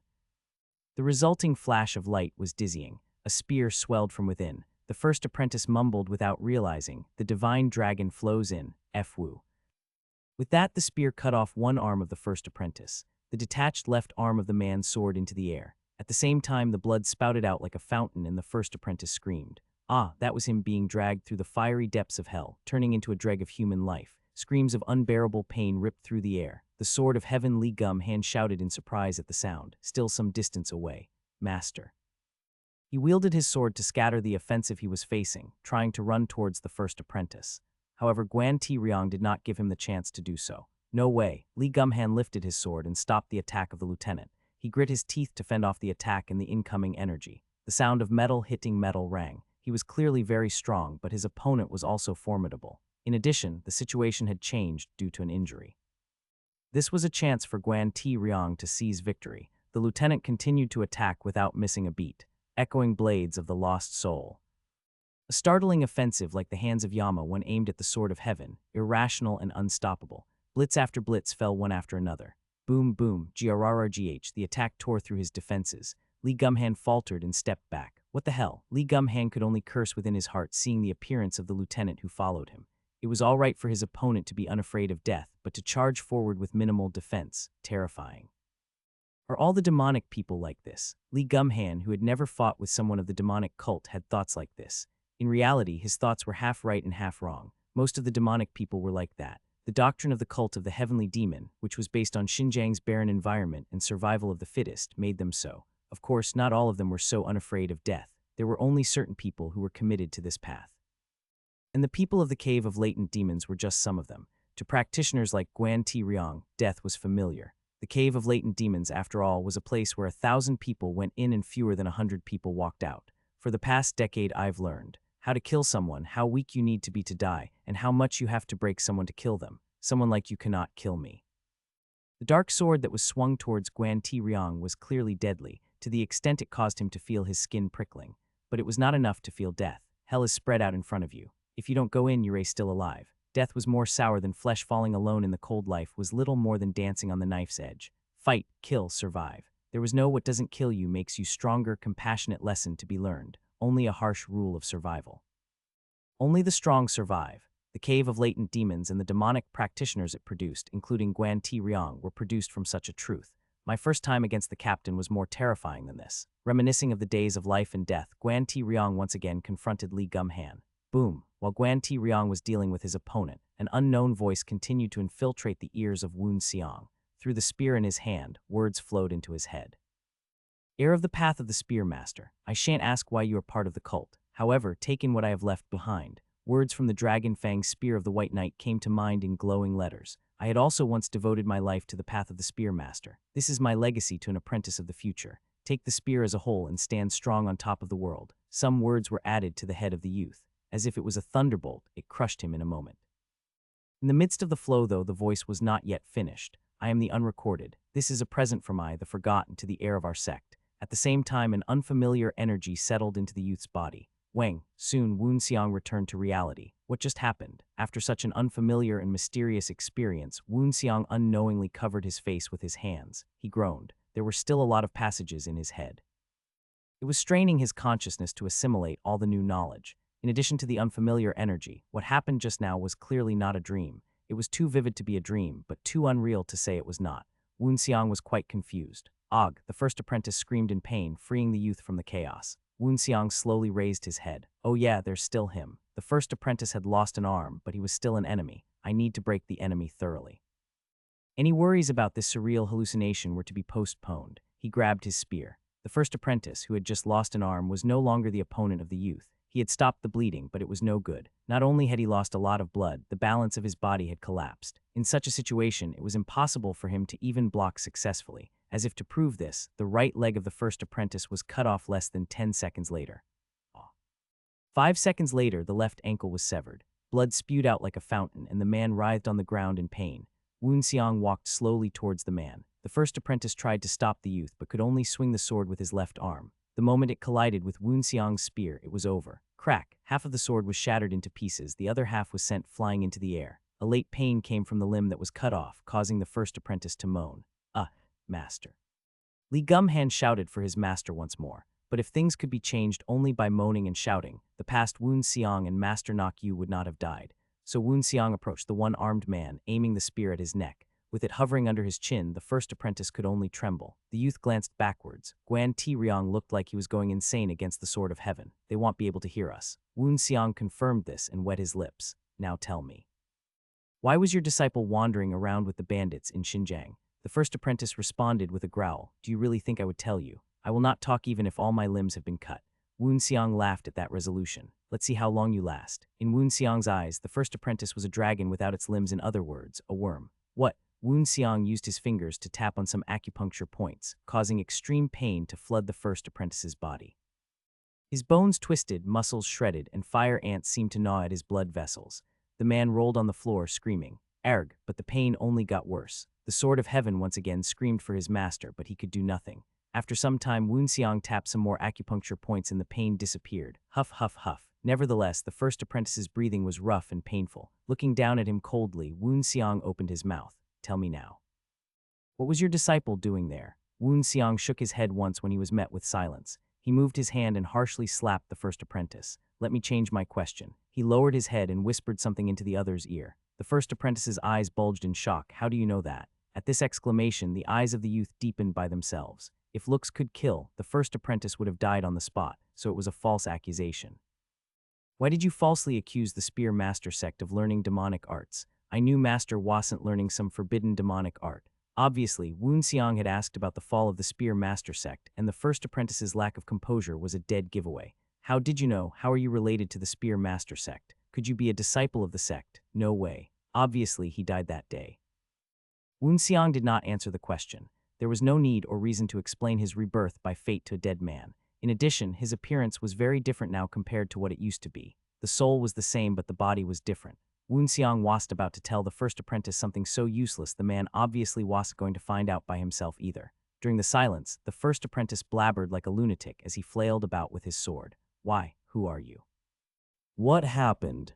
Looking at him, Woon Seong could see that the end was not far. Blood flowed from the broken limbs and was driving the other to his death. He was losing time and he needed answers. Who was it? Who framed the two people of the Spear Master sect? At this question, the first apprentice laughed instead of answering. Feeling uncomfortable, Woon Seong made a scratch on the other's cheek. If you do not speak, I will kill you horribly. giving you all the pain possible before your death. Woon Seong did not say that he would spare the first apprentice had to die today. Normally, unwillingness to die gruesomely would be enough for a person to admit all of their sins. However, the first apprentice's response was unexpected. No matter what you ask, there's nothing you can find out from me. As Woon Seong's expression twitched, the man continued with an increasingly faint voice. Whatever happens here, the fact that I will die does not change.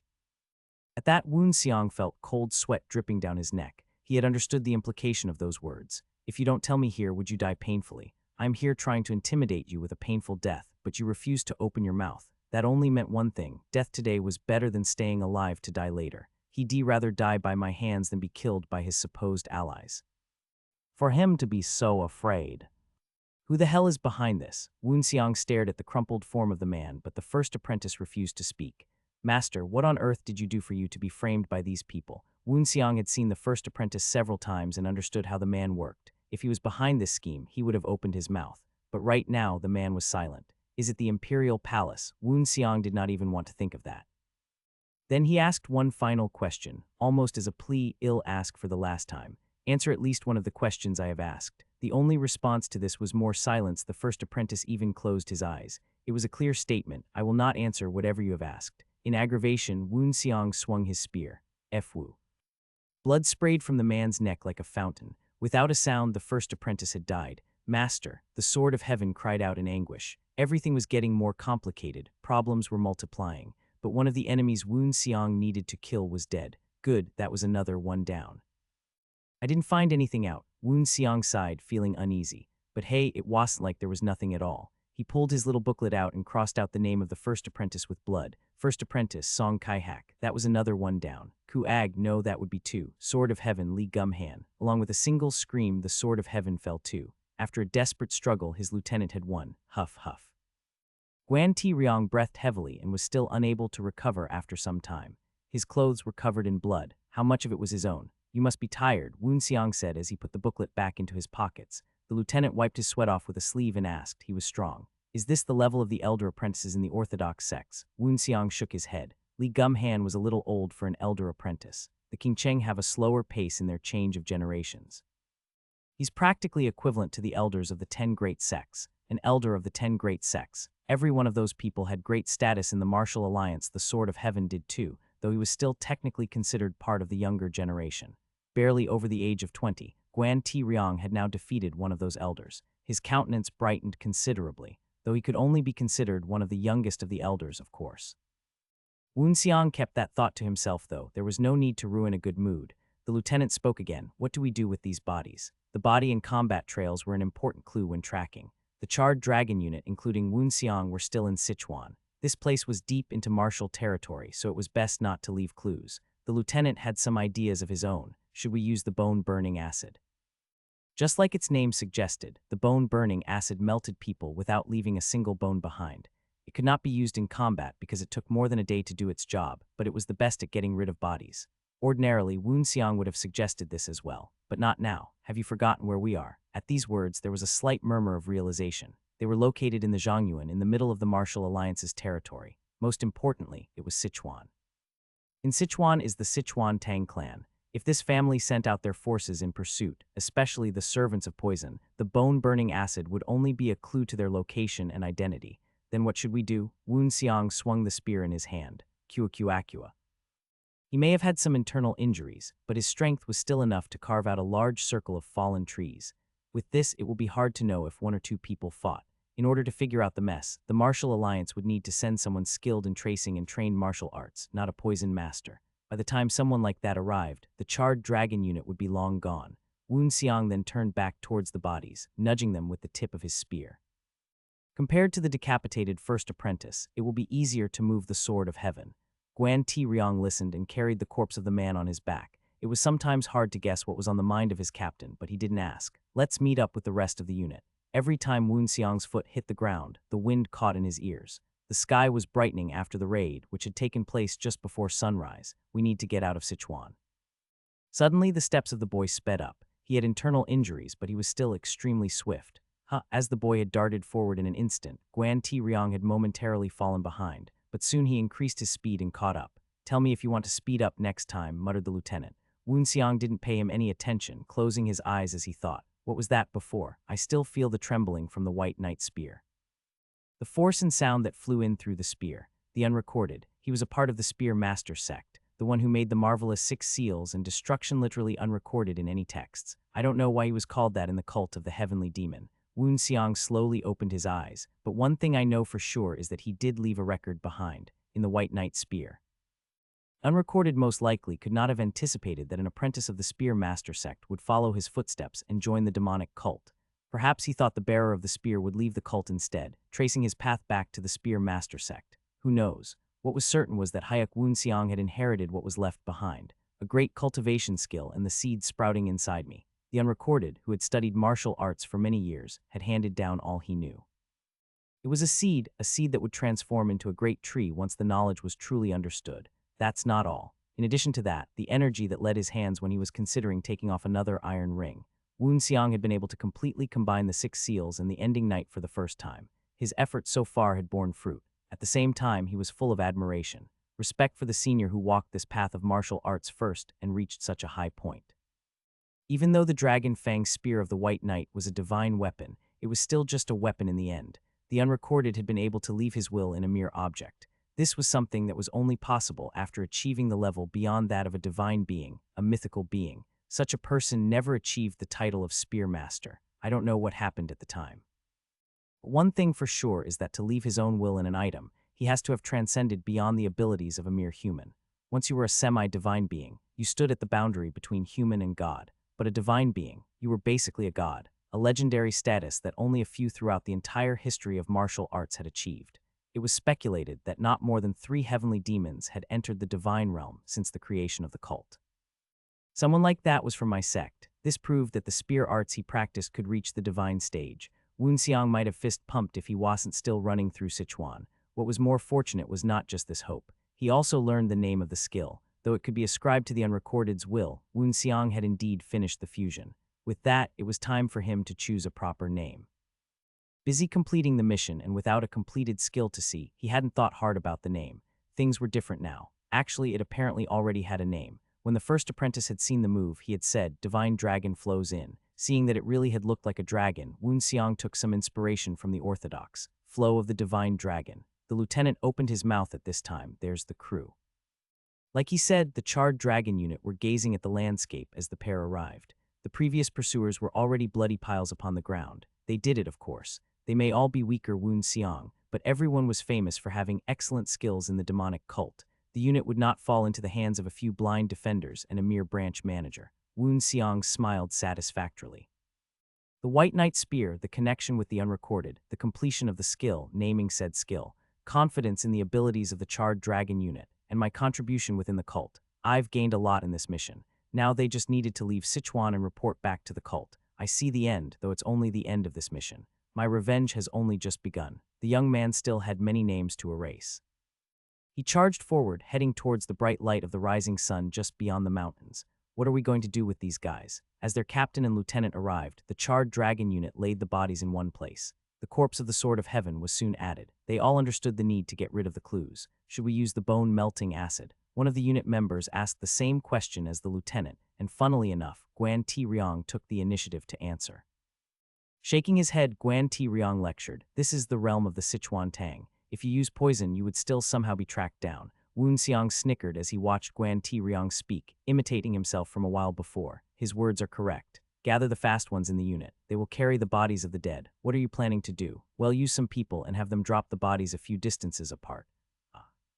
Guan Ti Riong and Beek Woon Jai simultaneously cried out in understanding. The corpses were traces of battle, but if they were spread out, it would be hard to trace anything if all the clues were all over the place. It would also help if we left signs of combat around those places. Xiang nodded at Beek Woon Jai's words. Inform the members where to meet and let the rest of the charred dragons head back. With those orders, the group got to work. Yes, sir.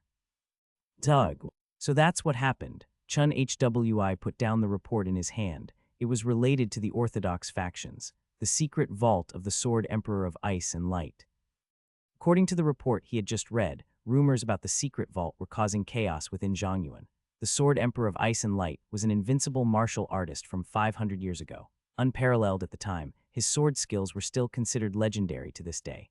Knowledge about his vault was enough to cause commotion in Murim, including within the cult. It was to the extent that there was talk about moving the cult to investigate in secret.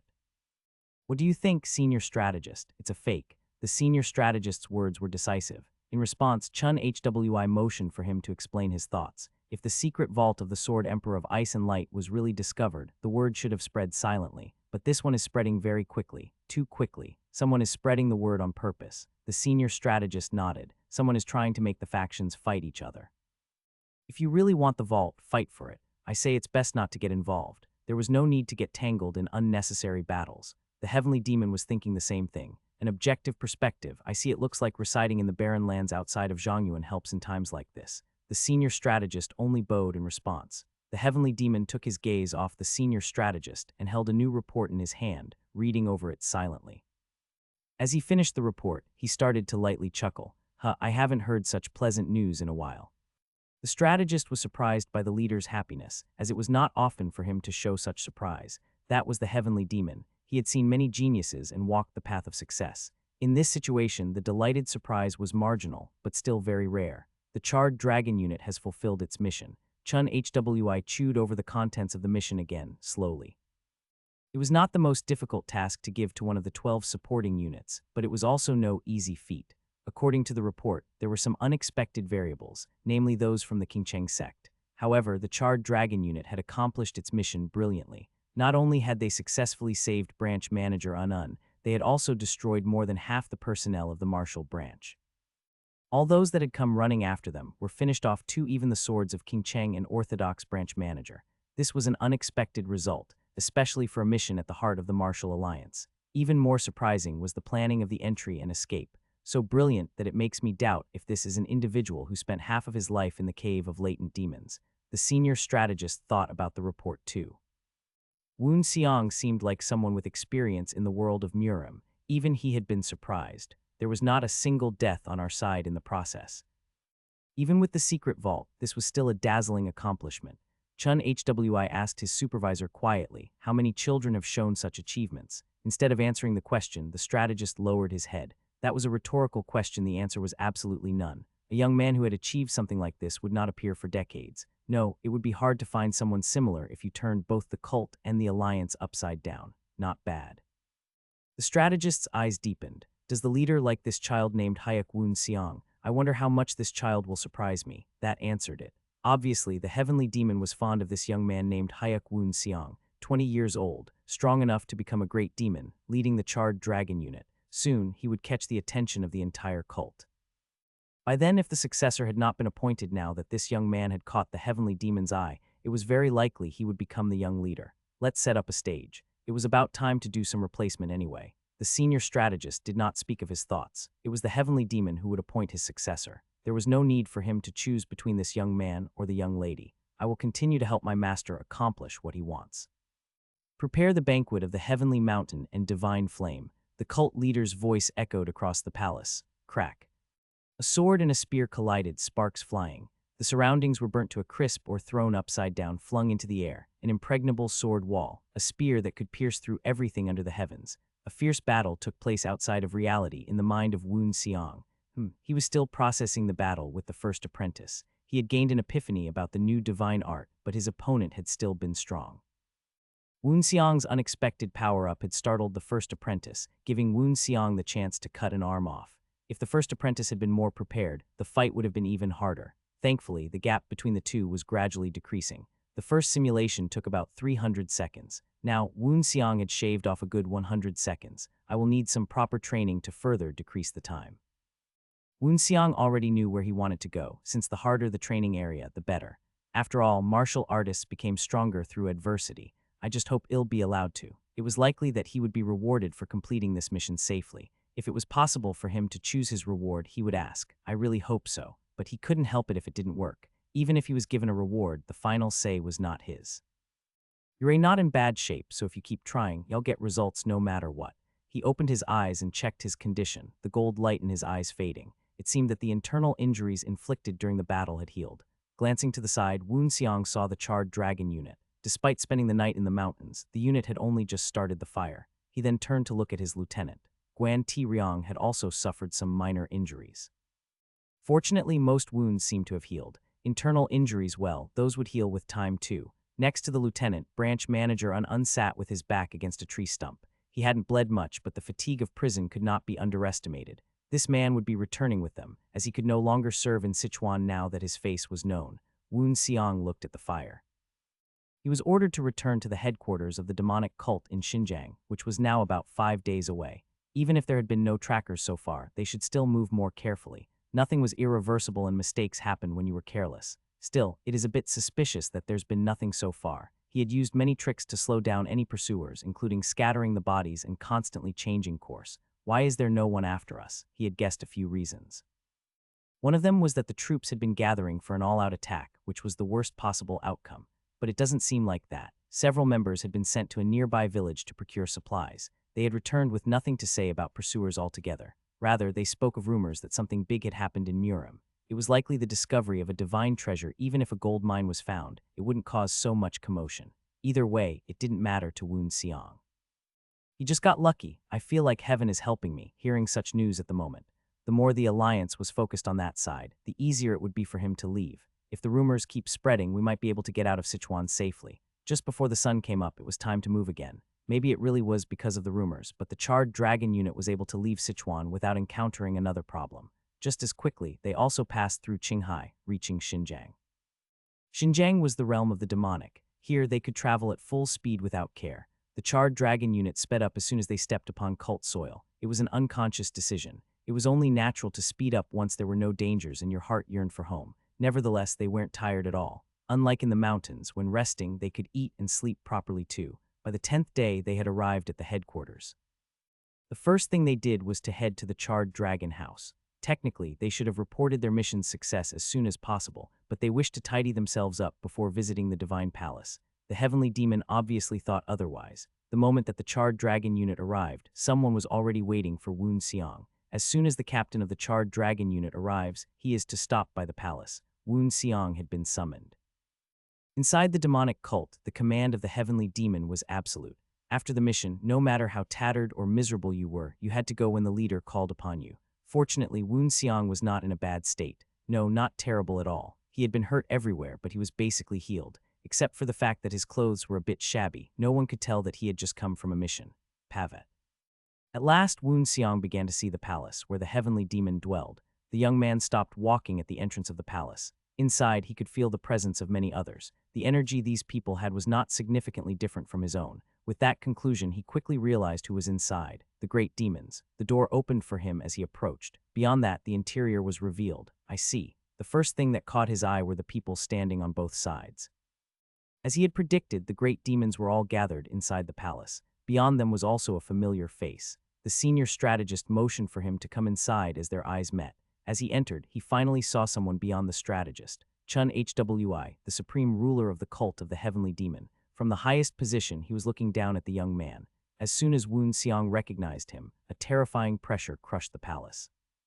An existence that stood as high as the Heavenly Demon. Woon Xiang had experienced it once, but it was still amazing. His instincts warned him of danger, and he felt as insignificant as an ant before an elephant.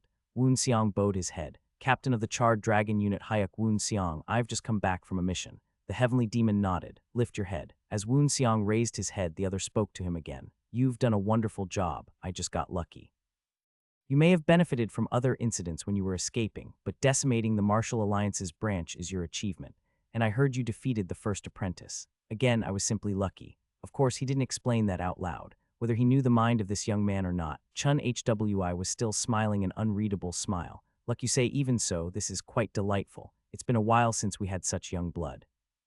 I hope our cult continues to have more young blood like you. The words coming from the Heavenly Demon's mouth made the surrounding great demons uncomfortable. They couldn't believe he was blatantly talking about the change in generations in front of them. They were expecting for it to happen, but they could not hide their bitterness. At the same time, Woon Xiang also realized the gravity of these words. Are you using me to keep the great demons in check? The trainees of the Cave of Latent Demons had already come out into the world. There was only one that stood out right now. However, after some time, others would rise up too. It was obvious that the great demons would be the first to lose their place. Just Woon Xiang and his achievements alone were enough to make the great demons nervous. If you do not want to be eliminated, make some effort. That was the message silently echoed. The Heavenly Demon continued. That's enough about the mission. I heard the rest from the reports. He gazed at the young man. As for a reward, let me know if there's anything you want. Xiang closed his eyes. He had to be careful now. If he wanted something that was too much, he could upset the heavenly demon. He didn't want to waste his reward or be blacklisted by the leader in front of the upper echelon. Taking time to think, Xiang was silent for a moment. I would like to enter the Valley of Thousand Spirits for half a year. 1,000 vengeful demons dwelled in the Valley of Thousand Spirits. It was the place the members of the second latent demon squad, including Chun A Young, had entered as punishment. And now, Xiang chose it as a training ground. Those who were punished entered the place like they were walking the road to hell. Xiang saw it as a reward. The great demons gathered roared to life. However, when the heavenly demon raised his hand, the commotion quickly subsided. The heavenly demon seemed slightly amused. The Valley of Thousand Spirits, and why do you want that? I heard that the valley is now being used as a place to punish sinners, but it was originally one of the cult's designated training grounds. At this point, Chun Hwi and the senior strategist seemed to imperceptibly nod their heads. Although filled with malicious spirits, the Valley of Thousand Spirits had indeed been a training ground. Xiang continued, a martial artist becomes stronger by overcoming hardship. Since I decided to train, I thought it would be best to do it in the toughest place I could find. I see. The heavenly demon was thoughtful. This was the reason why he pushed all the members of the second latent demon squad, including a young, into the Valley of Thousand Spirits. Of course, it would only be beneficial if they could successfully withstand the spirits. Whether he knew this reasoning or not, Xiang wished to enter the valley himself. Does he understand? If so, then Chun Hwi thought that was truly astonishing. Maybe the young man had even noticed the relationship between himself and Chun A Young. If so, Xiang likely knew that Chun Hwi would not have sent a young somewhere to deliberately harm her. No, it didn't matter whether Xiang knew or not. Either way, he was willing to throw himself into such a situation.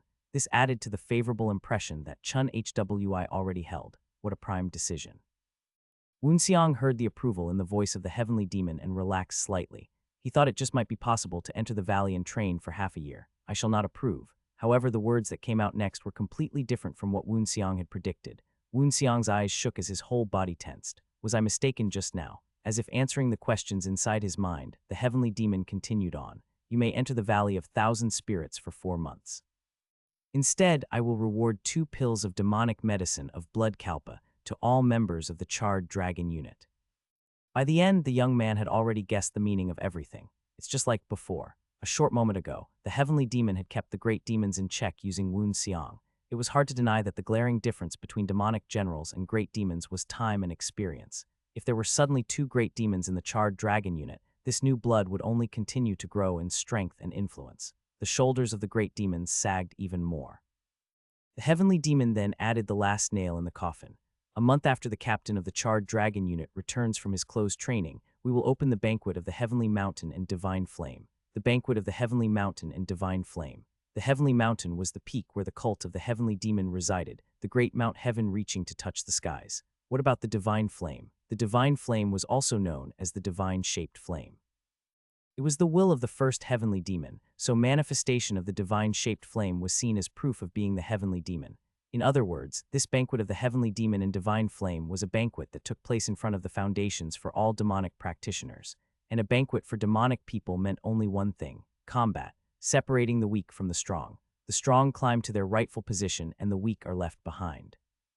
That was the banquet of the heavenly mountain and divine flame. There were those who complained about holding the banquet. The cult leader shouldn't be doing this to us. Bam! Numerous great demons had gathered at a table in a little coalition.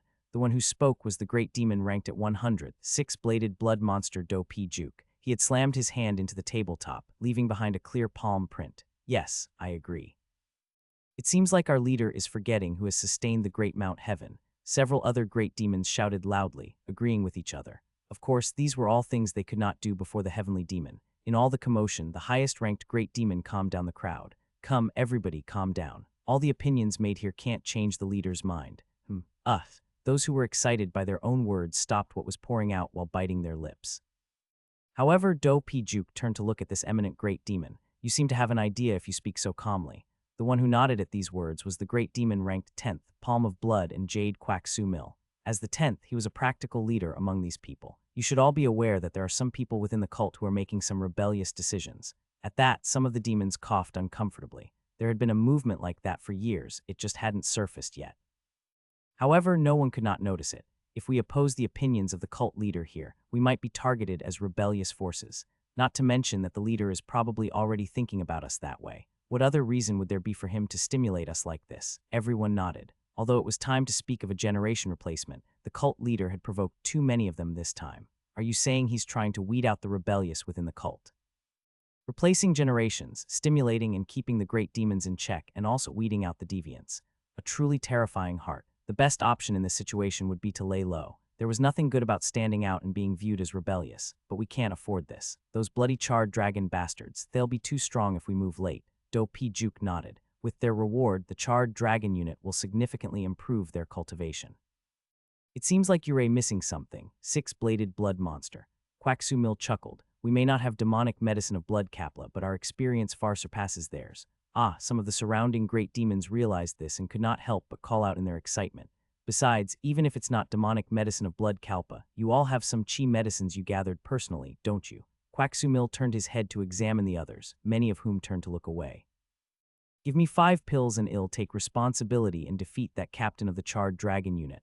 I thought we needed to break the whole unit, not just their captain. That isn't necessary. I heard that the Captain Brad is the strongest out of the whole cave. The rest of them are heaps behind him. Oh, the listeners nodded. If we break him, I am sure the rest will start laying low. At this point, many of them were tempted, but it still seemed a bit suspicious.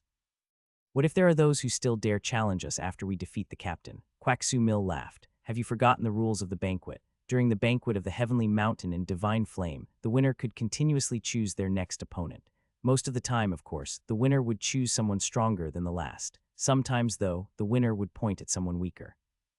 That sort of person was not confident in defeating the strong, so chose to exaggerate their skills by beating down the weak. Proving yourself strong by defeating the underdog, what an embarrassment. This was especially disgraceful for any one part of the demonic cult who prided themselves for ruthless advancement. Are you saying that you will defeat not only the captain of the charred dragon unit, but several people in the unit? That's exactly what I am saying. Quaxumil said that he would do the dirty work for them. He'll break the few at the top of the charred dragon unit, and then no one will dare challenge for the rank of a great demon. Seeing the others stay silent, he opened his mouth again. Now, who is willing to give me their medicine? If you do, I'll make sure to pay you back plenty. His eyes glinted darkly, but no one noticed his treacherous air. Soon the great demons left the meeting room one by one. In the end, only Quaxumil was left, smiling to himself. Heh heh, tack, tack, tack, tack. He tapped the table with his fingertips, as was a habit of his.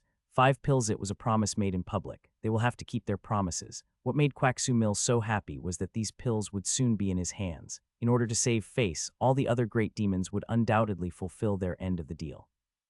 Next, it would be time for his side of the deal. Absorbing all the medicinal chi, he would trample upon the charred dragon unit and their captain.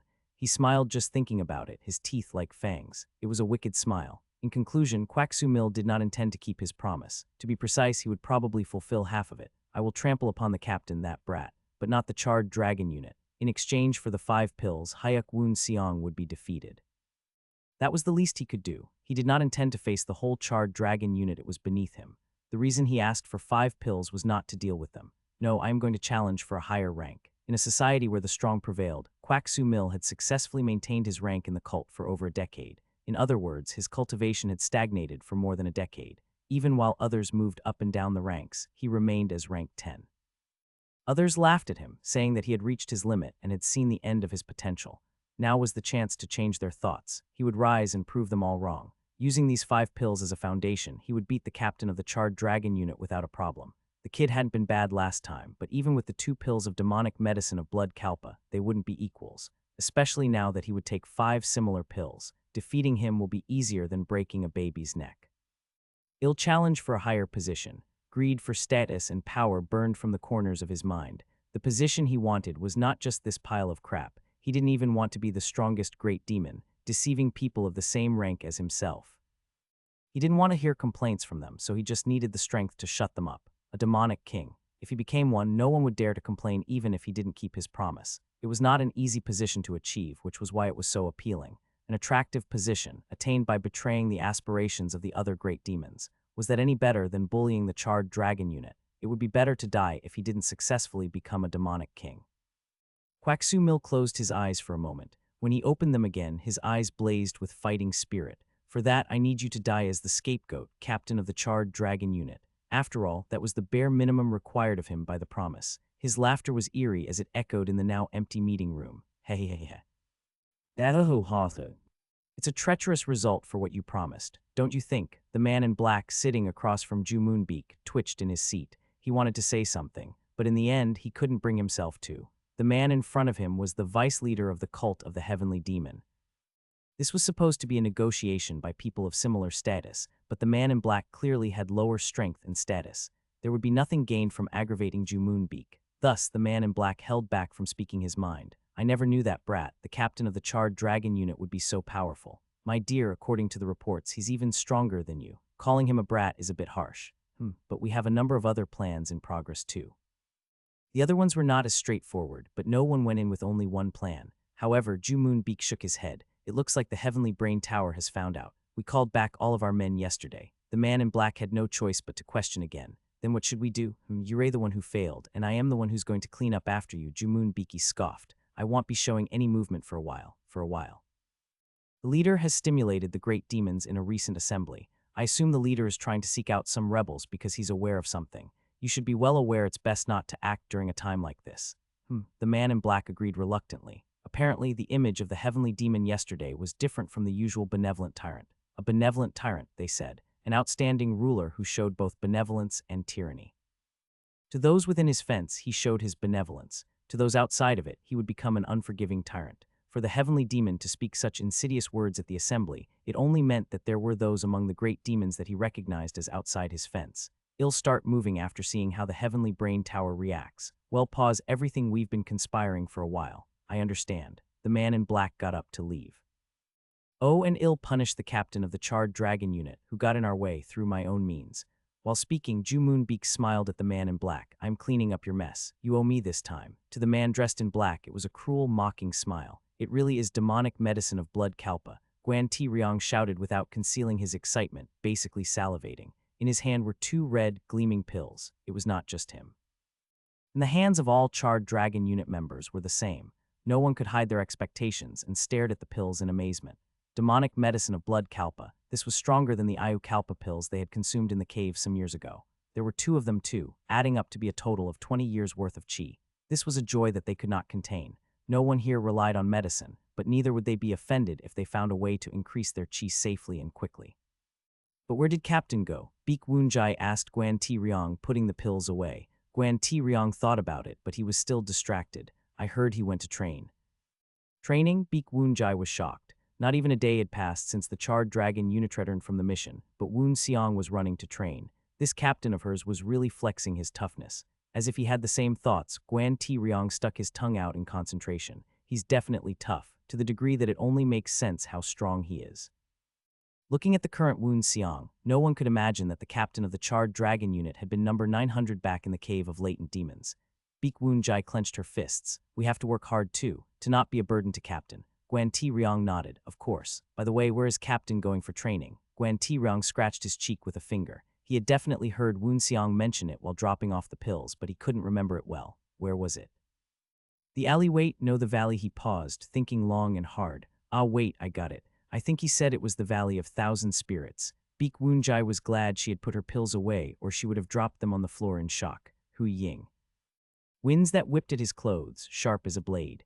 As he walked, Woon Xiang could see the cliffs carved into the sides of the valley. There was only one way down the Valley of Thousand Spirits. Use whatever was left of the ladders. Of course, you could also try your luck by jumping down. Perhaps you wouldn't careen down and impale yourself on a stalagmite. The Valley of Thousand Spirits, the valley where 1,000 spirits dwell. Woon Xiang wasn't even in the valley yet, but he could already feel the dense forces from below. HMPH. How vile, the energy is stinging my skin. The pressure was crushing, making it hard to breathe.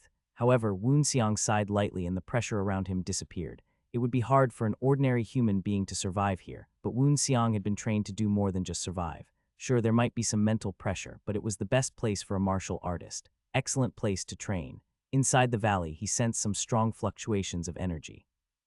Those must be the members of the second latent demon squad, who had been sent here for punishment about 3 months ago. They've definitely gotten stronger than before. Among them, he felt an especially strong presence. Naturally, it was the energy of Chun Young, the blood of the heavenly demon. Couldn't she just ignore the talent that came from her bloodline? A Young was much stronger than before. Not bad, but soon Woon Xiang lost interest. He couldn't afford to waste his time being interested in other people's growth. Hu Ying. The corners of his clothes fluttered in the wind once more. He had 4 months here and 2 chi-condensing pills. These were some excellent conditions. The only thing left to do was to become strong enough that no one could ignore him. If that's going to happen, I better start as soon as possible. With that thought, he threw himself down the cliff. In one hand, he gripped the White Knight's spear. It shone brightly as his body was sucked down into the darkness. In the depths of the valley, energy carried within the heavenly demon's bloodline rose and wrapped around the body of a young woman. Fragments of energy stretched around, drawn to the dark flower-red heart, which shone through the gloomy atmosphere, in hopes of awakening the senses of the body one by one. The muscles were refreshed, and the blood in the body boiled with vigor. That was the chi from the divine art of the heavenly demon flowing through Chun-A-Young. The world of martial arts is so vast. So cultivation is like planting and growing a tree on such a vast world. A great tree, one that can cover a vast plain. That is the path I must take. I still have a long way to go. The pressure of cultivating in the Valley of Thousand Spirits had enlightened her, allowing her to tap into the true power of the dark flower-red heart. Evidence of a young's improvement flickered in the form of a flame nestled in her hands. Burning hot and bright, this was the purest demonic flame. This force was the sprout of the divine-shaped flame, a manifestation of the divine art of the heavenly demon. All members of the cult of the heavenly demon were to kneel before it. A young still couldn't fully bring it out yet, but there was no doubt what the energy in her palms was. Knowing that, she smiled happily. How many buckets of sweat and tears had it taken for her to cultivate this mysterious force? Only she herself knew. She continued to meditate for several days, maintaining her energy to fight back against the chaotic spirits of the valley. It was not just meditation, but also continuous physical training. Some of the crew members were tired and had rested, but she had not stopped once. Her satisfaction was earned through effort. With this, I want lose to number 900 no, I want lose to Hayek Woon Seong. Chun-A-Young tightly clenched her fists and stood up, walking out. The valley had numerous caves built into the sides, as numerous as the graves that littered the bottom. Looking down from her own cave, she could see several other caves where the other members of the unit were living. It was then she heard a strange sound. Catcha, catcha, catcha. It was the sound of something scratching against the sides of the valley. Since there were no dummies to practice with, all the members had gotten used to the sound of something hitting the wall through strength practice, but there seemed to be a slight difference. Is that sound coming from above? It was indeed coming from above. The members of the second latent demon squad all looked up as if they could not believe their ears. Even then, the sound came once again. Catcha, catcha, catch. Nope, that was definitely the sound of something repeatedly hitting the wall. As a young looked up, she could see the blue sky that peeked out between the cliff walls. There was something that was falling. Is that a bird? A young wasn't sure what it was. The Valley of Thousand Spirits was filled with different creatures, but most of all dangerous spirits. Most animals instinctively gave it a wide berth. A flying beast would also turn away or fly higher to avoid passing through. If it was a bird, it sure was a weird one to seek its own death.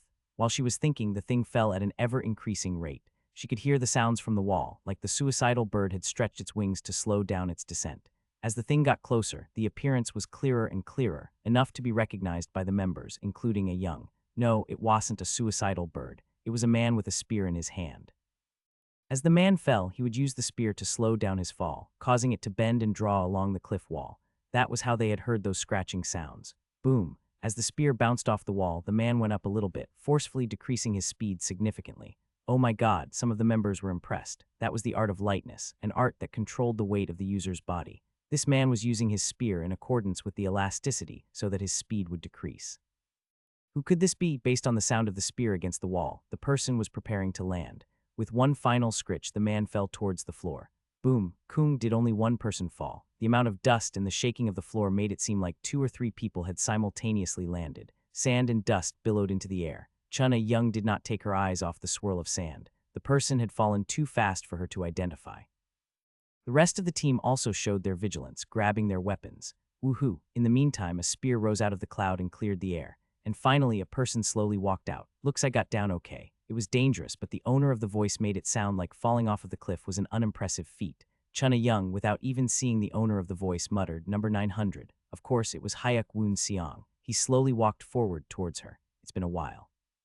What a relaxed greeting. Chun-A-Young bit her lip. A young had thought their skill gap had been narrowed after her breakthrough with the dark flower-red heart. He's become more of a monster again. The Woon Seong that had just fallen into the Valley of Thousand Spirits was truly astonishing. Besides, Shed noticed that he still had all his bracers on, if someone asked her to do the same. Chun-A-Young berated herself for even thinking about it. Anyone else would have smashed themselves to smithereens. Meanwhile, some of the second latent demon squad members were shouting at Woon Seong. What are you doing here? Are you here because you were punished too? Serves you right. You're just a mere number 900. Well, don't you look healthy, number 900? We're stuck here because of you. Many of them had always disliked Woon Seong, especially now that they wished to blame others for their suffering. There always had to be a scapegoat. Woon Seong was the obvious choice. It wasn't because their squad had failed their mission, but because the others had accomplished their mission too well. Of course, it was a bad idea. A young naturally did not agree with the people who had spoken out. What a terrible mindset to have, to lay blame on others, even if it was obvious that you were in the wrong. Some people had become poisoned by the energy of the vicious spirits in the valley, adding to their existing complaints. Unfortunately, they were the most vocal now. Stop, a young tried to stop them. However, a cool voice interrupted her. Believe whatever you want. Some eyebrows twitched when they realized they could be mistaken. Woon Seong stared at them with soulless eyes, looking at them like they were dead men walking. I didn't come here to be punished, I came here on my own. The fuck, this crazy bastard, coming down to this dreary place.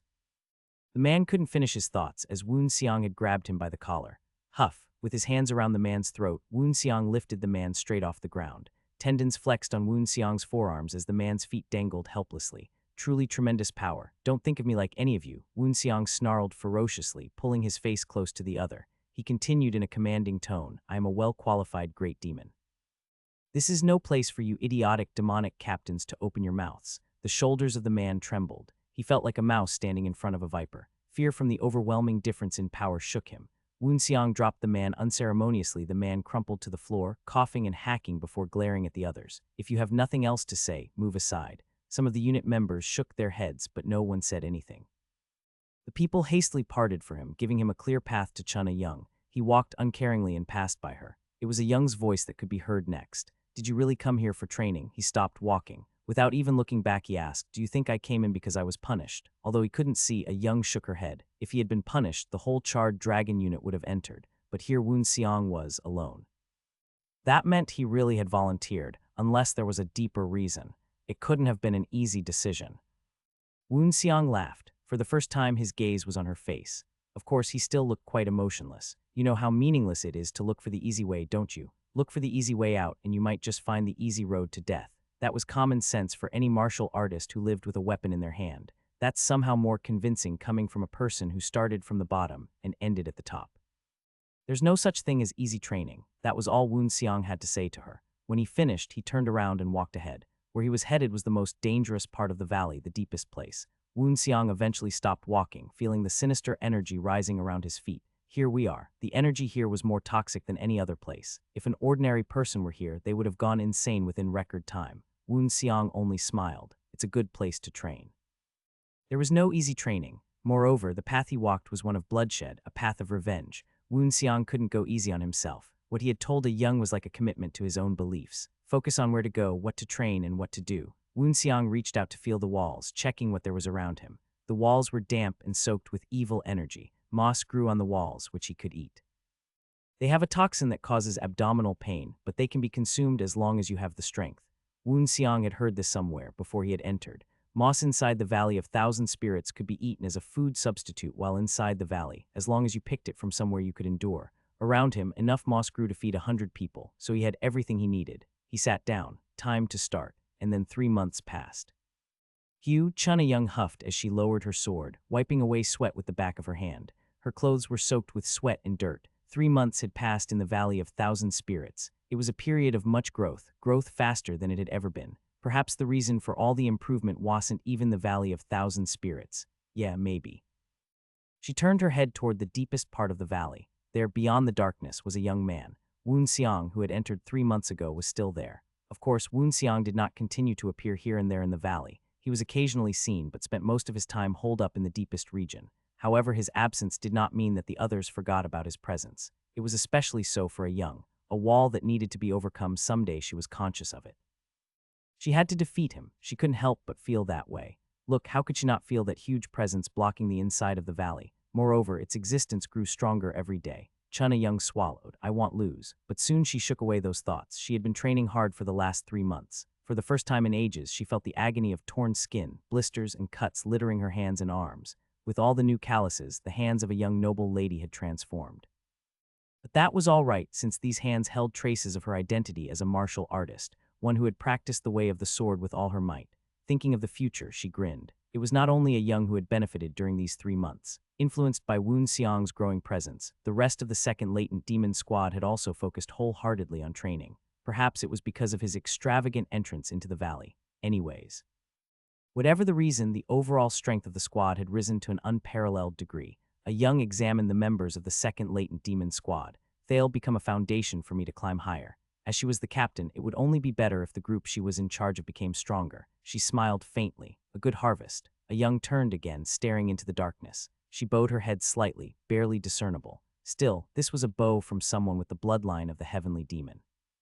Someone approached a Young from the side. It's done. Excuse me? A Young was afraid someone had seen her. The member spoke again, slightly embarrassed, repeating what he had just said. It's time to leave. At that point, a Young suddenly realized that a total of 6 months had passed. Her punishment in the Valley of Thousand Spirits was over. Time to return to the cult. They're gone. Woon Xiang slowly opened his eyes. Nothing that a large number of presences had begun to leave. He realized that it was about time for him to leave as well. The second latent demon squad was to stay for half a year. Woon Xiang's stay overlapped with 3 of those months. And now that 3 months had passed, it was time for a Young in them to leave. Feeling the presences receding, Woon Xiang slowly rose to his feet. Of course, he was not getting up to send them out. The spear lying next to him trembled. Woo-woo. As if responding to its cries, he picked it up. The energy of the unrecorded. He smiled faintly, feeling the power coursing through his body. Chun, a Young, had cultivated like crazy for the past 3 months, as if in competition with himself. As a result, she had indeed grown remarkably strong. However, Woon Xiang did not feel the same pressure. He had achieved no less. He was towing the line of transcendence. I've already been through this before, and I am in much better conditions this time. Pills and remarkable martial arts he didn't have access to last time, combined with experience and new abilities. They had brought Woon Xiang onto a new path. Intimidation chi. It felt a little different compared to before. If the previous one was like a cloud, this time it was spreading like a dense fog. Within this fog, Woon Xiang began to move. Movement delay. Even an ant would be unable to escape. However, each movement contained the strength to crush layers of rock. Huang. The air moved in slow motion, scattering and crackling with chi. A wind blew in circles, following the movement of the White Knight's spear. The trajectory of the spear in his hand suddenly changed. His movement sped up, adapting to the differing speed and strength. Haste. A linear movement that connected you to your enemies. The air distorted as space melted, chi sweeping over the area. Boom, boom. A new cave was made, pounded into the wall. This was evidence that Woon Xiang had entered a new state. Another dreadful wave was brewing, rain of star destruction. Hulalalala. The ground shook like it had been hit by an earthquake. Black night of the fourth moon. Guaguaguagua. Pieces of stone smashed into the ground, creating craters and plumes of sand dust. Standing within the cloud, Woon Xiang slowly lowered his spear. No, not yet. There was still one more move. The spear in his hand was pulled back as his muscles tensed. As soon as he bent down, the energy contained within his spear rushed out like rolling thunder, striking the area around him. Flow of the divine dragon, Cuckoo. A golden dragon flew through the Valley of Thousand Spirits, its roar echoing through the empty cliff. A chunk of the wall fell from the sky, creating a heavy sound. Again, dust covered his vision. After the billow of sand and dust subsided, the traces of destruction would be seen. There were multiple cuts on the cliff, followed by a large cut from the black night of the fourth moon. The deepest cut was from the flow of the divine dragon, which had torn into the walls as it passed by. Would people who saw its traces think that a true dragon had descended? It was obvious that Woon Xiang was at least twice as strong as before. Woon Xiang couldn't help but smile. What the unrecorded left behind suits me perfectly. Maybe it was because of the Spear Master Sect's arts at the foundation of it all. The Spear Master Sect was Woon Xiang's root. Even during this second life, his foundation had never changed. Instead, his natural athleticism had overlapped with new martial arts to create an even stronger base. The roots wove together to form the tempered true blossom. No, they did not just weave together, they harmonized. Woon Xiang savored this feeling and slowly closed his eyes. He had achieved what he wanted when he entered the Valley of Thousand Spirits, so it was time to move on. Demonic medicine of blood kalpa. He looked at the 2 marble-like pills that he had pulled out, then shoved them into his mouth without hesitation. Gulp. The pills melted away in no time, and Woon Xiang swallowed carefully. Hot energy flowed down his throat, flashing past his stomach. Inside, the medicine met with the force of the intimidation chi, scattering around the body. He gathered his energy slowly, carefully. I am ready. He had gathered enough energy in one place. Let them open, the twin veins of control. Opening them up is the way to becoming a true master of martial arts. Energy that he could barely contain rampaged through his veins, crashing into the walls that blocked his channels of control. His body shook violently as a dreadful pain spread throughout his body. The impact was transported to the brain, causing more mind-boggling, spine-breaking pain, a high need to concentrate or ill end up passing out. But Woon Seong was upset. The veins were still blocked. One more time, he tried again. Boom. The rushing energy hitting a roadblock caused extreme pain. However, the walls are thinner. Go, do it. Again, Woon Seong continued to direct his energy without missing a beat. Once again, the energy crashed into the blockage and rebounded. As the internal injuries increased, blood to gush out of his mouth. I've done this before. There's no reason I can't succeed this time. Indeed, Woon Seong had opened his twin veins of control in his first life, allowing him to enter the transcendence realm. There was no reason he could not do it again. Once more, Kuang. Along with a thundering sound in his mind, the wall blocking the veins finally collapsed. A cool sensation flooded his body, numbing the pain. But such a sensation was too short. The pain inflicted by breaking through was too much. After enduring for so long, Woon Seong finally found the pain unbearable and collapsed into unconsciousness. As he lost consciousness, the excess energy within his body began to circulate once more. Like a wild horse, it stampeded through Woon Seong's body. No, that was actually incorrect. The energy was carefully controlled, scattering into different limbs. If someone was present to follow the chi flow, they would discover that Woon Seong's chi was being directed by a mysterious force from within the White Knight spear. Undoubtedly, a surprising result awaited Woon Seong, and soon. Thump, thump, thump, small sounds echoed through Woon Seong's changing body. Partial success, how unexpected. Woon Seong had used all of his strength to smash the walls, but that had only been enough to free one of the veins. The small walls that blocked the rest of said half collapsed one by one. The resulting impurities oozed out of his pores, leaving Woon Seong with drops of black sweat on his skin. Suddenly, his body turned hot. The black drops of sweat changed color as they hardened, baking against his body like clay. Like a snake shedding its skin, this layer cracked and peeled away from Woon Seong's body, revealing clear skin and shining hair underneath. Woon Seong's body twitched intermittently as the change continued, his body temperature rising and cooling. For how long did that continue? There was no one to keep track of time. Drip, drip, drop. A few drops of water dripped off the wall and onto the face of the young man, who lay there like a corpse. Color returned to his whole body in the instant of a heartbeat. Woon Seong began to twitch. A groan came out. Woon Seong, who had been unconscious for a long time, began to wake slowly. As if trying to wake him up faster, the White Knight spear trembled and hummed.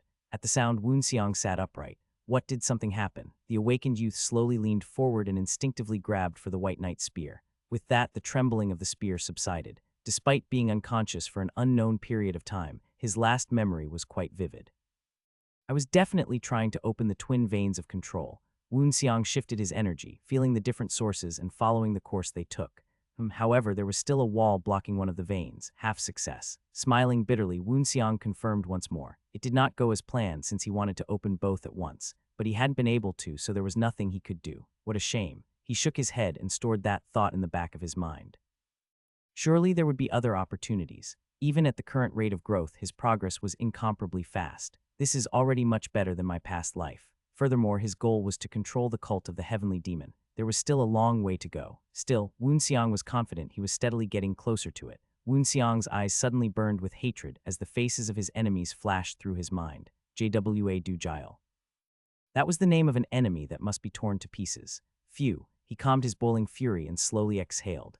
At the same time, Woon Seong looked around slowly. How long had he been unconscious? For one day, a week, or a month? The weather was clearly cooler than before, so it was definitely not a day or two. Has the banquet of the heavenly mountain and divine flame finished? That thought startled him so much he sprang from the ground and broke into a sprint, dashing towards the exit like a madman. Then he stopped moving just as fast, skidding to a stop in shock. His body was light, too light. Woon Seong looked down at his arms and legs, only to see that the bracers were still there. However, his movements were very natural, as if there were no extra weights attached at all. Not only that, even though he hadn't eaten for days, his muscles were filled with vigor. Then his eye twitched. He finally noticed his clothes, which were now black. He hadn't changed for a long time. Also, they smelled like old clothes, a bit rotten. There was the smell from dirt, but also sweat and contamination. Wait a minute, no way. In a hurry, Woon Seong sent another surge of energy through his limbs. Just a moment ago, he had only focused on the opening of the twin veins. He had indeed missed something. He could feel the chi flow all the way down to his fingertips. All of his body's meridians had opened up. There could only be one explanation: body modification. Every martial artist's dream body modification was like a rebirth. A martial artist who climbed to the top could gain a whole new core, propelling them even higher. There was also another part, the renewal of the skeleton and cleansing of the bones. Like a newborn baby, the new body would be energy pure and free from mortal impurities. Woon Xiang hadn't even imagined this would happen, but it had. Still, his happiness was bittersweet. Like how I only opened up half of the veins, it looks like I only achieved body modification halfway too. Body modification was achieved, but unfortunately, it was not complete either. Except it wasn't even part of the original plan, more like an extra surprise. Since Woon Xiang had failed to open both veins of control, but had cleansed his body of impurities, he could consider this a matched success. Soon we'll have to increase the weight. Progress, no matter how small, was always something to be happy about. Woon Xiang's mind soon got recalibrated, and he headed towards the top of the Valley of Thousand Spirits. Every time he tapped his foot, he would fly forward hundreds of meters. With a small smile on his lips, he leapt up the walls, movement as light as the wind. Body modification was really an unexpected outcome. Paired with the heavenward soul-earthen body, his heightened senses made up for the unopened vein. He could feel the wind, the movement of an insect climbing the cliff, the shaking of a blade of grass growing between the crevices. Everything around him was captured clearly, almost as if he were seeing them with his own eyes. What was that? Woon Xiang also felt a group of shadows as well. He tilted his head and spread his senses out even farther. There were people at the top of the cliff, around the entrance into the Valley of Thousand Spirits. Pinpointing their location, Woon Xiang focused his senses on that area. Soon, their movement was clearer to him, and he confirmed their number and placement. At least one behind the shadows of the trees, one under the rocks, and another one underground. Woon Xiang still had his eyes closed, but he was sure that this was definitely an ambush. He had no idea who they were, but they were obviously waiting for someone to come out of the Valley of the Thousand Spirits. Are they here after me? The more he thought about it, the more likely this was. He was the only one left in the Valley of Thousand Spirits. Who else if not him? Why? Why were they targeting him, though? There were some demonic generals and great demons who held grudges against him. Especially among the great demons, there were those who did not want him in their ranks. Could one of them have sent assassins? He didn't dwell on his questions for very long. Suddenly, like the new sun rising, his feet landed on the top of the cliff. From his vantage point, he could see the area that stretched around the cliff. He could also sense the assassins hiding even clearer. Hey, you all, who sent you? Woon Xiang's chi exploded outwards, bursting towards those hidden. A rain of 5 throwing knives flew like lightning, straight through the heads of some of the assassins. Phew buck. Like the sound of a watermelon erupting, the knives split and burst their heads. The one underground, protected by dirt, was no exception. But Woon Xiang did not relax. Instead, he wielded his spear. Did I miss 2? The number of knives thrown was 5. 3 of them hit their targets. That meant there were 2 left. Woon Xiang disappeared from where he was originally standing. Moments later, he reappeared in front of one assassin. Shit. Intimidation chi covered the other's mind and body for a single second, which was enough for the White Knight's spear to crush his chest. With a crack, his ribs were broken and his heart pierced. Phew. Blood spewed out like a fountain, but Woon Xiang paid no mind. He focused on the last survivor, who had managed to run quite far already. It was clear that this last one had sensed that the mission would end in a failure and bolted. Woon Xiang raised his spear. Would it work? His body moved before he could finish his thoughts. His ankles, waist, and shoulders twisted in sequence. As the force was drawn from his waist and into his wrist, the White Knight's spear left his hand. Lightning stitching art, White Knight spear style. Woohoo! The air screeched as the spear tore through the air, slamming into and through the body of the last assassin. The man's legs were torn off and his upper body smashed into the trunk of a tree, skewered by the spear. Cough. Woon Xiang could have caused an instantaneous death, but he wanted to keep at least one of them alive long enough to answer his questions. No matter how talented you were, you wouldn't live very long without legs. He sighed a little as he looked at the human tree kebab. Well then, let's find out who ordered it. Woon Xiang didn't intend to forgive whoever it was. It wasn't like him to spare those who bared their fangs at him. His eyes gleamed, horrifying like that of a demon, but he would not find out who was behind it. By the time he approached, the assassin had already killed himself. The other's face was pale and bleeding from his eyes and ears. His brain had likely melted too. Nasty bastards. The assassin had ingested poison. Even an excellent assassin should have needed some decision-making time, which would have given Woon Xiang a few moments. But there was no hesitation. At that moment, the sound of shouting drifted from the peaks farther away. Wah! It announced the beginning of the banquet of the heavenly mountain and divine flame. The fire on the altar burned high and bright. Even though the festival had not started yet, the people were already passionately cheering. It was because of what this fire meant to those of the cult of the heavenly demon, the divine flame of the heavenly demon. The flame used by the heavenly demon was commonly considered to be the divine flame, but it was more correct to call it the divine-shaped flame, a manifestation of the true flame. There was only one flame in the cult that embodied the true meaning, the translucent flame burning upon the sacred altar. Also known as the remains of the divine flame, it was one of the many things the first heavenly demon had left in this world. The divine flame was the root of all demonic arts. Thus, it had a mysterious power that stimulated the souls of all demonic practitioners. Chuna Young, who was looking at the divine flame, also felt that she was not different from the others. It seemed like the flickering resonated with her heartbeat, so that's the real divine flame. Suddenly filled with inexplicable emotion, a Young almost shed a tear. The flame felt warm, radiant, and frenzied at the same time. Even just looking at it from afar, she could feel the sacred energy. Wondering what it would be like closer to the flame, a Young turned her gaze to the divine maiden, who stood closest to the altar. The near 70-year-old woman was holding her hands together in prayer. The divine flame was not open to the public except during events like the banquet of the heavenly mountain and divine flame. It simply stayed inside the divine maiden's palace. But there were two people within the cult who could face the divine flame at all times. The first, of course, was the top of the demonic cult, the heavenly demon. The heavenly demon was always allowed to face the flame, but that didn't mean he had any special communication with it. Unlike the heavenly demon, the divine maiden was able to communicate with the spirit of the divine flame. A divine maiden was chosen by the spirit of divine flame, destined to serve the divine flame and the heavenly demon her whole life.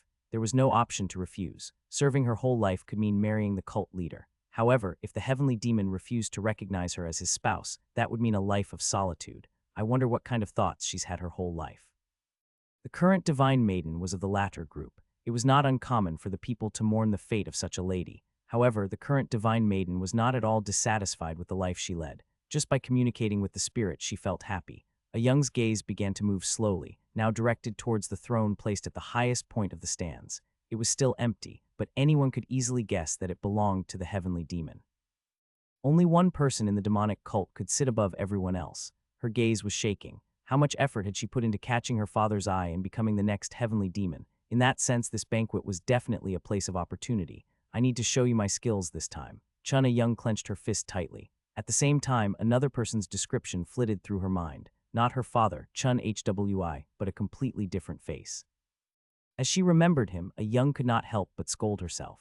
Hyuk Woon Seong. Her interest in him had been out of pure curiosity at first. Still a naive child then, she had been curious about how number 900 suddenly became so strong. The next emotion was competitive spirit, as she felt like she had found a strong opponent. Such rivalry turned into jealousy after Woon Seong revealed his skills. She admitted it. Woon Seong is strong enough to impress my father. That was why she wanted to beat him even more, hoping to use his reputation to boost hers. A Young wanted to be recognized by her father too. Thinking about it, a Young looked around. She could not find Woon Seong in the crowd. However, her eyes burned brighter and brighter. Finally, someone appeared on the throne. The heavenly demon had arrived. Baek Woon Jai looked around nervously. Soon, the banquet of the heavenly mountain and divine flame would begin. However, there was still no sign of Woon Seong anywhere. Out of habit, Baek Woon Jai chewed on her fingernails. Maybe something happened to Captain. Of course, there were many people gathered here, not only martial artists, but also ordinary believers of the religion. There were probably a few thousand people gathered for this day. It would be hard to find anyone in this situation. Nevertheless, she eagerly perused the crowd for her captain. I don't see him. She eventually lowered her head in disappointment. It was when the heavenly demon ascended to the throne that a voice came from behind her. You've gotten stronger. A low yet heavy familiar voice. Baek Woon Jai turned her head to glare. Captain, and there was a familiar face. She noticed slightly longer, messier hair and an old, dark, discolored outfit. Woon Seong smiled bitterly as he felt Baek Woon Jai's lingering gaze on his clothes. Having heard the cheers, he hadn't been able to change his clothes in time. Shall I bring you some new clothes? Baek Woon Jai had a pensive look on her face. Woon Seong shook his head. I thought we were here to attend the banquet of the heavenly mountain and divine flame. Woon Jai nodded quietly. They were both martial artists and Woon Seong was a great demon. Then I don't want you to get my clothes, but for you to bring me good results today. Baek Woon Jai nodded once more at these words. Clothing didn't matter. It wasn't about how you looked, but about how much you had grown. Woon Seong looked towards the heavenly demon who was standing in front of his throne. He was opening a celebration that would showcase the progress and glory of the cult. There was a strange aspiration in Woon Seong's eyes as he watched the heavenly demon. I wonder how close you and I are. Of course, Woon Seong understood he had a long way to go. It would be hard to get revenge for his master without the appropriate level of skill. A high seat within the cult, or maybe unparalleled skills. You must have both or you must have either, but revenge was certain. Woon Seong stared at the heavenly demon with blazing eyes and tightly grasped the white knight's spear. As if in tune with his mind, the spear trembled. As Woon Seong stared at the heavenly demon, Baek Woon Jai continued to stare at the young man before her. He told me that I've become stronger. His words echoed in her mind, her body trembling just thinking of his voice and from the excitement of recognition. Her eyes roamed Woon Xiang's body. You look a little taller and your skin looks a little better. Beek Woonjai may have grown up in the cave of latent demons and practiced demonic arts, but she was still a young woman. Suddenly, she noticed all these changes in Woon Xiang. She wanted to ask him about it. Captain, your appearance. But she got interrupted. Then, we shall begin the banquet of the heavenly mountain and the divine flame. Beek Woonja's words were buried in the cheering that erupted after the heavenly demon's speech. Whoa, the festival had begun. The banquet of the heavenly mountain and divine flame took place on 4 large stages, conducted over the course of a single day. During this single day, though, numerous demonic practitioners experienced drastic changes in rank. Of course, these changes were strictly based on one-on-one challenges. Since performance was not judged by the accumulation of wins, each challenge was almost always a fight to the death. Stand on the stage while risking your life to go higher, or maintain your current status and preserve your life. Today was a day where hundreds of demonic practitioners would die, and their ranks would get filled with others. That was the true nature of the banquet of the heavenly mountain and divine flame. There were those who did not want to die and sat outside the stage, merely watching the matches. Many people were injured as their rankings rose and fell. Amongst them, there were those who would rather die valiantly, stupidly, than have their rankings stolen. As time went on, blood slicked the stages. A small break had to be called every now and then to drain the blood and clear the corpses. Woon Xiang was slowly examining the people. His gaze was on the demonic kings, though, not on the great demons. Higher than the great demons, Il used this banquet to become a demonic king. Woon Xiang was currently trying to figure out which demonic king to challenge. He was sure that he was still no match against a higher-ranked one, but he felt ready to fight a lower-ranked demonic king. Although Il probably have to take 3 bracers off, he was sure that he was stronger than all of the great demons, so he could probably fight a low-ranking demonic king and have some strength to spare. If Woon Xiang succeeded in his challenge, he would probably become the youngest demonic king in the history of the cult. Meanwhile, the matches continued. The person who was on the stage got a satisfactory ranking and stepped down without proceeding any further. At that moment, the crowd became rowdy again. Based on who was coming on stage, a great show was about to begin. That man is going up. Ooh, Quacksu Mill, Great Demon rank 10. Woon Xiang stood to the side, observing the man and reciting his name in his mind. Quacksu Mill was the first high-ranking Great Demon to go on stage since the start of the banquet. Then Quacksu Mill opened his mouth. I challenge the captain of the Charred Dragon unit. Chunna Young, who had just defeated her opponent on another stage, groaned in frustration. Captain of the Charred Dragon unit. Damn it, someone got to him first. A Young anxiously turned to look at Woon Xiang, waiting to hear his answer. Accepting the challenge or not was completely up to him, but nothing was more shameful than running from a fight. That was why most demons of the cult accepted, even if they were bound to die. However, this was different. Conventionally, if a higher demon challenged you, you would not accept. The banquet was designed for a lower-ranked practitioner to advance in status, not for those at the top to bully the weaker. In this case, even if Woon Xiang avoided the challenge, he wouldn't be ridiculed. But there was a problem, the nature of Hayuk Woon Xiang. Although a Young wasn't intimate with Woon Xiang, she knew that he was not one to back down, and just as she predicted, she heard him agree. I accept your challenge. Woon Xiang leapt from the seats and dropped down towards the stage. Woon Xiang stood on stage and stared at his opponent with a blank expression. Why was he being challenged? Quacksu Mill was the rank 10 Great Demon, and Woon Xiang was just a low-ranking Great Demon. Well, whatever. Woon Xiang shook his head. Rankings didn't really matter, all he had to do was fight to the best of his abilities. Woon Xiang's eyes glowed fiercely. At the same time, the voice of Quacksu Mill flowed into Woon Xiang's ears. Aren't you going to take off those bracers on your arms and legs? I saw you fighting in the palace last time. I am stronger than that man. Shouldn't you at least take one off? Quacksu Mill remembered the day Woon Xiang had been promoted. On the spot, Woon Xiang had undone at least one of the bracers. However, today he did not remove any. How strong does he think he is? Quacksu Mill was angered by Woon Xiang's actions, which he thought was a disregard for his status and strength. In response to the question, Woon Xiang responded lightly, I'll take them off when I feel the need. A cold, curt answer. At that point, Woon Xiang's gaze had narrowed into a look of obvious disregard. With that, red-colored energy poured from the palms of Quacksu Mill like fire. Haha, good. I am sure you're well aware that it would be too late to regret it after your death. Whoa, whoa, whoa. The moment Quacksu Mill prepared to fight, it became obvious why his nickname was the Palm of Blood and Jade. His energy coalesced into blood-red orbs, constantly growing in size as they floated above his head. It was as if a dozen red moons were rising behind the man. Then come, face my blood spheres. Quacksu Mill waved his hand. A sharp wind rose from his fingertips and flew towards Woon Xiang. Wind, ski, it wasn't wind of course, but the energy of the blood spheres from the hand of Quacksu Mill. The The man was expanding and contacting his spheres into whips, swinging and cutting with them. With these couple of movements, the stage the two were standing on split like butter under a hot knife. It was a failed attack since Woon Seong had sidestepped, but the destruction demonstrated Kwak Soo Mil's attacking power. That's some remarkable power, Woon Seong commented to himself. He was surprised, though. Considering that Kwak Soo Mil wasn't some ordinary great demon, this level of power was to be expected. Those who were watching swallowed their saliva. This was a battle between great demons. Based purely on ranking, it was a battle that should result in an overwhelming victory for Kwak Soo Mil. Someone in the crowd commented, "So that's the power of the high-ranking great demon, Kwak Soo Mil. That's some incredible power." Others, those watching from high above, had different thoughts though. "Idiot. So there's a reason he's only a great demon. The important part is that the captain of the charred dragon unit casually evaded that." The great demons watched the movement of Kwak Soo Mil, while the demonic kings noticed the movements of Woon Seong. Such was the difference in strength and insight. Unlike the general predictions, there was no quick, overwhelming victory. Instead, Woon Seong was still boldly on the stage. Although Kwak Soo Mil hadn't shown his true power, Woon Seong's movements were still too casual. In the meantime, the tensions on the stage continued to rise. In fact, Kwak Soo Mil seemed angry at the fact that Woon Seong had easily evaded his attack. "Evade? You dare evade my attack? No, evading it is still possible. But he shouldn't be doing it that easily. I've become stronger with the pills, enough to become a demonic king. Let's see how much longer you can do that." Sking. Kwak Soo Mil moved his hand and red whip streaked out from the blood sphere and swept across the stage. His attack blew through the area like a red-colored storm. Despite all this blood haze obstructing his vision, Woon Seong moved forward slowly. One step and a streak passed over his right shoulder. 2 steps and another brushed past his thighs. 3 steps and Woon Seong bowed his head lightly. Several strands of his hair were cut off as another whip rushed overhead. Another step and a blade passed by his sleeve. Woon Seong stepped forward and dodged the attacks, getting more precise as time went on. As it continued, none of the whips even touched his clothing.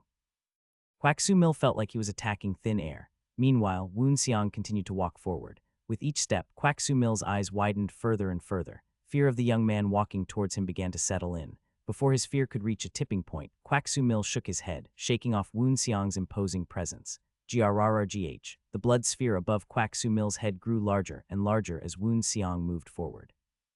Then picking it up, Kwak Soo Mil raised his hands high, then try avoiding this with a straight face. Cackling to himself, he threw the huge blood sphere at Woon Seong. Heh. Contrary to expectations, Woon Seong only stood there and smirked. As the sphere seemed to swallow him, Woon Seong moved the White Knight spear for the first time during this battle. Shiriririt. The White Knight spear spun at a fierce speed, sending white-colored whirls of energy shooting from his hands like a rainstorm. Like a bubble bursting, the huge blood sphere burst under the intense pressure that was building from within. Instead of fierce red energy gathering in that spot, it was now a bright, painful white. As Woon Seong once again entered the audience's field of view, he prepared to execute the lightning stitch flying blade spear style. Grrrgh. Kwak Soo Mil could not believe what was happening. "He broke my blood sphere. It was made with a lifetime's worth of chi. This can't be happening. I've become stronger than before." Kwak Soo Mil crossed his arms in front of him and prepared to block the spear. "Come at me with your puny attack." It was obvious that Kwak Soo Mil was prepared to even lose his arms in order to block this attack. Alas, that desire wasn't enough. The spear tore through Kwak Soo Mil's body, even hitting his heart, and blood spurted out as he crumpled to the floor. Just like that, with one move from Woon Seong, the previously ranked 10th great demon Kwak Soo Mil fell without achieving his goal of becoming a demonic king. As if controlled by a higher power, the White Knight spear drew an arc and fell to the ground with a light thud just a few feet away. Using the hole now present in his opponent's torso, Woon Seong was able to see where his spear had landed. Like nothing major had happened, he walked over and casually retrieved his spear. Indeed, to him, maybe nothing had. From start to finish, the young man hadn't even broken a sweat. It was Woon Seong's overwhelming victory. For one large section of the audience, there was complete silence. The results of the match seemed to make all the spectators lose their breath. Didn't matter what happened on the other 3 stages, who was dying or who was surviving. The only thing that had their attention was that lone figure holding a spear. After a moment, the audience exhaled. The reactions of the great demons who provided pills for Kwak Soo Mil were even greater. Disbelief, complete and utter disbelief. This was the result that Kwak Soo Mil had promised them. In exchange for the humiliation of the young rising stars, they had sacrificed their own wealth and improvement. Shock and regret, even fear. Of course, for the other top 10 great demons and practitioners above, this was a largely anticipated result. The difference in strength was already known. In fact, victory and defeat had been predicted the moment Woon Seong avoided Kwak Soo Mil's first blood whip with a casual sidestep. The level of the general public was just too low compared to Quack Su Mil and Woon Seong, so they had not been able to discern it. Nevertheless, it was a surprising enough result. The fact that a high-ranking great demon was so easily dealt with meant that Woon Seong had likely reached demonic king level. Such status and strength at such a young age. Was there anyone who was like him? Those who thought this way were startled again and couldn't help turning their heads to look in a certain direction. There were indeed people who showed such strength, the most powerful practitioners of their time, impossible skills and devilish talent at the age of 20 or so. It was only natural for their eyes to turn towards the zenith. Chun Hwi, the heavenly demon, the leader of the cult of the heavenly demon, who could split the moon in a teacup as entertainment. The Woon Seong of now was actually like the heavenly demon during his youth. Whether he knew what the demons were thinking or not, Chun Hwi was smiling lightly as he looked down at the stage. There was one more person staring intensely at Woon Seong. Amazing. Chun Young, who had been looking over, urgently covered her mouth. Did anyone hear her say that? She realized her mistake and bowed her head in haste, but still snuck another glance at Woon Seong. Seriously though, he really is amazing. That much skill at such an age. All things considered, I am in no position to feel like his rival. How much of a gap is there between us? A sense of competition could only be shared when opponents were at a somewhat similar level.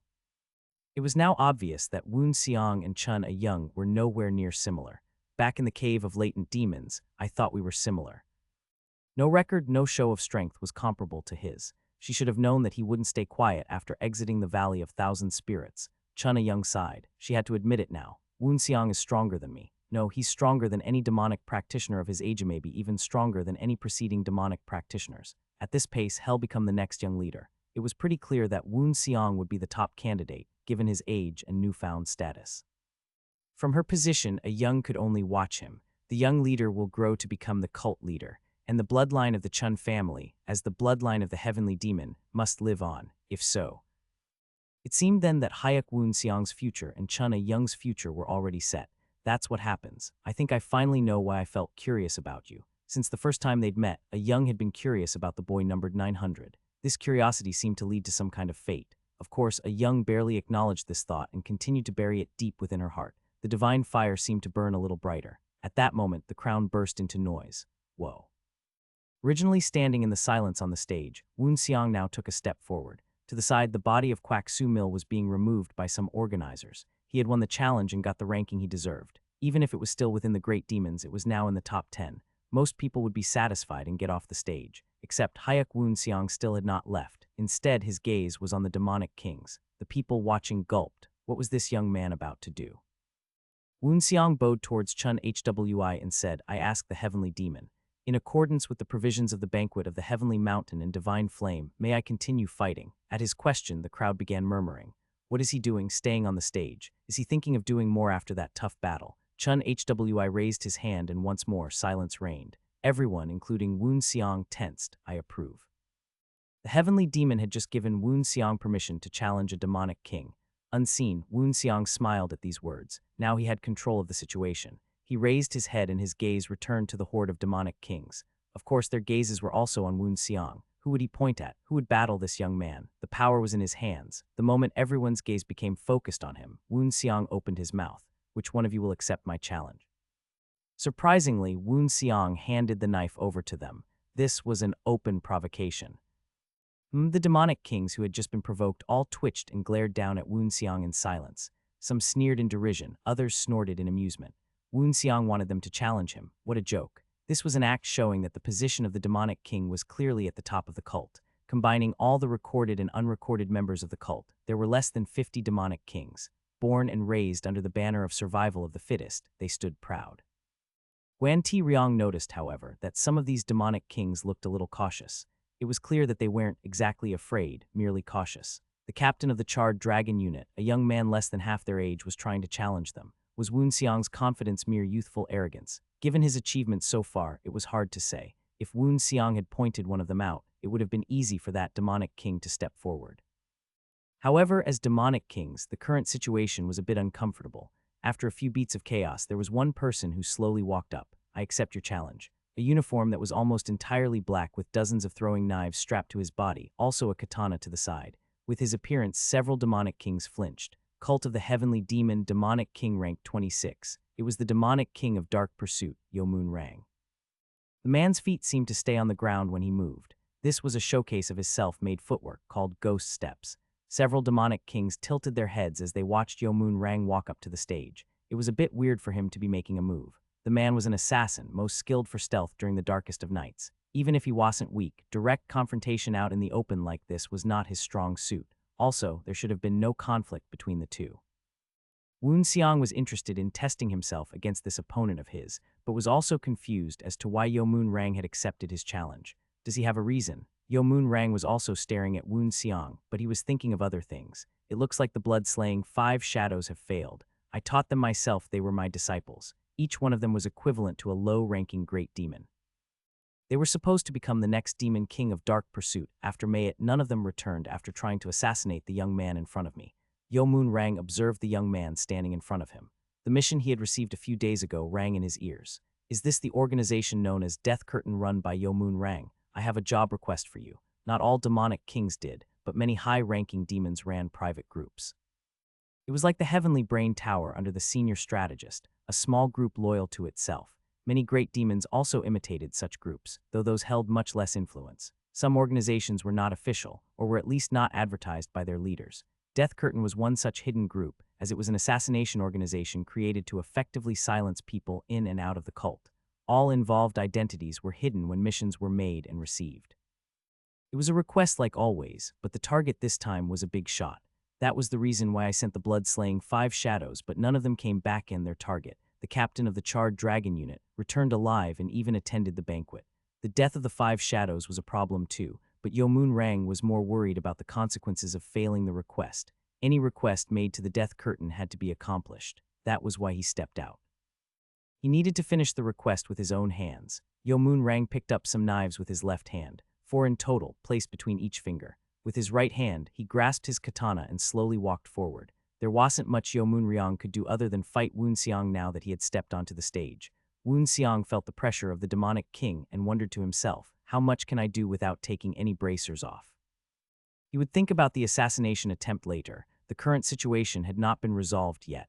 Between opponents, there was nothing to talk about. Peng, Woon Xiang swung the White Knight's spear and the air in front of him exploded. No, what exploded was the inky black robe that Yomun Rang had been wearing. He disappeared. He's at the level of being able to hide himself even without the assistance of darkness. Woon Xiang immediately activated the heavenward soul earthen body, which would heighten his sensory abilities. With its chi released, the air seemed to be distorted around him. Above me, Woon Xiang immediately looked up and hurled a throwing knife into the air. Grrrr. The energy shredded the air horribly, but the throwing knife did nothing to the katana falling down. It looked like a black line, a line that connected the living to the dead. Ding. Woon Xiang's knife hit the oncoming katana and bounced off, falling to the ground. However, he had gathered some information from that attack. It's not a simple attack with his katana, just as I expect from a demonic king. Spear curtain. Woon Xiang moved to create a solid wall in front of him, instinctively blocking the oncoming attack. Of course, his choice was not wrong. The katana aimed at his heart crashed against this curtain of light, and the surrounding air exploded. Yomun Rang thought it makes sense that the 5 shadows lost. He realized the hidden throwing knife behind my katana. What's happening? It's too fast, I can't see anything. Given the speed and destructive quality of demonic kings, the audience was having a hard time enjoying the show. What's happening? It's too fast, I can't see anything. Even so, the battle continued. Despite the shield he had formed, the hidden knife still grazed Woon Xiang's shoulders. I am lucky it wasn't poisoned. Maybe he isn't using it because we're on stage. But at the same time, Woon Xiang had also been holding back. He shook his arms roughly, rolling his shoulders. He removed the weights and a sense of freedom wrapped around his whole body. As he did so, something came flying out of the dust flung towards Yomun Rang. It was obviously something heavy based on the whistling sound of the air. Yomun Rang realized he did not have time to dodge and instead put his arms up to shield himself. Like a true assassin, his judgment was swift and his actions were even faster. Knowing he could not dodge, he crossed his arms immediately. Boom, boom. Yomun Rang felt fractures in his arms as something heavy thudded into his body. He was lucky nothing had been broken, but the pain was still there. His arms trembled and he raised his head, enduring the agony. But boom, Yomun Rang looked at what had been thrown at him, suppressing his excruciating pain. Iron bracers. At first glance, it was just an iron bracer and didn't look very heavy. As Yomun Rang raised his head, he noticed Woon Xiang, whose steps looked lighter than before. There seemed to be a single iron ring still bound to his body. Seeing that, Yomun Rang felt 2 emotions at the same time, shock and anger. As he was still absorbing how absurd the situation was, red-hot anger hit him. Of course, anger was more intense than any other emotion and stirred up his energy, causing it to surge outwards. I am dumbfounded. You dare think of fighting me while wearing chunks of metal, and furthermore you didn't take any of them off until now. Woon Xiang felt the power rushing into this body, but had to control himself from becoming intoxicated by this liberation. He picked up his spear, his own energy soaring. Taking them off feels so much better. By the way, why the fuck do you care if I wear bracers or not? As Woon Xiang twisted in midair to avoid the oncoming attacks, he threw some knives. Ta-da-da-da. There were sounds and sparks as iron clashed with iron, the energy released distorting the air. HMPH. Is that the great 8 moves of the Cloud Dragon of the Kunlun? Yeomoon Rang seemed to recognize some of the orthodox skills that Woon Xiang's spear style contained. Noits similar but different. But because of the skills of the unrecorded within the White Knight spear and his new experiences, Woon Xiang's moves were still different. Let me see how you can stop this, too. Yeomoon Rang gathered his energy together, causing the strands to overlap one by one and increasing the overall strength of the attack. The complete synchronization of his sword and chi, sword aura. Usually when you saw it such a show of strength, the overwhelming presence alone would cause you to lose your will to fight. That wasn't the case for Woon Xiang. Hee, bring it on. Woon Xiang's eyes flashed with strength, glowing with determination. His energy flowed through his forearms like a haze and gathered at the tip of his spear. Spear aura. Since Yeomoon Rang wanted to use sword aura, then Woon Xiang would use spear aura. Furthermore, a dark, hazy energy wrapped around Woon Xiang like a garment.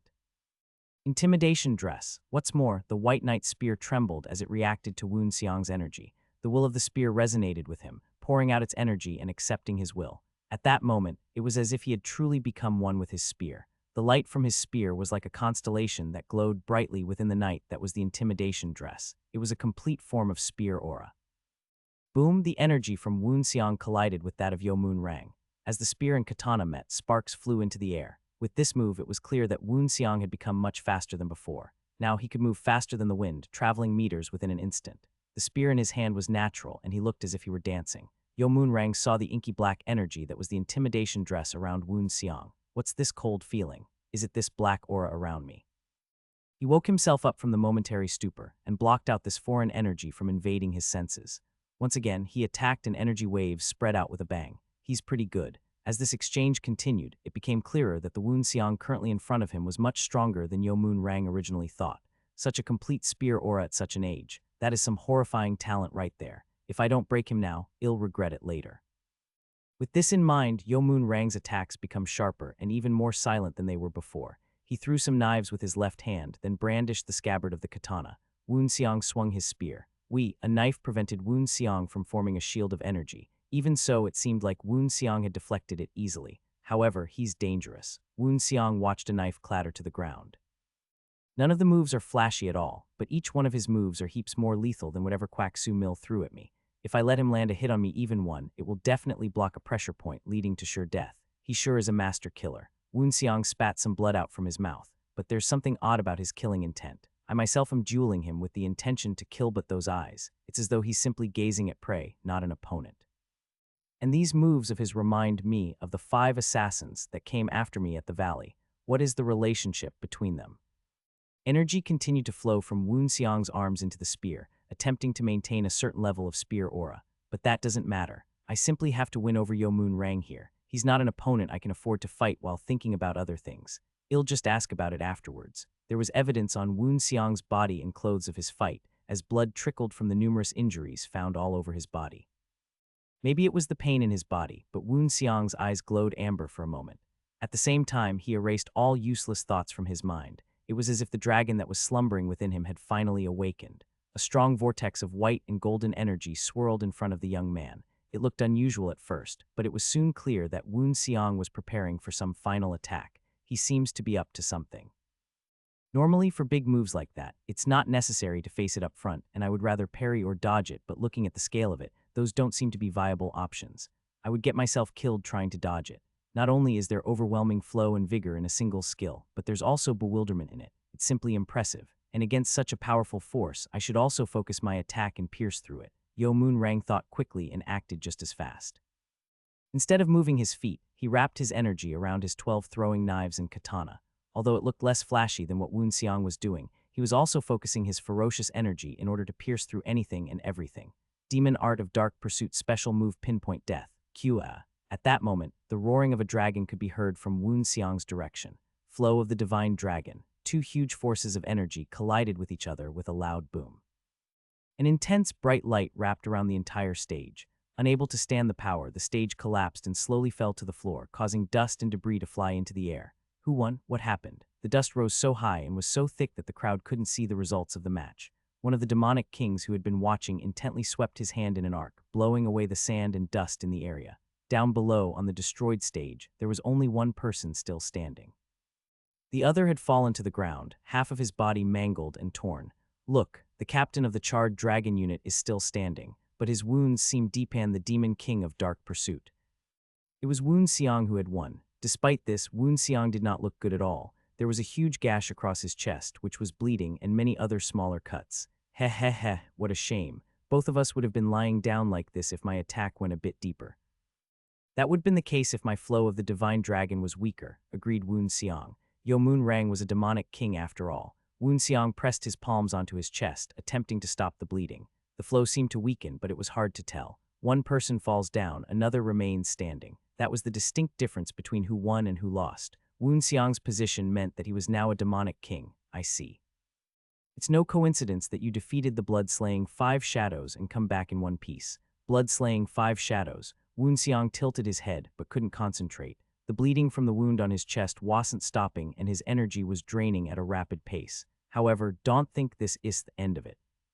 What do you? Woon Seong, who had been trying to speak, stumbled on the spot. Yuog, blood spilled out of his mouth like a waterfall as he coughed. Beak Woon Jai came running over. Captain, you need medical attention now. However, instead of looking at her, Woon Seong stared at the dying Yo Moon Rang. What the hell did he mean? Who is he talking about? Is someone in the cult targeting me? Who and why? Woon Seong had so many questions he wanted to ask, but they would remain unanswered. The only one who could answer was unable to speak, and he himself was losing consciousness. Captain, it was possible that Beak Woon Jai could read the expression on Woon Seong's face, or was just concerned with how pale it had suddenly become. Qurg, Woon Seong fell forward, once again coughing up blood. Master, am I going down the right path? Someone, please tell me. After Woon Seong fainted and was taken to receive medical attention, the banquet of the Heavenly Mountain and Divine Flame continued on as scheduled. However, there were no longer any intense fights like that of the previous two. There were a number of demonic generals challenging to become great demons, but a collision between demonic kings was never a common occurrence. By the end of the banquet of the Heavenly Mountain and Divine Flame, the ranks within the cult of the Heavenly Demon had changed. A whopping 10 members had promoted themselves from demonic generals to great demons. Among them, of course, was Guan Ti Ryong. When Woon Seong woke up, 5 days had passed since the banquet of the Heavenly Mountain and Divine Flame. He woke up with a gasp and almost immediately started coughing. What happened? My whole body is aching and throbbing with pain. Oh, that's right. I fought with Yo Moon Rang. As he coughed out some blood, he felt a towel pressed to his cheek. Wiping away the blood, he turned to the side only to find Beak Woon Jai. As their eyes met, Beak Woon Jai lowered her head and unknowingly blushed. There was a small glass of water which Beak Woon Jai offered to him. Would you like a glass of water? No, I am fine. She hurriedly lowered the glass. At that moment, the door opened and someone barged in. Yurei awake. It was Guan Ti Ryong, of course, a man who had become as loud as he was burly. It seems like quite some time has passed, Woon Seong commented. It's been 5 days since you lost consciousness. The banquet must be over by now. How are the results? Results? Which ones are you talking about? Woon Seong replied briefly, the ones of the charred dragon unit. He wasn't curious about the results of his own match. Yo Moon Rang had obviously died. Because I doubt even a demonic king would survive after losing half of his body. Even if Woon Seong had passed out not long after, it was doubtful that anyone would try to stop his ascension as a demonic king.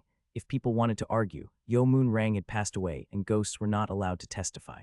Since his spot would be vacant, Woon Seong would naturally end up filling it. So the important point now was the results of the charred dragon unit. The charred dragon unit was a force that only listened to Woon Seong. It was a precious supporting base for Woon Seong, who was now a demonic king and lacked any real connections in the cult. If the charred dragon unit has shown excellent results in the banquet, I will also have gained status. With this question, Guan Ti Ryong and Beak Woon Jai looked at each other. However, the one who spoke first was Beak Woon Jai. Let me answer, Beak Woon Jai said. Most of the members of the unit have promoted themselves into the rank of demonic general, demonic generals. Back when the Cave of Latent Demons ended, there had only been 3 demonic generals, Chuna Young, Guan Ti Ryong, and Woon Seong himself. Technically, it had been 4, but Dalmu Jai had almost immediately met his demise under Woon Seong's hands, so he didn't count. Now, a little more than a year later, most of those from the cave had become demonic generals. Not bad. Has anyone become a great demon? Woon Xiang turned towards Guan Ti Riang as he asked, looking forward to the answer. Since the first time he came out of the cave, his lieutenant was already a demonic general. Given his abnormal growth rate, there was nothing unusual about becoming a great demon. Guan Ti Riang nodded, smiling brightly, simultaneously happy and embarrassed. That would be me, even though I am only part of the lower ranks. Woon Xiang nodded. Good job. It couldn't have been easy. It was clear that the great demons would have desperately defended their positions, so Guan Ti Riang's rise in status reflected his own efforts. As Woon Xiang praised him, Guan Ti Riang beamed. However, his laughter disappeared as soon as it came due to his captain's next words. But don't feel satisfied. Remember my words when we first dueled and keep trying. Thinking back to how he was called a frog in a well, Guan Ti Riang smiled wryly and nodded. I'll keep that in mind. Anyways, we'll leave you alone, Captain. The doctor said that you need absolute rest for at least 3 months. We'll leave some spare clothes for you. After the two had left and he had changed his clothes, Woon Xiang sat in a lotus position. I can't just stay in bed for 3 months. Heavenward soul, earth and body, there's one thing I learned through all these battles. This Buddhist art doesn't simply complete the body, but also heals it. My body is slowly, but surely rejuvenating. I guess it makes sense that an injured body isn't considered a complete one. As he sat there, Woon Xiang felt the energy cycling throughout his body. What's this force? There was something new. It was like his original energy, but purer and clearer. As this new energy touched his wounds, it resolved his internal injuries and got rid of any trauma. Innate essence chi. Innate essence chi, like its name, was the energy of life that all creatures were born with. It revived all things and benefited all nature. However, it seemed to be moving according to his control right now. So Heavenward Soul Earth and Body is an art that controls innate essence chi. This has never happened before. Maybe it touched the roots of my life force because I've been practicing it for so long. It's such an incredible art. Woon Xiang's eyebrows could not help but twitch. There were very few martial arts that dealt with innate essence chi. A martial artist could even go his whole life without having the ability to control, or even feel, his innate essence chi. Woon Xiang remembered what his master had told him all those years ago about innate essence chi. Do you understand what innate essence chi is? A martial art that can control innate essence chi is thought to break through the limits of a human and allow enlightenment into the realm of gods. Woon Xiang hadn't believed that it was possible for a martial art to enlighten a human into a god, then he still wasn't sure about it now. Who would have thought that some lost Buddhist art had such powers? No, it's too early to judge if it actually does that, or if my innate essence has simply been stimulated by my injuries. Woon Xiang shook his head. As long as he continued doing what he was doing, everything would eventually be understood. Let's not be too hasty. Sitting on his bed, Woon Xiang slowly sank into a trance. Unknown to him, his spirit seemed to be showing a change. Very small sounds echoed through his body, and this new energy flowed through his system. With clean clothes and a washbowl in hand, Beek Woon-jai tilted her head questioningly in the hallway. What is this smell? A sweet smell that I can't exactly describe. I think it's coming from Captain's room. To her, it was refreshing. She was attracted by the smell and unwittingly visited him. It was still dark outside, and Woon Xiang had not opened his eyes yet. However, the view inside was certainly a sight Beek Woon-jai had never seen before. A shimmering light flowed out from his body and formed a shape.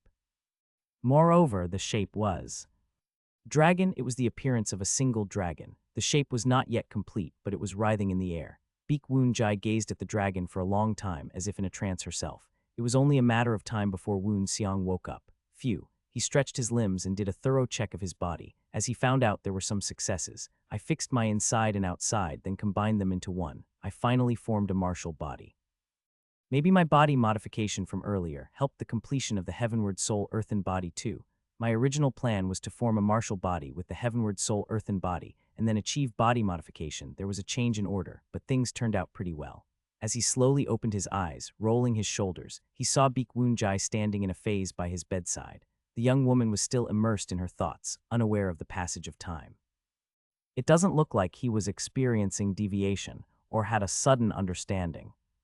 What are you doing? Beek Woon-jai woke up from her stupor with his words. Oh, she frowned a little, then brought forth the clothes and water. I thought you might need these. During the process of forming his martial body, it seemed that he had sweat quite a bit. His garments were essentially soaked through. As he peeled his clothes off, Beek Woon-jai asked, are there any problems? I don't like how I can't move around, but besides that I am fine. But the doctor said you should rest for around 3 months. That's his opinion. Woon Xiang swept his chest area lightly, where the wound was healing. So far, there was only a small difference, but it was a noticeable difference. That was some incredible healing power, given that it had only been 3 days since the match. My body is slowly healing. At this rate, I should be able to get up within 2 weeks. Now that the banquet of the Heavenly Mountain and Divine Flame was over, there was silence inside the palace once again. There were currently only two people in the palace, Heavenly Demon Chun Hwi and Senior Strategist Sang Guan Chuk. The one who spoke first was the Senior Strategist. It seems like they didn't show themselves. It only means that they are careful enough to not show themselves because of such taunts, Chun Hwi replied coldly. The cult leader was right, of course. Sang Guan Chuk had recommended provoking the great demons in order to catch some tales about the resistance, but had got nothing. It was natural that he was a bit dejected. I was hoping for us to catch something this time. It's quite a shame. The heavenly demon nodded slowly. This year, the banquet had three distinct purposes. The first objective was to stimulate the great demons and find the traitors. It seemed that the first objective had failed, but that didn't mean the rest of their goals had too. But the attempt wasn't in vain. We failed to provoke the great demons into doing questionable things, but we had about 10 young ones become demonic general class martial artists. Of course, 10 more demonic generals was not a big deal for the cult. What was important was their age, as these were all youths who had come straight out of the cave of latent demons. Youth meant talent and time. A 30-year-old demonic general would probably stay a demonic general for the rest of his life. A 20-year-old one had the chance to reach higher. And even though it's just 3, there are also people who have become great demons and a demonic king. Guan Ti Riang, the captain of the Charred Dragon Unit, and the young lady. The Charred Dragon Unit has a lot of talented individuals, Sang Guan Chuk noted as he reported. They will bring caution within the cult while working as the new young blood of the cult. The great demons who had settled for their positions should be aware. No, not only the great demons, but also the demonic kings. The senior strategist smiled faintly as he thought about Woon Xiang. I thought he was going to aim for a high-ranked great demon at best, but he's beyond my expectations. He's even brought awareness to the demonic kings, and the final objective of the banquet this time. The heavenly demon spoke just as the senior strategist stopped smiling. It seems like that child is the only choice. The senior strategist nodded at these words. The matter has been decided then. The final goal of this year's banquet was the decision of the young leader. The answer was now obvious. Summon the captain of the Charred Dragon Unit into the inner garden of the Divine Palace as soon as he recovers completely. I thought you were going to punish him. The man, who was dressed in black robes and had just spoken, trembled as the man sitting across from him remained silent. As the silence stretched, he began to suffocate. Cough, I made a mistake being so upset. Please forgive me, the shadowy man spoke. His tremulous voice clearly held the meaning of forgiveness. He's at the level of choking me just because he's upset, and Yed's still not sure he can defeat the cult leader. Soul-splitting Flame King, Ju Moonbeak. That was when Ju Moonbeak said, "It looks like I've underestimated him." Are you talking about that brat? Brat, I really think you should reevaluate those words. Ju Moonbeak tilted his head and squeezed the teacup in his hands. The water boiled and white steam spilled out. Within 2 years of leaving the cave of latent demons, he started from a demonic general and ended up a demonic king, yet you still insist on calling him a brat. The man in shadow unknowingly nodded at these words. Admittedly, even I thought of him as a mere lynx, but he turned out to be a tiger. This is clearly my fault. Ju Moonbeak admitted that it was his mistake, but the other man could not respond. It wasn't because he disagreed, but because he had seen Ju Moonbeak's power with his own eyes. It was surprising and doubtful that Ju Moonbeak would have made such a mistake. However, just because I made a small mistake does not mean that the big plan is ruined. The man in shadow twitched. Did you succeed? Of course, Ju Moonbeak grinned. The shadowy man really disliked that smile, but he did not forget to pay attention to the words being said. The cult leader consumed the poison yesterday. Oh, considering how deep and powerful his inner strength is, we still need to wait for any symptoms to show up. But I can guarantee with my life that he has consumed the poison.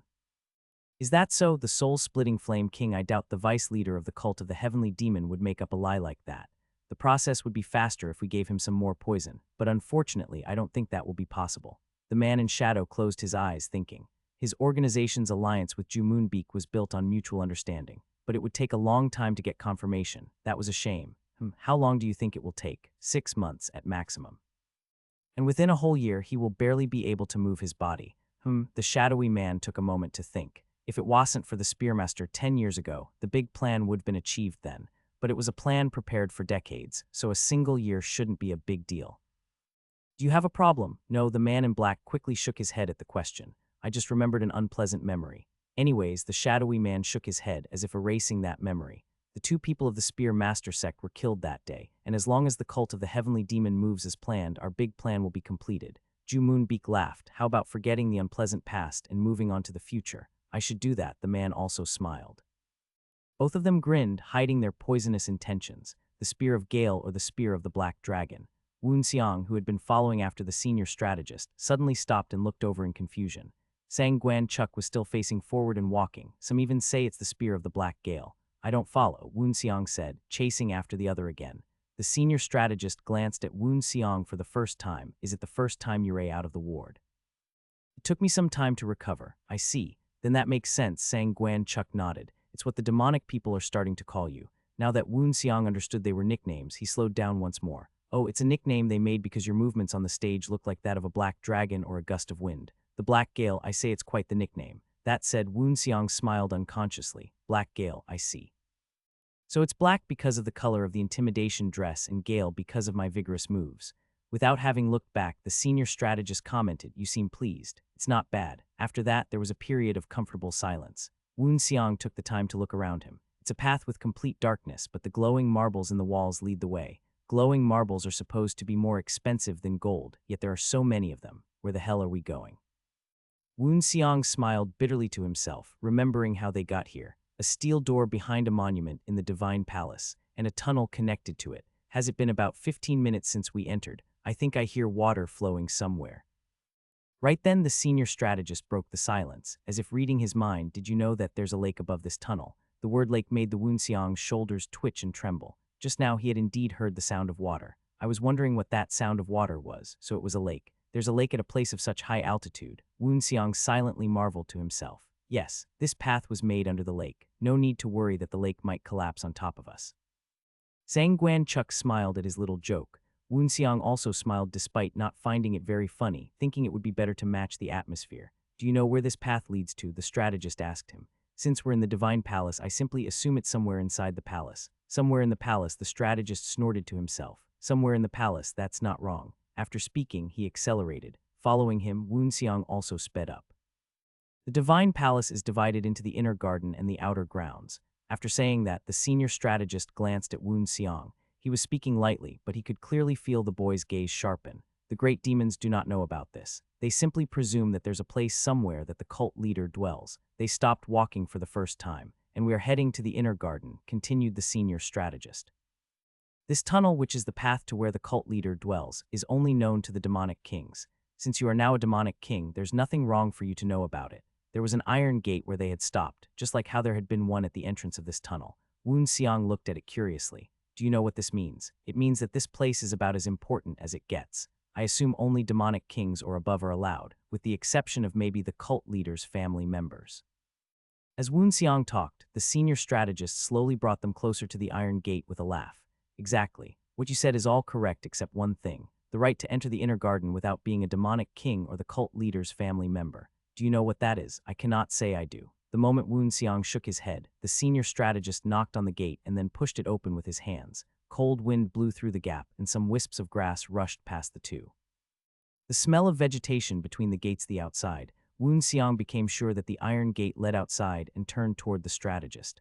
Unlike before, the senior strategist was smiling earnestly and gesturing forwards. The answer lies here. The world beyond the iron gate. A wide open field with a perfect view of the vast night sky. Crackle, a large flame burned brightly upon its altar.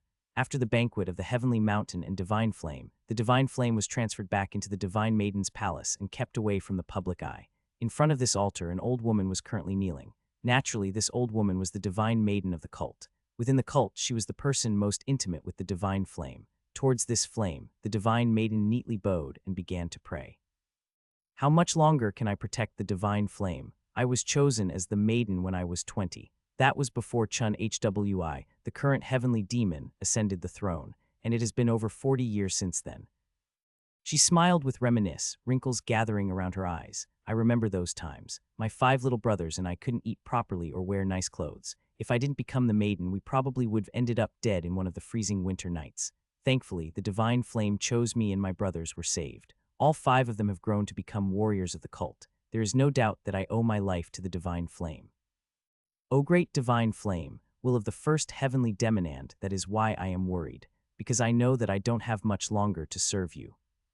She was the divine maiden, carrying part of the will. It was said that all divine maidens thus had a sense of foresight, but it didn't matter. Many people could feel themselves weakening as they died. Even animals could sense death. She lifted her head and watched the flame. That vibrant flame that had never been extinguished since the beginning of the cult. Just looking at it made her feel better. She had never learned martial arts, studying only religious mantras and doctrines. She closed her eyes slowly and kneeled in a kowtow once more. "O great divine flame, I do not have much time to live, so I desire to choose a divine maiden that suits you." It was a sincere prayer. "Please select a good successor." As if in response, the divine flame crackled with vigor. "Whoa, whoa, whoa. So this is Lop Nor, a young woman wearing a large hat side. This is going to be like finding a needle in a haystack. Master isn't helping much either. How am I supposed to find younger brother in Lop Nor without any clues? Maybe even Master doesn't know where he is exactly." She shook her head, sighing again. She stuck her hand into a pocket and took out a folded piece of paper which opened to reveal a drawing of the Sword of Man. "I don't want to self-praise too much, but I did draw his face pretty accurately. But can I really find him with this facial composite? I should ask around after getting something to eat." She shook her head once more before stepping confidently into a restaurant on the street. Due to the constant stream of merchants passing by, restaurants in Lop Nor were always bustling with activity. As it was about lunchtime, she decided it was an excellent time to ask around. Just as she walked inside, a young boy greeted her. "Welcome. Can you get me something I can eat that is light, like fried rice and vegetables?" "Yes, Mom. Fried rice and veggies coming right up." The boy was very cheerful and the woman nodded satisfactorily, then handed him the drawing. "Also, would you mind taking a look at this if you're not too busy?" "Oh, is this a facial compa?" The young woman had been watching the boy and was surprised at how he sharply inhaled. That wasn't shock, it was terror. How unexpected. "What's wrong? Do you recognize this person? Where did you get this sketch? Are you from the authorities?" She shook her head. "I'm an apprentice of King Cheng and this is my martial brother." "You're saying that this man is a warrior of King Cheng, but he's the leader of the Sandstorm of Death." The boy's reactions and words were making her surprised and confused. She tilted her head at the unfamiliar name. "The Sandstorm of Death. It's a famous group of bandits in this area. Although they haven't been active for a while, but they were very active around a year ago. One of the three swords of King Cheng being a leader of bandits." The young woman was appalled. "That can't be. There must be a mistake." Like she asked, the boy looked at the drawing again. Soon, though, he looked up, eyes filled with certainty, and he spoke with conviction. "I remember this man raiding our village. The man in this sketch is definitely the leader of the Sandstorm of Death." The young woman was furious. If it weren't for the fact that the boy looked like he was just beginning puberty, she would have drawn her sword for insulting the integrity of King Cheng. "Are you sure?" she grit out. Now the boy was indignant and yelled, "I am sure. I'm sure everyone here knows that this man is the leader of the Sandstorm of Death." Surprised at this confirmation, the young woman stood up. She approached people who were eating and showed them the same drawing. Very soon, she felt her insides twisting. No matter who she asked, everyone answered the same way. "Ah!" The young woman groaned in frustration and rested her head in her hands. "Are you okay? This leader of the Sandstorm of Death, where can I find him?" The young woman did not know for sure that her martial brother was actually a bandit, but was determined to find him. Her question was one that no woman would dare to ask, but she wasn't just some woman. She was a disciple of the first apprentice and one of the three swords of King Cheng. Finding some bandits shouldn't be a problem. "I don't know, they haven't been active for a year now. But there should be a place they used as a base, right?" The boy hummed and hawed, not sure what to do. Should I tell her? There's no way that they would leave a girl like her untouched. "So you do know, please tell me." She shook his shoulders in agitation. "But they'll do terrible things to you." "You don't have to worry about that. I am stronger than you think." She drew her blade from its sheath and swung it down, slicing the table in one move. The boy and many of the other guests were all surprised. "See, I am an apprentice of King Cheng. A mere group of bandits is no match for me." Seeing him still hesitate, the young woman took out a lump of silver and placed it in the boy's hands. "This is for the food and the table I just destroyed. You can keep the change." The boy wavered some more. "This thing alone is worth several months of my salary, and I can use the money to feed everyone at home something better." In the end, the boy could not overcome the temptation of money. "Go to the old temple, their base is there." After months of travel, the young woman had finally gotten a clue about the Sword of Man's whereabouts. However, she did not know that she would be sorely disappointed. The man she was looking for was already dead, as was her master, both done in by the hands of one Hayek Woon Siang. Walking through the field of grass, the night sky stretched high above Woon Siang. There was a small pond not far from him, where a fountain of some sort caused the water to flow and bubble. He couldn't help but be surprised by what he saw. So this is the inner garden of the Divine Palace. Following after the senior strategist, he had been sure that was heading inside, yet now he ended up outside. Apparently his sense of direction needed to be checked. And all of this is man-made. The power of the demonic cult continues to surprise me. Woon Siang stuck his tongue out in contemplation.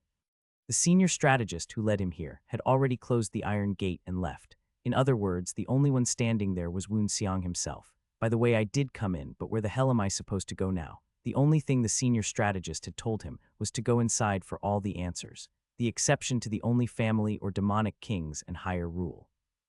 It was at this moment that some force was transmitted over, causing the wind to blow, whipping at his clothes. Hup, cold sweat dripped down Woon Xiang's neck as he watched the energy flow around him. It's a force calling me. This was the inner garden. There was only one person who could be summoning him here. Woon Xiang shot towards the origin like an arrow, hurtling through the grass. The wind broke around him as he ran, whistling in his ears. Eventually, he reached a bridge, which led to a pavilion in the middle of the lake. It didn't take long for Woon Xiang to cross the bridge, and he stopped at the entrance of the pavilion. A man spoke as if he had been waiting for Woon Xiang to arrive. "You're here." Woon Xiang gave a formal greeting, lowering his head.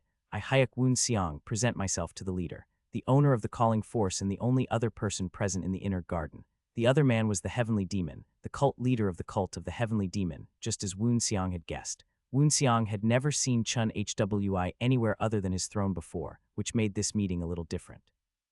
If the Heavenly Demon sitting on the throne looked like an Asura, the man standing before him was a magnanimous sage. That's weird. He feels smaller than when I saw him on the throne. It's almost like he's a foot smaller than back then. Woon Xiang had thought that the leader was 7 ft tall, but it looked like he was actually around 6 ft. Moreover, the atmosphere was unexpectedly welcoming. Suddenly, Woon Xiang's eyes met the Heavenly Demon's. "It's nice to meet you," greeted Chun Hwi. Woon Xiang bowed in haste. It could be considered a crime for him to study the Heavenly Demon if Chun Hwi deemed it so. But Woon Xiang had clearly looked into the other's eyes. They say that the eye is the window to the soul, allowing you to read another's mind. If so, what does the gale inside the Heavenly Demon's eyes mean? Does it imply confidence that he can unleash a furious storm whenever he wishes? Even though it was just the eyes, part of Woon Xiang was trembling. "I can feel it, a gap between the two of us that I cannot possibly fathom." Woon Xiang wasn't sure whether or not Chun Hwi had purposefully shown him the gap.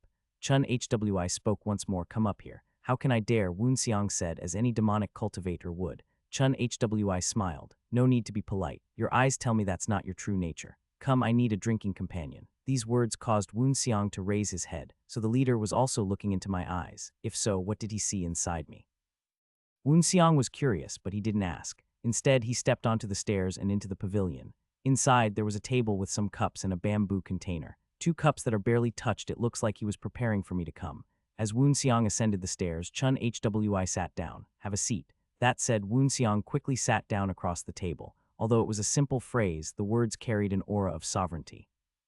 He had no idea what the other was thinking, but he was just another demonic cultivator in the presence of the cult leader. He had no real choice. Once Woon Xiang had taken a seat, the Heavenly Demon glanced at him and smiled. "Have a drink." He raised his hand, grabbed the bamboo container, and poured some liquor into Woon Xiang's cup. Bamboo green tea is best served cold. As he said this, the tea in Woon Xiang's cup was frozen. Woon Xiang's eyes widened as he watched. There's thin layer of ice on the drink, and he did it with just his aura. The Heavenly Demon acted like nothing out of the ordinary had happened. He filled his own cup and raised his glass, downing it first. Following Chun Hwi's example, Woon Xiang also finished his glass, politely holding it with both hands. Tack.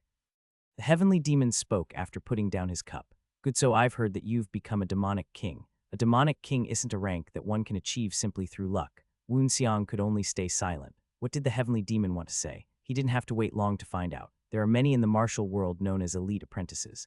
Not only in our cult, but even in the outside world, the martial society has always been full of competent martial artists.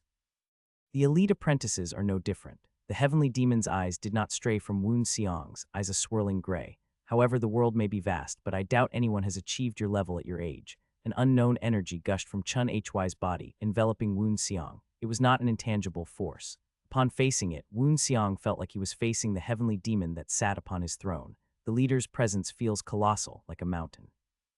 This must be how it feels to see a mountain emerge before your eyes, and this is him not even showing his aura, but just his presence. Even my master wasn't at this level. It only makes sense that he claims to be the absolute top of the world. How much power does it take or a person to possess such an overwhelming presence? No, it isn't about his power. It simply means that Chun Hwi is a man of such caliber. Feeling this force, Woon Xiang was certain. He feels different from the Heavenly Demon that I have known. I never remembered him being such a humane person. Which side was the real one? Or maybe both sides are his true faces. While Woon Xiang was lost in thought, the Heavenly Demon opened his mouth once again. "Let me propose an offer." Chun Hwi paused for a moment. At that time, his eyes seemed to be filled with intense longing. Woon Xiang's gaze sharpened. An offer from the cult leader was something anyone would be greedy for. Become the young leader of the cult. Embarrassingly, Woon Seong was shocked into a stuttering silence. What do you mean? At those words, Chun Hwi drank a cup in silence. He did not take Woon Seong's arguably rude words to heart. The heavenly demon drank 3 cups of tea in succession. Each time, he would also fill Woon Seong's cup. Every time the heavenly demon emptied his cup, Woon Seong would do the same. I have always said that the young leader shall be appointed from those who are capable. Woon Seong nodded. The leader's selection criteria was well known throughout the demonic cult. Of course, Woon Seong had been aiming to become the young leader from the beginning. That was why he had put effort into becoming somewhat famous, standing out and showing his skills. But he never thought that this day would come so soon. Sure, it was his goal, but it was a bit embarrassing because it was too sudden. I have been aiming to become the young leader, but I've never imagined that I would achieve it this easily. And out of those who are considered to be the next generation, there is no doubt that you are the best within the cult. In Woon Seong's stunned silence, Chun Hwi got up from his seat. It's quite awkward for me to talk in this way. The heavenly demon slowly descended the stairs and walked across the bridge, staring down at the lake. Woon Seong quickly followed behind him. Upon the surface, a full moon was illuminated. Moonlight spilled across the pond. Chun Hwi smiled. Suddenly, an overwhelming sense of power rushed from the heavenly demon's body. Do you know why people call me the moon-cleaving heavenly demon? Woon Seong swallowed. He changed again. A tyrannical tone that can't possibly be from the same nice man who was smiling up until a moment ago. Woon Seong was easily influenced by the changes in the atmosphere and understood. I see. They're both the same man. Neither is a facade. The leader is a man with 2 faces. Woon Seong's voice trembled slightly as he spoke. It's because of the story that you have split the moon that was reflected in a glass of wine. He did not say that it was just for entertainment too, but it was implied. Chun Hwi nodded slightly at these words. His gaze was still directed towards the lake. To be precise, it was directed at the reflection of the full moon. It should be an unbelievable story. It may be a reflection, but how can a mere man possibly split the moon? Woon Seong felt like parts of him were being sucked towards the heavenly demon. Something other than energy and air were being drawn in and clumped together. He had no idea what it was or what it looked like, but his back was covered in cold sweat. However, there is no end to the potential of martial arts, and impossibility becomes a mere word the closer you reach and the further you go upon this road. Roar. The voice of the heavenly demon resounded through the area as he pointed at the reflection, making a single vertical stroke. Before Woon Seong's eyes, something amazing happened. Following Chun Hwi's finger, the moon upon the lake slowly split in 2. There were no ripples from the wind, only the half-moons. A martial god. Woon Seong's jaw had fallen at this breathtaking show of power. The heavenly demon made a grasping motion, and the moon reflected in Woon Seong's eyes returned to its original state. The reflection of the moon on a lake is no different from that in a glass of wine. Chun Hwi was still standing by the water, looking at the moon he had just split. However, what I truly want to cleave is not a mere reflection of the moon. Chun Hwi raised his head. Woon Seong looked up too, feeling compelled to under the atmosphere created by the heavenly demon. In the sky, he saw the full moon floating high as if it were the heavens, the highest peak in the sky. For some reason, the moon looked larger than ever. As soon as he saw the moon, Woon Seong turned back to look at the heavenly demon. No way. He suddenly remembered what the man had just said. What I truly want to cleave is not a mere reflection of the moon. Does he mean that what he truly wants to cleave is? Before he could finish that thought, Chun Hwi spoke again. Become the young leader of the cult and become my apprentice. Something gathered again in front of Chun Hwi. Then I shall give everything to you. The 100,000 followers of the cult, the martial artists within them. It's like my consciousness is being sucked in. I get it, the leader isn't presenting aura or chi. It's a manifestation of a human's consciousness. An absolute force that cleaves even the image in the mind, even this power. With the sound of something shattering, the very image of the moon reflected within Woon Seong's mind split in 2. The mind soared. The heavenly demon's voice echoed into Woon Seong's ears once more. Let me say it again. Become my apprentice. Become the young leader of the cult. It was an offer he couldn't refuse. After following the young boy's directions, the young woman from Qingcheng arrived at what remained of the sandstorm of Death's headquarters. The only thing that she found, other than the worn-down buildings, were the dozens of skeletons left to rot in the desert. No, wait, none of these are his body. Where is he? Ah. In the distance she saw a familiar sword. Rushing over, she reached out to pick up the sword, which was now dull and rusted. However, the words engraved onto the edge of the sword could be no mistake: heaven, earth, men. The young woman trembled as she ran her fingers over these words, collapsing onto the floor. This was the sword of her martial brother. Her eyes teared up. The skeleton by the sword was confirmation of the sword of men's death. At the same time that this young woman learned of her martial brother's death, there was a great commotion in the cult of the heavenly demon. Hey, did you hear about that? About the young leader. Of course I did. The position of young leader has been vacant for a long time. Do you think he's good enough to be the vice leader? Of course he is. His martial arts and contribution to the cult are both exceptional. Haha, I heard he destroyed a whole Orthodox branch at the age of 20. I've also heard that he's already achieved the rank of demonic king. That's no rumor. I saw it with my own eyes at the banquet. All the noise was about the captain of the charred dragon unit, Hayek Woon Seong, being appointed as the young leader. Baek Woon Jai and Guan Ti Ryong were walking down the street in the village looking awkward. It felt strange to hear people talking about their captain. The awkwardness was from how instead of their whole unit being complimented, their captain was singled out. Haha, Guan Ti Ryong suddenly laughed out loud, the sound booming through the street. The people turned to stare at him in annoyance. The young man only shrugged off the stares. How embarrassing. Baek Woon Jai ducked her head in shame. Why did you do that? You didn't have to add your chi to the laugh. It was obvious that Guan Ti Ryong had done this to get attention. The man in question was only slightly embarrassed and scratched the back of his neck. I was just curious how many people would recognize me. Baek Woon Jai burst into laughter. You're such a kid sometimes, but don't worry about that. People of the cult are already praising you by calling you the great demon of the champion blade. Guan Ti Ryong had performed well in the banquet of the heavenly mountain and divine flame, rising to the rank of great demon. Although it was only a great demon, there were only 300 of them in the cult. It was a formidable rank for such a young age. After all, the rank of great demon meant that Guan Ti Ryong now also had the authority to lead one of the 12 supporting units. Really, Guan Ti Ryong was quite pleased with himself. He continued on with a smile, but still, I am nowhere close to our captain. Of course not. Baek Woon Jai nodded with a proud smile on her face. Our captain is constantly breaking records within the cult. Not only did he graduate the Cave of Latent Demons as the top when he started as number 900, but he also became a demonic king. To be honest, as a person who joined the Cave of Latent Demons as number 700, I know how incredible that is. Our captain is a role model for people like me. Woon Seong's achievements could not technically be considered unparalleled. Throughout the history of the demonic cult, there were other geniuses who had reached similar levels. However, they were all of the heavenly demon's bloodline, set to become the next cult leader. Woon Seong wasn't of the Chun family, but the result was similar. His talent had actually beaten out the heavenly demon's bloodline. Well, it was now public knowledge that Woon Seong was to be the young leader. If there were no mishaps, he would no doubt become the next cult leader. A new conversation soon made Baek Woon Jai's smile drop, however. By the way, if he becomes the young leader, what happens to the bloodline of the leader? The position has been exclusive to the Chun family throughout the whole history of our cult, right? Hayek Woon Seong was definitely not of the Chun family. That was something to note.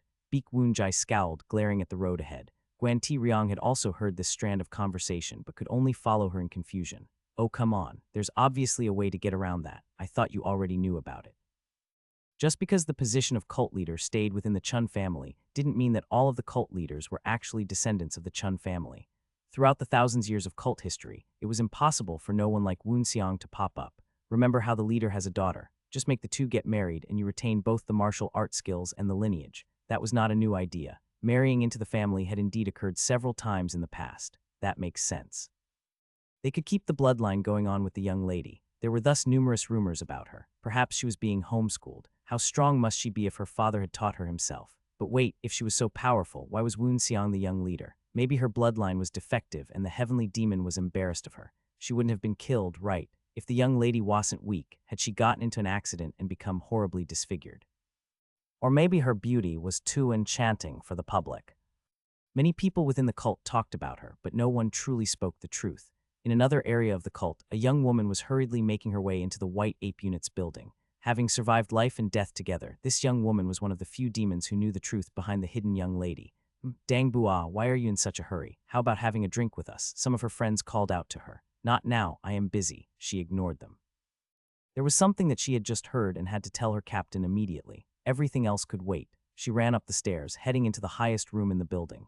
In her haste, she mastered the art of stepping 5 stairs at a time. She slammed the door open and shouted, Captain, did you hear the news? Yurei here Bua Chuna Young, captain of the White Ape Unit, turned towards her. She nodded without any emotion. It's nothing unexpected. But how can they appoint the new young leader when there's you? A stronger person is becoming the young leader. That should be good news for our cult, don't you think? A young smiled, and I couldn't help but admit it after I saw Woon Seong fight the demon king of dark pursuit. It actually felt relieving to just let go and admit it, and then I looked back at myself. I am the captain of the White Ape Unit, one of the 12 supporting units, and it made me think that I wasn't doing too bad either. Woon Seong's life is his, mine is mine. Each of us just needs to do the best that we can with what we have. Father also acknowledged me. A young closed her eyes. She remembered Chun Hy's eyes on the day she was promoted as captain of the White Ape Unit.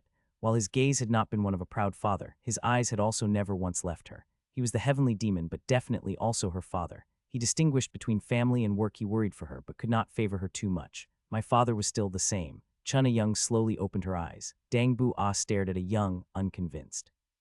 She says that, but Captain hasn't realized something about the fact that she started calling the captain of the Charred Dragon unit by his name. Then did you also hear about the marriage? Marriage. A Young tilted her head. Dang Bu Ah immediately started to explain the accompanying gossip, which was arguably more important.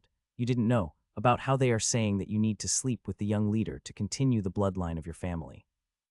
A Young's expression became stiff. After Dang Bu Ah left, a Young was left alone in the room. She lowered her head, hugging her knees to her chest and burying her face in her knees. This was her habit when she was troubled or embarrassed. This is nice and cozy, it helps me calm down. Mary, I can admit that Woon Seong is stronger than me, but a marriage I never thought about that. A Young shook her head. That wasn't correct. No, deep inside, I probably saw this coming. The ways to fulfill what my father said while continuing the lineage of the Chun family. It was either I became the next cult leader, or I married the leader-to-be. It wasn't that a Young hadn't thought about the second option, just that she wanted her father's acknowledgement and only cared about the first. Maybe I didn't have time to search my feelings because I was too busy seeing Woon Seong as a rival. Getting married, I don't know about any of that stuff. Under the moonlight coming from the window, the tips of Young's of ears and her cheeks were tinted pink.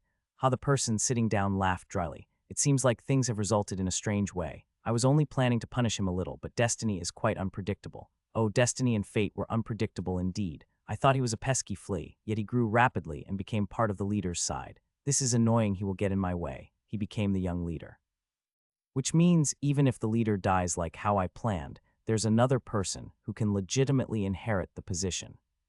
The leader is poisoned and he will die one day. It doesn't matter how powerful he is. He can't survive that poison. That poison is something you would only find in legends. The important part is after the leader collapses, the cult will be divided into factions of the vice leader and the young leader. The leader has 1 year max until the poison consumes him.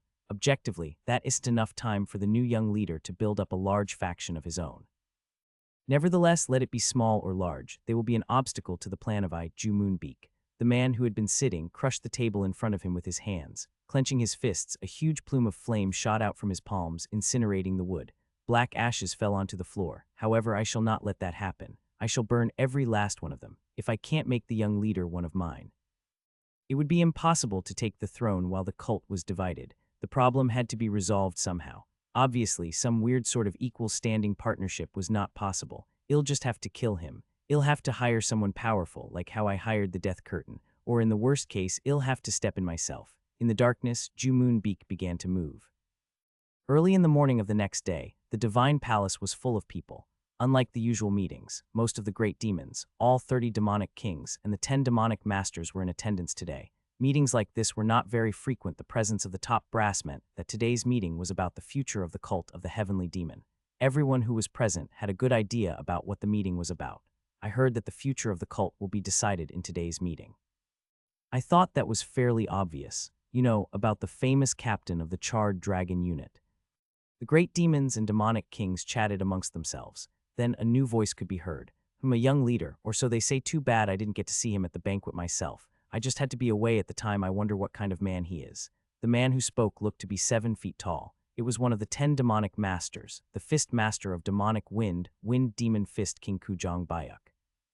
He had left the cult during the banquet of the Heavenly Mountain and Divine Flame for some reason, so he had never actually seen Woon Seong. With his simple character of worshipping the strong, he naturally felt curious about this new demonic king. Once one of the demonic masters opened their mouth, the great demons and demonic kings could only awkwardly mutter. In the end, it was the senior strategist who walked over and spoke. He is an exceptional martial artist for his age.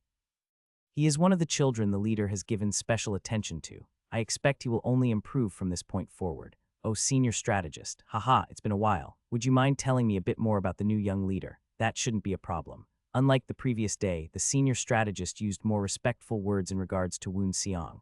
When they had first met, Woon Seong was just another demonic cultivator. However, now that the other was the young leader, there was no doubt that Woon Seong would become the cult leader in the future.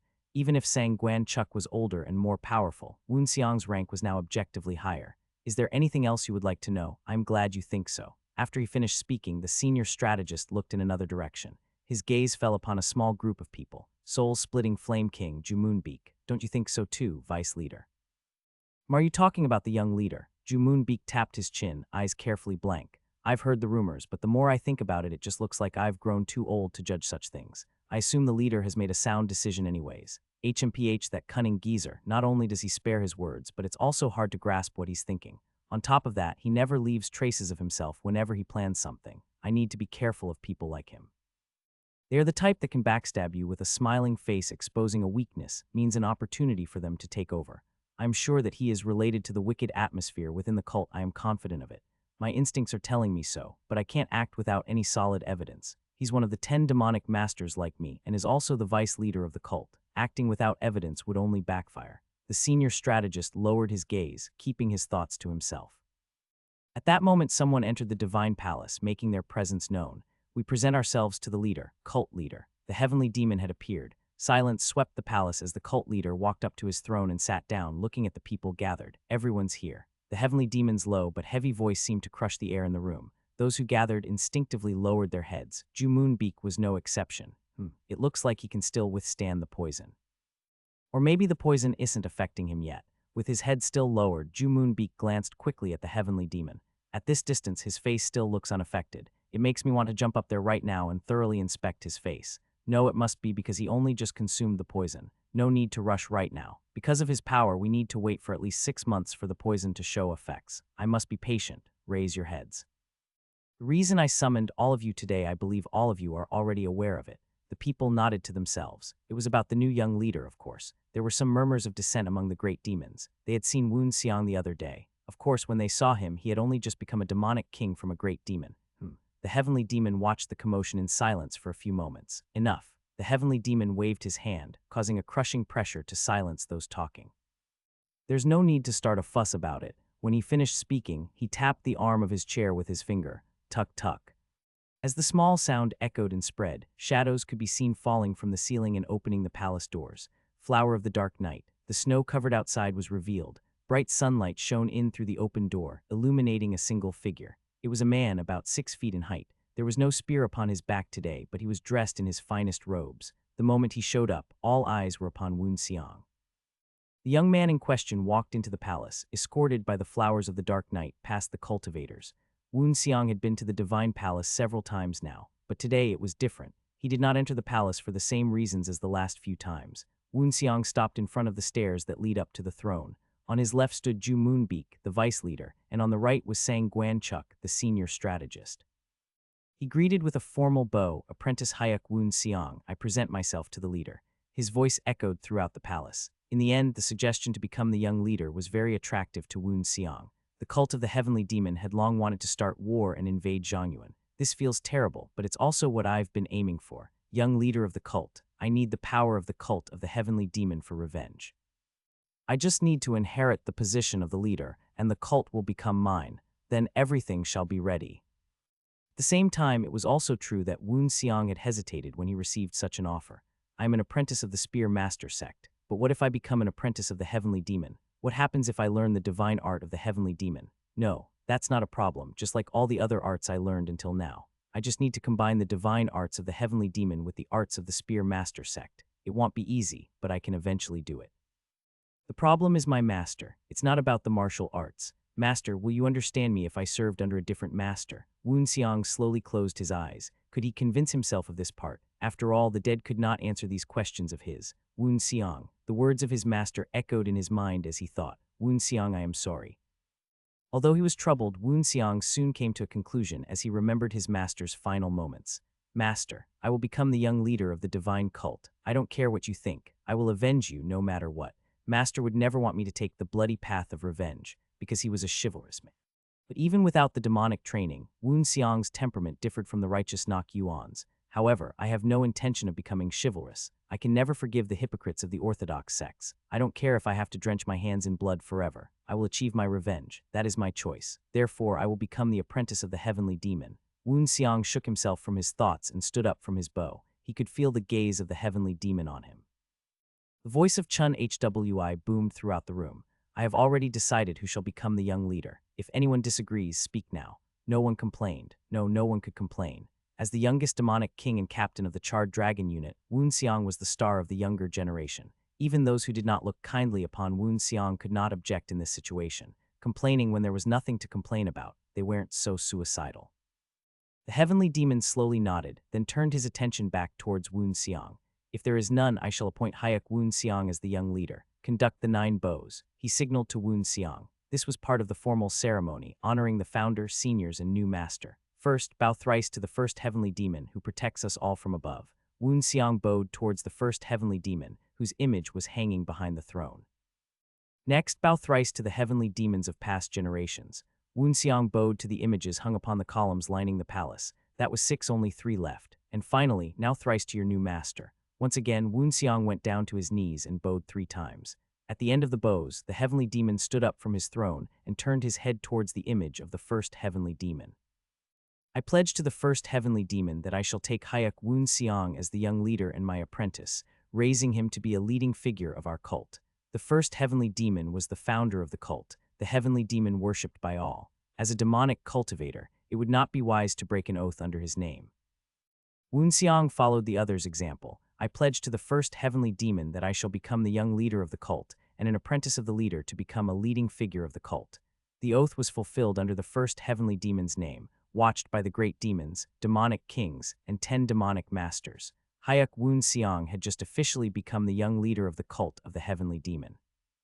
Since you ray from the cave of latent demons, I assume you know about the dark flower. The dark flower is not only the basics in the cave of latent demons, but also a basic cultivation method for all demonic practitioners. Is he bringing up such a basic cultivation method? Woon Seong kept his confusion to himself. There was definitely a reason why the heavenly demon had asked about the dark flower. It couldn't be to check if he knew the basics. After all, "I do, sir." As Woon Seong responded, Chun Hwi nodded lightly. Immediately, words began to flow from his mouth. "The dark flower sets fire to the mind. The burning mind becomes red," referring to the red heart, "and the red heart shall be planted with the true demonic spirit."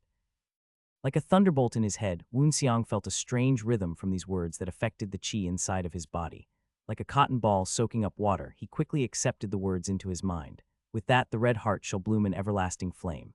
At the end, just as Woon Seong had begun to suspect, Chun Hwi said, "It's a line from the red heart. Remember it." "Yes, sir." Woon Seong still sounded calm, but he was feeling a bit of shock and excitement. "The red heart, it's a part of the divine art of the heavenly demon. The dark flower is a basic cultivation method of the cult of the heavenly demon, but when it's combined with the red heart, it becomes the advanced art of the dark flower, or the first connection of the divine art of the heavenly demon. Remember and review the advanced art of the dark flower." Woon Seong thought to himself, "It looks like I'll have to accumulate the red heart into my tempered true blossom."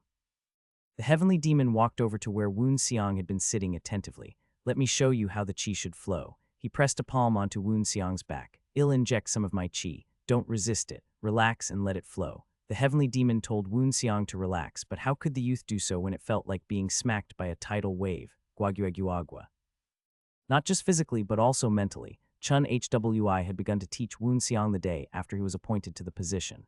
"He taught me the first connection of the divine art of the heavenly demon on the first day, and he just taught me the middle connection on the second day. It looks like he wants to teach me everything in a short period of time.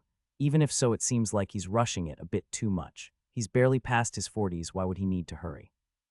Soon Woon Seong had to stop asking himself these questions. Focus your mind, feel and remember the directions of the chi flowing. As the heavenly demon's voice echoed in Woon Seong's ears, he controlled the chi. Woon Seong focused his consciousness on the process and memorized the flow. "The leader's chi flows through my 12 main meridians, then the tangled meridians and exits back out. It's a powerful presence that flows through in a short amount of time. But why is it familiar? It's not completely identical, but the chi that the leader is controlling inside me is following the path of the tempered true blossom." The tempered true blossom was based on the Spear Master Sect's completed method of the tempered orthodox chi, and the cult's dark flower I've also improved using the cultivation methods I learned from the unrecorded. Since both the tempered true blossom and the divine arts make use of the dark flower chi refining method, it's understandable if they are similar. However, this is too similar. A lot of it is especially similar to the cultivation methods I learned from the unrecorded. How in the world, even when considering that the dark flower is the basis of all demonic arts, how can it be so similar in where it flows fast, where it flows slow, and even where it flows backwards? The red heart is a cultivation method only taught to the bloodline of the heavenly demon or the young leader. How can the two be so similar? Given that the unrecorded had originally been a part of the Spear Master sect, Xiang was sure that the mysterious unrecorded was not of the heavenly demon's bloodline. Obviously, there had been no heavenly demon with that name either. So why? As Xiang was questioning it, Chun Hwi was actually asking himself the same questions. There was a trace of worry in Chun Hwi's heart at first, since this was the divine art of the heavenly demon they were talking about. It wasn't a problem about bloodline inheritance, but an issue of cult secrets. Does he already know a cultivation method that has a similar breathing method? Even if the red heart is the first connection of the divine art of the heavenly demon, it won't be completely different from the other cultivation methods. It can be somewhat similar to certain methods, but this is almost identical. The heavenly demon's chi made a round through Xiang's body once more. Chun Hwi shook his head. I even diagnosed all of his meridians, considering the chance that he may have somehow obtained the red heart, but it's not the red heart. I can only conclude that he learned a different cultivation method. Just then, the heavenly demon's gaze shifted towards the spear lying next to Xiang. It's a different spear than what I saw back when he was a demonic general. Oh, that's right, I let him choose a weapon from the demonic armory. Suddenly, all of Chun Hwi's worries and confusion melted away like snow. He smiled and glanced back at Xiang, who was still concentrating in silence. He had figured out why Xiang's cultivation would have traces of the red heart. I see, so it's the spear of the unrecorded, the one he used when he was still alive. Chun Hwi focused back on Xiang, observing the energy flowing through his meridians. The other's blood vessels were also clearly visible, as if a ray of light was shining on him. However, it's still not completely identical. His meridians are developed in a different way than that of the divine art of the heavenly demon. It looks like he added the unrecorded's cultivation method on top of what he previously practiced. Impressive. But he still lacks understanding of the unrecorded's method. The accomplishments were not small, especially for Xiang's age, but it wasn't enough. He hasn't reached the divine-shaped flame yet, but the fact that he inherited the will of the unrecorded, that in itself is a curious coincidence. Some would call that a strange fate. However, this child has much more to learn before he truly understands the unrecorded. But when he does create the essence of the divine flame in the future, he can achieve the divine-shaped flame with the unrecorded's mind connection. He shall be able to reach the truth between the divine art of the heavenly demon and the unrecorded. And if so, he may achieve a whole new power. Chun Hwi smiled to himself at these thoughts. The energy that had been flowing in Xiang's body was disconnected, rushing back to the heavenly demon. I retrieved my chi. Now try it on your. Although Chun Hwi had retrieved his energy, he realized that Xiang had not woken up. He's already started to review. That is some talent. The things we call a strange fate or an enlightenment are not something easily achieved, and this child is already well aware of that. Enlightenment only occurs after continuously reviewing the knowledge and experience one has newly achieved. Practice, review, improve. That was exactly what Xiang was currently doing, in a trance-like state. I need to remember and repeat the usage of the red heart, Xiang was telling himself, one at a time with detail. The fact that it's similar to the unrecorded's cultivation method bothers me, but I need to focus on the task at hand. No matter how hard Xiang thought about it, either way, he had no answer. At this point, the information wasn't necessary either. Undoubtedly, the heavenly demon had also noticed the similarities. Since the cult leader had chosen not to say anything, only time would tell. Remember the paths the leader opened up. Since he retrieved all of his chi, everything flowing inside of me right now is mine. Within a short amount of time, Xiang was growing more and more familiar with this new energy. It's flowing faster and stronger. So this is the red heart. Xiang smiled to himself, the young leader of the cult of the heavenly demon, and its symbol, the dark flower red heart. It's just my first step, but I am closer to my revenge. As Xiang continued with his cultivation, Chun Hwi was watching him from the side. No, it was better to say that he was making a judgment. He's skillful. It's only his first time. How can he be reviewing for more than 30 minutes? On top of that, he has already fully understood parts of the red heart. Chun Hwi's eyes deepened, a small, satisfied smile on his face. Simply knowing and understanding are two very different things. That's just how talented he is. What an amazing amount of talent. Chun Hwi had no knowledge of Xiang's past life. Thus, he had no choice but to conclude that everything was purely because of innate talent. This much talent has never been heard of. Even those of the heavenly demon's bloodline would not show such quick understanding. Of course, Chun Hwi's base assumption was incorrect. Still, it wasn't like Xiang was going to correct him. At the same time, though, Xiang's real talent was not negligible. The Hayuk Xiang of the past life had been a genius apprentice. Every time Xiang breathed in, he understood a little more. Slowly, he was approaching the source of his confusion. It would take him a while to get there, but he was making great progress. After some time, Woon Xiang slowly opened his eyes, though he had not found any answers, but had reached some sort of understanding. The teachings of the heavenly demon did not end there. The heavenly demon was not just some title. The previous cult leaders went through some hellish training. Huff huff. I'm sweating like it's raining. I don't remember the last time I sweat this much. There were now thin needles embedded into Woon Xiang's wrists and ankles, perfectly sealing his energy. Not only that, the weights on his arms and legs had also increased. You were training with some quite interesting methods. Metal bracers, so sealing your inner strength and increasing the weight should vastly improve your fundamentals. Correct. That's what the heavenly demon had said, so the weights were increased. Curse it all. Woon Xiang almost wished he hadn't even started weight training. On top of that, I am forced to continuously make dynamic movements, Woon Xiang complained in his heart. Woon Xiang darted through the dark like a mouse, running here and there. TRRNG, Chun HWI touched something with his fingertips. It was a wire thin like a strand of silk. The moment it was touched, an arrow was randomly released. Swoosh. Woon Xiang twisted to avoid it. Damn it, it grazed my thigh. It did not tear his clothing, but the spot still stung with pain. Thank heavens it doesn't have a tip. If it was an arrow with a proper tip, it would have ripped my thigh. Woon Xiang did not have time to dwell on that as Chun HWI touched the wire once again. This time, however, it wasn't just one wire. Swoosh, swoosh, swoosh, shit, they're coming. Dodging arrows left and right, Woon Xiang soon lost track of time. How long had he been running around in the dark? Eventually, thousands of lights lit up the room with a soft hum. The brightness revealed Woon Xiang, who stood there looking like a blood-soaked murder victim. It's finally over. Woon Xiang looked down at his body, gritting his teeth through the pain. My clothing was pure white at the start. Now it's more red than white. It wasn't blood. After all, the arrows were too blunt to tear skin. The red marks left on his body were from dye, which had been applied to the tips of the arrows. A cloth drenched with red dye instead of an arrowhead. This is a real clever method of training. Woon Xiang slowly tilted his head up, breathing in rough breaths. Huff, huff. Your body must feel heavy. However, you must endure. Woon Xiang could hear the heavenly demon's voice emanating through the training room. It was possible that this room had been reserved, or maybe it had been set up specially for Woon Xiang. This is the first gate, the gate of the dark room. It was literally a dark room. When Woon Xiang moved, he could not see even a single point of light. Thus, when the machine-controlled arrows flew, he had to dodge by instinct. It's a training program in which you avoid numerous arrows launched by machine devices. Based on the color of your clothing, you can easily review and reflect on your performance.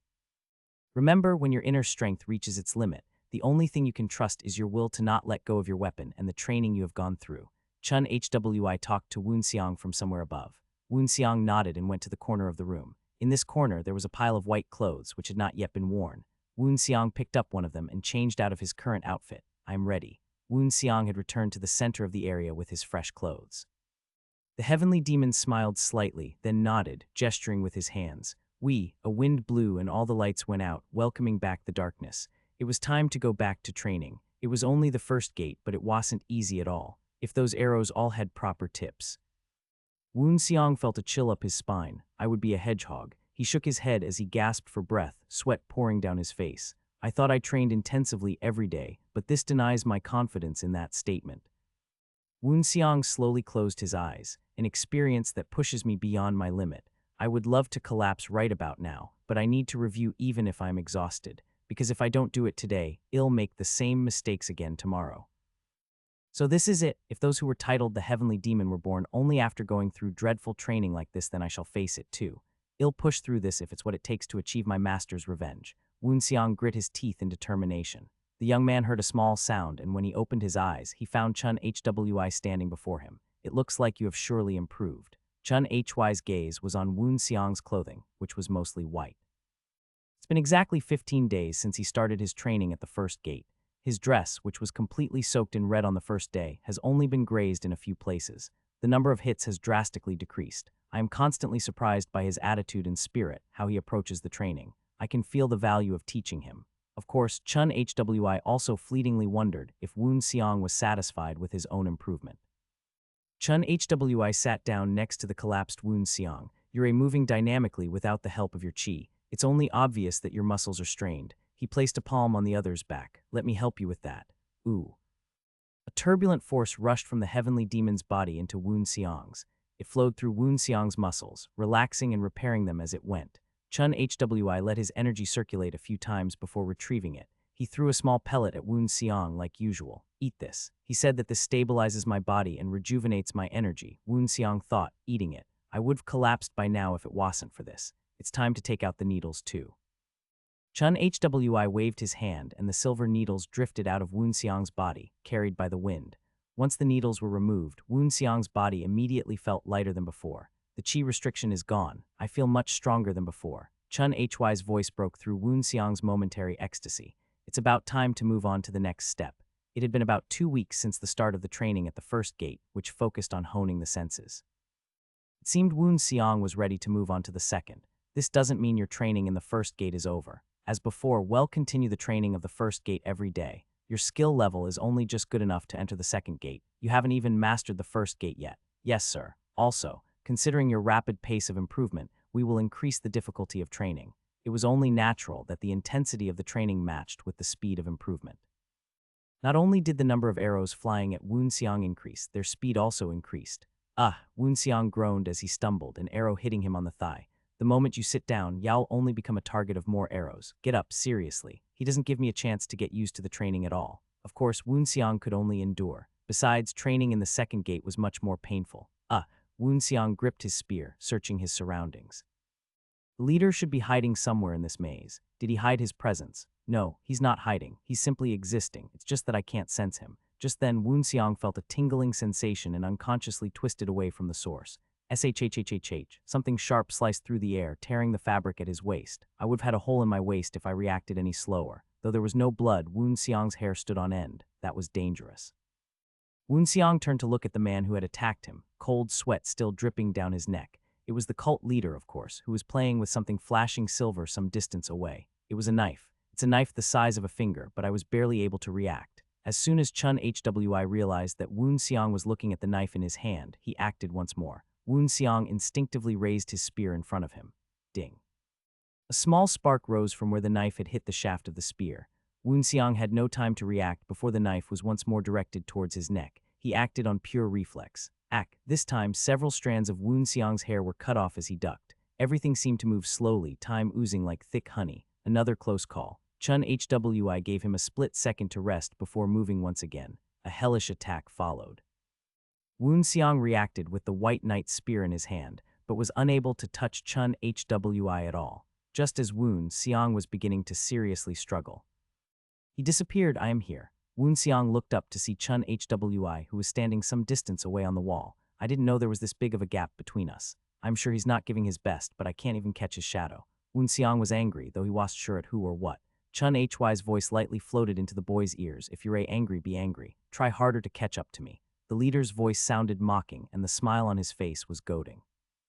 With a small sound, Chun Hwi vanished from his spot on the wall once more. The labyrinth walls were part of the second gate. When Chun Hwi attacked Woon Xiang, he freely went back and forth around the maze. Woon Xiang, who was in such a hurry to dodge and parry the oncoming attacks, had yet to make a single proper counterattack. I would have destroyed the walls of the maze if I had enough chi.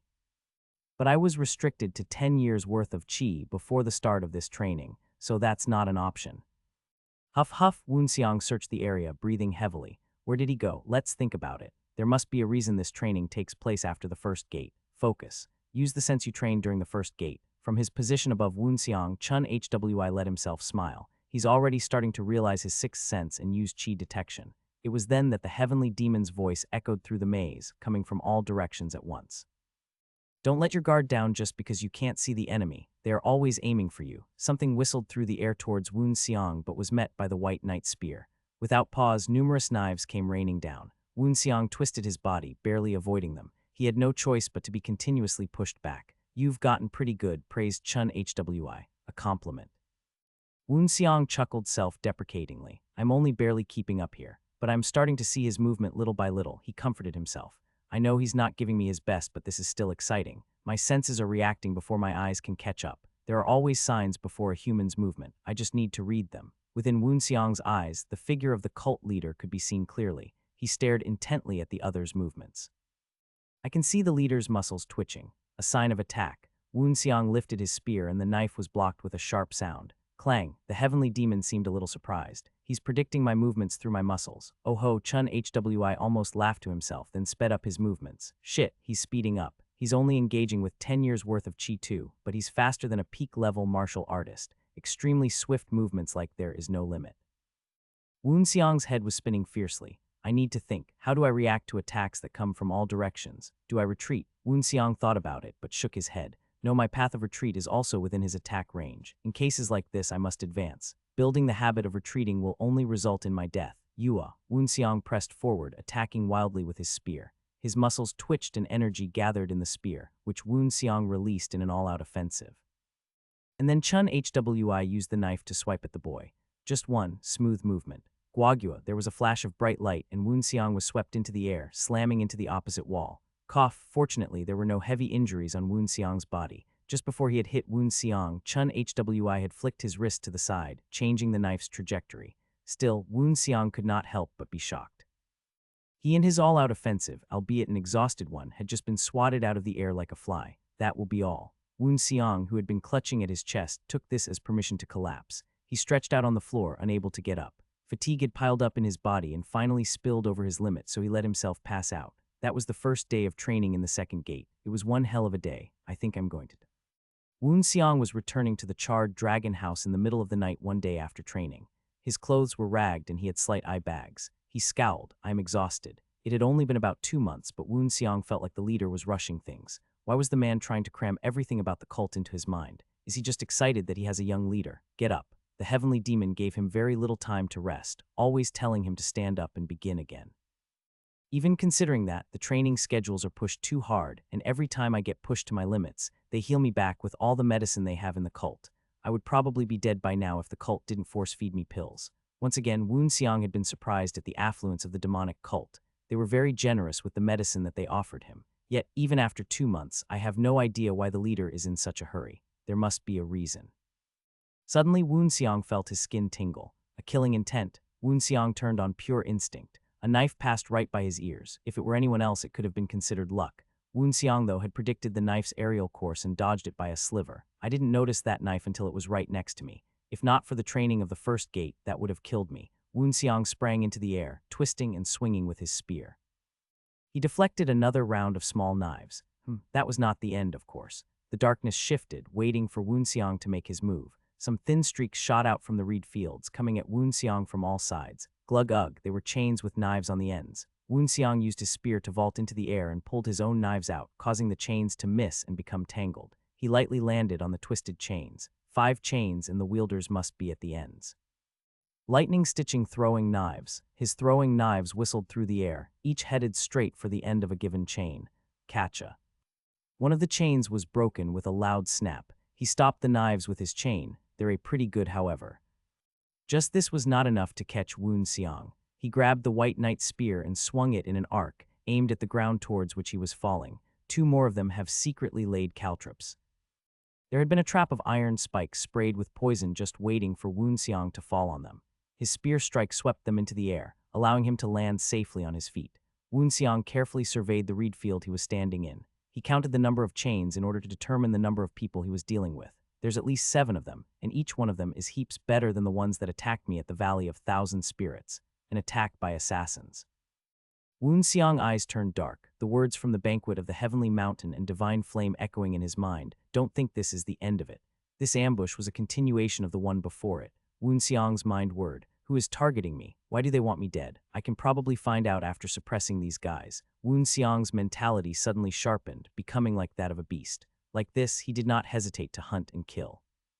He was able to rush in, grab a neck, and immediately sever the major artery. That's what he was doing now, starting with this one. As Woon Seong's spear moved, the reed field was split open. A man in black had caught his eye beyond the grass, holding a chain in his hands. It was clear that this man was one of the assassins targeting him. Woon Seong rushed over mercilessly, spear pointed straight at the other's throat. The man would have been instantly killed if not for a sudden sound. Fwu. The sound of a tungso bamboo flute. The previously silent night air revealed a simple, yet extraordinary melody. As soon as it was heard, something jumped into the air. SSSSSS, SSSSS, SSSSS, and a group of snakes reacting to it. There are obviously no ordinary vipers. How can he control this many snakes? It's probably more than some unorthodox vile art. Woon Seong looked around himself, at the numerous snakes that had gathered due to the flute song. It was quite disgusting to see the snakes advancing over the blood and guts of their dead brethren. That's why Woon Seong was swinging his spear so rapidly. However, they'll have to try better than that to kill me. Woon Seong activated his intimidation chi, allowing him to kill more snakes in a shorter amount of time. Flesh and blood splattered in all directions.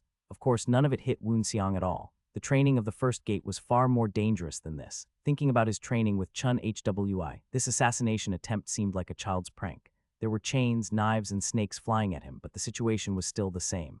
Woon Seong flipped in the air and avoided everything, striking and slicing with his spear. With terrifying accuracy, the nearest metal chain was cut into ribbons. The person holding the chain was sent flying into the air, pierced by the throwing knives.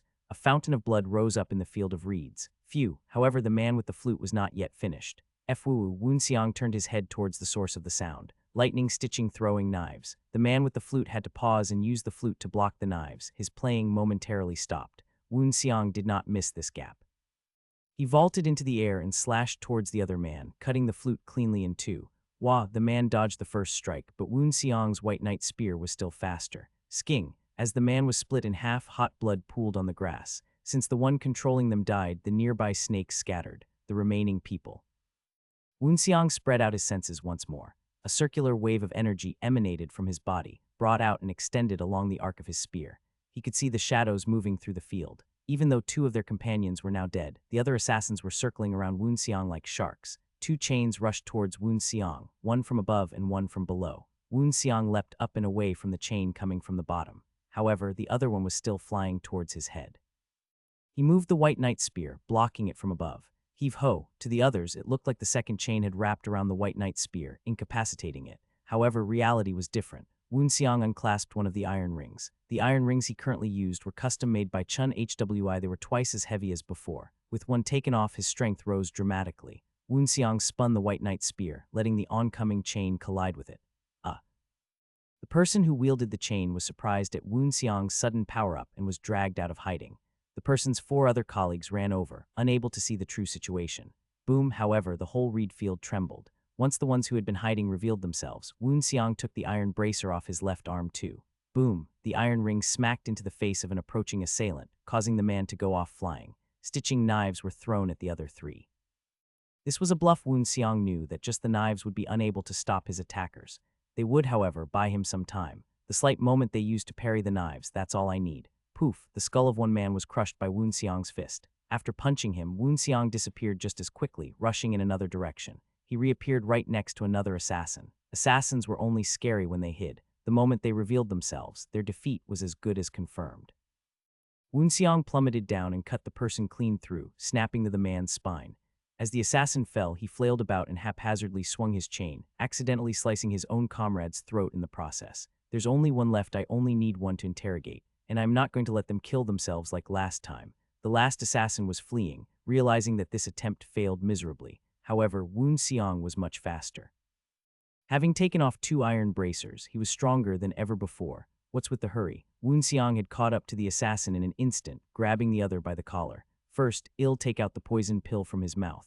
Woon Seong slapped the assassin across the cheek. With a cracking sound, the assassin's jaw broke and a pill fell out of his mouth, and before he attempts any other suicide method, Woon Seong threw the other man to the ground, resulting in another crack as the man's head smacked into the dirt.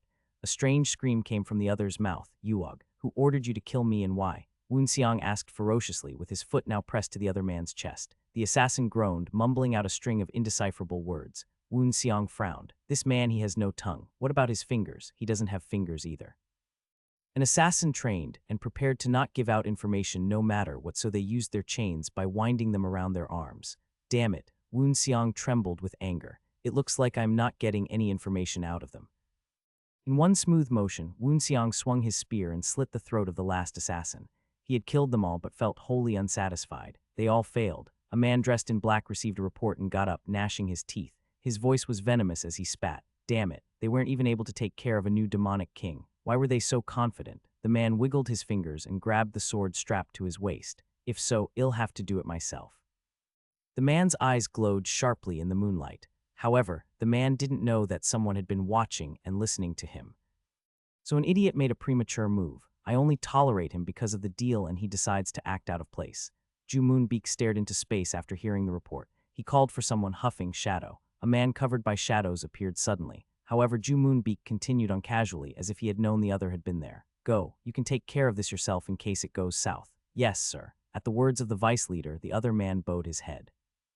However, his eyes soon glinted and he lifted his head up. Also, what do I do with the young leader? What do you do with the young leader? Ju Moonbeak tapped his chin slowly. If the young leader ends up getting killed, let it happen. If not, let him live for now. There's no reason for me to do it myself and provoke the leader. Getting rid of the young leader can wait until after the leader becomes disabled. At these words, the other man bowed, acknowledged. Where is this? The surrounding space was entirely gray. Despite walking forward, there was nothing else visible. What am I doing? No, it wasn't correct to call it walking. There were no floors to walk on, nor walls and ceilings for reference, just a vast gray expanse. Chun Young was floating in the middle. Who is it? Who's pushing me? Where are they taking me? A Young was moving because she was being pushed by something, but she had no idea who or what it was.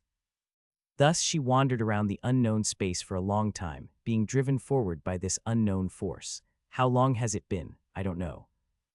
A Young groaned without her realizing. It's hot. She suddenly felt a wave of heat from within the gray space. Turning her head, A Young saw a flame blazing vigorously some distance away. Wait, fire. The blazing flame flashed towards A Young in an instant, burning the space around her as it approached. The searing heat became more intense, burning her skin. And no, A Young swung her arms forward, attempting to protect herself. She tried to keep the fire at bay using a wall of chi, but nothing happened.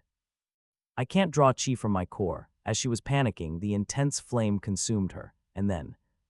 It's not hot, I'm sure I was feeling the flames just a moment ago, but now it feels warm and comfy like I'm in my mother's arms. A Young wondered a bit about how much she really enjoyed this feeling. Then the fire made one final change. What's it doing? The flame gradually decreased in size, reducing to the size of a palm and digging into A Young's chest. A Young's whole body was suddenly engulfed by burning pain. Screaming, the heat coursed through her body. She woke up from a dream. When she woke, A Young was soaked in sweat. She muttered, puzzled, that was a dream. Apparently it had only been a dream, indicated by the fact that she was still in bed and the moon hung high in the sky. The feeling of a burning flame and the warmth inside me was all of that just a dream too. When she realized it was only a dream, A Young breathed a huge sigh of relief. However, she didn't know what that dream represented. An assassin, ho. Woon Seong had returned to his room. Unable to sleep, however, he thought about what had happened earlier. Based on what the Demon King of Dark Pursuit had told him, Woon Seong was sure that the assassins from the Valley of Thousand Spirits were somehow related to the assassins from tonight. There can't be many within the cult of the heavenly demon that would dare target me. Woon Seong boiled some water for tea, but got up and walked towards the terrace without drinking anything. The problem is who and why. I don't have a single clue. It's clear they were targeting me. They attacked me knowing who I am, yet I don't have even the slightest idea of who my enemy is. I don't like this. Woon Seong growled with irritation, gripping the banister so hard that the wood splintered. It's getting on my nerves. It was natural for Woon Seong to be angry, but he shook his head. My rage doesn't give me access to the information about the enemy. This is going to be tough. The men at the valley swallowed poison without a moment's hesitation. The men I encountered today came with bodies that were physically impossible to interrogate. I don't know who's behind them, but they were thoroughly prepared. Woon Seong sighed. He took a deep breath before turning around and heading back inside. Sitting down, he poured himself some tea. Without the leader's chi sensitivity training, I wouldn't have survived. A sickle might have broken my bones or a viper might have killed me. And looking at how my senses were improved in such a short time, I can't help but admire the leader's skills as a teacher. So he's the heavenly demon for a reason. Woon Seong's gaze deepened as his mind moved past the ambush earlier. But after a while there was a commotion that woke him up from his thoughts. May I enter? It was the voice of Guan Ti Ryong. Although this voice had woken him up, Woon Seong wasn't particularly angry. It wasn't like he had been meditating or sleeping anyways. Plus, he'd gotten distracted from his earlier distraction. Come in. With his captain's permission, the other man entered the room. Given that Woon Seong had been training with Chun Hwi from dawn until dusk, the two hadn't seen much of each other recently. Excuse me, it's been a while, Captain. As Guan Ti Ryong entered, Woon Seong brightened a bit and swept his gaze over the other. Are those metal bracers? Maybe it was because Guan Ti Ryong realized that Woon Seong was staring at his arms. He raised one arm, looking down at the bracer, and shrugged. I tried copying your methods since I couldn't keep up with you. This is the least I can do to try and get to your level. Not bad. Woon Seong smiled and nodded, praising the other. Guan Ti Ryong grinned at the praise. That wasn't the only change. And I assume you've also improved your martial arts. Yes, I think I got better than before. Though Guan Ti Ryong had smiled, Woon Seong felt like something was not right. It was probably what had brought the lieutenant here so late. You think so? Then how good are you now? At his questioning tone, Guan Ti Ryong smiled awkwardly. He seemed surprised that Woon Seong had read his thoughts. Your words seem to lack confidence for a reason. Guan Ti Ryong smiled stiffly. The thing is, after I've seen some improvement, it looks like I'm not seeing any more improvement at all. If so, Woon Seong laughed lightly. Then he looked out the window, looking at the garden surrounding the charred dragon house. The moon is bright tonight. I'll take a look myself. Right now, Woon Seong shrugged, clipping his metal bracers back into place. Is that a problem for you? Of course not. Tada. As soon as he heard that, Woon Seong leapt through his window and landed in the garden. He had jumped from the third floor, but there was no problem. Tada. Like Woon Seong had jumped, so had Guan Ti Ryong. Woon Seong pulled his white knight spear out, pointing it towards the other. Let's see how much better you've become since you left the cave of latent demons. Woon Seong snapped his fingers, and Guan Ti Ryong threw his metal bracers off, rolling his shoulders. This is giving me shivers down my spine. Heh, Guan Ti Ryong chuckled to himself. It reminds me of the moment when I lost back then. With those memories clear in his head, he couldn't help but be afraid. He gulped. It won't be easy like last time. How about actually proving that, Lieutenant? Woon Seong smiled faintly, egging the other on. It was at that moment that Guan Ti Ryong leapt forward, swinging sharply with his blade. It sank into the ground, leaving a gash in front of Woon Seong. The blade had missed by a fraction of an inch. I thought that was a sure hit. Guan Ti Ryong was momentarily startled. He dodged slightly backwards, the moment right before my attack landed. So this is how good Captain is. Though he was still afraid, he was now more motivated in this fight. Good, just what I would expect from the captain I follow. To understand why Guan Ti Ryong is having a problem, he was thinking to himself, I first need to understand his movements.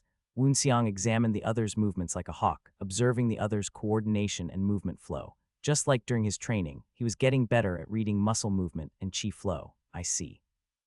He found a discrepancy, and his eyes glowed as focused. There are moments of hesitation between his attacks. That must be why he felt like he had halts in improving his skills. Woon Seong soon became lost in thought. Threatening attacks whistled by his ears, but none of them came close to touching him. Thus, Guan Ti Ryong swung his blade wildly until he exhausted himself. Huff, huff, huff. Was there this much of a gap between us? Guan Ti Ryong was sitting collapsed on the ground, breathing heavily. Captain didn't even break a sweat. Just as Woon Seong had known there was a clear gap in their skills, Guan Ti Ryong was also aware of it now. Captain Huff, what do you puff think? Woon Seong laughed, looking at the exhausted lieutenant. I understand why you weren't improving. At these words, Guan Ti Ryong swallowed his words and held his breath. Woon Seong's next words were still casual, though. You said you had a major breakthrough recently, correct? That's right. Woon Seong swung his spear, scratching a straight line into the dirt. That's the wall that you recently overcame. Guan Ti Ryong looked at the line, then muttered, wall. But overcoming the wall doesn't mean the end of it. Woon Seong swung his spear again, erasing his previously drawn line. Walls are simply measures made within the martial society for an easier understanding. Just because different people overcame the same wall doesn't make them martial artists of the same level. Guan Ti Ryong nodded his understanding. There would always be some stronger and some weaker. You just overcame a wall. That means you need to put more effort into getting used to the new area you've found beyond the wall. And it only makes sense that you're having a hard time understanding it. It's uncharted territory, after all. But one thing for sure is that there is no easy way to adapt to this new strength. So what should I do? Woon Seong shrugged, setting his spear down. There wasn't any way for someone to quickly adapt to these changes. All you can do is take your time and get used to it. Don't be impatient. The devil visits your heart when your mind goes astray. Focus on your path, and you'll eventually get there. That's how martial arts works. Woon Seong spoke as if he had deep confidence, but Guan Ti Ryong wasn't entirely convinced. A wall. Still, Woon Seong was someone that Guan Ti Ryong had known for a long time. The other was also the captain of the charred dragon unit, the youngest demonic king. There was nothing wrong with listening to him, so Guan Ti Ryong let his mind relax. As the two youths turned their heads, they could see a dim glow emerging from behind the mountains. The sun's rising. It looks like I've been taking too much of your time. Don't worry about it. Woon Seong smiled, looking over at the other. Teaching his men is also part of a captain's duty. Woon Seong sighed softly. It's already morning. I was just planning to take a look at Guan Ti Ryong's skills for a moment, and it ended with him showing me everything he's got. I should be patient too. Woon Seong adjusted his sleeves, thinking about his plans for revenge, though it looks like I am not getting any sleep today. After some time staring into the horizon, Guan Ti Ryong decided to head back and catch some rest. Captain, I'll be going back now. All right, keep improving yourself. Once Guan Ti Ryong left, Woon Seong sighed to himself. It's dawn, too late to go to sleep now. That was fine with him, though. At dawn, the cool air felt lively. The world had just woken up from its sleep. New energy was everywhere. This was the reason that many people chose to meditate or practice in the early morning. Woon Seong was one of those people. I'll just cultivate the heavenward soul earthen body instead. Woon Seong found a place to sit nearby and slowly began to meditate. Ignite the soul to reforge the heavens, govern the body to dictate the earth. By setting your soul aflame, you can change the heavens, and by refining your body, you can control the earth. I've set up most of the basics of the heavenward soul earthen body. Now I just need to unify heaven and earth. If I achieve unification, my body and my soul will achieve harmonization and become one, allowing me to complete the body reformation. Except I thought heavenward soul earthen body was a Buddhist art that changes one's body with time and effort, but the more I practice it, the more complicated it becomes at this point. It's way beyond some ordinary Buddhist art. I'm not even sure if it's some simple Buddhist art or some foreign art at this point. It's so complicated.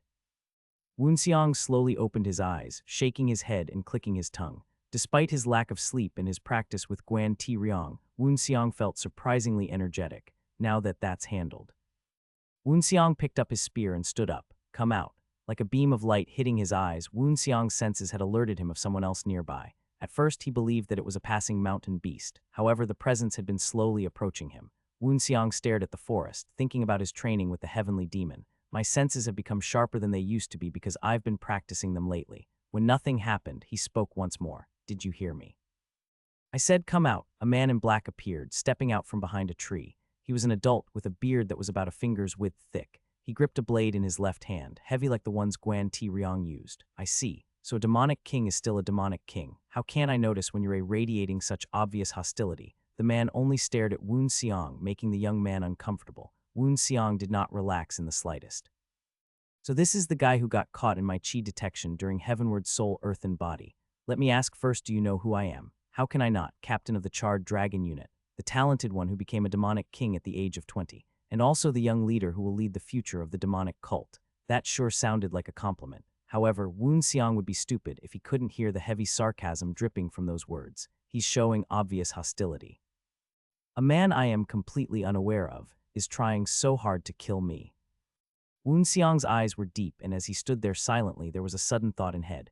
Were the assassins from before sent by you? At the mention, the man's face contorted. So you're an excellent martial artist who's also smart and clever. I knew it. I need to kill you right now. Kill me. So that means you're admitting that you're behind the assassins, right? Let's see. Woon Seong took the time to examine the other man. You can talk, so your tongue must be intact. And seeing how you're fine holding your swords, your fingers are fine too. He smirked arrogantly. Excellent. I'll need you to answer some questions of mine. At the same time, the two rushed at each other. Their gazes, like their weapons, clashed violently in the air. Guagyua.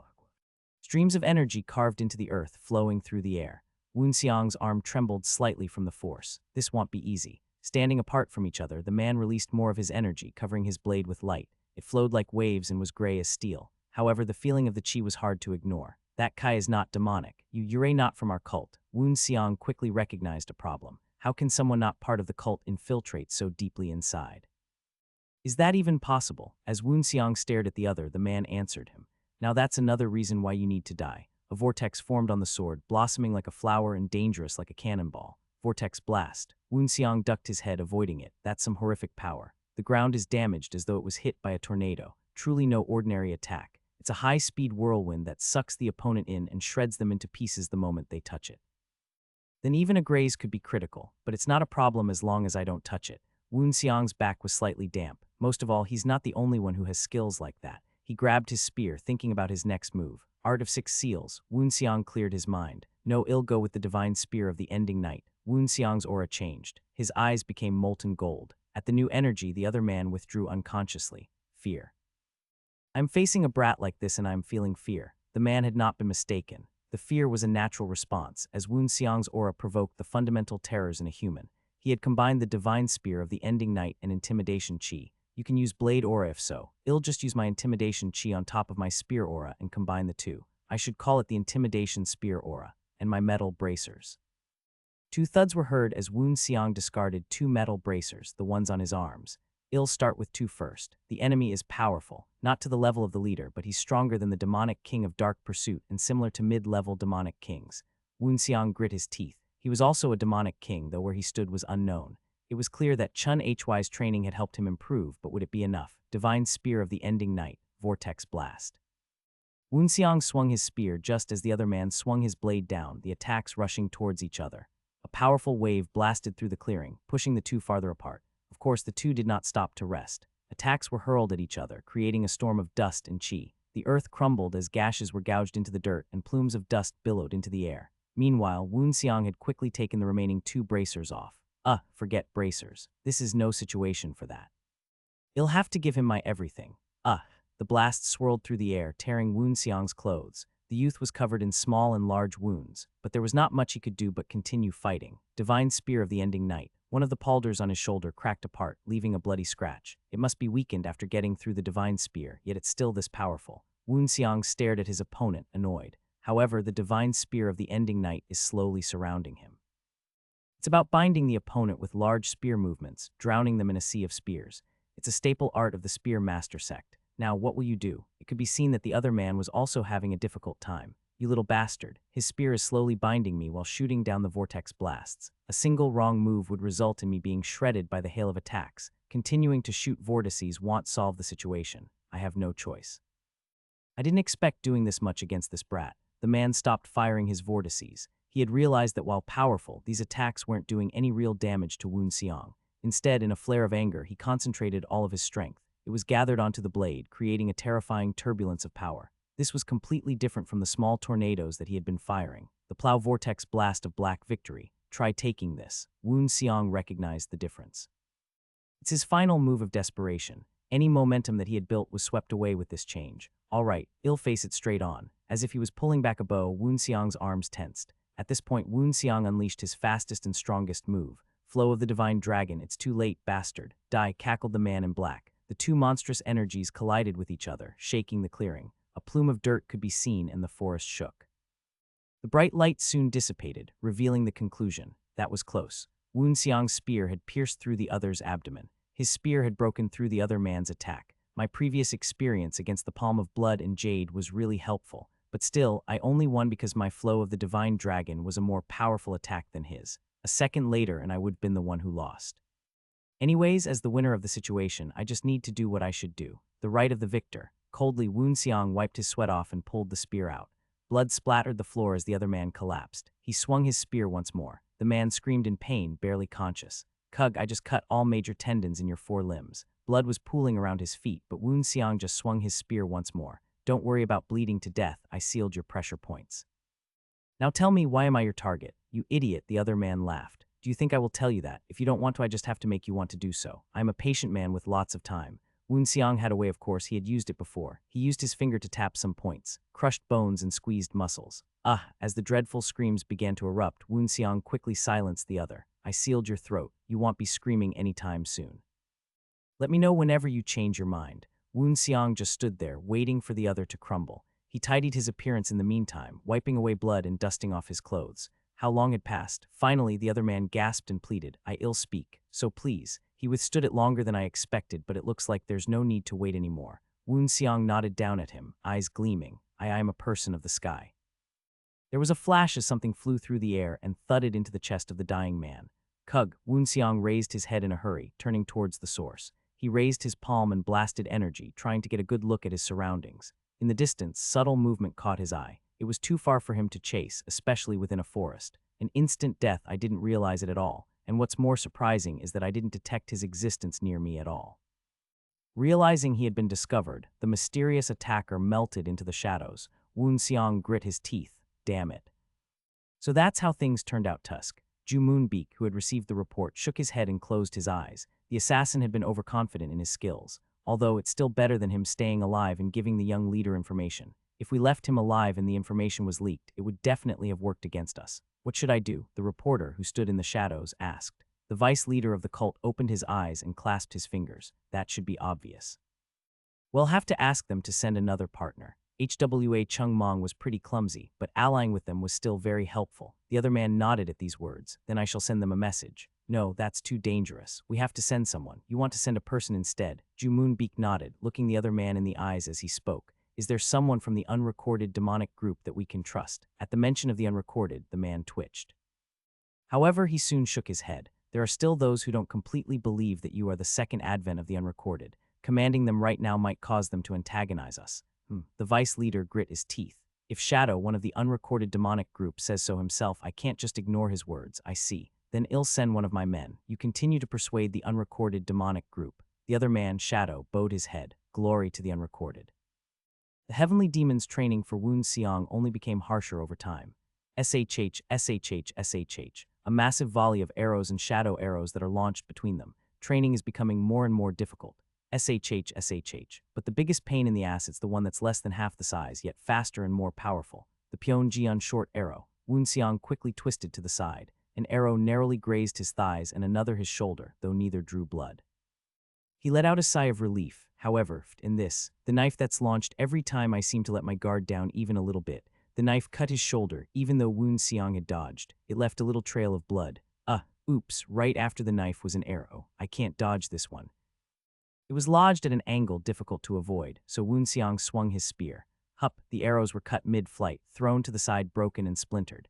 Just as the arrows were taken care of, a large fishing net fell down from the ceiling, aimed at Woon Seong. That wasn't all. 3 chains flew towards his ankles. Woon Seong took a deep breath and leaped upward, narrowly avoiding the chains.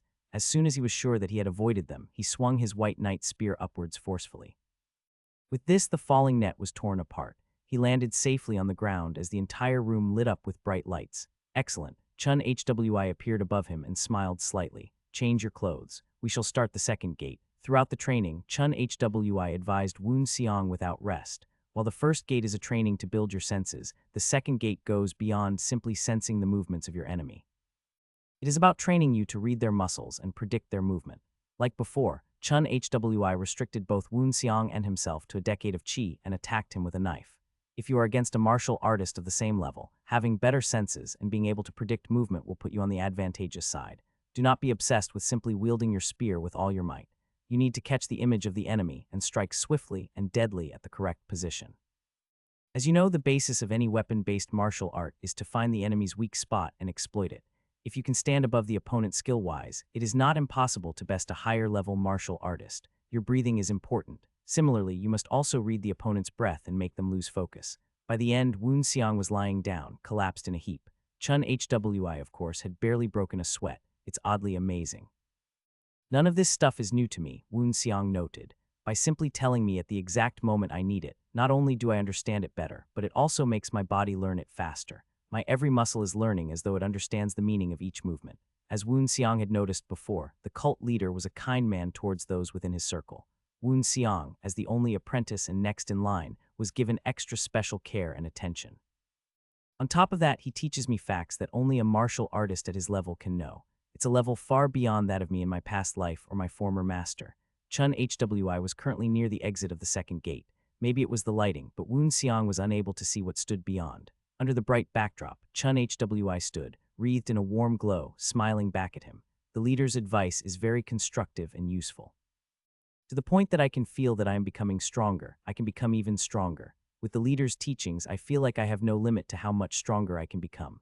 Woon Seong stared ahead, then grinned. Under the guidance of the heavenly demon, Woon Seong became stronger and stronger over time. Soon 5 months had passed. Huff, huff, huff. Woon Seong panted harshly. He had exhausted himself just to land one blow. Like always, I couldn't touch him at all. Chun Hwi glanced at the barely standing Woon Seong. That is enough for today. The young man collapsed to the floor. He did not fall unconscious this time, but it was too hard to stand. Seeing that, Chun Hwi shuffled closer and tossed him a single pill. What is making you so impatient? Woon Seong stared at the medicinal pill in his hand. That's right, your breathing is not stable yet. The heavenly demon took his silence as an inability to answer. He waved his hand slightly. Warm energy flowed through Woon Seong's body, stabilizing his breathing. Seeing that, Chun Hwi repeated his question. Whenever I see you training, you look like you are being chased by something. Why are you being pushed so hard, to the point where you are trying to calm yourself down? Woon Seong's face solidified into a mixture of shock and horror. He slumped his shoulders in resignation, hiding his face. Chun Hwi's words seemed to stab him. He knows exactly what I am thinking, what's making me so impatient. I tried so hard to not become anxious, but what can I do when I remember the face of my master whenever I close my eyes? What can I do when I keep remembering the faces of my enemies? What conclusions had the heavenly demon drawn from his apprentice's expression? Looking at Woon Seong, Chun Hwi seemed to think that the other was filled with complaints against the world. You do not have to tell me if you do not wish to. At his words, Woon Seong jolted out of his thoughts and looked up at the other leader. Call me master, Woon Seong continued on, though hesitantly. Master. Then why are you being so impatient? This time it was Chun Hwi's face that became stiff. A crushing pressure squeezed Woon Xiang and he momentarily panicked, thinking he had gravely overstepped. Soon, however, the pressure receded. I said it is not necessary to answer it if you do not wish to, right? Because it is the same for me. With this, Chun Hwi smiled. It was the most unpretentious smile that Woon Xiang had ever seen. A bronze furnace burned roughly in the night. These were the only traces left of the first heavenly demon, the founder of the cult of the heavenly demon. In front of his will, a maiden with an aging body had her hands clasped before her. She was earnestly praying. "O heavenly being," her voice trembled. "The first heavenly demon gave me a revelation last night that my life has less than a year left. We need a new divine maiden, and I need to teach her everything that a divine maiden must know. 1 year is too short for that. Please, I wish you to select the next maiden as soon as possible." Did the remnant understand the prayers? Either way, the fire seemed to burn even brighter. It rose to a height that reached the ceiling, resembling a pillar. Soon, it passed the ceiling, flooding out of the building. The wind and rain outside did not douse the flame did not burn people or buildings. Oh, the divine maiden was amazed to see the column of flame. She smiled softly. "Throughout my whole life as a divine maiden, I have never seen the divine flame burn so vigorously. But I think I know why. It's about to select the new divine maiden." The flame, taking the appearance of a dragon, rushed into the sky. Its presence turned the sky red and orange. Soon, it could be seen by all the nearby cultivators and believers. Oh, it's the divine flame. The demonic cultivators who saw this scene knelt to the ground, facing the palace. Even then, the flame only momentarily paused in its journey across the sky. The flame seemed to split, burning even more vigorously as it did so. It was as if all the energy in nature was raging inside a ball of fire. The entire will of the heavenly demon was contained in a little fireball. The piece of fire continued on for a long time, soon falling down somewhere on the cult's lands. A huge glow rose from the landing place as every demonic cultivator turned towards the direction, gazing at the light. The current divine maiden was staring too. Wherever that flame lands will be the location of the next divine maiden, the next one to serve the divine flame and the heavenly demon. This news was soon reported to the heavenly demon. At the time, Chun Hwi and Woon Xiang had just finished their usual training and exited the inner garden. As Woon Xiang exited the gates, he took a breath in. "The air feels especially fresh today. You have done well in today's training." Chun Hwi patted Woon Xiang lightly on the back. "I will see you again tomorrow at the same time as always." Woon Xiang nodded lightly. The two slowly walked outside. There someone was waiting for them. It was the brain of the cult of the heavenly demon, senior strategist Sang Guan Chuk. However, the man looked embarrassed to be there. The heavenly demon's eyebrows twitched. "My leader," seeing Chun Hwi approaching, the senior strategist hurried forward. He immediately began speaking, seeming very flustered. It did not seem to matter that Woon Xiang was standing right next to them. Apparently the information was that urgent. "The next divine maiden has been decided." The heavenly demon narrowed his eyes. The next divine maiden was indeed a matter of concern for the cult of the heavenly demon. Good. I was getting worried about the current maiden getting too old. Chun Hwi nodded, not seeing the problem, but the woman who was selected. As the senior strategist whispered the name, Chun Hwi's expression crumpled. That evening, Chunna Young had been sitting on her window frame and staring blankly at the sunset. The sky was colored a glittering red. It was then that she saw the rising column of flame. It was far away, for sure, but clearly visible. A Young stood up reflexively once she saw where it was coming from. Was there a fire at the divine maiden's palace? As she watched, the column continued to fly upwards. It's like a fire dragon is ascending to the heavens. How pretty.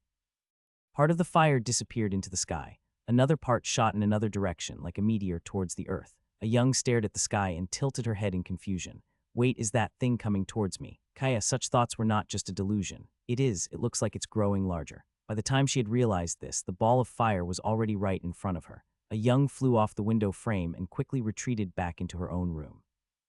Turning sharply, she dashed past her bed and out the door. She continued running, breaking into a cold sweat as she rushed down the corridor and towards the staircase. It's hot. Despite the heat crawling up her back, she thought that she'd dodged the fireball. However, the ball of fire swiftly turned and continued flying towards a Young. Did it just change its trajectory to chase after me? That was unexpected. No one would have thought a flying ball of flame could change direction and pursue its target. A Young twisted to the side again in an attempt to avoid the fire, but the ball of flames moved even faster. The chunk of fire quickly approached her, trapping her in on all sides. No, it then exploded right in front of her chest and she screamed, F-woom. Meanwhile, the flames had taken over the surroundings in an instant. Crackle. When the heavenly demon heard the senior strategist's words, his face stiffened. Chun Hwi then immediately rushed ahead, leaving Woon Xiang and the senior strategist to chase after him. That's some incredible movement. Woon Xiang shook his head, looking at the man who was leaving them further and further behind. That speed only suits his title as the heavenly demon. If I want to catch up to that speed and inherit the name of the heavenly demon, I will have to work hard in the future. But putting that aside for now, Woon Seong's eyes deepened. After the senior strategist had spoken to the cult leader, he had not had time to relay the message to Woon Seong before they were chasing after Chun Hwi. Of course, Woon Seong made an educated guess based on the cult leader's reaction. I never thought she'd be chosen as the divine maiden. Chun Young, the image of a young woman flashed through Woon Seong's mind, memories of her as a young child and also recently. We weren't exactly friends, but we have known each other since childhood. Her attitude seems to have changed recently, but we've been in some sort of rivalry until not long ago. Now that I think of it, it looks like I actually had a sense of competition when I was young. That was back in the early days of the Cave of Latent Demons, though. Now, no matter how hard she tried, there was a gap between her and Woon Seong. Anyways, the Divine Maiden. The Divine Maiden was the one who communicated with the Divine Flame and received the will of the first heavenly demon, but she also served the presiding heavenly demon. As long as Woon Seong was the young leader, he was destined to become the heavenly demon. Then, the one the Divine Maiden would be serving was. Thinking up to that point, Woon Seong's face went rigid. He stopped thinking. Oh, the leader has already arrived. By then, the heavenly demon had reached the White Ape House. Woon Seong and the senior strategist could see him standing there. Snap, crackle. The entire building was burning, causing the face of the heavenly demon to harden. The fire seemed to originate from the third floor, the highest room in the house. If the White Ape House had the same structure as the Charred Dragon House, that room would be where Chun Young, the captain of the unit, lived. It was natural for the heavenly demon's expression to harden. Woon Seong frowned at the building, furrowing his eyebrows as he ran closer. Something was wrong. The place is on fire, yet the actual building and its surroundings don't seem to be damaged at all. At first, Woon Seong thought he had seen wrong. Fire, or in other words, flames that could burn the everything else to ashes. By that definition, the fire in the White Ape House was definitely strange. It looks like this isn't some ordinary fire. Really, the fire is surrounding the wooden house, but nothing is damaged. It's like the fire is just burning by itself. But they couldn't just sit back and watch the mirage like fire forever. The heavenly demon moved first. With a whoosh, he was flying up to the top floor in an instant. With 2 steps, he landed on the balcony. The senior strategist and Woon Seong followed after him, entering the building through the window in that order. Like the outside, the fire burned the inside of the house too. Crackle. Chun Hwi's gaze was directed towards the center of the fire, where Chun Young sat, the flames encircling her. Is the fire protecting her or imprisoning her? Woon Seong wondered. I mean, it doesn't seem to be harming her. Either way, the appearance of the fire around the young woman could not be easily explained with words. Woon Seong was slightly trembling. So this is the power of the divine flame. The cult of the heavenly demon continued to surprise him. At that time, a young opened her mouth. Fast she stopped herself, looking up as she tried to think of what to say. She only continued a little while later. Leader, is it just me or did I see the leader shiver a little? Maybe Woon Seong had seen wrong, but it seemed that when a young changed the way she addressed Chun Hwi, the leader's shoulders had trembled very subtly. Woon Seong soon erased that thought. It was because of the response. Come out from there. The voice of the heavenly demon was no different than usual. It was a voice filled with confidence, but just like with the trembling shoulders, Woon Seong seemed to hear bitterness in that voice. Woon Seong didn't bother to question why. Like he had noticed often before, the leader was a man with 2 faces. He was a tyrant to those beyond his fence, but was a benevolent king to those beside him. It was no wonder that such a Chun Hwi had the face of a heavenly demon and a father. As Woon Seong thought, Chun Hwi once again spoke. Come out from that fire, but... Chun Young glanced at the wall of fire surrounding her. Though it seemed like it protected her, it was also trapping her inside. It was not Chun Hwi who answered her doubts. That flame will not harm you, milady. As the new arrival walked forward, the flames split apart, revealing a gray-haired lady, the divine maiden. The fire opened the way for her, as if dancing in welcome. The current divine maiden walked towards a young through an open road. Because this flame is not here to harm you, but to greet you. Greet me? What do you mean? A young tilted her head in confusion. Literally, the divine maiden reached towards Chun Young with gentle hands. You have been chosen as the next divine maiden of the cult of the heavenly demon. Was it so hard to believe? There must have been a reason that this fire had not hurt her. Chun Young hesitated for a moment, looking back towards her father. It seemed that Chun Hwi agreed with the divine maiden, so a young could only nod her head and slowly stand up. Just as the divine maiden had said, the flames that wrapped around her did not have any effect on her. Like earlier, the flames parted for her. When she finally reached her father, she was silent. He, however, spoke. It looks like I need to have a talk with you. Some time later, there were 2 people standing side by side under the moon. They were by the lake in the inner garden, where Woon Seong had first spoken to the heavenly demon many months before. They were Chun Hwi and Chun, a young father and daughter, watching the water in silence. It was only natural that Chun Hwi spoke first. Ever since your mother passed away after giving birth to you, you have been my only family in this world. At these words, Chun, a young, remained silent. She scuffed her feet against the dirt. In fact, a young was upset exactly because of that fact. Even though she was his only family left, he refused to give up his position as the heavenly demon. Although she had acknowledged Woon Seong's strength and abandoned that competitiveness, she was still envious. Her father had not shown her the same attention or affection. If I am his only family member, why is he like that to the young leader? Had the other read her thoughts, Chun Hwi reached out towards his daughter. A young was startled out of her thoughts when Chun Hwi patted her on the head, softly brushing his fingers through her hair. This was the hand of a father comforting his daughter. You know, I wanted you to grow up into a normal woman. A young's eyes widened, surprised at these words. The heavenly demon is a position of solitude. I have the whole world in my hand, yet there is barely anything I can truly grasp. I did not want you to live a life like that. I wouldn't have been so concerned if you were a man. I simply wanted you to live as a woman, to fall in love with a man and have a family. You may have never known, but that was all I hoped for. Chun Hwi was telling the truth, a truth that he had not told anyone else. A young wanted to speak, but she silenced herself as the other continued on, speaking with sincerity. I have heard about the rumors, and I was even prepared for you to refuse to inherit the bloodline of the heavenly demon. So father also heard about the rumor that I have to marry Woon Seong. A young was honestly surprised that her father had even heard of them, since rumors were rumors. The things that the ordinary people spread on the street were not the sort of things the heavenly demon would like to have knowledge of. I never imagined that. I never thought that he cared about me so much. A young bit her lips, but since you became the divine maiden, it looks like all of those thoughts were meaningless. As you already know, the divine maiden must only serve the divine flame and the heavenly demon.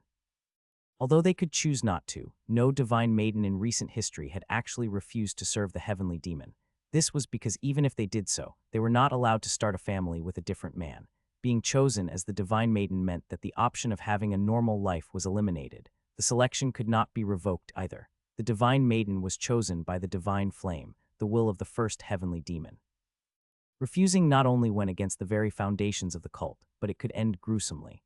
There was a record of a woman who had gone mad and died in a fit of insanity just 2 weeks after attempting to refuse. Although Chun Hwi wished for a young's freedom of choice, he did not want to see her become a lunatic. If I stopped you from entering the cave of latent demons at all cost, I would at least have had the chance to spend some more time with you. His hand paused in her hair. I regret not stopping you that day. A young opened her mouth for the first time that night. Not at all. A young had been avoiding her father's gaze all night. Now she raised her head and met his eyes. Her voice was filled with power and conviction. No, father, I have never regretted the choice I made that day. I entered the cave of latent demons because I chose to do so. Is that so? I will do well even after becoming the divine maiden. I've also known the young leader since back at the cave of latent demons, so I am sure he won't treat me carelessly. He won't treat me carelessly. Those words sounded strange to Chun Hwi. He asked her, are you willing to accept him as your husband? He continued to ask, are you willing to love him? His words did not stop there. He may be my apprentice, but there are times when even I do not know what he is thinking. It makes me scared because even when you look at him, it makes me worried that he may not look back at you, my daughter. Even though he was the heavenly demon, even though he could control the mind and heart with his power, love was something that he could not change. Human emotions were not his to control. Chun Hwi could do nothing but ask his daughter once more, can you fall in love with a man like that? Chun, a young, was silent. After the current divine maiden showed up and the leader took a young with him, the fire at the White Ape House disappeared like it never existed. Not to mention, there was not a single trace of fire on the White Ape building. This was possible because it was the divine flame, but it was still hard to believe. When he got back to the charred dragon house, Woon Seong was still thinking about it. The divine flame is known to be left behind by the first heavenly. Woon Seong sat on the edge of his bed, mindlessly getting ready to turn in for the night. According to the legends and texts within the cult, the first heavenly demon reached a realm beyond that of a semi-divine being, a true divine being. He shook his head at this thought, though. He did not believe it. The realm of a divine being, even the leader who practiced the mind sword, had barely set foot into the realm of a semi-divine being, a human entering the realm of myths. He closed his eyes, gripping his hands. Is this how martial artists look from the perspective of normal people? But no matter how much I think, I can't possibly fathom it. Splitting the moon with the mind sword is already something I can barely understand. But a being who has achieved beyond that, does that mean he was an actual god? Woon Seong shook his head again, banishing that thought. No, it can't be. It's just a being I can't begin to comprehend. I should probably be cultivating rather than waste time thinking about the realm of divine beings. Whether it was semi-divine or divine, both were way above his current level. There would still be time to revisit these things after he gained the necessary strength. As he thought about gaining strength, he naturally thought about his current cultivation. Use the dark flower red heart to split the mind into two and set up two wills. Mind split, double will. Use one will to remember the dark flower red heart, and the other to remember the tempered true blossom. Now that I think of it, the dark flower red heart had another name. It is also the first connection of the divine art of the heavenly demon. Woon Seong sat down in a lotus position on his bed and tried to reach the headspace necessary for cultivation. Then, Captain, there was a voice outside his room, calling for Woon Seong. It erased the previous thoughts in his mind and caused his consciousness to jolt. Come in. The door was pushed open and a young woman appeared. Her white skin was glowing and her hair was tied up. It was a visit from Baek Woonjae, one of the few female members of his unit. Woon Seong tilted his head. What is it, Captain? You have a visitor. A visitor. Woon Seong turned his head and stared out the window. There he saw the moon floating high in the sky. It was a late hour to be having visitors. That was why he was confused when he had seen Baek Woonjae at his door. It was already weird for Guan Ti Ryong to visit him at this hour. It's too late for anyone to visit me, and yet I have a visitor. Woon Seong tapped his chin lightly. No, wait, I think I already know. Woon Seong rose from his bed, walking towards the direction of the door. His senses had now become so sharp that he could identify the people of the Charred Dragon unit by their presence alone. He only needed to focus a little bit more to identify other people, but I can't possibly forget this unique presence. No, I guess I should call you the young divine maiden now. At the words of Woon Seong, Baek Woonjae wore a confused expression. The young divine maiden. A young had only been chosen by the divine flame earlier that evening, so the news had obviously not been announced to the public yet. Of course, even if it was not officially broadcasted, her position was set in stone. Thus, Woon Seong called her the young divine maiden. A young woman appeared behind Baek Woonjae. Can we talk for a moment? It's getting late, but I guess we can do that. Chun A-young, who stepped out from behind Baek Woonjae, casually asked to talk so late into the night. Woon Seong, despite being interrupted from his practice, accepted without being difficult. This was all done with an air of normality, as if nothing out of the ordinary was happening. I was wondering if we could talk while having a walk in the garden. A-young spoke hesitantly, trailing off as she walked down the corridor, heading outside. She looked back as if afraid he would refuse. Please. It wasn't a difficult request, so Woon Seong nodded without saying anything. A-young smiled gratefully. Baek Woonjae, still confused, looked anxiously at the exchange between Woon Seong and A-young. A-young and Woon Seong walked silently in the garden outside the Charred Dragon unit for a long time. Baek Woonjae, unsettled by the rapidly unfolding events, chased after the two some distance away in the name of escorting her captain. Eventually, the silence became too uncomfortable, and Woon Seong spoke first. I prefer we get to the point already if you have something to say.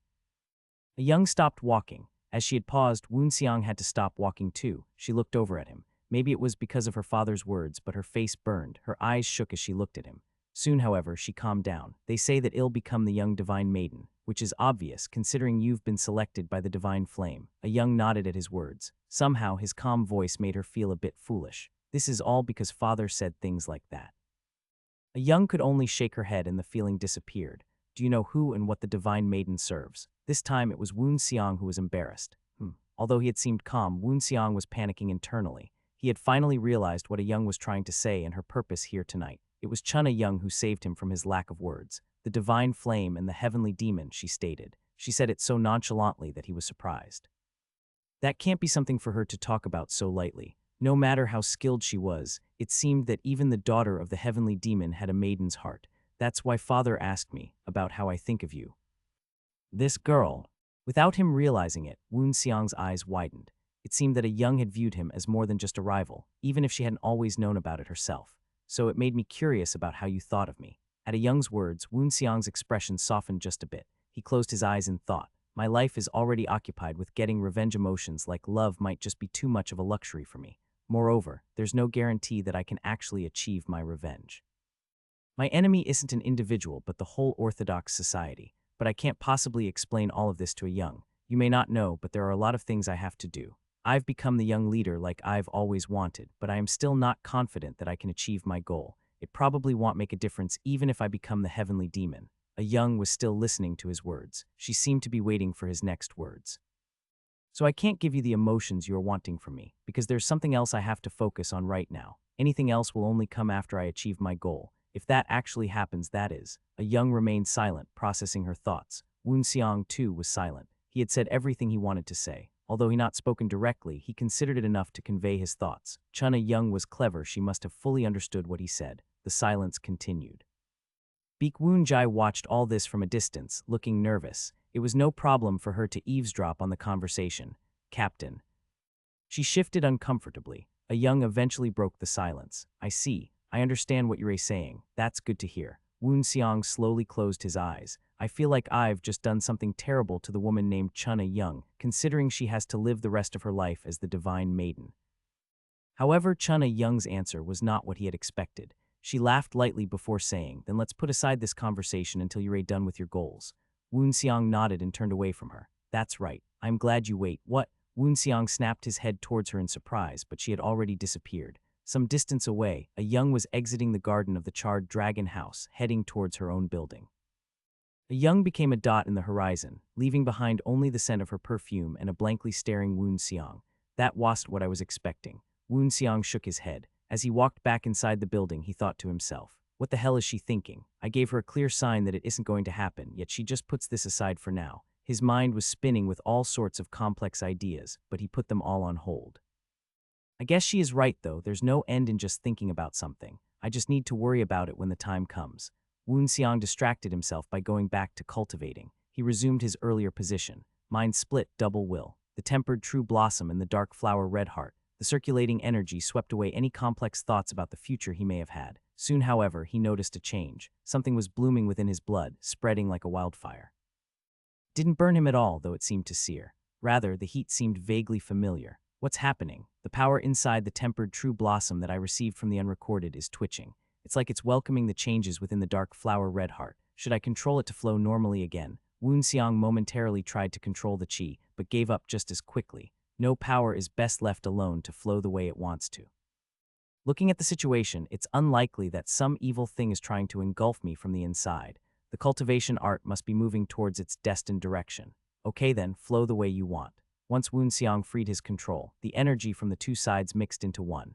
It mixed in his danshan, swirling through his mind and body. Tendrils of light and energy extended and collapsed, weaving together. Unknown to Woon Seong, a sort of pressure built up in his surroundings. As he sat there, he caused the entire charred dragon house to tremble. Mysterious energy covered the building and surrounding training grounds, causing the unit members to pause their actions and look around. Woon Seong, though, had identified the cause. I get it now. He opened his eyes, staring at his palm. A ball of fire, the size of a small bead, flickered in his palms. He smiled brightly. It's the essence of the flame. It was the moment that the dark flower red heart reached a higher realm, forming the divine-shaped flame. Even if the same thing happens to two different people, the reactions from the populace could be very different. In a certain sense, this was only natural. Emotions, after all, were greatly influenced by a person's disposition, situation, and desirability. The same could be said for the choice of the young divine maiden of the cult of the heavenly demon. Is the news true? The leader's daughter became the young divine maiden. It is. I'm sure the leader must feel relieved about it. What do you mean? Don't you get it?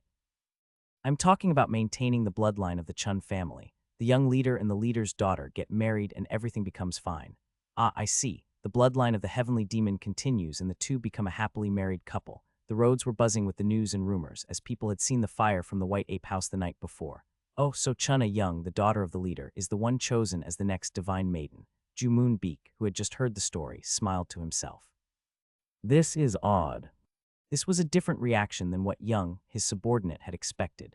Considering his nature, I would have expected the vice leader to react more negatively. Although they say that the divine maiden has become more of a symbolic position, it still shows massive influence amongst the ordinary believers. Chuna Young, the daughter of the current leader, becoming the divine maiden would only work against the vice leader. It's obvious that she will side with her father, yet he's showing a smile. However, Young did not dare to ask Ju-moon Baek about his thoughts. Instead, he finished reporting and stepped to the side. Meanwhile, Ju-moon Baek's eyes had taken on a weird light. The vice leader tapped on his chin, thinking to himself, I've kept an eye on her since her childhood. I've always thought she would become quite a beauty when she grows old enough. I always wondered why she disappeared about a decade ago. Being in the White Ape unit must mean she has been in the cave of latent demons. She has always done her best to impress her father since she was young, so it's not too surprising of a choice. But now that she's chosen as the divine maiden, her dreams must have met their end. Ju Moonbeek smiled, thinking back to Chunna Young's appearance. If she was the captain of the White Ape unit, he had seen her once. I've been thinking that she was a beauty good enough to quench my surging thirst caused by the art of the soul-splitting Flame King. And that's why I've been anticipating for the day that I would drag the captain of the White Ape unit into my bedroom, so she was the daughter of the leader all along. It looks like 10 years is enough to transform a child into a full-grown lady. I want to seize her immediately. No matter how strong Ju Moonbeek's personal beliefs were, he was still the vice leader of the cult. Actually, his position was stressful. While he needed to keep up appearances, it made his lust boil that much stronger in search of release. He cultivated an art that strongly divided yin and yang, but focused on the yang aspect. Thus he felt intolerable thirst towards sources of yin. No, now's not the time. A premature move always spoils the plan. However, just because he was patient didn't mean he could tolerate it. Ju Moonbeek reached over for his glass of water. He would quench his burning desire by holding another woman today. It won't be bad to seize her at that very moment when the time comes and I bring down the heavenly demon, a woman taken by the very man who had dragged down her father. Ju Moonbeek was almost drooling, but he smiled. Not bad, and in case things go south, I can always use that method. Ju Moonbeek smiled, showing his white fangs. That smile, what could be said? Ha ha ha ha. A misfortune can also become a blessing, they say. It seems like those words are correct. Haha, it was only a matter of time before the man stopped laughing though. As if he had become a different person, he asked his subordinate with piercing eyes. By the way, what is he doing now? He's a much higher level martial artist compared to our last partner, so we're having trouble keeping an eye on him. But one thing for sure, he's confining himself in his place.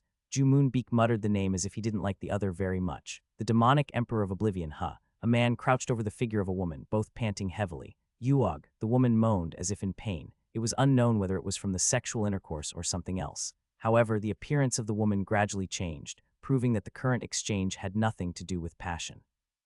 Dark spots slowly bloomed all over her skin. Subsequently, wrinkles began to appear and the woman's body began to wither. The woman reached out and tried to push away the man laying on her. However, it was impossible. Her body had aged and the degraded strength was not enough to push away a strong man. Yuog. As her body grew older, even the woman's moans became weaker. As her voice faded, the eyes of the man became brighter and brighter. Life was spilling out. He licked his lips, excited by the act of taking someone else's life. And finally, when the woman breathed her last, the man slowly got up. The woman fell to the ground, becoming a shriveled corpse. The man stared at the body in disgust. I know it's my own work of art, but it's still hideous to see. He kicked at the body with his foot, pushing it off of his bed and into the middle of the room. Remnants of blood and bodily fluid soiled the carpet. With a wave of his hand, the man burned the corpse into ashes with a fire. Then a gust of wind blew the ashes apart. Be thankful, woman. I'm even cleaning up for you, heh heh. Call in the Imperial unit. Thagard, standing on duty, immediately called out, the Emperor is calling the Imperial unit. Go report immediately. Yes, sir. Soon at the Emperor's command, a man stood with his head bowed before him. The Emperor smiled satisfactorily. Report. The other man didn't even have to think. The secret vault of the Sword Emperor of Ice and Light has recently collapsed, and 1,248 Orthodox sect individuals have lost their lives. The victims include elders from the 10 major sects and people from many other smaller ones. If we include the victims from any and all related events, the total casualties are around 2,000. About 30 have retired from the martial society after being severely injured. And of course, those who have retired are all at least first-class level martial artists. The so-called secret vault of the Sword Emperor of Ice and Light had been big news ever since it was first discovered. When the vault had been discovered, the Orthodox sects had called it a major blessing. Not only did martial artists start a mudslinging battle over the rights of the vault, it was all in vain. In the end, the vault collapsed and killed everyone inside it. On top of that, the contents that were salvaged were identified to be fakes. It was far from a blessing, becoming more of a calamity. The results were far more than what we had planned. It is safe to say you can be satisfied. Good, I mean, not bad. Since the Imperial Court has set foot in this matter, it only makes sense that we achieve this much. The government and the martial society leave each other alone. That was a very basic rule, which even the youngest members of the smallest sects were aware of. But just like how the martial society kept an eye on the government did the same. Because martial artists were capable of destroying the elegant ruling system with overwhelming force, the government and the Imperial Court had actually interfered in a number of events. However, this was the largest involvement ever since the Martial Society Annihilation Plan, a plan that was conducted over several centuries, but only ended up in a failure. If Miriam became aware of this current involvement, there would be an uproar about how the Imperial Court was planning another annihilation. However, the emperor and his imperial court's target wasn't limited to Zhangyuan. What happened to the demonic cult? The cult he was referring to was obviously the cult of the heavenly demon. The subordinate shook his head. It looks like that side of things will take some more time. The emperor glanced down and frowned slightly, obviously annoyed. It has already been several years since we conducted our plan against the demonic cult, and yet. The demonic cult is virtually a religious group, which makes it an open and a closed group at the same time. The subordinate gave a plausible reason. It seemed that the emperor agreed as he nodded his head, indicating for the other to continue. This special nature of theirs is hindering our plans. However, we have reports that the moon-splitting heavenly demon has been successfully poisoned. It will not take long for us to see the results. Not take long, you say. And how long do you think this is going to be? The subordinate was silent for a few moments, reflecting. We received the reports of the poisoning 6 months ago. It's about time that the heavenly demon himself has realized that he has been poisoned. Actually, it's more likely that he realized long ago. Now, it should be near the point where resisting becomes impossible, which means a major event will occur in the cult of the heavenly demon within a month. The emperor relaxed and smiled down at his subordinate. After a moment, he glanced to the side and tapped his chin. By the way, who was the man we sent to the cult this time? Do you mean the demonic emperor of Oblivion? Oh, that's right. The emperor thought of the man in question and laughed. Oblivion in the sense that he deceives and tricks his enemies into oblivion. It's quite the perfect nickname for him.